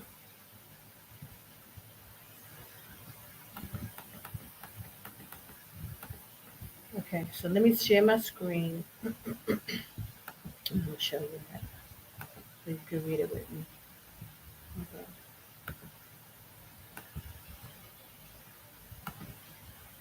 Okay, here we go. Okay, so here we go. We're in First Maccabees chapter 4, verse 56. Right? It says, and so they kept the dedication of the altar 8 days. It's an 8-day feast, not 7 days. But you're going to see how it lines up. It's amazing. Hold on. Okay, and so they kept the dedication altar 8 days and offered burnt offerings with gladness and sacrifice, the sacrifice of deliverance and praise. Okay, let's go one up. What's it say? No, where is it say? On the 25th day. Was that already on it? Did I miss it?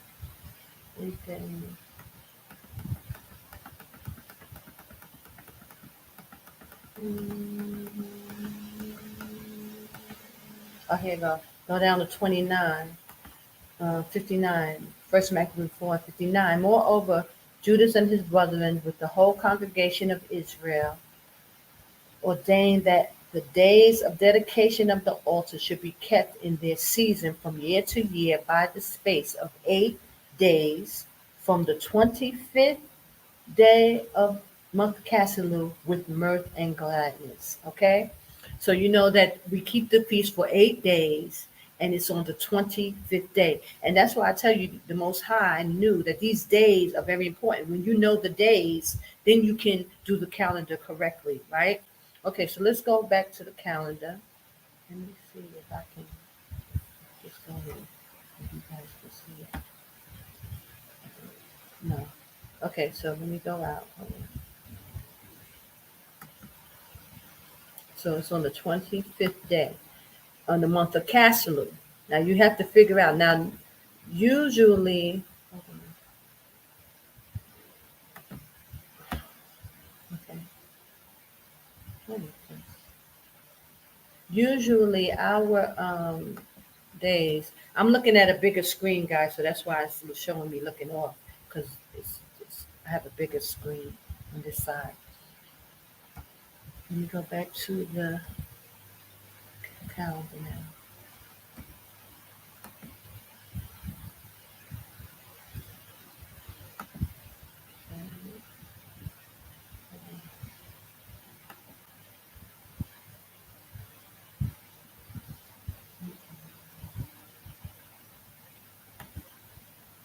Okay, here we go. Make sure that you see it. Okay, so we're there. So I made sure all the numbers were right? Now let's go down. So when we look down, look where the 25th day is. It starts on a Sunday. Again, it will be a double Shabbat. And it's an 8-day feast. So it won't stop on the Sabbath, right? So this is not, hooked up yet, but we just made sure that all the numbers were right. So now we're going to just highlight and make sure that these days are in red, so that you know that it's the Sabbath. But here, 25th starts the Feast of Dedication. So I'm going to put that in blue all along here, because that's what I do for all the feast days, so that it's highlighted and you can see it. But I don't see. Let's see divine. Yeah, we're going to fill that with blue. Okay? Which would make this a double Shabbat. We got the regular Saturday Sabbath, and the next day would start the Feast of Dedication. So let me put that in. It lines up like clockwork, guys.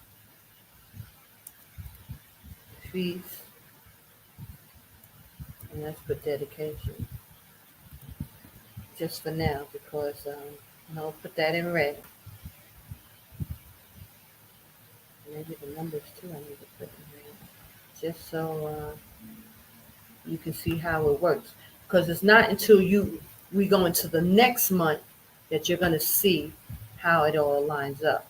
Because now some days, it's not red. Some days, the Feast of Dedication ended up in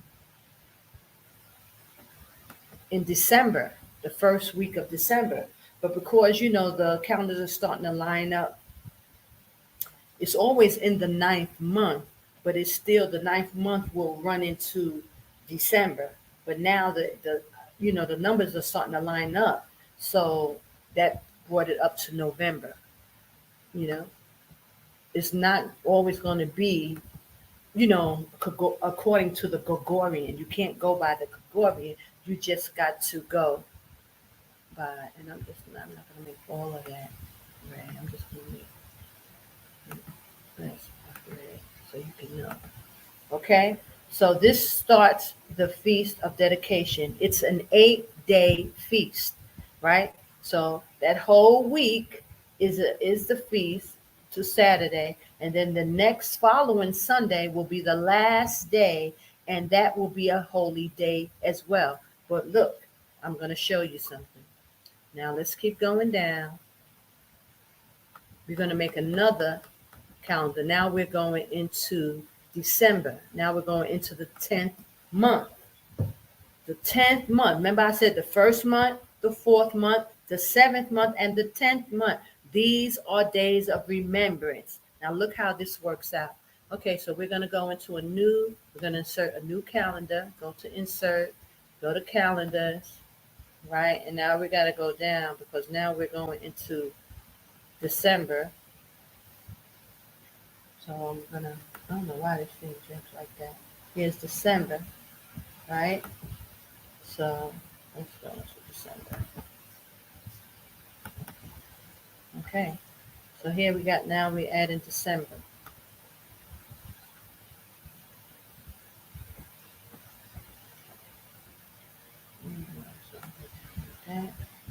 We're going to bring this up.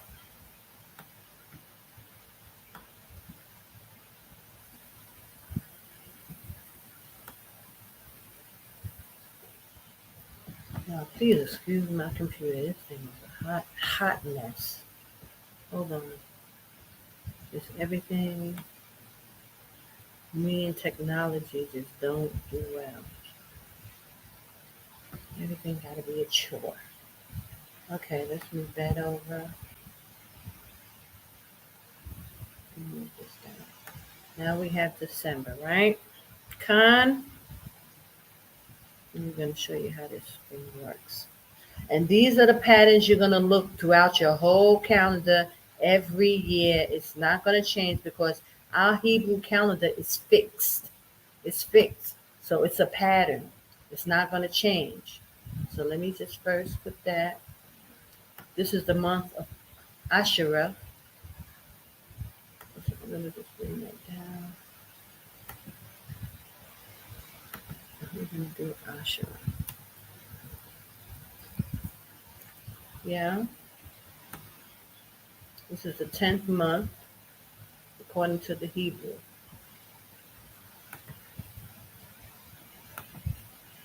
Okay. So, now we're going to get these days to start lining up. Let's see. So, you remember, according to the November, the last, this was all in blue because it started the Feast of Dedication. Let's go back just to look at it again so everybody can see it. Okay, so here we are. This is the Feast of Dedication below. The last, the last days of the month will start the Feast of Dedication, but these will be blue as well because these are the last 2 days. So let's go. We're going to make those blue. I didn't put the numbers in yet, but just so you'll understand. We'll put the numbers in and then it'll match up. Okay, but first, let me put the days in.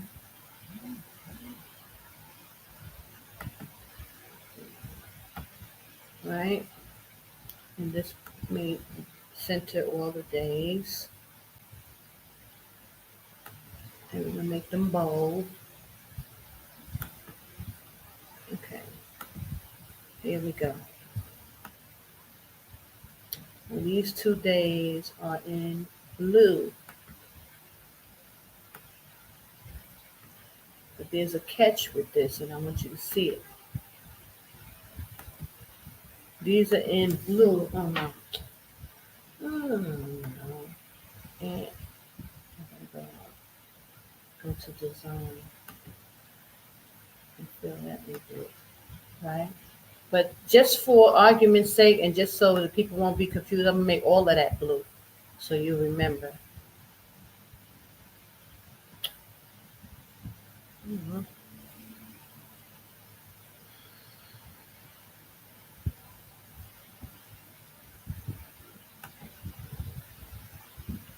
Yeah. This top row is all blue because that's signifying November, the end of November, and the Feast of Dedication, right? So all of that is going to be blue. But we know the 1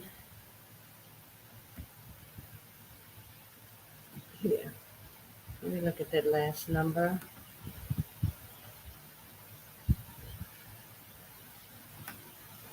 That is, here goes 30.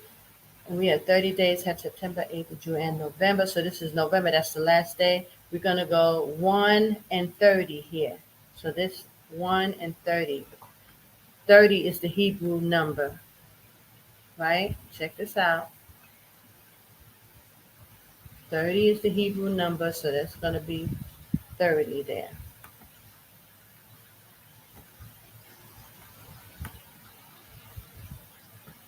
So let's put that there. We got 30.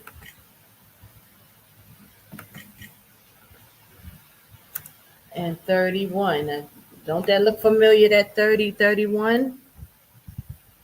It will always line up like that because, remember I told you, November has 31 days according to the Hebrew. So this is the end of, this is November. This blue line is November. Even though we're starting, this is going to be December. This month is December, but we're at the end of November. You see that 30, 31. Let's go up and look at our chart, the equinox chart, and we will see November has 31 days, right?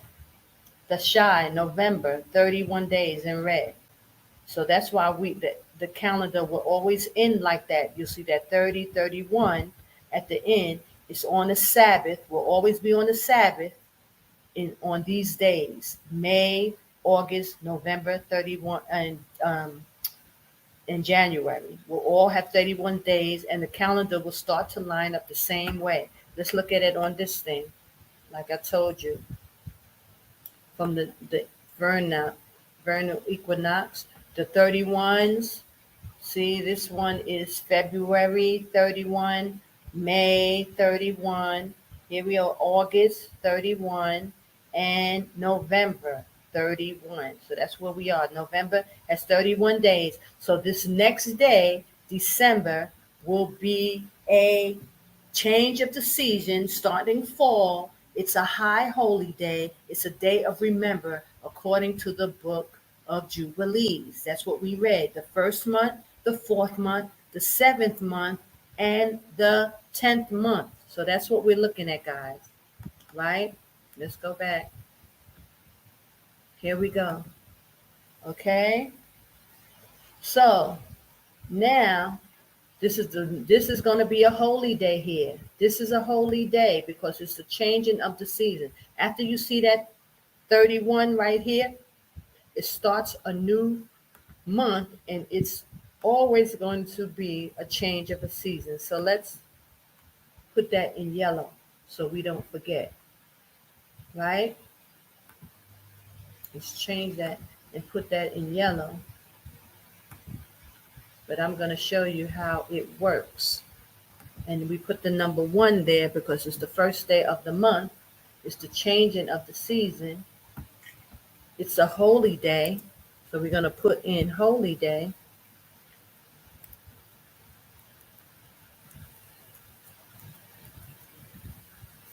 And guess what? Not only it's a holy day, changing of the seasons, it's also the last day of the Feast of Dedications. So that makes it also a holy day because, when we go into Leviticus, now, even though, check this out, even though the Feast of Dedication is not in Leviticus 23. So a lot of people like to be like, nah, that don't, certain holy days like Purim, and if they don't want to keep those holy days. But look how this falls in line. The Feast of Dedication, the last day, ends on a holy day. It ends on the changing a new season. So that's a holy day according to Jubilees. And it's also the last day of the Feast of Dedication. Wow, ain't that amazing? Feast of Dedication. I'm going to put that in there. Put end.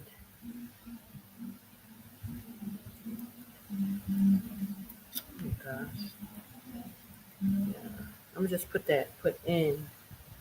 just for now, because it's I have to make these things smaller. But so it's still a holy day. It's still a holy day, whether you want to make it, not count dedications as a holy day, because a lot of people but most Israelites keep the Feast of Dedication. But now you have to know how it works according to the calendar. It goes in flawlessly, brothers and sisters. And I just wanted to show you that on the 25th day of Casalú, it always be at the end, either end of November or the beginning of December, but it will always, work out this way, where it's the beginning of the Feast of Dedication, the changing of the season, or it's at the end, but it will always line up, to be around the same time. So these are the secrets of the time. And once you know the calendar, you'll see how these things line up. Now let's keep going, because then you'll see the 7/14/21 in this month, because this is the 10th month, right? 2, 3. So when the changes of the seasons come, this is how the Most High lines his calendar back up in order. According to sevens, the first day of the year. I'm sorry. See how you get thrown off so quick? Easily I get thrown off, so I got to be very careful with the. Oh, what is that?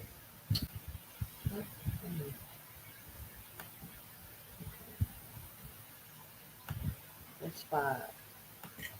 That's 6.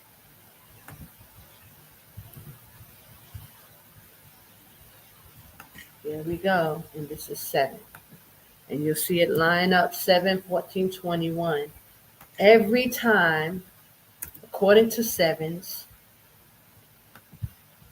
during the changing of the season. So the Most High, he's a mathematical genius. Don't tell me that the Most High ain't a mathematical genius. Hold on, let me cut on this light. How he set this up flawlessly.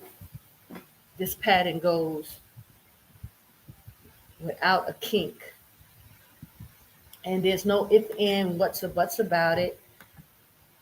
Every Israelite must know the secrets of the times, must know how to get the Most High's holy days, right? I'm messing up over here. Brothers and sisters, we must know his calendar. And this is for no matter what you thought it was, there's no way around it, really. Once you see it, once you work on it and understand it, there's no way around it. This is the secrets of the times. Elder Bakar gave a piece of it, but he didn't give all of it. And they didn't think that we was going to figure this out. They did not think that we was going to be able to come up with the answer to this. And it's a higher. Praise a higher by Hashem Yeshaya. He is a mighty power. And, he gave it to somebody like me, brothers and sisters. It's a miracle, trust me, because I'm not, no way, with numbers, it gives me a headache just thinking about it, really. But he gave it to me. He made me get understanding. He gave it to me. I can't even say, nothing I done. It was him. All him. So we got to give honor and glory to a higher. We got to warn our brothers and sisters, even the ones who are calling on different names. See, this will make every knee will bow, every tongue will confess. A higher is the one who's calling the children of Israel out. He's the one that's giving us back this calendar. He's the one who gave us back the name. So it's a higher, brothers and sisters. And it's undeniable. It's unrefutable. Nobody can't say nothing. And they can try, but you can't. The numbers don't lie. And they're not going to lie. And they're going to match up and line up this way every time. And there's nothing nobody can say about it. There's nothing nobody can do about it. This is what it is. And he brought it forth through a woman. That's what's another amazing part of this, because our brothers are so hard on sisters.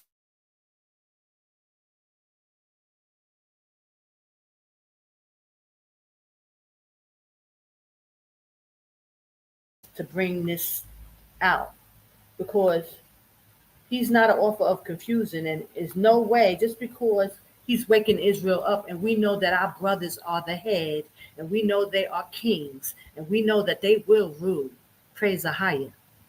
That don't mean for them to be trying to come down on the daughters of Zion like they're doing it. It don't make no sense. And the Most High is not having it. Okay? We just got to be clear.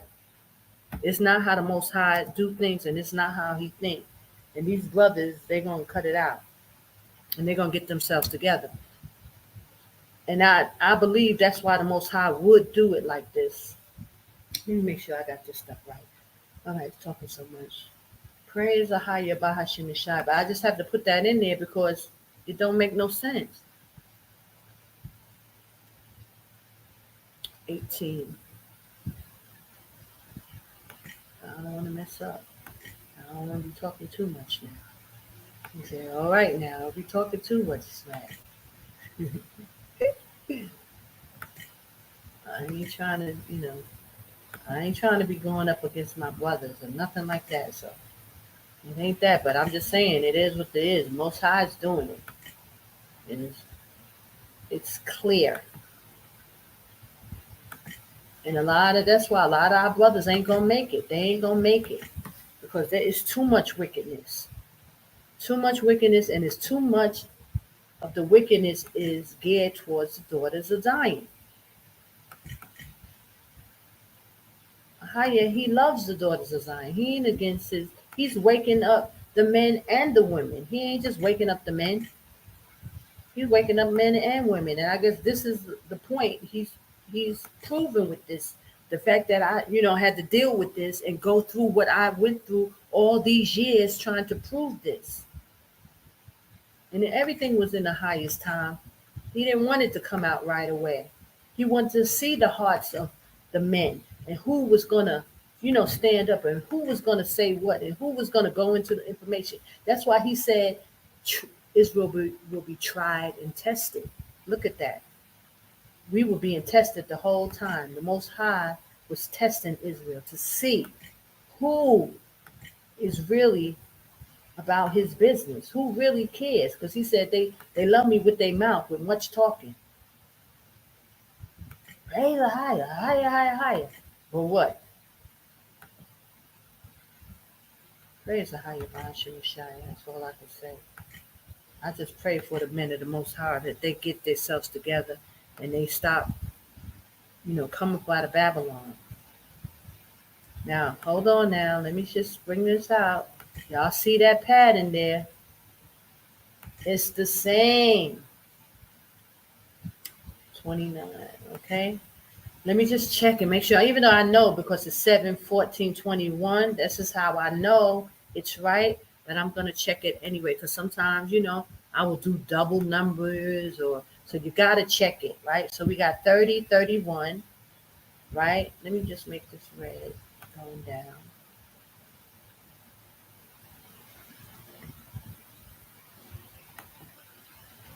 Okay, we got 30, 31. We see that. So we know that there's a new month, new season. This is the fall, winter. We're going into winter. It's a new month. And it's also a double Shabbat, because we have the regular Shabbat, we have a double Shabbat, and it's the end of the Feast of Dedication. It's a double meaning, a double Sabbath with a double meaning. He said it's an 8-day feast. So when you count it, 1, 2, 3, 4, 5, 6, 7, and 8 day will fall on a Sunday, makes it a double Shabbat.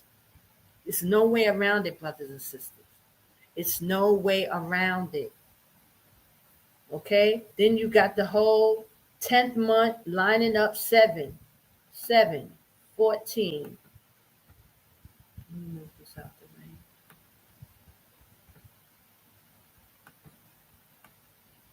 21, 28. As calendar. This is the secrets of the times. We have double Shabbats, double Sabbaths with double meanings. Now I'm going to put the sundown in there just so you can see it like I did before. This is the 7th month, the same thing. You see that 30, 31, 7, 14, 21. Every 4 months, it will line up. The calendar corrects itself automatically every month.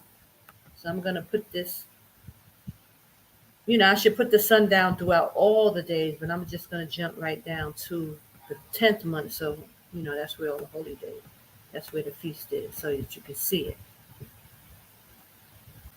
But I hope it's clear, brothers and sisters, and we'll just keep going. And I'm going to continue because I got to do it for 7 years. So I'll do a lot of it online. I don't have a problem. I mean, I know it's long, but it's the most important thing you can do right now, brothers and sisters, is get this calendar right. Get it down pat. Make sure it's correct. Line up so that you can see it. So that nobody can deceive you. That's what Christ said. Let no man deceive you. It goes exactly, here's sundown. We got to put the sundown here. This is Friday, the regular Saturday Sabbath. We put sundown. When there's a double Sabbath, you got to put the sundown again because it's going into a next day is another holy day. So that's why there's 2 sundowns right here, because you got the regular Friday sundown, and then it goes directly into the Sabbath, and then that Sabbath, that sundown, the holy day comes. It was it's the feast, the changing of the season, right? It's a changing of the season. Also, isn't it also Noah saw one, either the water receding or something like that? So it's the triple day meanings, because these are the days of remembrance. These are also the days when Noah was coming off the ark. These are also the change of the seasons, and it's the last day of the Feast of Dedication. Look at that. Here we got the regular Sabbath. Here we just do regular sundown.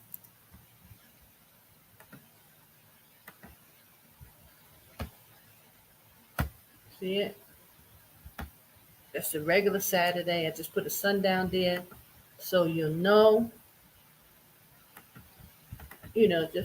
Anybody new to the truth, they really, you don't remember certain days. You put it in the calendar so you'll know when to, preparation day, you start to cook, you prepare your household for the Shabbat. Praise Ahaya Bahashim Yeshaya Wakwadash Wak.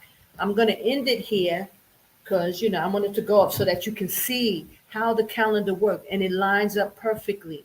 The according to the Jubilees, according to the Book of Enoch, these days are days of remembrance. Our season change that the Most High gave us are for signs and for seasons and for months and for years. That's Genesis. He told us that there are our Sabbaths are a sign between us and the Most High.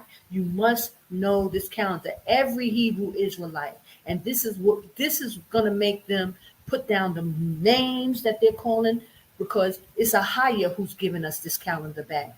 Any Hebrew Israelite, they keeping it on a Tuesday, they keeping the Sabbath on the wrong day. They have no reason. The scriptures break this down, how to give us the correct holy days. Now I'm gonna have to put the sundowns on here as well, but I'll do that. I'll just show you, that I'm doing it, and you can do yours, because all my calendars, I put sundown on the Friday night. So, just as a reminder. And so also it helps when you have a double Shabbat, or like with the Feast of Purim, you need to know. So this coming week, brothers and sisters, after the Shabbat, this Tuesday is the feast. It's not a feast. It's the Day of Atonement. We are to fast. We are to conflict our souls on this Tuesday coming. And I'll show you that in the, what's the name of this? Let me add these sundowns in. You must understand and know the calendar so that you know when to keep the holy days. not to make an abominable day.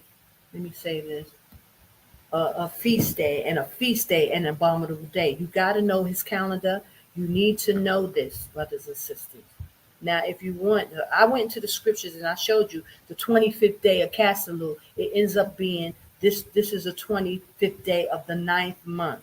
And there's scriptures that say in the 9th month, and I'll look for those too. So when I come back, I have them, but I don't know exactly. I know it's in Maccabees, and I even have them on my calendars. So, and let me just show you that. Let me stop sharing for a minute so that you can see that. Let me see if I did everything first.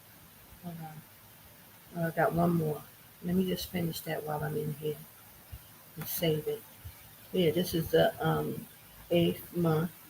Let me just put in the sundowns for the Shabbats. And you should be doing it for your calendar as well. Khan, I hope I made it clear. It should be easy. I believe you saw everything that I saw. So it shouldn't be no confusion. And we'll keep doing this and just keep doing it and you'll get it. It takes a little time to get used to. But once you got it and you understand it and you read the scriptures, it's perfectly, right? It's perfectly lined up with the scriptures. The Most High is not an author of confusion, okay? And this is why I always told you, once you understand this calendar, you'll understand that there has been infiltration the whole time. People have been lying to you. Now you got to deal with that whole thing. Of why would people lie to you? These brothers that you've learned to love and respect because of infiltration, brothers and sisters. They have been bought and sold by our enemy. They took our people down. It is what it is. You have to accept it. Go ask your elder. Go ask him why. Why did he tell you this? Why he ain't putting this in his Hebrew Bible Academy? Because his handlers told him not to. That's why. Okay, so here we are in the 7th month. We're in this month. This Tuesday, here we go. This Tuesday will be the Day of Atonement. The Day of Atonement is on the 10th day of the 7th month. When you go into the scriptures, and I'll go in there with you, it says that the 9th day at sundown, so that's why I put sundown here, you go into a fast and you afflict your souls. Okay? Praise Ahaya Bahashim Yeshaya. So we're going to go into the scriptures and read that. Okay, so let's look at it really quickly. This is the 7th month that we're in right now. You see that 30, 31, that was on the Sabbath. The next day was the Feast of Trumpets, and it's in yellow. It's a holy day. It was a double Shabbat, a double Sabbath, back to back, Saturday and Sunday. It was the first day of the 7th month. He said the first month, the 4th month, the 7th month, and the 10th month are days of remembrance. So that's why it's in yellow. It's a day, it's a changing of the seasons, starting in the fall. Most High want us to regard his seasons. They are days of remembrance, okay? After the first day, 10 days later is the Day of Atonement. That's a Tuesday. As you see, Shalash is on the 3rd day of the week. It's the Tuesday. It's a day to conflict our souls. On the 9th day, you eat, you have a fast. I mean, not a fast, you have a feast to the Most High. And by sundown, you finish eating and you go into your fast. Praise the Higher. We all have to do this fast on the correct day. He said, whoever don't conflict their souls will be cut off. So brothers and sisters, this is why a lot of Israelites and a lot of us won't make it, because you open the door when you don't keep the right holy days and the commandments according to the Most High. You open the door to be able to be taken out. And this is why there's always been confusion with this calendar. They know that the Most High is a stickler for his law. So when we don't have these days correctly, we open the door for death to be taken out. Tuesday is the day to fast. Monday night to Tuesday night. Conflict your souls. And we're going to go into the scriptures. Then the following week, going down that week, double Sabbath back to back, we go into the Feast of Tabernacles. It's a double Shabbat. We have the regular Friday to Saturday, and then that Saturday at sundown starts the Feast of Tabernacle. We are to dwell in tents for 8 days, not 7 days. It's an 8-day feast. We're going to go into the scriptures, and I'm going to read it before I leave so that y'all can be clear. It's an 8-day feast, 2 Sundays back to back makes it double Shabbats. On the 15th day, he said, starts the Feast of the Tabernacle for 7 days, right? And then the 8th day is a holy day. It's the last day. It's a holy convocation. That's why the Most High did it. He put a monkey wrench in it. It's not everything lands on the Sabbath, like Elder Ricard be trying to say, like he be lying and telling people everything is according to sevens. The Most High did not do it that way. He could have, but he didn't. He said the 8th day. So it's been a lie, and nobody been keeping the holy days correctly unless you've been watching and paying attention to the calendar like I was. You had to pay attention, and you had to go into it to see and understand what the Most High was saying. It's an 8-day feast, not a 7th-day feast. There's double Sabbaths, double Shabbats with double meanings. Okay, so you have to know the calendar. Okay, let's go into the scriptures real quickly, and then I'll, say shalom and enjoy the rest of your Sabbath. Hold on. Okay, praise Ahaya Bahashim Yeshaya. Khan, I see all your Khan, Baba Kaya. Thank you, Baba Kaya. Bless you, brother, for, speaking out, because it's important. We finally got our calendar back. Israel, we can make it. Now all y'all got to do is come out of Babylon, get within these borders, and start to prepare. Start to prepare to go into that wilderness. Okay, let me go into the scriptures really quickly so you can just read what we just saw. And praise Ahaya. He's amazing. He did it. He's a mathematical genius, and it lines up perfectly. Hold on.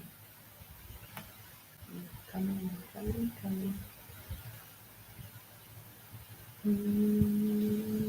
I'm going to just read it down really quickly.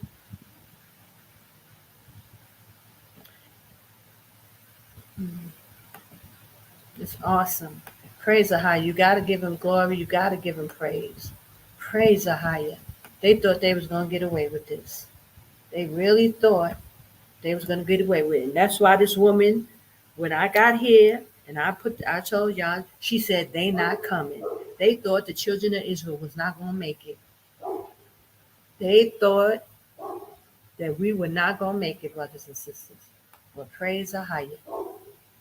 Praise Ahaya. Hold on. Okay, so here we are. We're in Leviticus 23, and let's start at 23. Now I'm just going to read it down. Yeah, you saw the calendar.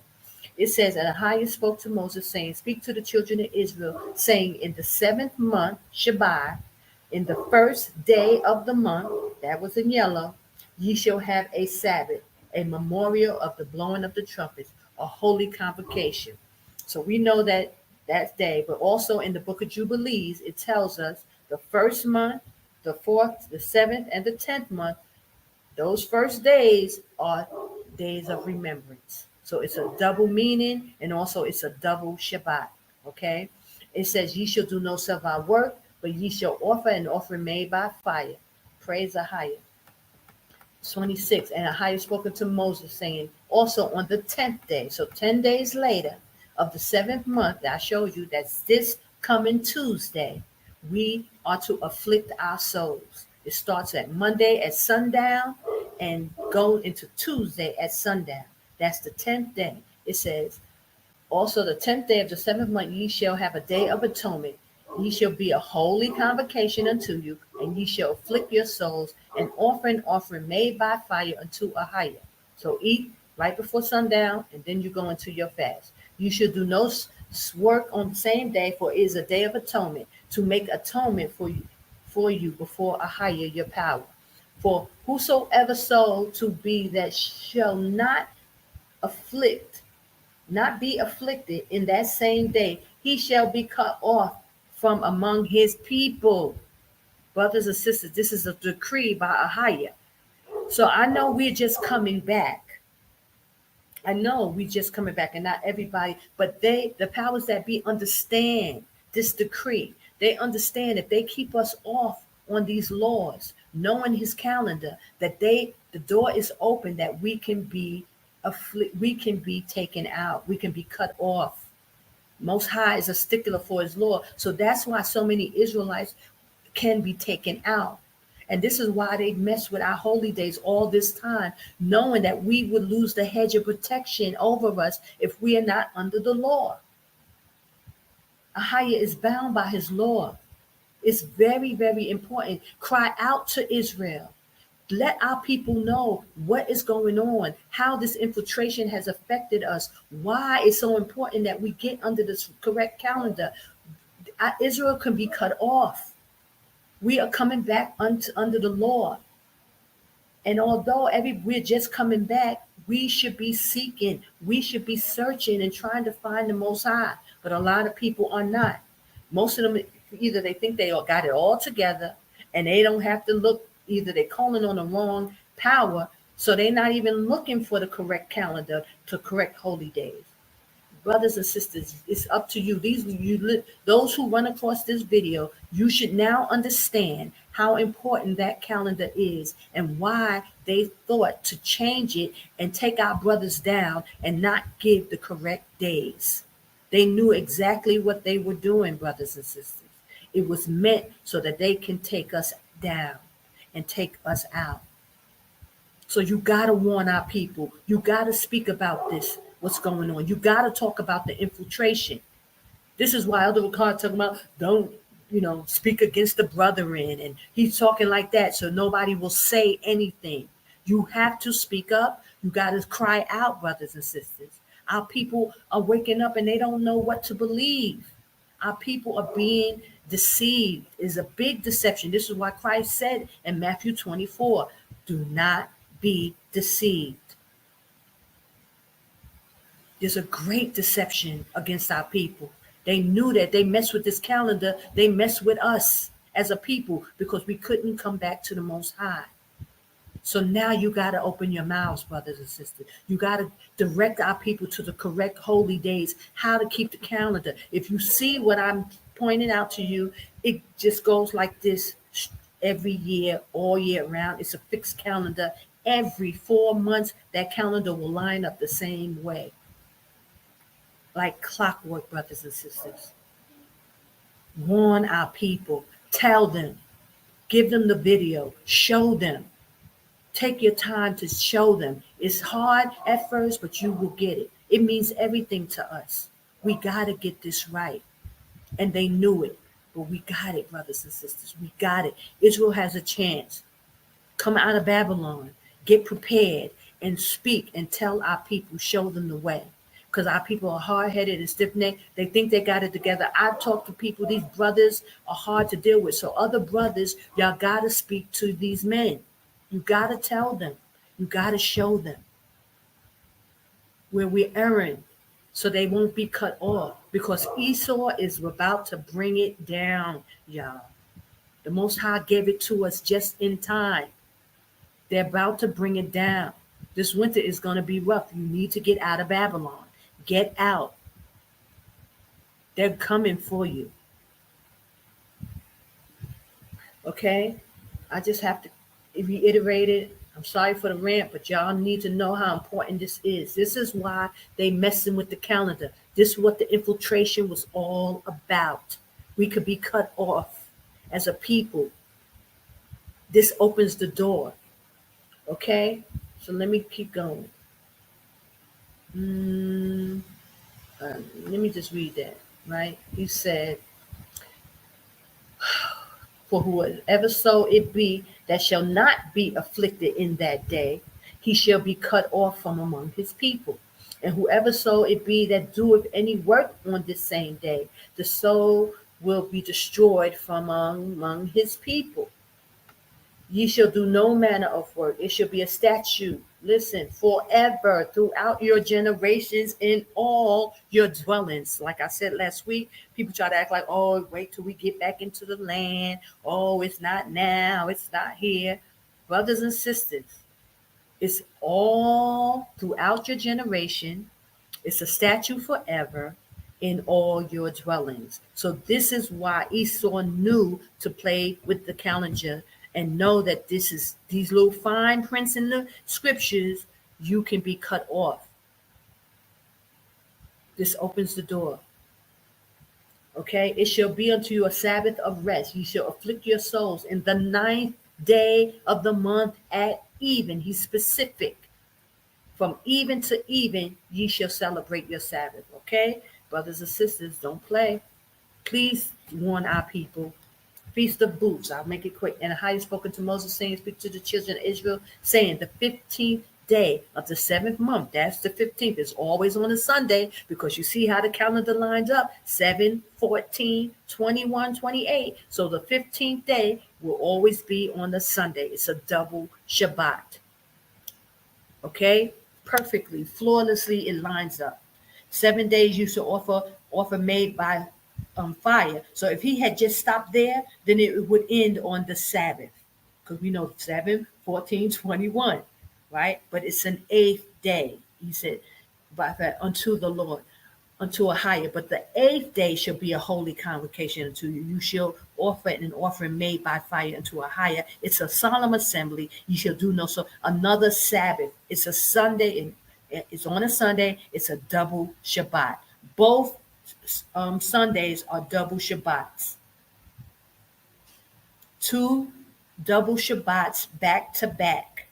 2 Sunday holy convocations on a Sunday makes it double Shabbat, 2 weeks in a row. Okay?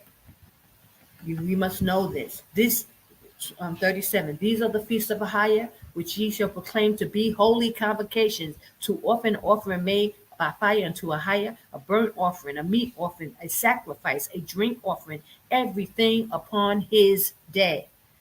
Besides the Sabbaths of Ahijah, besides your gifts, we give gifts, guys. Besides your vows, your offering, besides your free will offers, that's what you give freely to people, which ye give unto Ahijah, also the 15th day of the 7th month. So here it is. It's a double Shabbat. Double meaning, double Shabbat, double days. As the 15th day of the 7th month, when ye give a gathering of the fruit of the land, ye shall keep a feast unto Ahijah, 7 Sabbaths, 7 days. On the first day shall be a Sabbath, and on the 8th day, listen, guys, it's clear. Everything is not on the Sabbath day. He said the 8th day, which will always be on a Sunday, the first day of the week. Know your calendar. And ye shall take you the first day of boughs of goodly trees, branches, palms, and the boughs of thick trees, willows, and brooks, and ye shall rejoice before Ahijah, your power, 7 days. And ye shall keep the feast unto Ahijah 7 days in the year. It shall be a statute forever in your generations. Ye shall celebrate it in the 7th month. Now he said 7 days you should keep it, but on the 8th day is a holy convocation. He made that day a Sabbath. He threw a monkey wrench in it so that these Khazars would not be in line with him. Praise Ahijah. They don't keep the days the way the Most High keep it. They don't worship him. They don't serve him.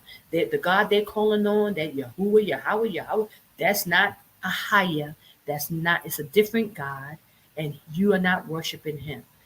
So this will make every Israelite and their mama have to put down all the wickedness that we've been taught, all of us, calling on the J name, all of us did it. We got to put that stuff down and come back to Ahijah, and keep his holy feast days according to the scriptures.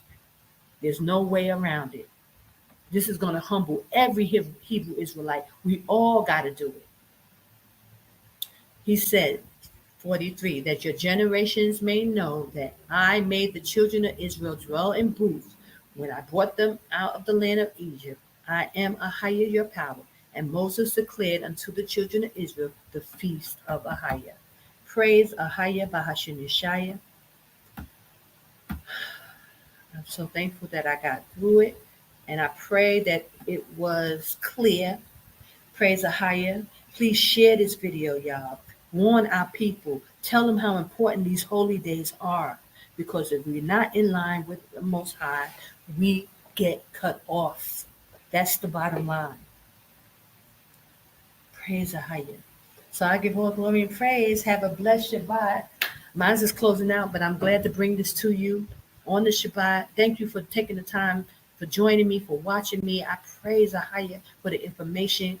Please go into it, and I will continue. Next week, I will do it again. I will continue, for a while. I got a whole 7 years to do, but I'll do as much as I can, that you will get the hang of it and just keep doing it. It doesn't change after this, It's not going to change. It's going to keep, this cycle is going to keep going. You just got to make sure your numbers are right. Make sure your days line up. Make sure you look for those every 4 months, 7, 14, 21. The calendar perfectly lines up itself automatically. Praise Ahaya, the secrets of the times. So, Tawana. Have a blessed day. Thank you. Akba Bakaya. Love you. Appreciate you. And Shalom. Okay? And I'll play a little music on the way out. Be blessed. Hold on. Here we go. We're going to do a little praise. We got to praise him. We got to glorify him. He did a wonderful thing, brothers and sisters, giving us back our holy days. Amazing. And they thought we wasn't going to get it. They thought we wasn't going to be able to figure it out. It was rough, but I'm glad it's over. Praise Ahaya. I'm so glad it's over. Whew. It's been an unbelievable journey, y'all. Unbelievable. Okay, I can't find the song now. Where is it? Let's see. Let me come in. Woo! I am so thankful. Hold on.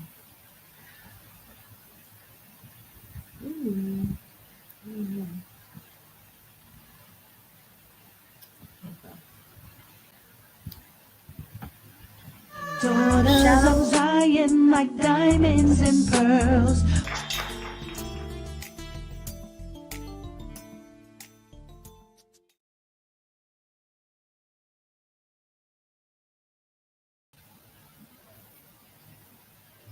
Shalom, Israel. Praise Ahaya. Bahashim Yeshaya. Wakwadash Rawak. Bless you all. Happy Tabernacles. Praise Ahaya for the Feast of Tabernacles, the first day today, which is a holy day. And I figure what better day to come to you guys about the calendar than on his holy day. And so we can go into these scriptures and just, meditate on this information. I pray you all have had a blessed week, a blessed Sabbath yesterday. And I just give all glory and praise. So it's good to see you all. I wanted to say shalom to the elder who's joining us. I pray he's still in here. I'm sorry. Hold on. I don't even have my glasses on. This is going to be rough. I couldn't really find them. So I want to say, hold on. Elder Set Shaba. Shalom, Elder. Thank you for joining us. Praise the Hayah Basham Yeshaya. And everyone else who's here, I pray that you all have a blessed week. And let's just get right into it. Okay, so last time we went into the calendar and, everybody, noticed how I was trying to show you how things line up. Every first month, 4th month, 7th month, and 10th month, these are the days of remembrance according to the book of Jubilees. And when you study the book of Enoch and Jubilees together, this is how we come up with the correct calendar that the Most High gave to our forefather Enoch. And once you go into it, you start to see these patterns you know, without a shadow of a doubt, that it's undeniably that this is correct because it lines up perfectly because the Most High is a genius. And we know that we have 364 days, which goes into seven, 52 weeks, and it's just flawless. But not only that it goes according to scripture flawlessly. Like on the 10th day of the 7th month, we know we have the Day of Atonement. It shows you how it lines up. According to 7, 14, 21, 28, which will fall on the Sabbaths. And if you notice, guys, most of our feast days fall within those 4 months. The first month, the 4th month, the 7th month, and the 10th month. Okay, most of our feast days will fall in those 4 months as well. So it just makes all sense. There's no flaws in it. And so we have to, go along with what the scriptures say. Okay. So let me go share my screen with you. I will go into Publisher and I will kind of be reviewing. What did I do? Hold on. I don't know what I did just now, but I pulled up another. Okay. And now, guys, I'm going to be squinting. I couldn't find my glasses, neither one of them. And I have a bigger screen over here, so you'll see me looking this way like this. It's because there's a big screen and it helps me see better. Okay, so just so you know. So let's go into Publisher. Now, I just found that Publisher was easy for me, and I think that you guys may have found it to be pretty easy as well. So if there's another program that you know of that you find is easy, hey, share it with us, But I will keep using Publisher. Where is it? Wait a minute. I don't see it. Oh, wow.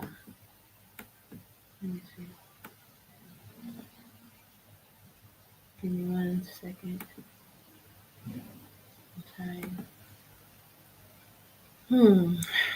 So if you have Windows, you can easily go into Publisher. You could just go into your search. I don't see it here.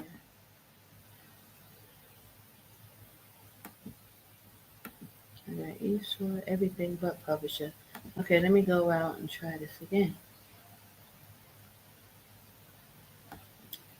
Okay, and you can just go into your search and pull up Publisher. Let's see. Okay, so I'm gonna check this one out. Okay. In 1 second, I'll try it again. Share screen.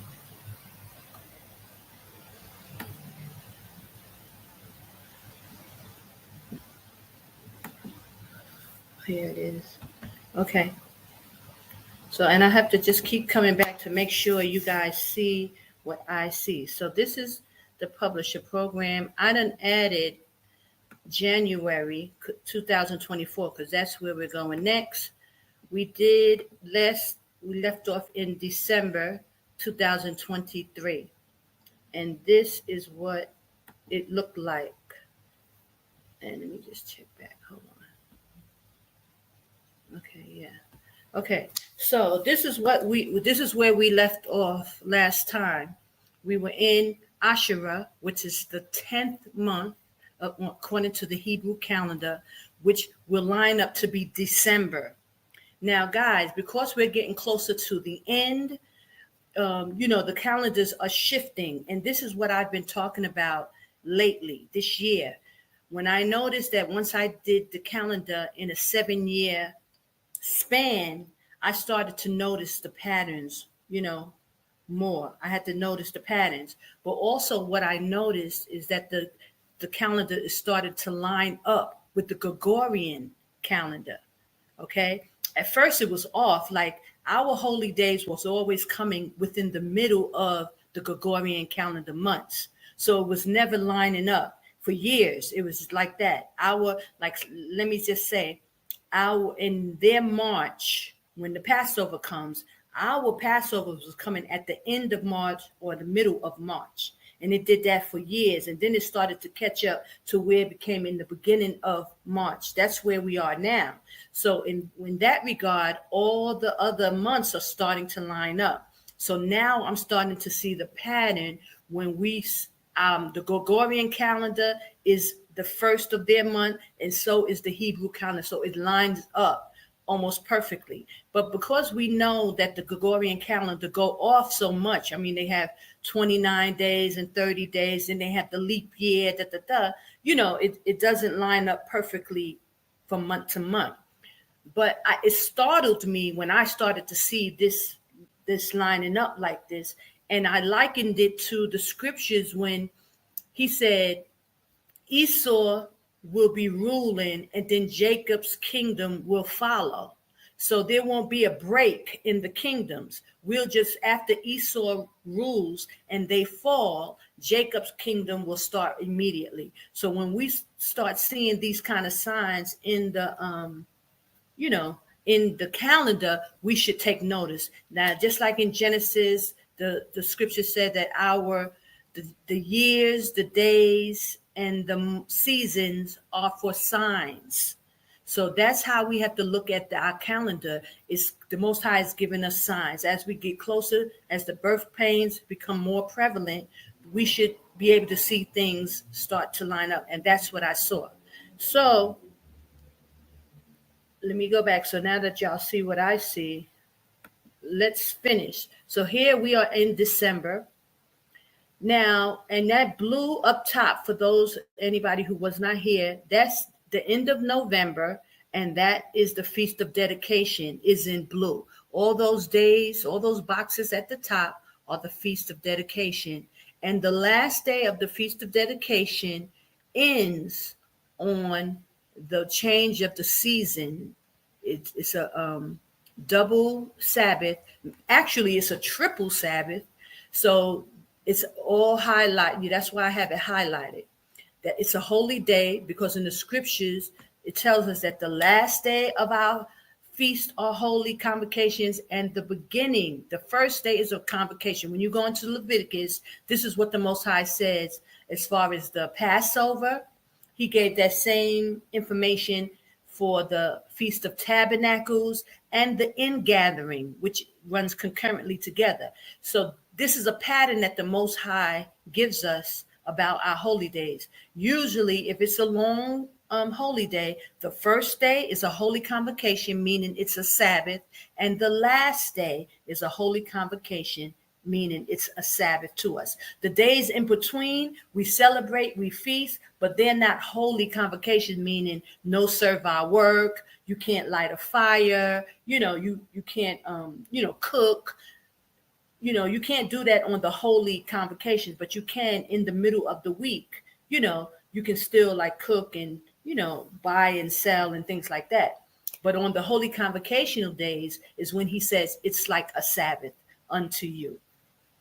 So that means during the whole week, after the first and the last day, in between, you can do business as usual, but you still keep it as a memorial. You're celebrating, you're rejoicing. Like with me, guys, I decorated my apartment. I always try to decorate on the holy days, and we have to give gifts, and because this is where they got the Christmas and Thanksgiving and the Easters. This is where they get this from. They got it from our scriptures, and they hijacked it, and they do this for their gods. So now it's our time to do it for our God and our power, a higher, and we should be showing up and showing out now that we know the truth.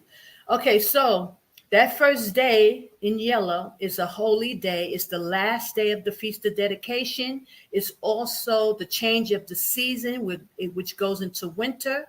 So that's makes it holy. And also in Jubilees, it's the 10th month that we are to make it as a day of remembrance. So all three are holy, makes it a holy day. So these are high holy days.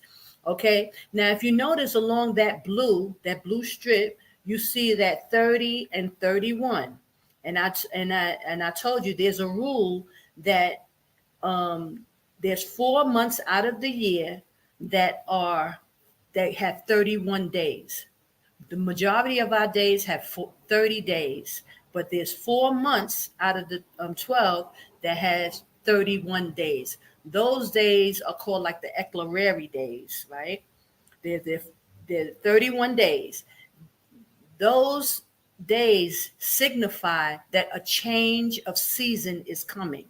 So every time you see a 31 here, and it's always on the Shabbat, it will always be on the Shabbat. The next day is the change of a season, which will be a holy day. And these kind of rules you got to put in your mind so that you know once you're doing your calendars, you'll see that 31 on the Shabbat. Then the next day is going to be a Sabbath, right? And then you'll also see the sign of the Sabbaths lining up according to 7. If you see where my pointer is, you'll see 7. The next one down is 14, 21, and 28. This is a sign that shows that the calendar is lining itself back up automatically. There's nothing we have to do. There's no leap years. There's no, skipping days. The calendar lines itself back up automatically on those 4 months. Okay, the first month, the 4th month, the 7th month, and the 10th month. Those months, the calendar automatically corrects itself, and you will see it because it goes from 1 to 7, and the Sabbath is the 7th day, right? And we know that the Sabbath is the 7th day, and this is how you know your calendar is correct when you see those patterns on those particular months. You know you got it right. Okay, so now we're in Asherah, which is the 10th month. We finished this one. So it ends on Sunday, which is the Gregorian, is 31, and the 29 is the Hebrew number, the 29th, right? So now we're going to go to January, which the numbers change. Is actually 2024. It's for the Gregorian, not for us. Okay, and let me just change that size. So let's see. Okay, and I'm gonna put for January. It's Akkad Asherah.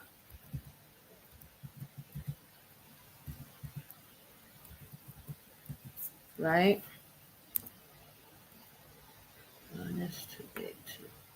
Akkad Asherah.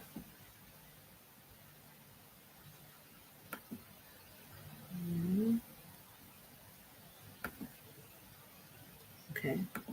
And then I'm going to go back to December. We're going to paste the days. Akkad Shanya Shalash Rabbi. And put that there. So I hope you guys are doing the same thing. I've been busy all week, so I haven't had time to do any of this, but okay. So we have the days, and then I'm going to go across it, and I'm going to put the numbers in the middle, and I'm going to make it bold so you can really see those numbers. Okay.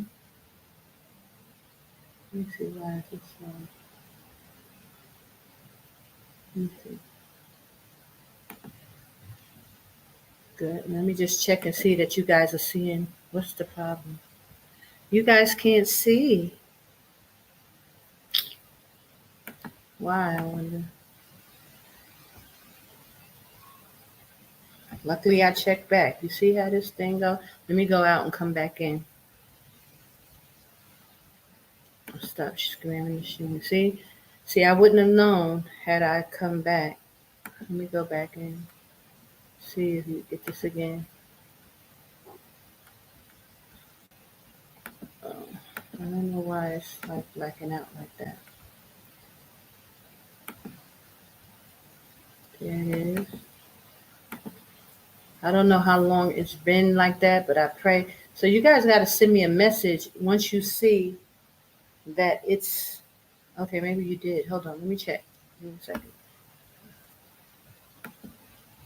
Okay, you said, Kai, I went forward from the 10th month that you left off from, and I came up with the interesting result. Praise the higher. Yes, I'm sure when you, that's Elder Shaba, you came up with some interesting results. Was that in the month of February? Akkad Shanya? Let me know, because that's when you'll start to see at the end of this year, the calendar really starts to line up. Going into 2024, it's like almost every other month or every 2 months, it's lining up with the Gregorian almost every month. So that should be a sign to us as we start doing the calendar. And especially for me, guys, because I was doing the calendar like 12, 13 years now, and I never really saw that happen because our days were so separate. Like there, the beginning of the month for the Gregorian, the beginning of the Hebrew was almost at the end of their month. So we never really was lining up. And now it's coming to the point where it's lining up. Khan? So let's go forward. So let me know if the screen blacks out like that. I won't really know. It's hard to even tell me because I'm not on this screen. So let me go back to the publisher screen. Okay, so here we are in January. Okay, so that number right here was 3129, right? On that Sunday. Let's go back, just to double check it. Right here is 31, as you can see, I'm highlighting it. That's on a Sunday, Akkad. So in January, that's where it starts. And I'll just put that there just for now so that you guys can, just see it. Hold on. Give me 1 second.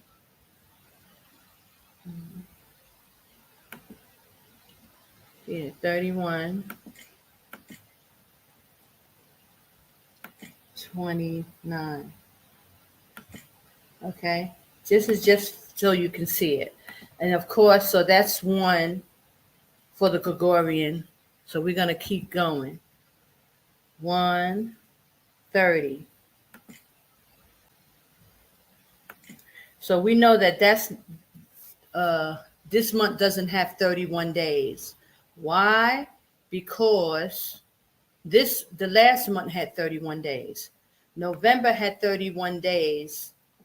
So December does not have 31 days. You see that 31 up here? So last month had 31. Now you also can keep your chart and you'll see exactly which days have 31. If you go here, May, which is Shalash, has 31 days. August, which is Shasha, has 31 days. November, which I just showed you, Thashai has 31 days. And Akkad Shenya, which is the next month, February, has 31 days. So we know January do not have 31 days. So we'll keep it 30. And then we'll start at 1. Okay. Here we go. Please don't mind me that I'm slow with it because, I like to be careful, and plus my computer be acting up. So forgive me if it's really slow, but it gives us time to really assess. And I'm glad that you guys are working on yours. And this is what makes it much harder because you got 2, 1, 3, 2, 4. You can easily get thrown off. You can easily get distracted. And that's how I was doing it for years. And it was always a little frustrating, but over time you do get a hang of it, but it's just still, it's a lot. Okay, hold on. Let me see. I see your message. Hold on. Elder. Let me check what you said. Hold on. He says, Khan, I can't see.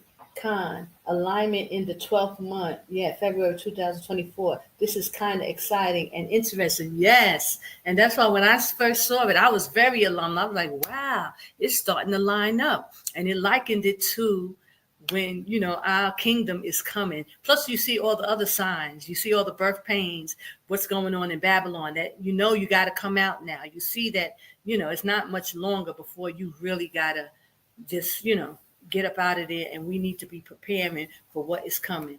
So yes, so we'll go into that. Give me 1 second. I'll be there in a minute.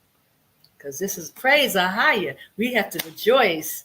Our kingdom is coming, even though it may not be,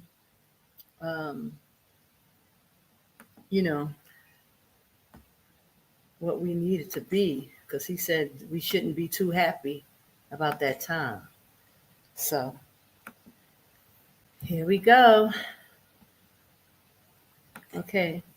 So these numbers are really starting to come together. Even this, 6, 7, 8, 7, and it's going to be like this, for a while. Very close. And the scriptures tell us that the calendar is actually a sign for us. It should be assigned to us. Now, it doesn't say it like that, but when you read it, you kind of understand when it tells you that the years and seasons and days are for a sign. That's the calendar, right? And I just thought it was so amazing when I see on those certain months, the first month, the fourth month, the seventh month, and the 10th month, you see, let me see, there's something wrong. See, I messed up there. I put 1-1 instead of 1-2. Hold on. Okay. And 13.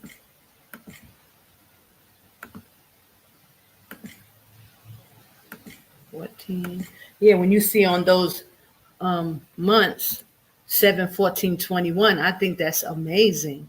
How it lines up like that, and it's consistent every time. It's not, it doesn't change, which is amazing in itself, So I say the Most High is a mathematical genius. Of course he's a mathematical genius. Praise the higher,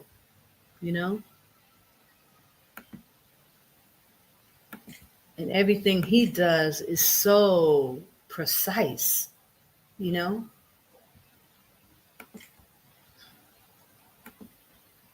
Hold on. So we're going to, and I have to really make sure these numbers are right.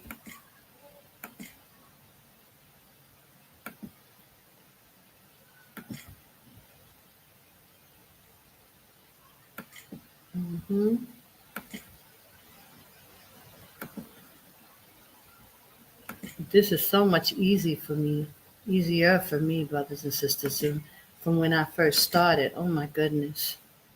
Because I was doing the Gregorian from scratch and the Hebrew from scratch, and I couldn't find an easy way until I ran across this publisher had its own calendars for the Gregorian. That made it just so much easier.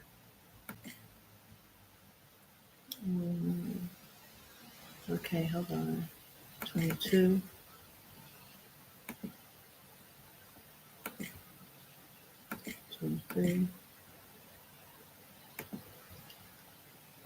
Mm-hmm. 24.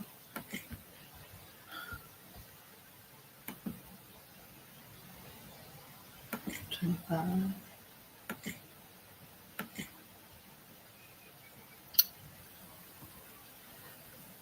Here we go.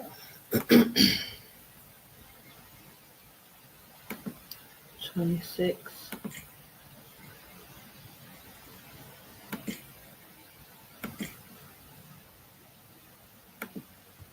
27.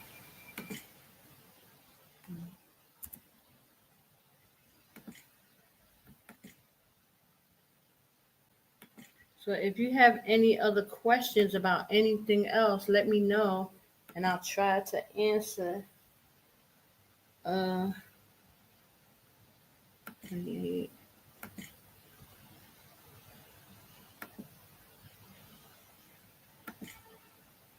'29. Now we know 30 days have September, April. Well, the rest have 31. Okay. So this is where you see now it's going to line up because it's going to end. The Gregorian has 31 days, but the Hebrew has 30 days.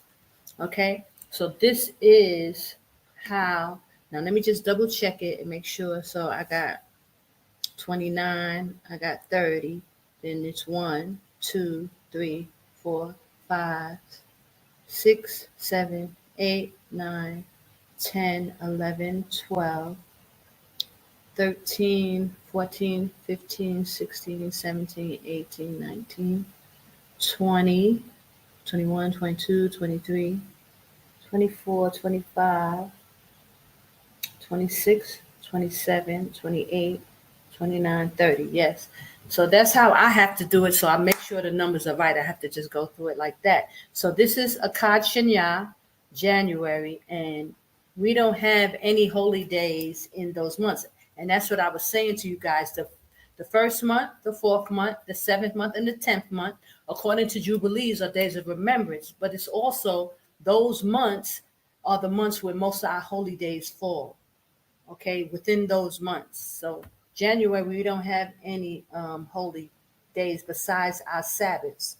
So we're going to make that red, and then we'll put the sun down, right? So I might as well do it now. So I'll have to come back to it.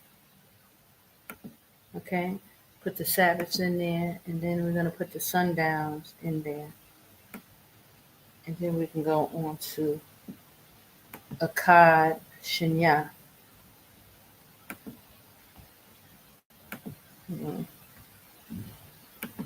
Here we go.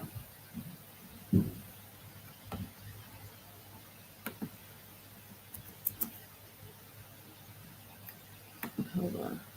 I'll look at your comments in a minute. I see some of you posted. Give me 1 second and I'll do this. And then I'll come check out your comments. And then we go to Akkad Shanya, which is February.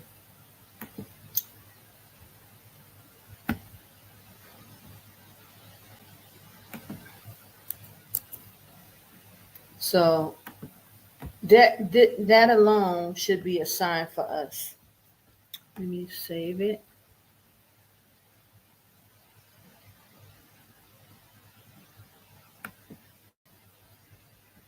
Okay, let me go out and just see what you guys are saying. You're saying, alignment. Yeah, let me say. Yeah. Okay, it's a blessing that you take the time and walk it through with us. Praise the higher. I'm glad to. For years I've been just warning y'all and saying, take a look at it. But finally, the most I put on my spirit, well, maybe you should just do it with them and show them and praise the higher. And I'm happy to. So if you have any questions, Shabbat Shalom, happy Feast of Tabernacle. Shabbat Shalom, Jordan. Praise the high, or Jordan, praise the high, Shabbat Shalom, happy Feast of Tabernacle. Yoo-hoo! And what better way to spend it than going into our calendar? Yes. Okay, so here we go. Let's go into Akkad Shanya, which is February, and we will start to see how these numbers line up. Okay, so I'm going to go to a new one. I'm going to make a new one. You go to Insert, and you go to Calendar. Okay, and you go to More, down to More. And this will come up. Oh, God. What the heck is going on? September, we're going to go to 24, and we're going to go up to February. I don't know why it's shaking like that, but okay, here we go. So February 2024.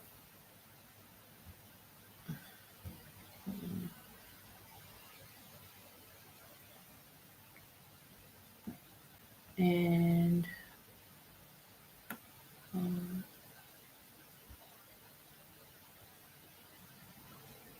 me a second. I had to really listen, guys, and what the elder was saying.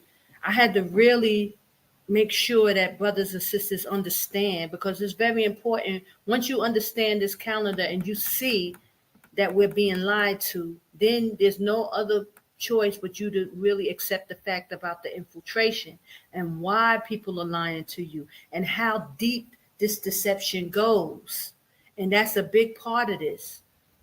People have been lying to you, thinking that we wasn't going to figure this thing out, thinking that we wasn't going to see this. And praise a higher. It's only through a higher, Bahashim Yeshaya, that he's able to, give us this information and make sure that we have it so we know how to worship him. Because it's all about the Most High, and it's all about us worshiping him. You understand? So let me just put the day in here, which is Akkad.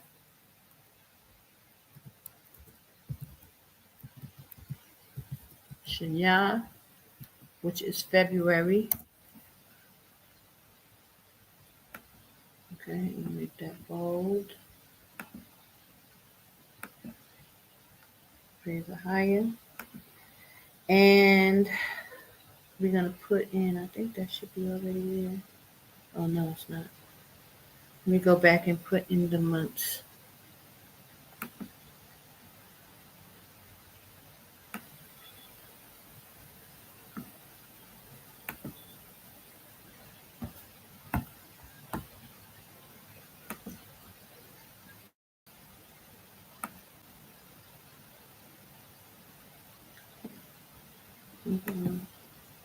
Paste. Okay. This is the most, once we find out we Israel and that Christ came back, for the house of Israel and Judah, now we have to get into the Lord's, the statutes and commandments, and everything is based around this calendar, y'all. Hold on. So that's why it's the most important thing. And this is why they would think to change times and laws to keep us off track so that we could not come back. So this is like one of the most important things we could ever get into once you find out that you're Israel and you're a Hebrew and that Christ is our king and he's coming and why he died. Then we got to get back into the commandments, because this is what the Most High requires of us, that we keep them. They're assigned between us and him. They are Sabbaths. So praise Ahaya. I'm so thankful. Okay, now, so here we are in Akkad Shanya. Let's go back to Akkad Ashura just to see the last day. The last day is Wednesday, and it's 31:30. So that we're going to look at Thursday. It should be 1-1. Praise Ahaya. It's starting to line up. Hold on. Here we go. So did I make those bold? Is that bold? Hold on, let me see. Yeah. Okay, here we go. So this makes it a little easy. Hold on, 1-1. 1-2. Praise the higher, y'all. And I'm so happy that y'all see and y'all understand that it's significant that these days are lining up like this.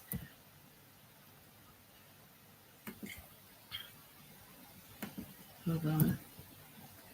5.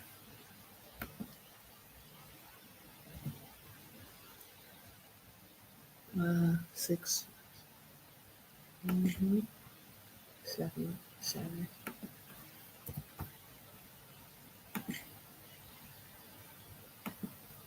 8.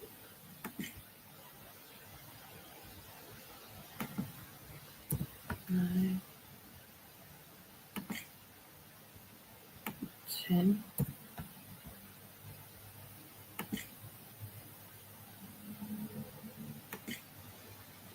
11.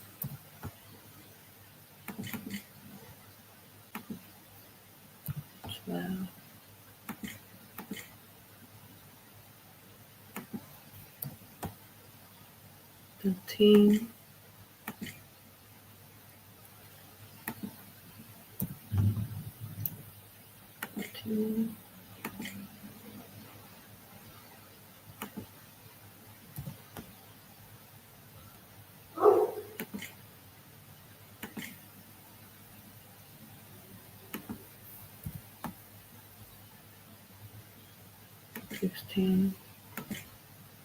Now, this is going to be amazing, brothers and sisters, because that means if everybody can get this, even the ones who are doing something different, if they understand the significance, we will be in that wilderness on one accord. It's going to be amazing.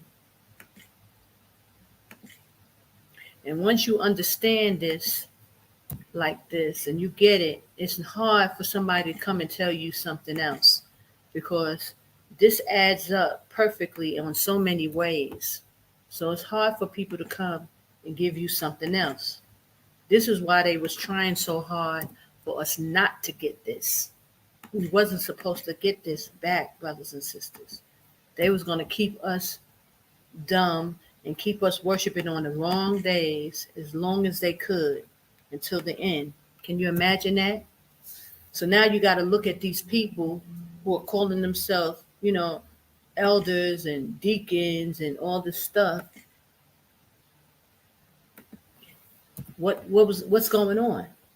And when are they going to come out and like, when are they going to come out and repent and admit that they wrong? And see, this is the thing. These people will keep going along and act like nothing is going on.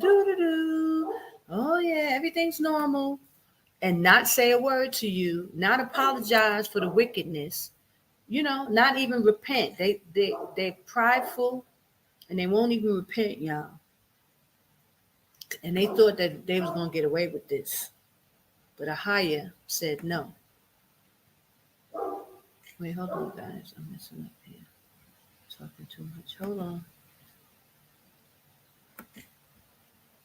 25. But it's just.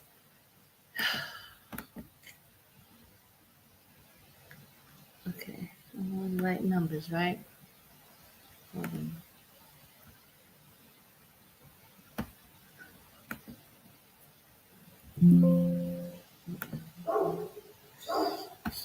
What's going on here? Okay, 26.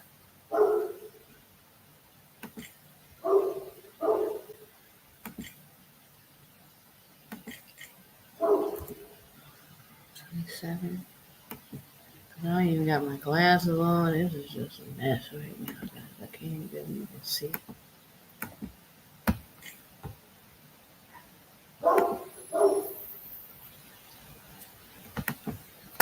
Woof. Hold on. Why is this not working? 27. 28.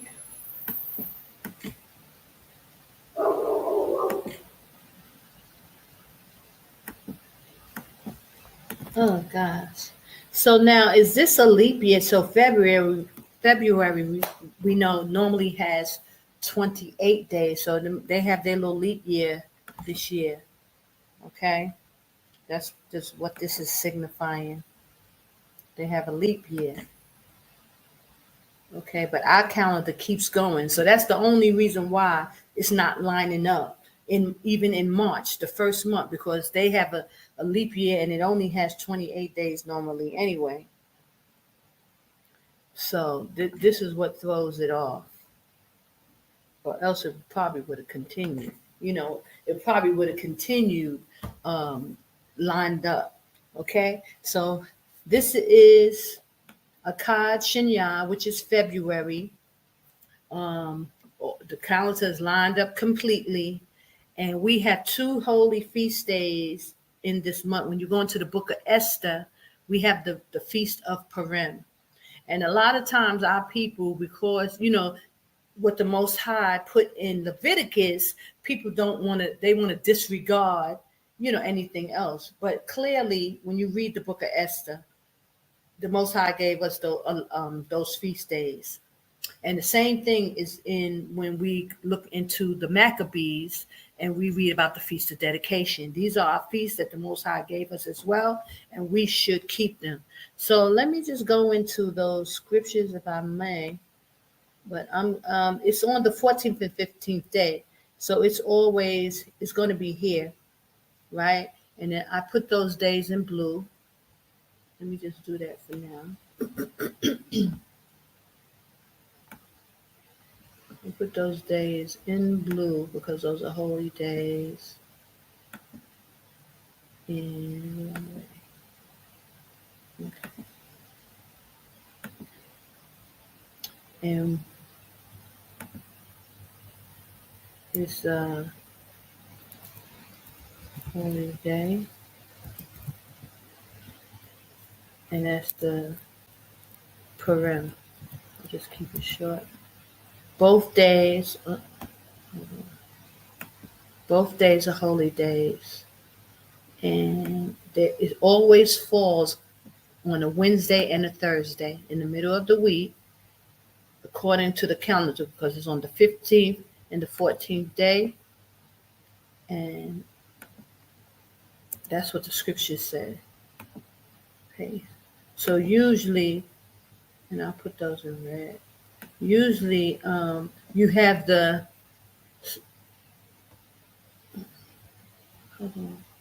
you have like a Wednesday and Thursday, and then the Friday again is preparation day, and then you prepare for the Shabbat.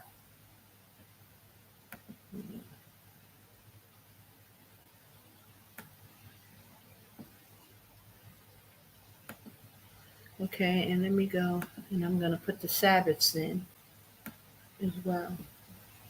I mean, the sundown. Okay. So we have it. Yeah. Okay. Paste.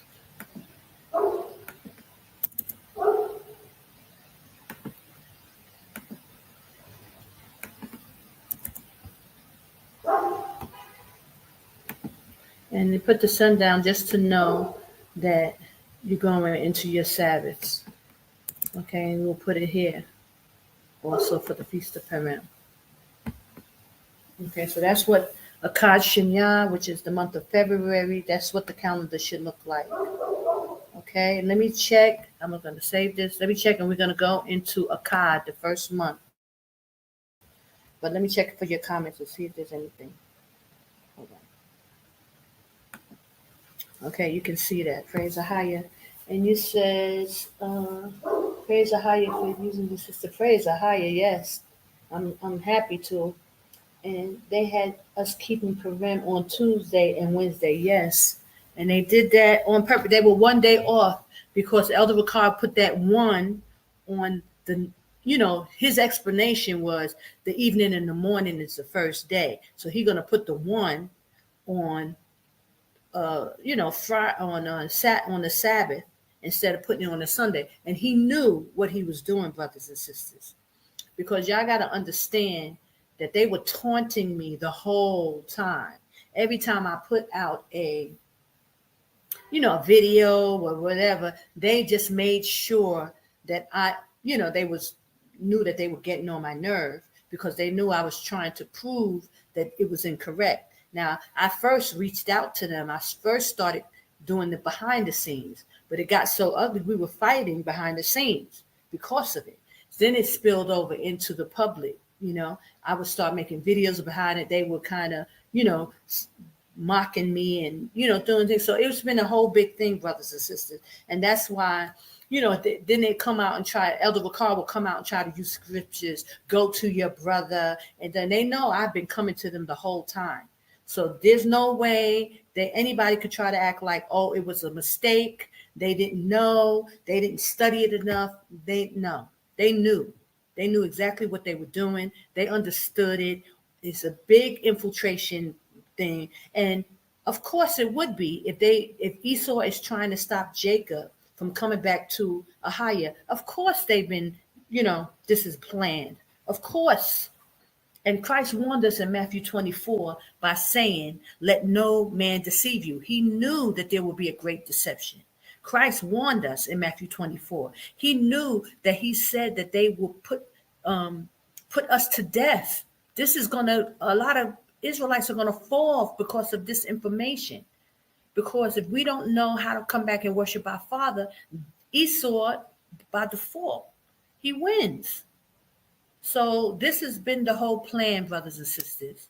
I urge you to take this very seriously, and I'm thankful that you're here watching, trying to seek out this information, but understand what's really going on, what's behind it, why the Most High had me pushing for this so long. And I'm so grateful, praise the Hayah Bahashem Yeshaya, that finally it's come to this, that I can actually show you. And without a shadow of a doubt, you will see how they have been doing this on purpose. Okay, hold on. Let me read. You said, how wicked to destroy. Yes. They changed the times, moved around the days. They knew it was a powerful physical and spiritual connection. Yes, that they couldn't relate, understand, or control. So they created theirs to deceive. Yes. And then they took down, I'm going to put that up there, brothers and sisters, put your comments up, because then they took down our brothers, people that we would love and, be so happy. Listen, Elder Vakar came with the name of the Most High. We were so happy. Nobody wanted to go against Elder Vakar. Nobody, because that brother, he was bringing forth all the information, and he's still bringing forth good information. But look, they cannot deny this calendar. You can't deny it. This is it. And this is how it works. And they thought we wasn't going to get it. So they was mocking me, playing games with me the whole time, brothers and sisters. It's been an ugly, ugly fight. It's been an ugly thing to have to deal with. And especially the whole while talking about don't speak against your brother. The sisters must submit. See, y'all have to understand all that was for a reason. Because they did not want you to have to be able to hear a sister coming to you with this information. You wasn't supposed to even be able to listen to me. They would trying to stop you from listening, from even getting it. It was all orchestrated. And now it's coming to, please share this information, brothers and sisters. Please talk about this. They don't speak against the elders. Don't do this. They trying to use the law against you so that you will feel ashamed for talking about this stuff. Brothers and sisters, this means everything. Y'all got to know how hard the Most High had me fighting for this. And I'm so thankful that I have your ear to hear it and you can see it. It's plain. But they tried, and they tried everything. We have been at war the whole time, and we're still at war, because if y'all don't come out of Babylon and get within the borders and start to prepare for what is coming, Jacob's trouble is upon us. We still lose. So you can't drag your feet at this. This is pertinent information. It proves that it's infiltration. It proves that people were lying to you on purpose and trying to distract you and keep you out of, it's serious. It's diabolical, y'all. Let me see. I hope it was intercepted. Yes, this is the interception that you know now, that you can do the calendar, that you understand what they did and why they were doing it. They were playing against us the whole time. And that's what Christ said. He said that it would be a deception. Possibly the elect would be deceived. Y'all, what y'all think Christ was talking about? He said we would get deceived by this. It was such a diabolical plan. You understand? Let's see. Definitely making an abomination day a feast day, and a feast day an abomination day. Many of our people are gone by the moon also. Yes. And that's a really demonic spirit, because they can't seem to put that thing down. That lunar calendar. And it comes from lunatic. It's like a big spell. They are spellbound with that lunar calendar. A lot of them won't put it down. They won't put down that name. It all connected together. So our people are under a great spell. But once you start showing them the calendar and how it works and how mathematical the Most High was in his thinking, you can't deny this. And so then they have to put down that name. They will have to come under these holy days because it all adds up to the scriptures. It makes perfect sense. And most of the people who go by the lunar calendar and any other calendar, there's no real rules to it. You're just following along just because you think, you think that when the moon sets, they don't have no real system. The Most High gave us a system with this calendar. There's a whole system to it. So you can't go wrong. Once you got it, you can't go off. Praise the Higher Bahashim Yeshaya. Let me see. Yes, sis. Yes, I got your email. Praise the Higher. Bless you. Bless you. I've seen it. And, I replied back. I hope you got my reply. But definitely, I'm with you. So, and we can probably even talk. But it's deep, y'all.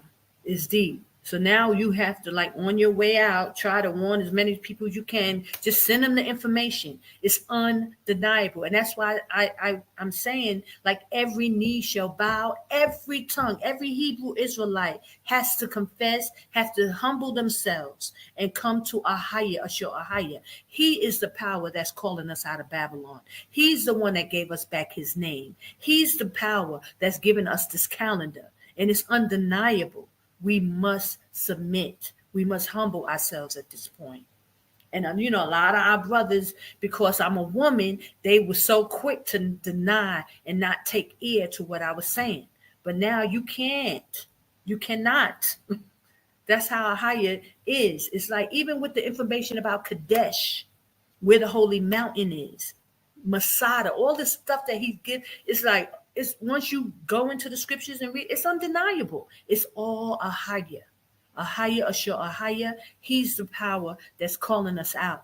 He's that power that's going to protect us within his borders, brothers and sisters. Get your families and get out.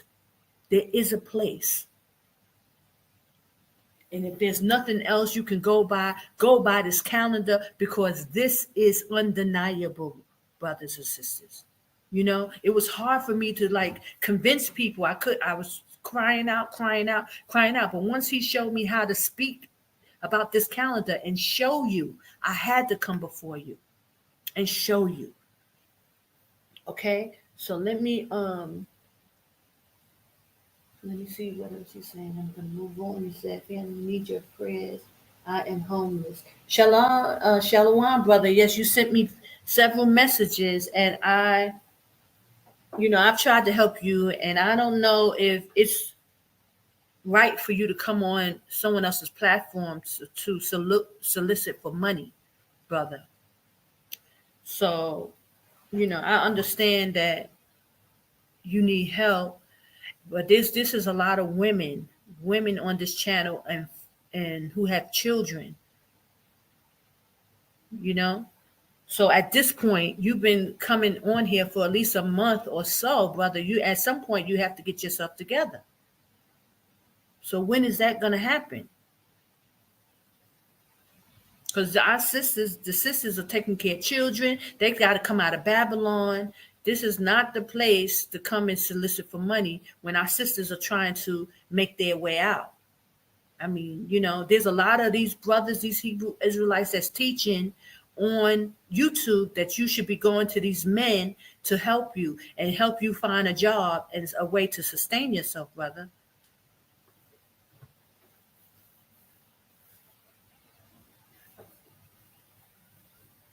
You didn't get the reply, sister? Okay, I'll resend it. But at least I'm glad you came on. I'm glad you received it. Yes, I received it. And I replied, and I'll again. Shalom, Sister Sakana, Linda, praise Ahaya, Janice Johnson, Jordan, praise Ahaya, all of you. Okay, I'm going to move on to one more month. We're going to go into Akkad, but you see where this lines up. Now, I wanted to go into this to make sure that y'all seen February, which is Akkad Shanya, and you see where the calendar lines up. This is a sign for us, brothers and sisters. And I believe the Most High, wanted us to start paying attention once we got it. I know it rattled me when I first saw it. And this is what I started talking about and telling the children of Israel, that our calendar lines up. And it's starting to line up with the Gregorian. And when the Most High said, and I should find those scriptures. Hold on.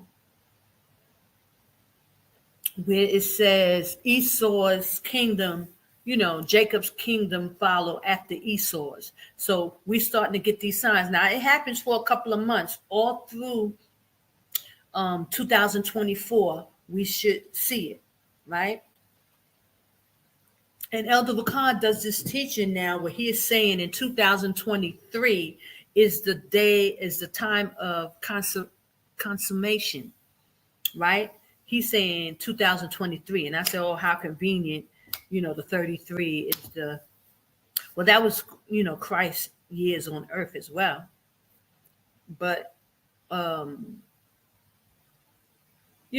it's also, how you say, their numbers. They like to do things with numbers. But we know that Christ said that he was going to cut it short. So nobody knows the time or the hour. It's just giving us a sign for us to look at, because we are not asleep, just like in the 2 Thessalonians. We should be awake and we should be paying attention.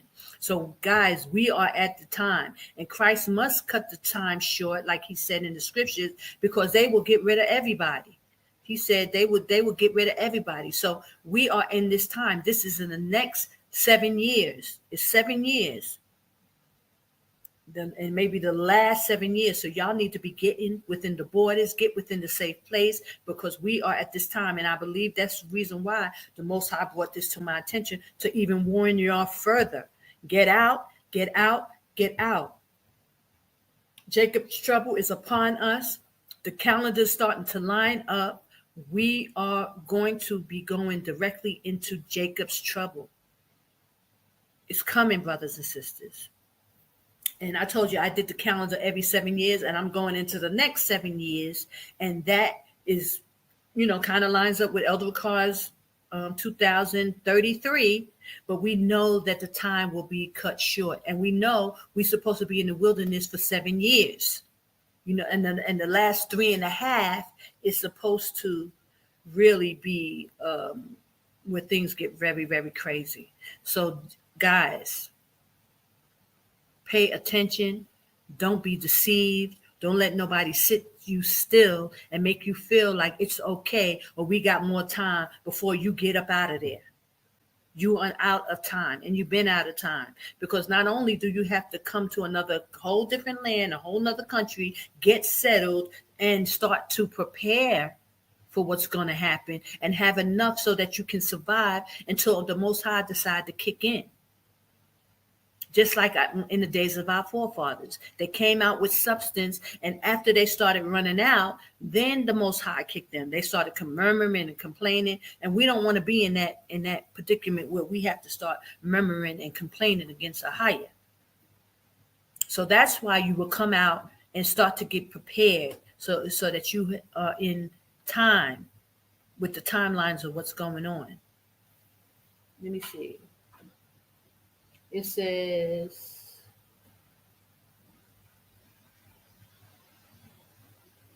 okay, Karen Aqua, will you show us in part 6 for us to find the new year? Okay, now what I've done is, guys, y'all have to go to Elder Vakar's Secret of the Times, because it's a long process, and he explains it. I'll put the video in the link, because he gives you that whole thing, and it's a long video, and it is a long process. You have to go to the certain sites, the conservatory sites that gives you the equal parts day, equal parts night. And so he breaks it down eloquently. I couldn't do a better job.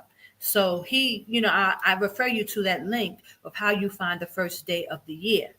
But once you get the first day of the year, then that's when, you can join me on making the calendar. So I'm going to put that link in there now, just so for those, so the next time you have time to study it. And you should be studying, make sure you understand how we got Elder Ricard came with the equal parts day, equal parts night. Now I must tell you that he brought that information out, and I was following him from day one. So my calendar has been consistent from that time that Elder Ricard gave, and that's how it was correct what he gave, because that's how I started to see the calendar line up. After the Most High put it on my spirit to do 7 years in advance. I didn't get it just doing it, month to month like that. It wasn't lining up for me. But once I started doing it in a long span, I started to see how the 31 days and then the seasons comes, I started to see the pattern. So I'm saying the same thing to you. So I'll put the link of The Secrets of the Times. Watch the video. He has a few videos where he's breaking down, the Sabbaths and things like that. So I don't feel I need to do that because it's already been taught, and he did it very well. He was very well. And I don't want to confuse you guys, with that. So I'll put that in the description box, that video. I'll find it right now so that you can start to watch the video, take notes. Like with me, guys, I have to show you if I have a book here. No, give me 1 second. I'll be right back. I'm going to show you what I do so that you guys can do the same thing to help you with, keeping and having understanding. Hold on. Let me, maybe I can find that video while I'm going. Hold on, guys. Give me 1 second.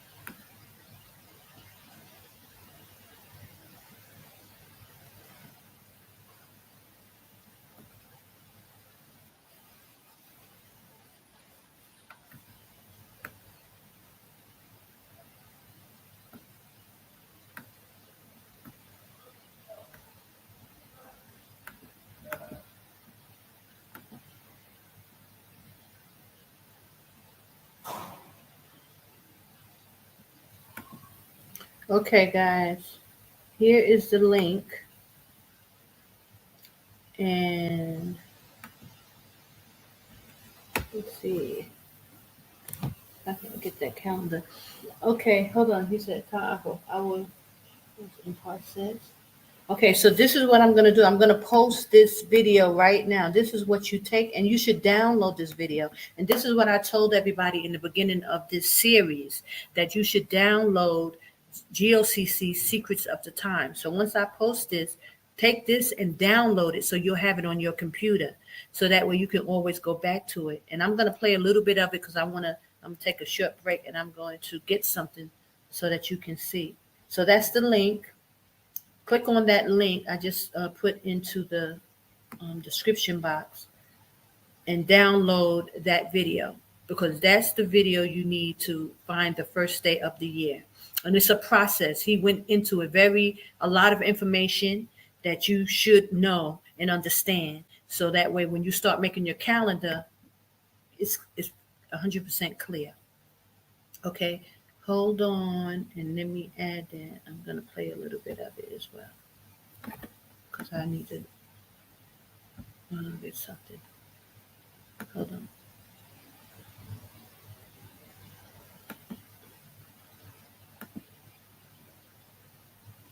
A brother reached out to me that's working under Brother and Elder Fernell in Florida. And he had some detailed information to relay concerning the times. Here we go. Now, it was information we went over before, but he's seen a conflict. All right. Now, we're not one if we see a conflict, we're not going to ignore it and say, well, we know everything. We're going to examine the conflict because the Bible says we see through a glass dimly. And the Most High has given us time under grace to get things correct. Now, while he didn't have all the information, what he did, he went into the calendar to see that it wasn't meshing with the calendar that the Most High gave us from the beginning. And the key things he went into, I had to study. So we went and studied it, and it led us down a path for the last couple of weeks. And it also, it's humbling in a way through the Spirit of the Most High, because the understanding that the Most High bestowed on us through this teaching is opening a window for us to be on the same clock as the Most High and the angels. It's also, we went into the research to show you how and who went through great lengths to separate us from our original calendar and from our holy days. It was a mission by the Roman Empire upheld by the Western worlds today, the Western World Empire. This is of great significance scripturally and religiously. Now, some people might ask, well, and say, well, it doesn't matter what time we're in. It doesn't matter what day we're in. It doesn't matter what day we worship. Well, Christians may say that. I'll follow God every day of the week, so I'll worship on Sunday. But let's see what the Bible says.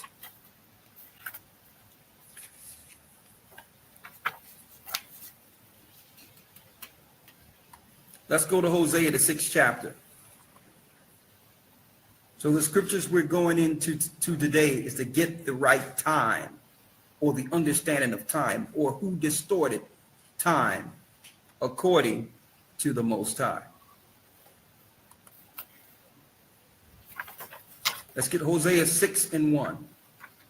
Hosea chapter 6, verse 1. Go ahead. Come, and let us return unto the Most High. Come and let us return unto the Most High. Read. For he hath torn, and he will heal us. And he will heal us. So the Most High torn us.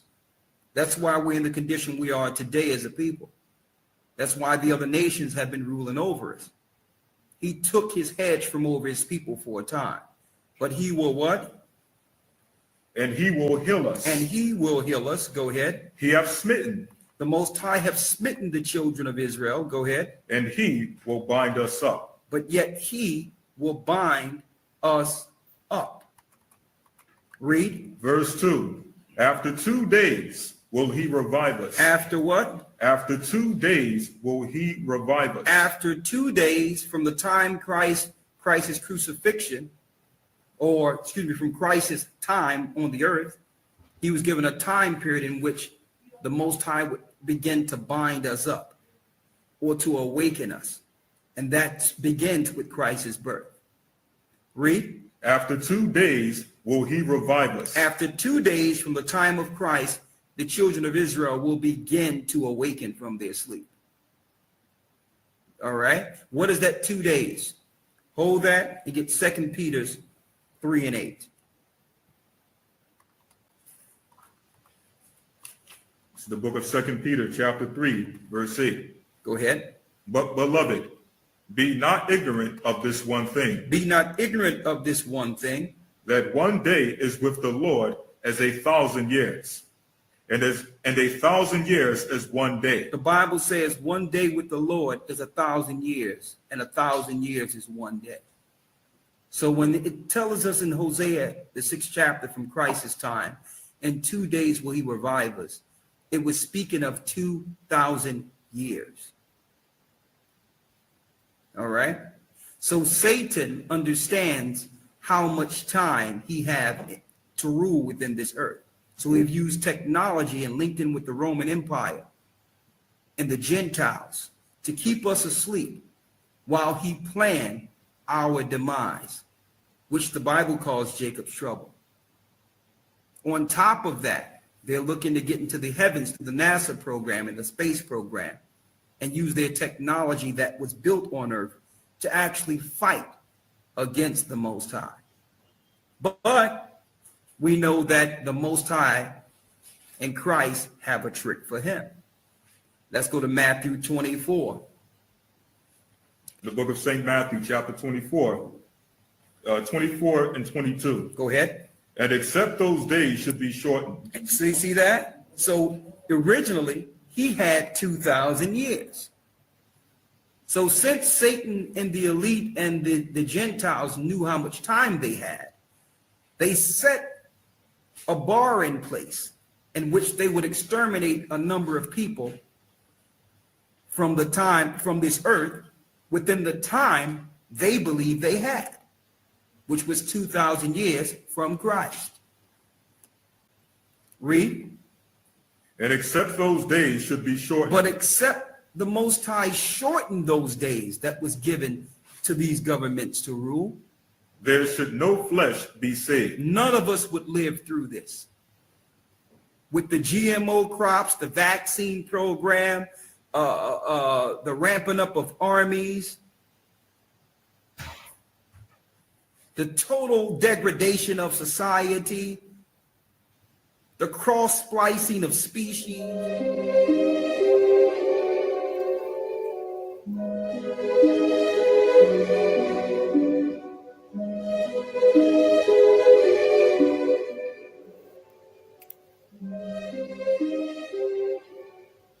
The rise of what they call homosexuality, but the Bible call it sodomites and sodomy, the rise of immorality with their sonar weapons that they're killing the animals in the sea with, sonar weapons they're using with the heart system.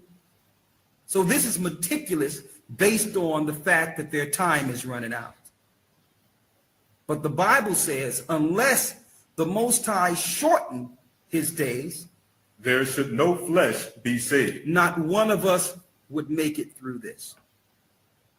Unless the Most High had grace on his creation and shortened the time, none of us would be left. Read. But for the elect's sake. But for our sake, not for these people's sake that's out there. Not for Christians' sake. Not for Muslims' sake. For his elect's sake. Read. But for the elect's sake, those days should be shortened. He's going to shorten the time Satan have before they utterly destroy us. The Most High have given us grace to give us an opportunity to find out what's going on, to be that the few in cluster that make it through Jacob's trouble. But for the elect's sake, those days shall be shortened. So some may ask out there, well, who's the elect? Let's go to Isaiah, the 45th chapter. This is the book of Isaiah, chapter 45, verse 4. Go ahead. For Jacob my servant's sake, and Israel mine elect. And Israel mine what? Mine elect. And Israel mine elect. So for Israel's sake, those days that Satan or the New World Order, whatever you want to call them people, the Roman Empire, Babylon, the Babylonian, spiritual Babylonians, the Romans, the Roman Catholics, we know their agenda. Their agenda is to eradicate the children of Israel. But our God said that he would shorten their time for our sake. Now, how did they distort the time? How is it we don't know what year we're in, what day we're in, what day we should be celebrating? How is it the whole earth, which was at one point of time, all separated and fragmented into different calendars and different understandings? How is that so? Well, we know that that's the spirit of the Gentiles. And also we know that Satan is over this world, because the Most High is not the author of confusion. The Most High always operated on one clock. There's only one clock. See, but if you can link into that time and be on the Most High's clock, then you can see clearly the deception. See, so what did they do? They set an alternative reality within these cities to program us and to disconnect God's people from the Most High's clock. So to speak, so that you can understand me in layman's term, to cut us off of the Most High's frequency. So that you can understand on a level that I'm speaking. Just like if you're turning a channel on the TV until you get to the right channel, now you in sync with that particular channel. So they realize that if they can throw off our clock, they could destroy our culture. Why? Our people, the children of Israel, was different than the Gentiles. Everything we did was surrounded around commands to stay on the Most High's frequency. It was embedded within our culture. The time we eat, the time we harvest, the time we deal with holy days, the time, everything, the time that we rest, the time we work, the time we went to worship, everything was in league or in sync with the heavenly realm. When we were operating, the angels were operating. When we were resting, the angels were resting. When we were sacrificing, yes, there is a temple in heaven. The temple in the earth is only a facsimile or a similitude of the heavenly tabernacle. So everything we did in earth, the angels and the Most High was operating in heaven. When the Gentiles came along, they broke us from that cycle. And when did it happen? Captivity. It happened a little before we were utterly destroyed, and we're going to show you how it happened. First of all, so that we don't put the cart before the horse, what cycle should we be following? Well, the Most High showed Moses, and he showed a great teacher and a great leader before the flood, Enoch. So let's go back to the beginning, before our destruction. As a matter of fact, let's start with Enoch. What we have here, now some may ask, well, who's Enoch? I don't know who Enoch is. Good question. Let's go to the book of Jude.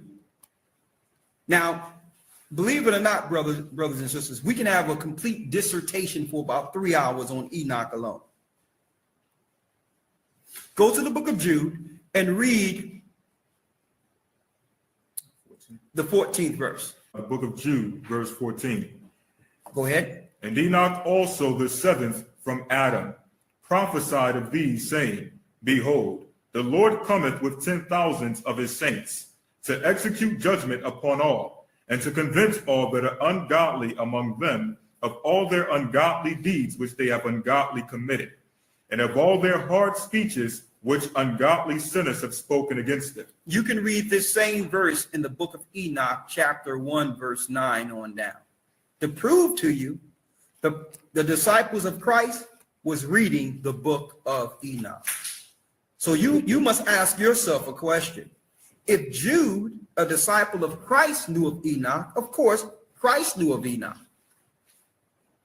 These were records of the Hebrews. We have a book of Enoch here. Why? Because it's the records of our forefathers.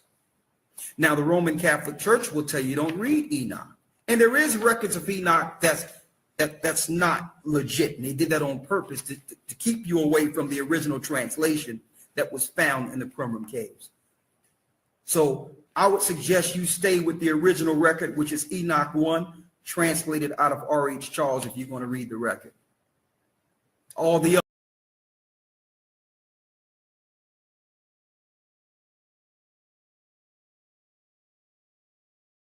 My skin is black. My body is burned. I survived Babylon.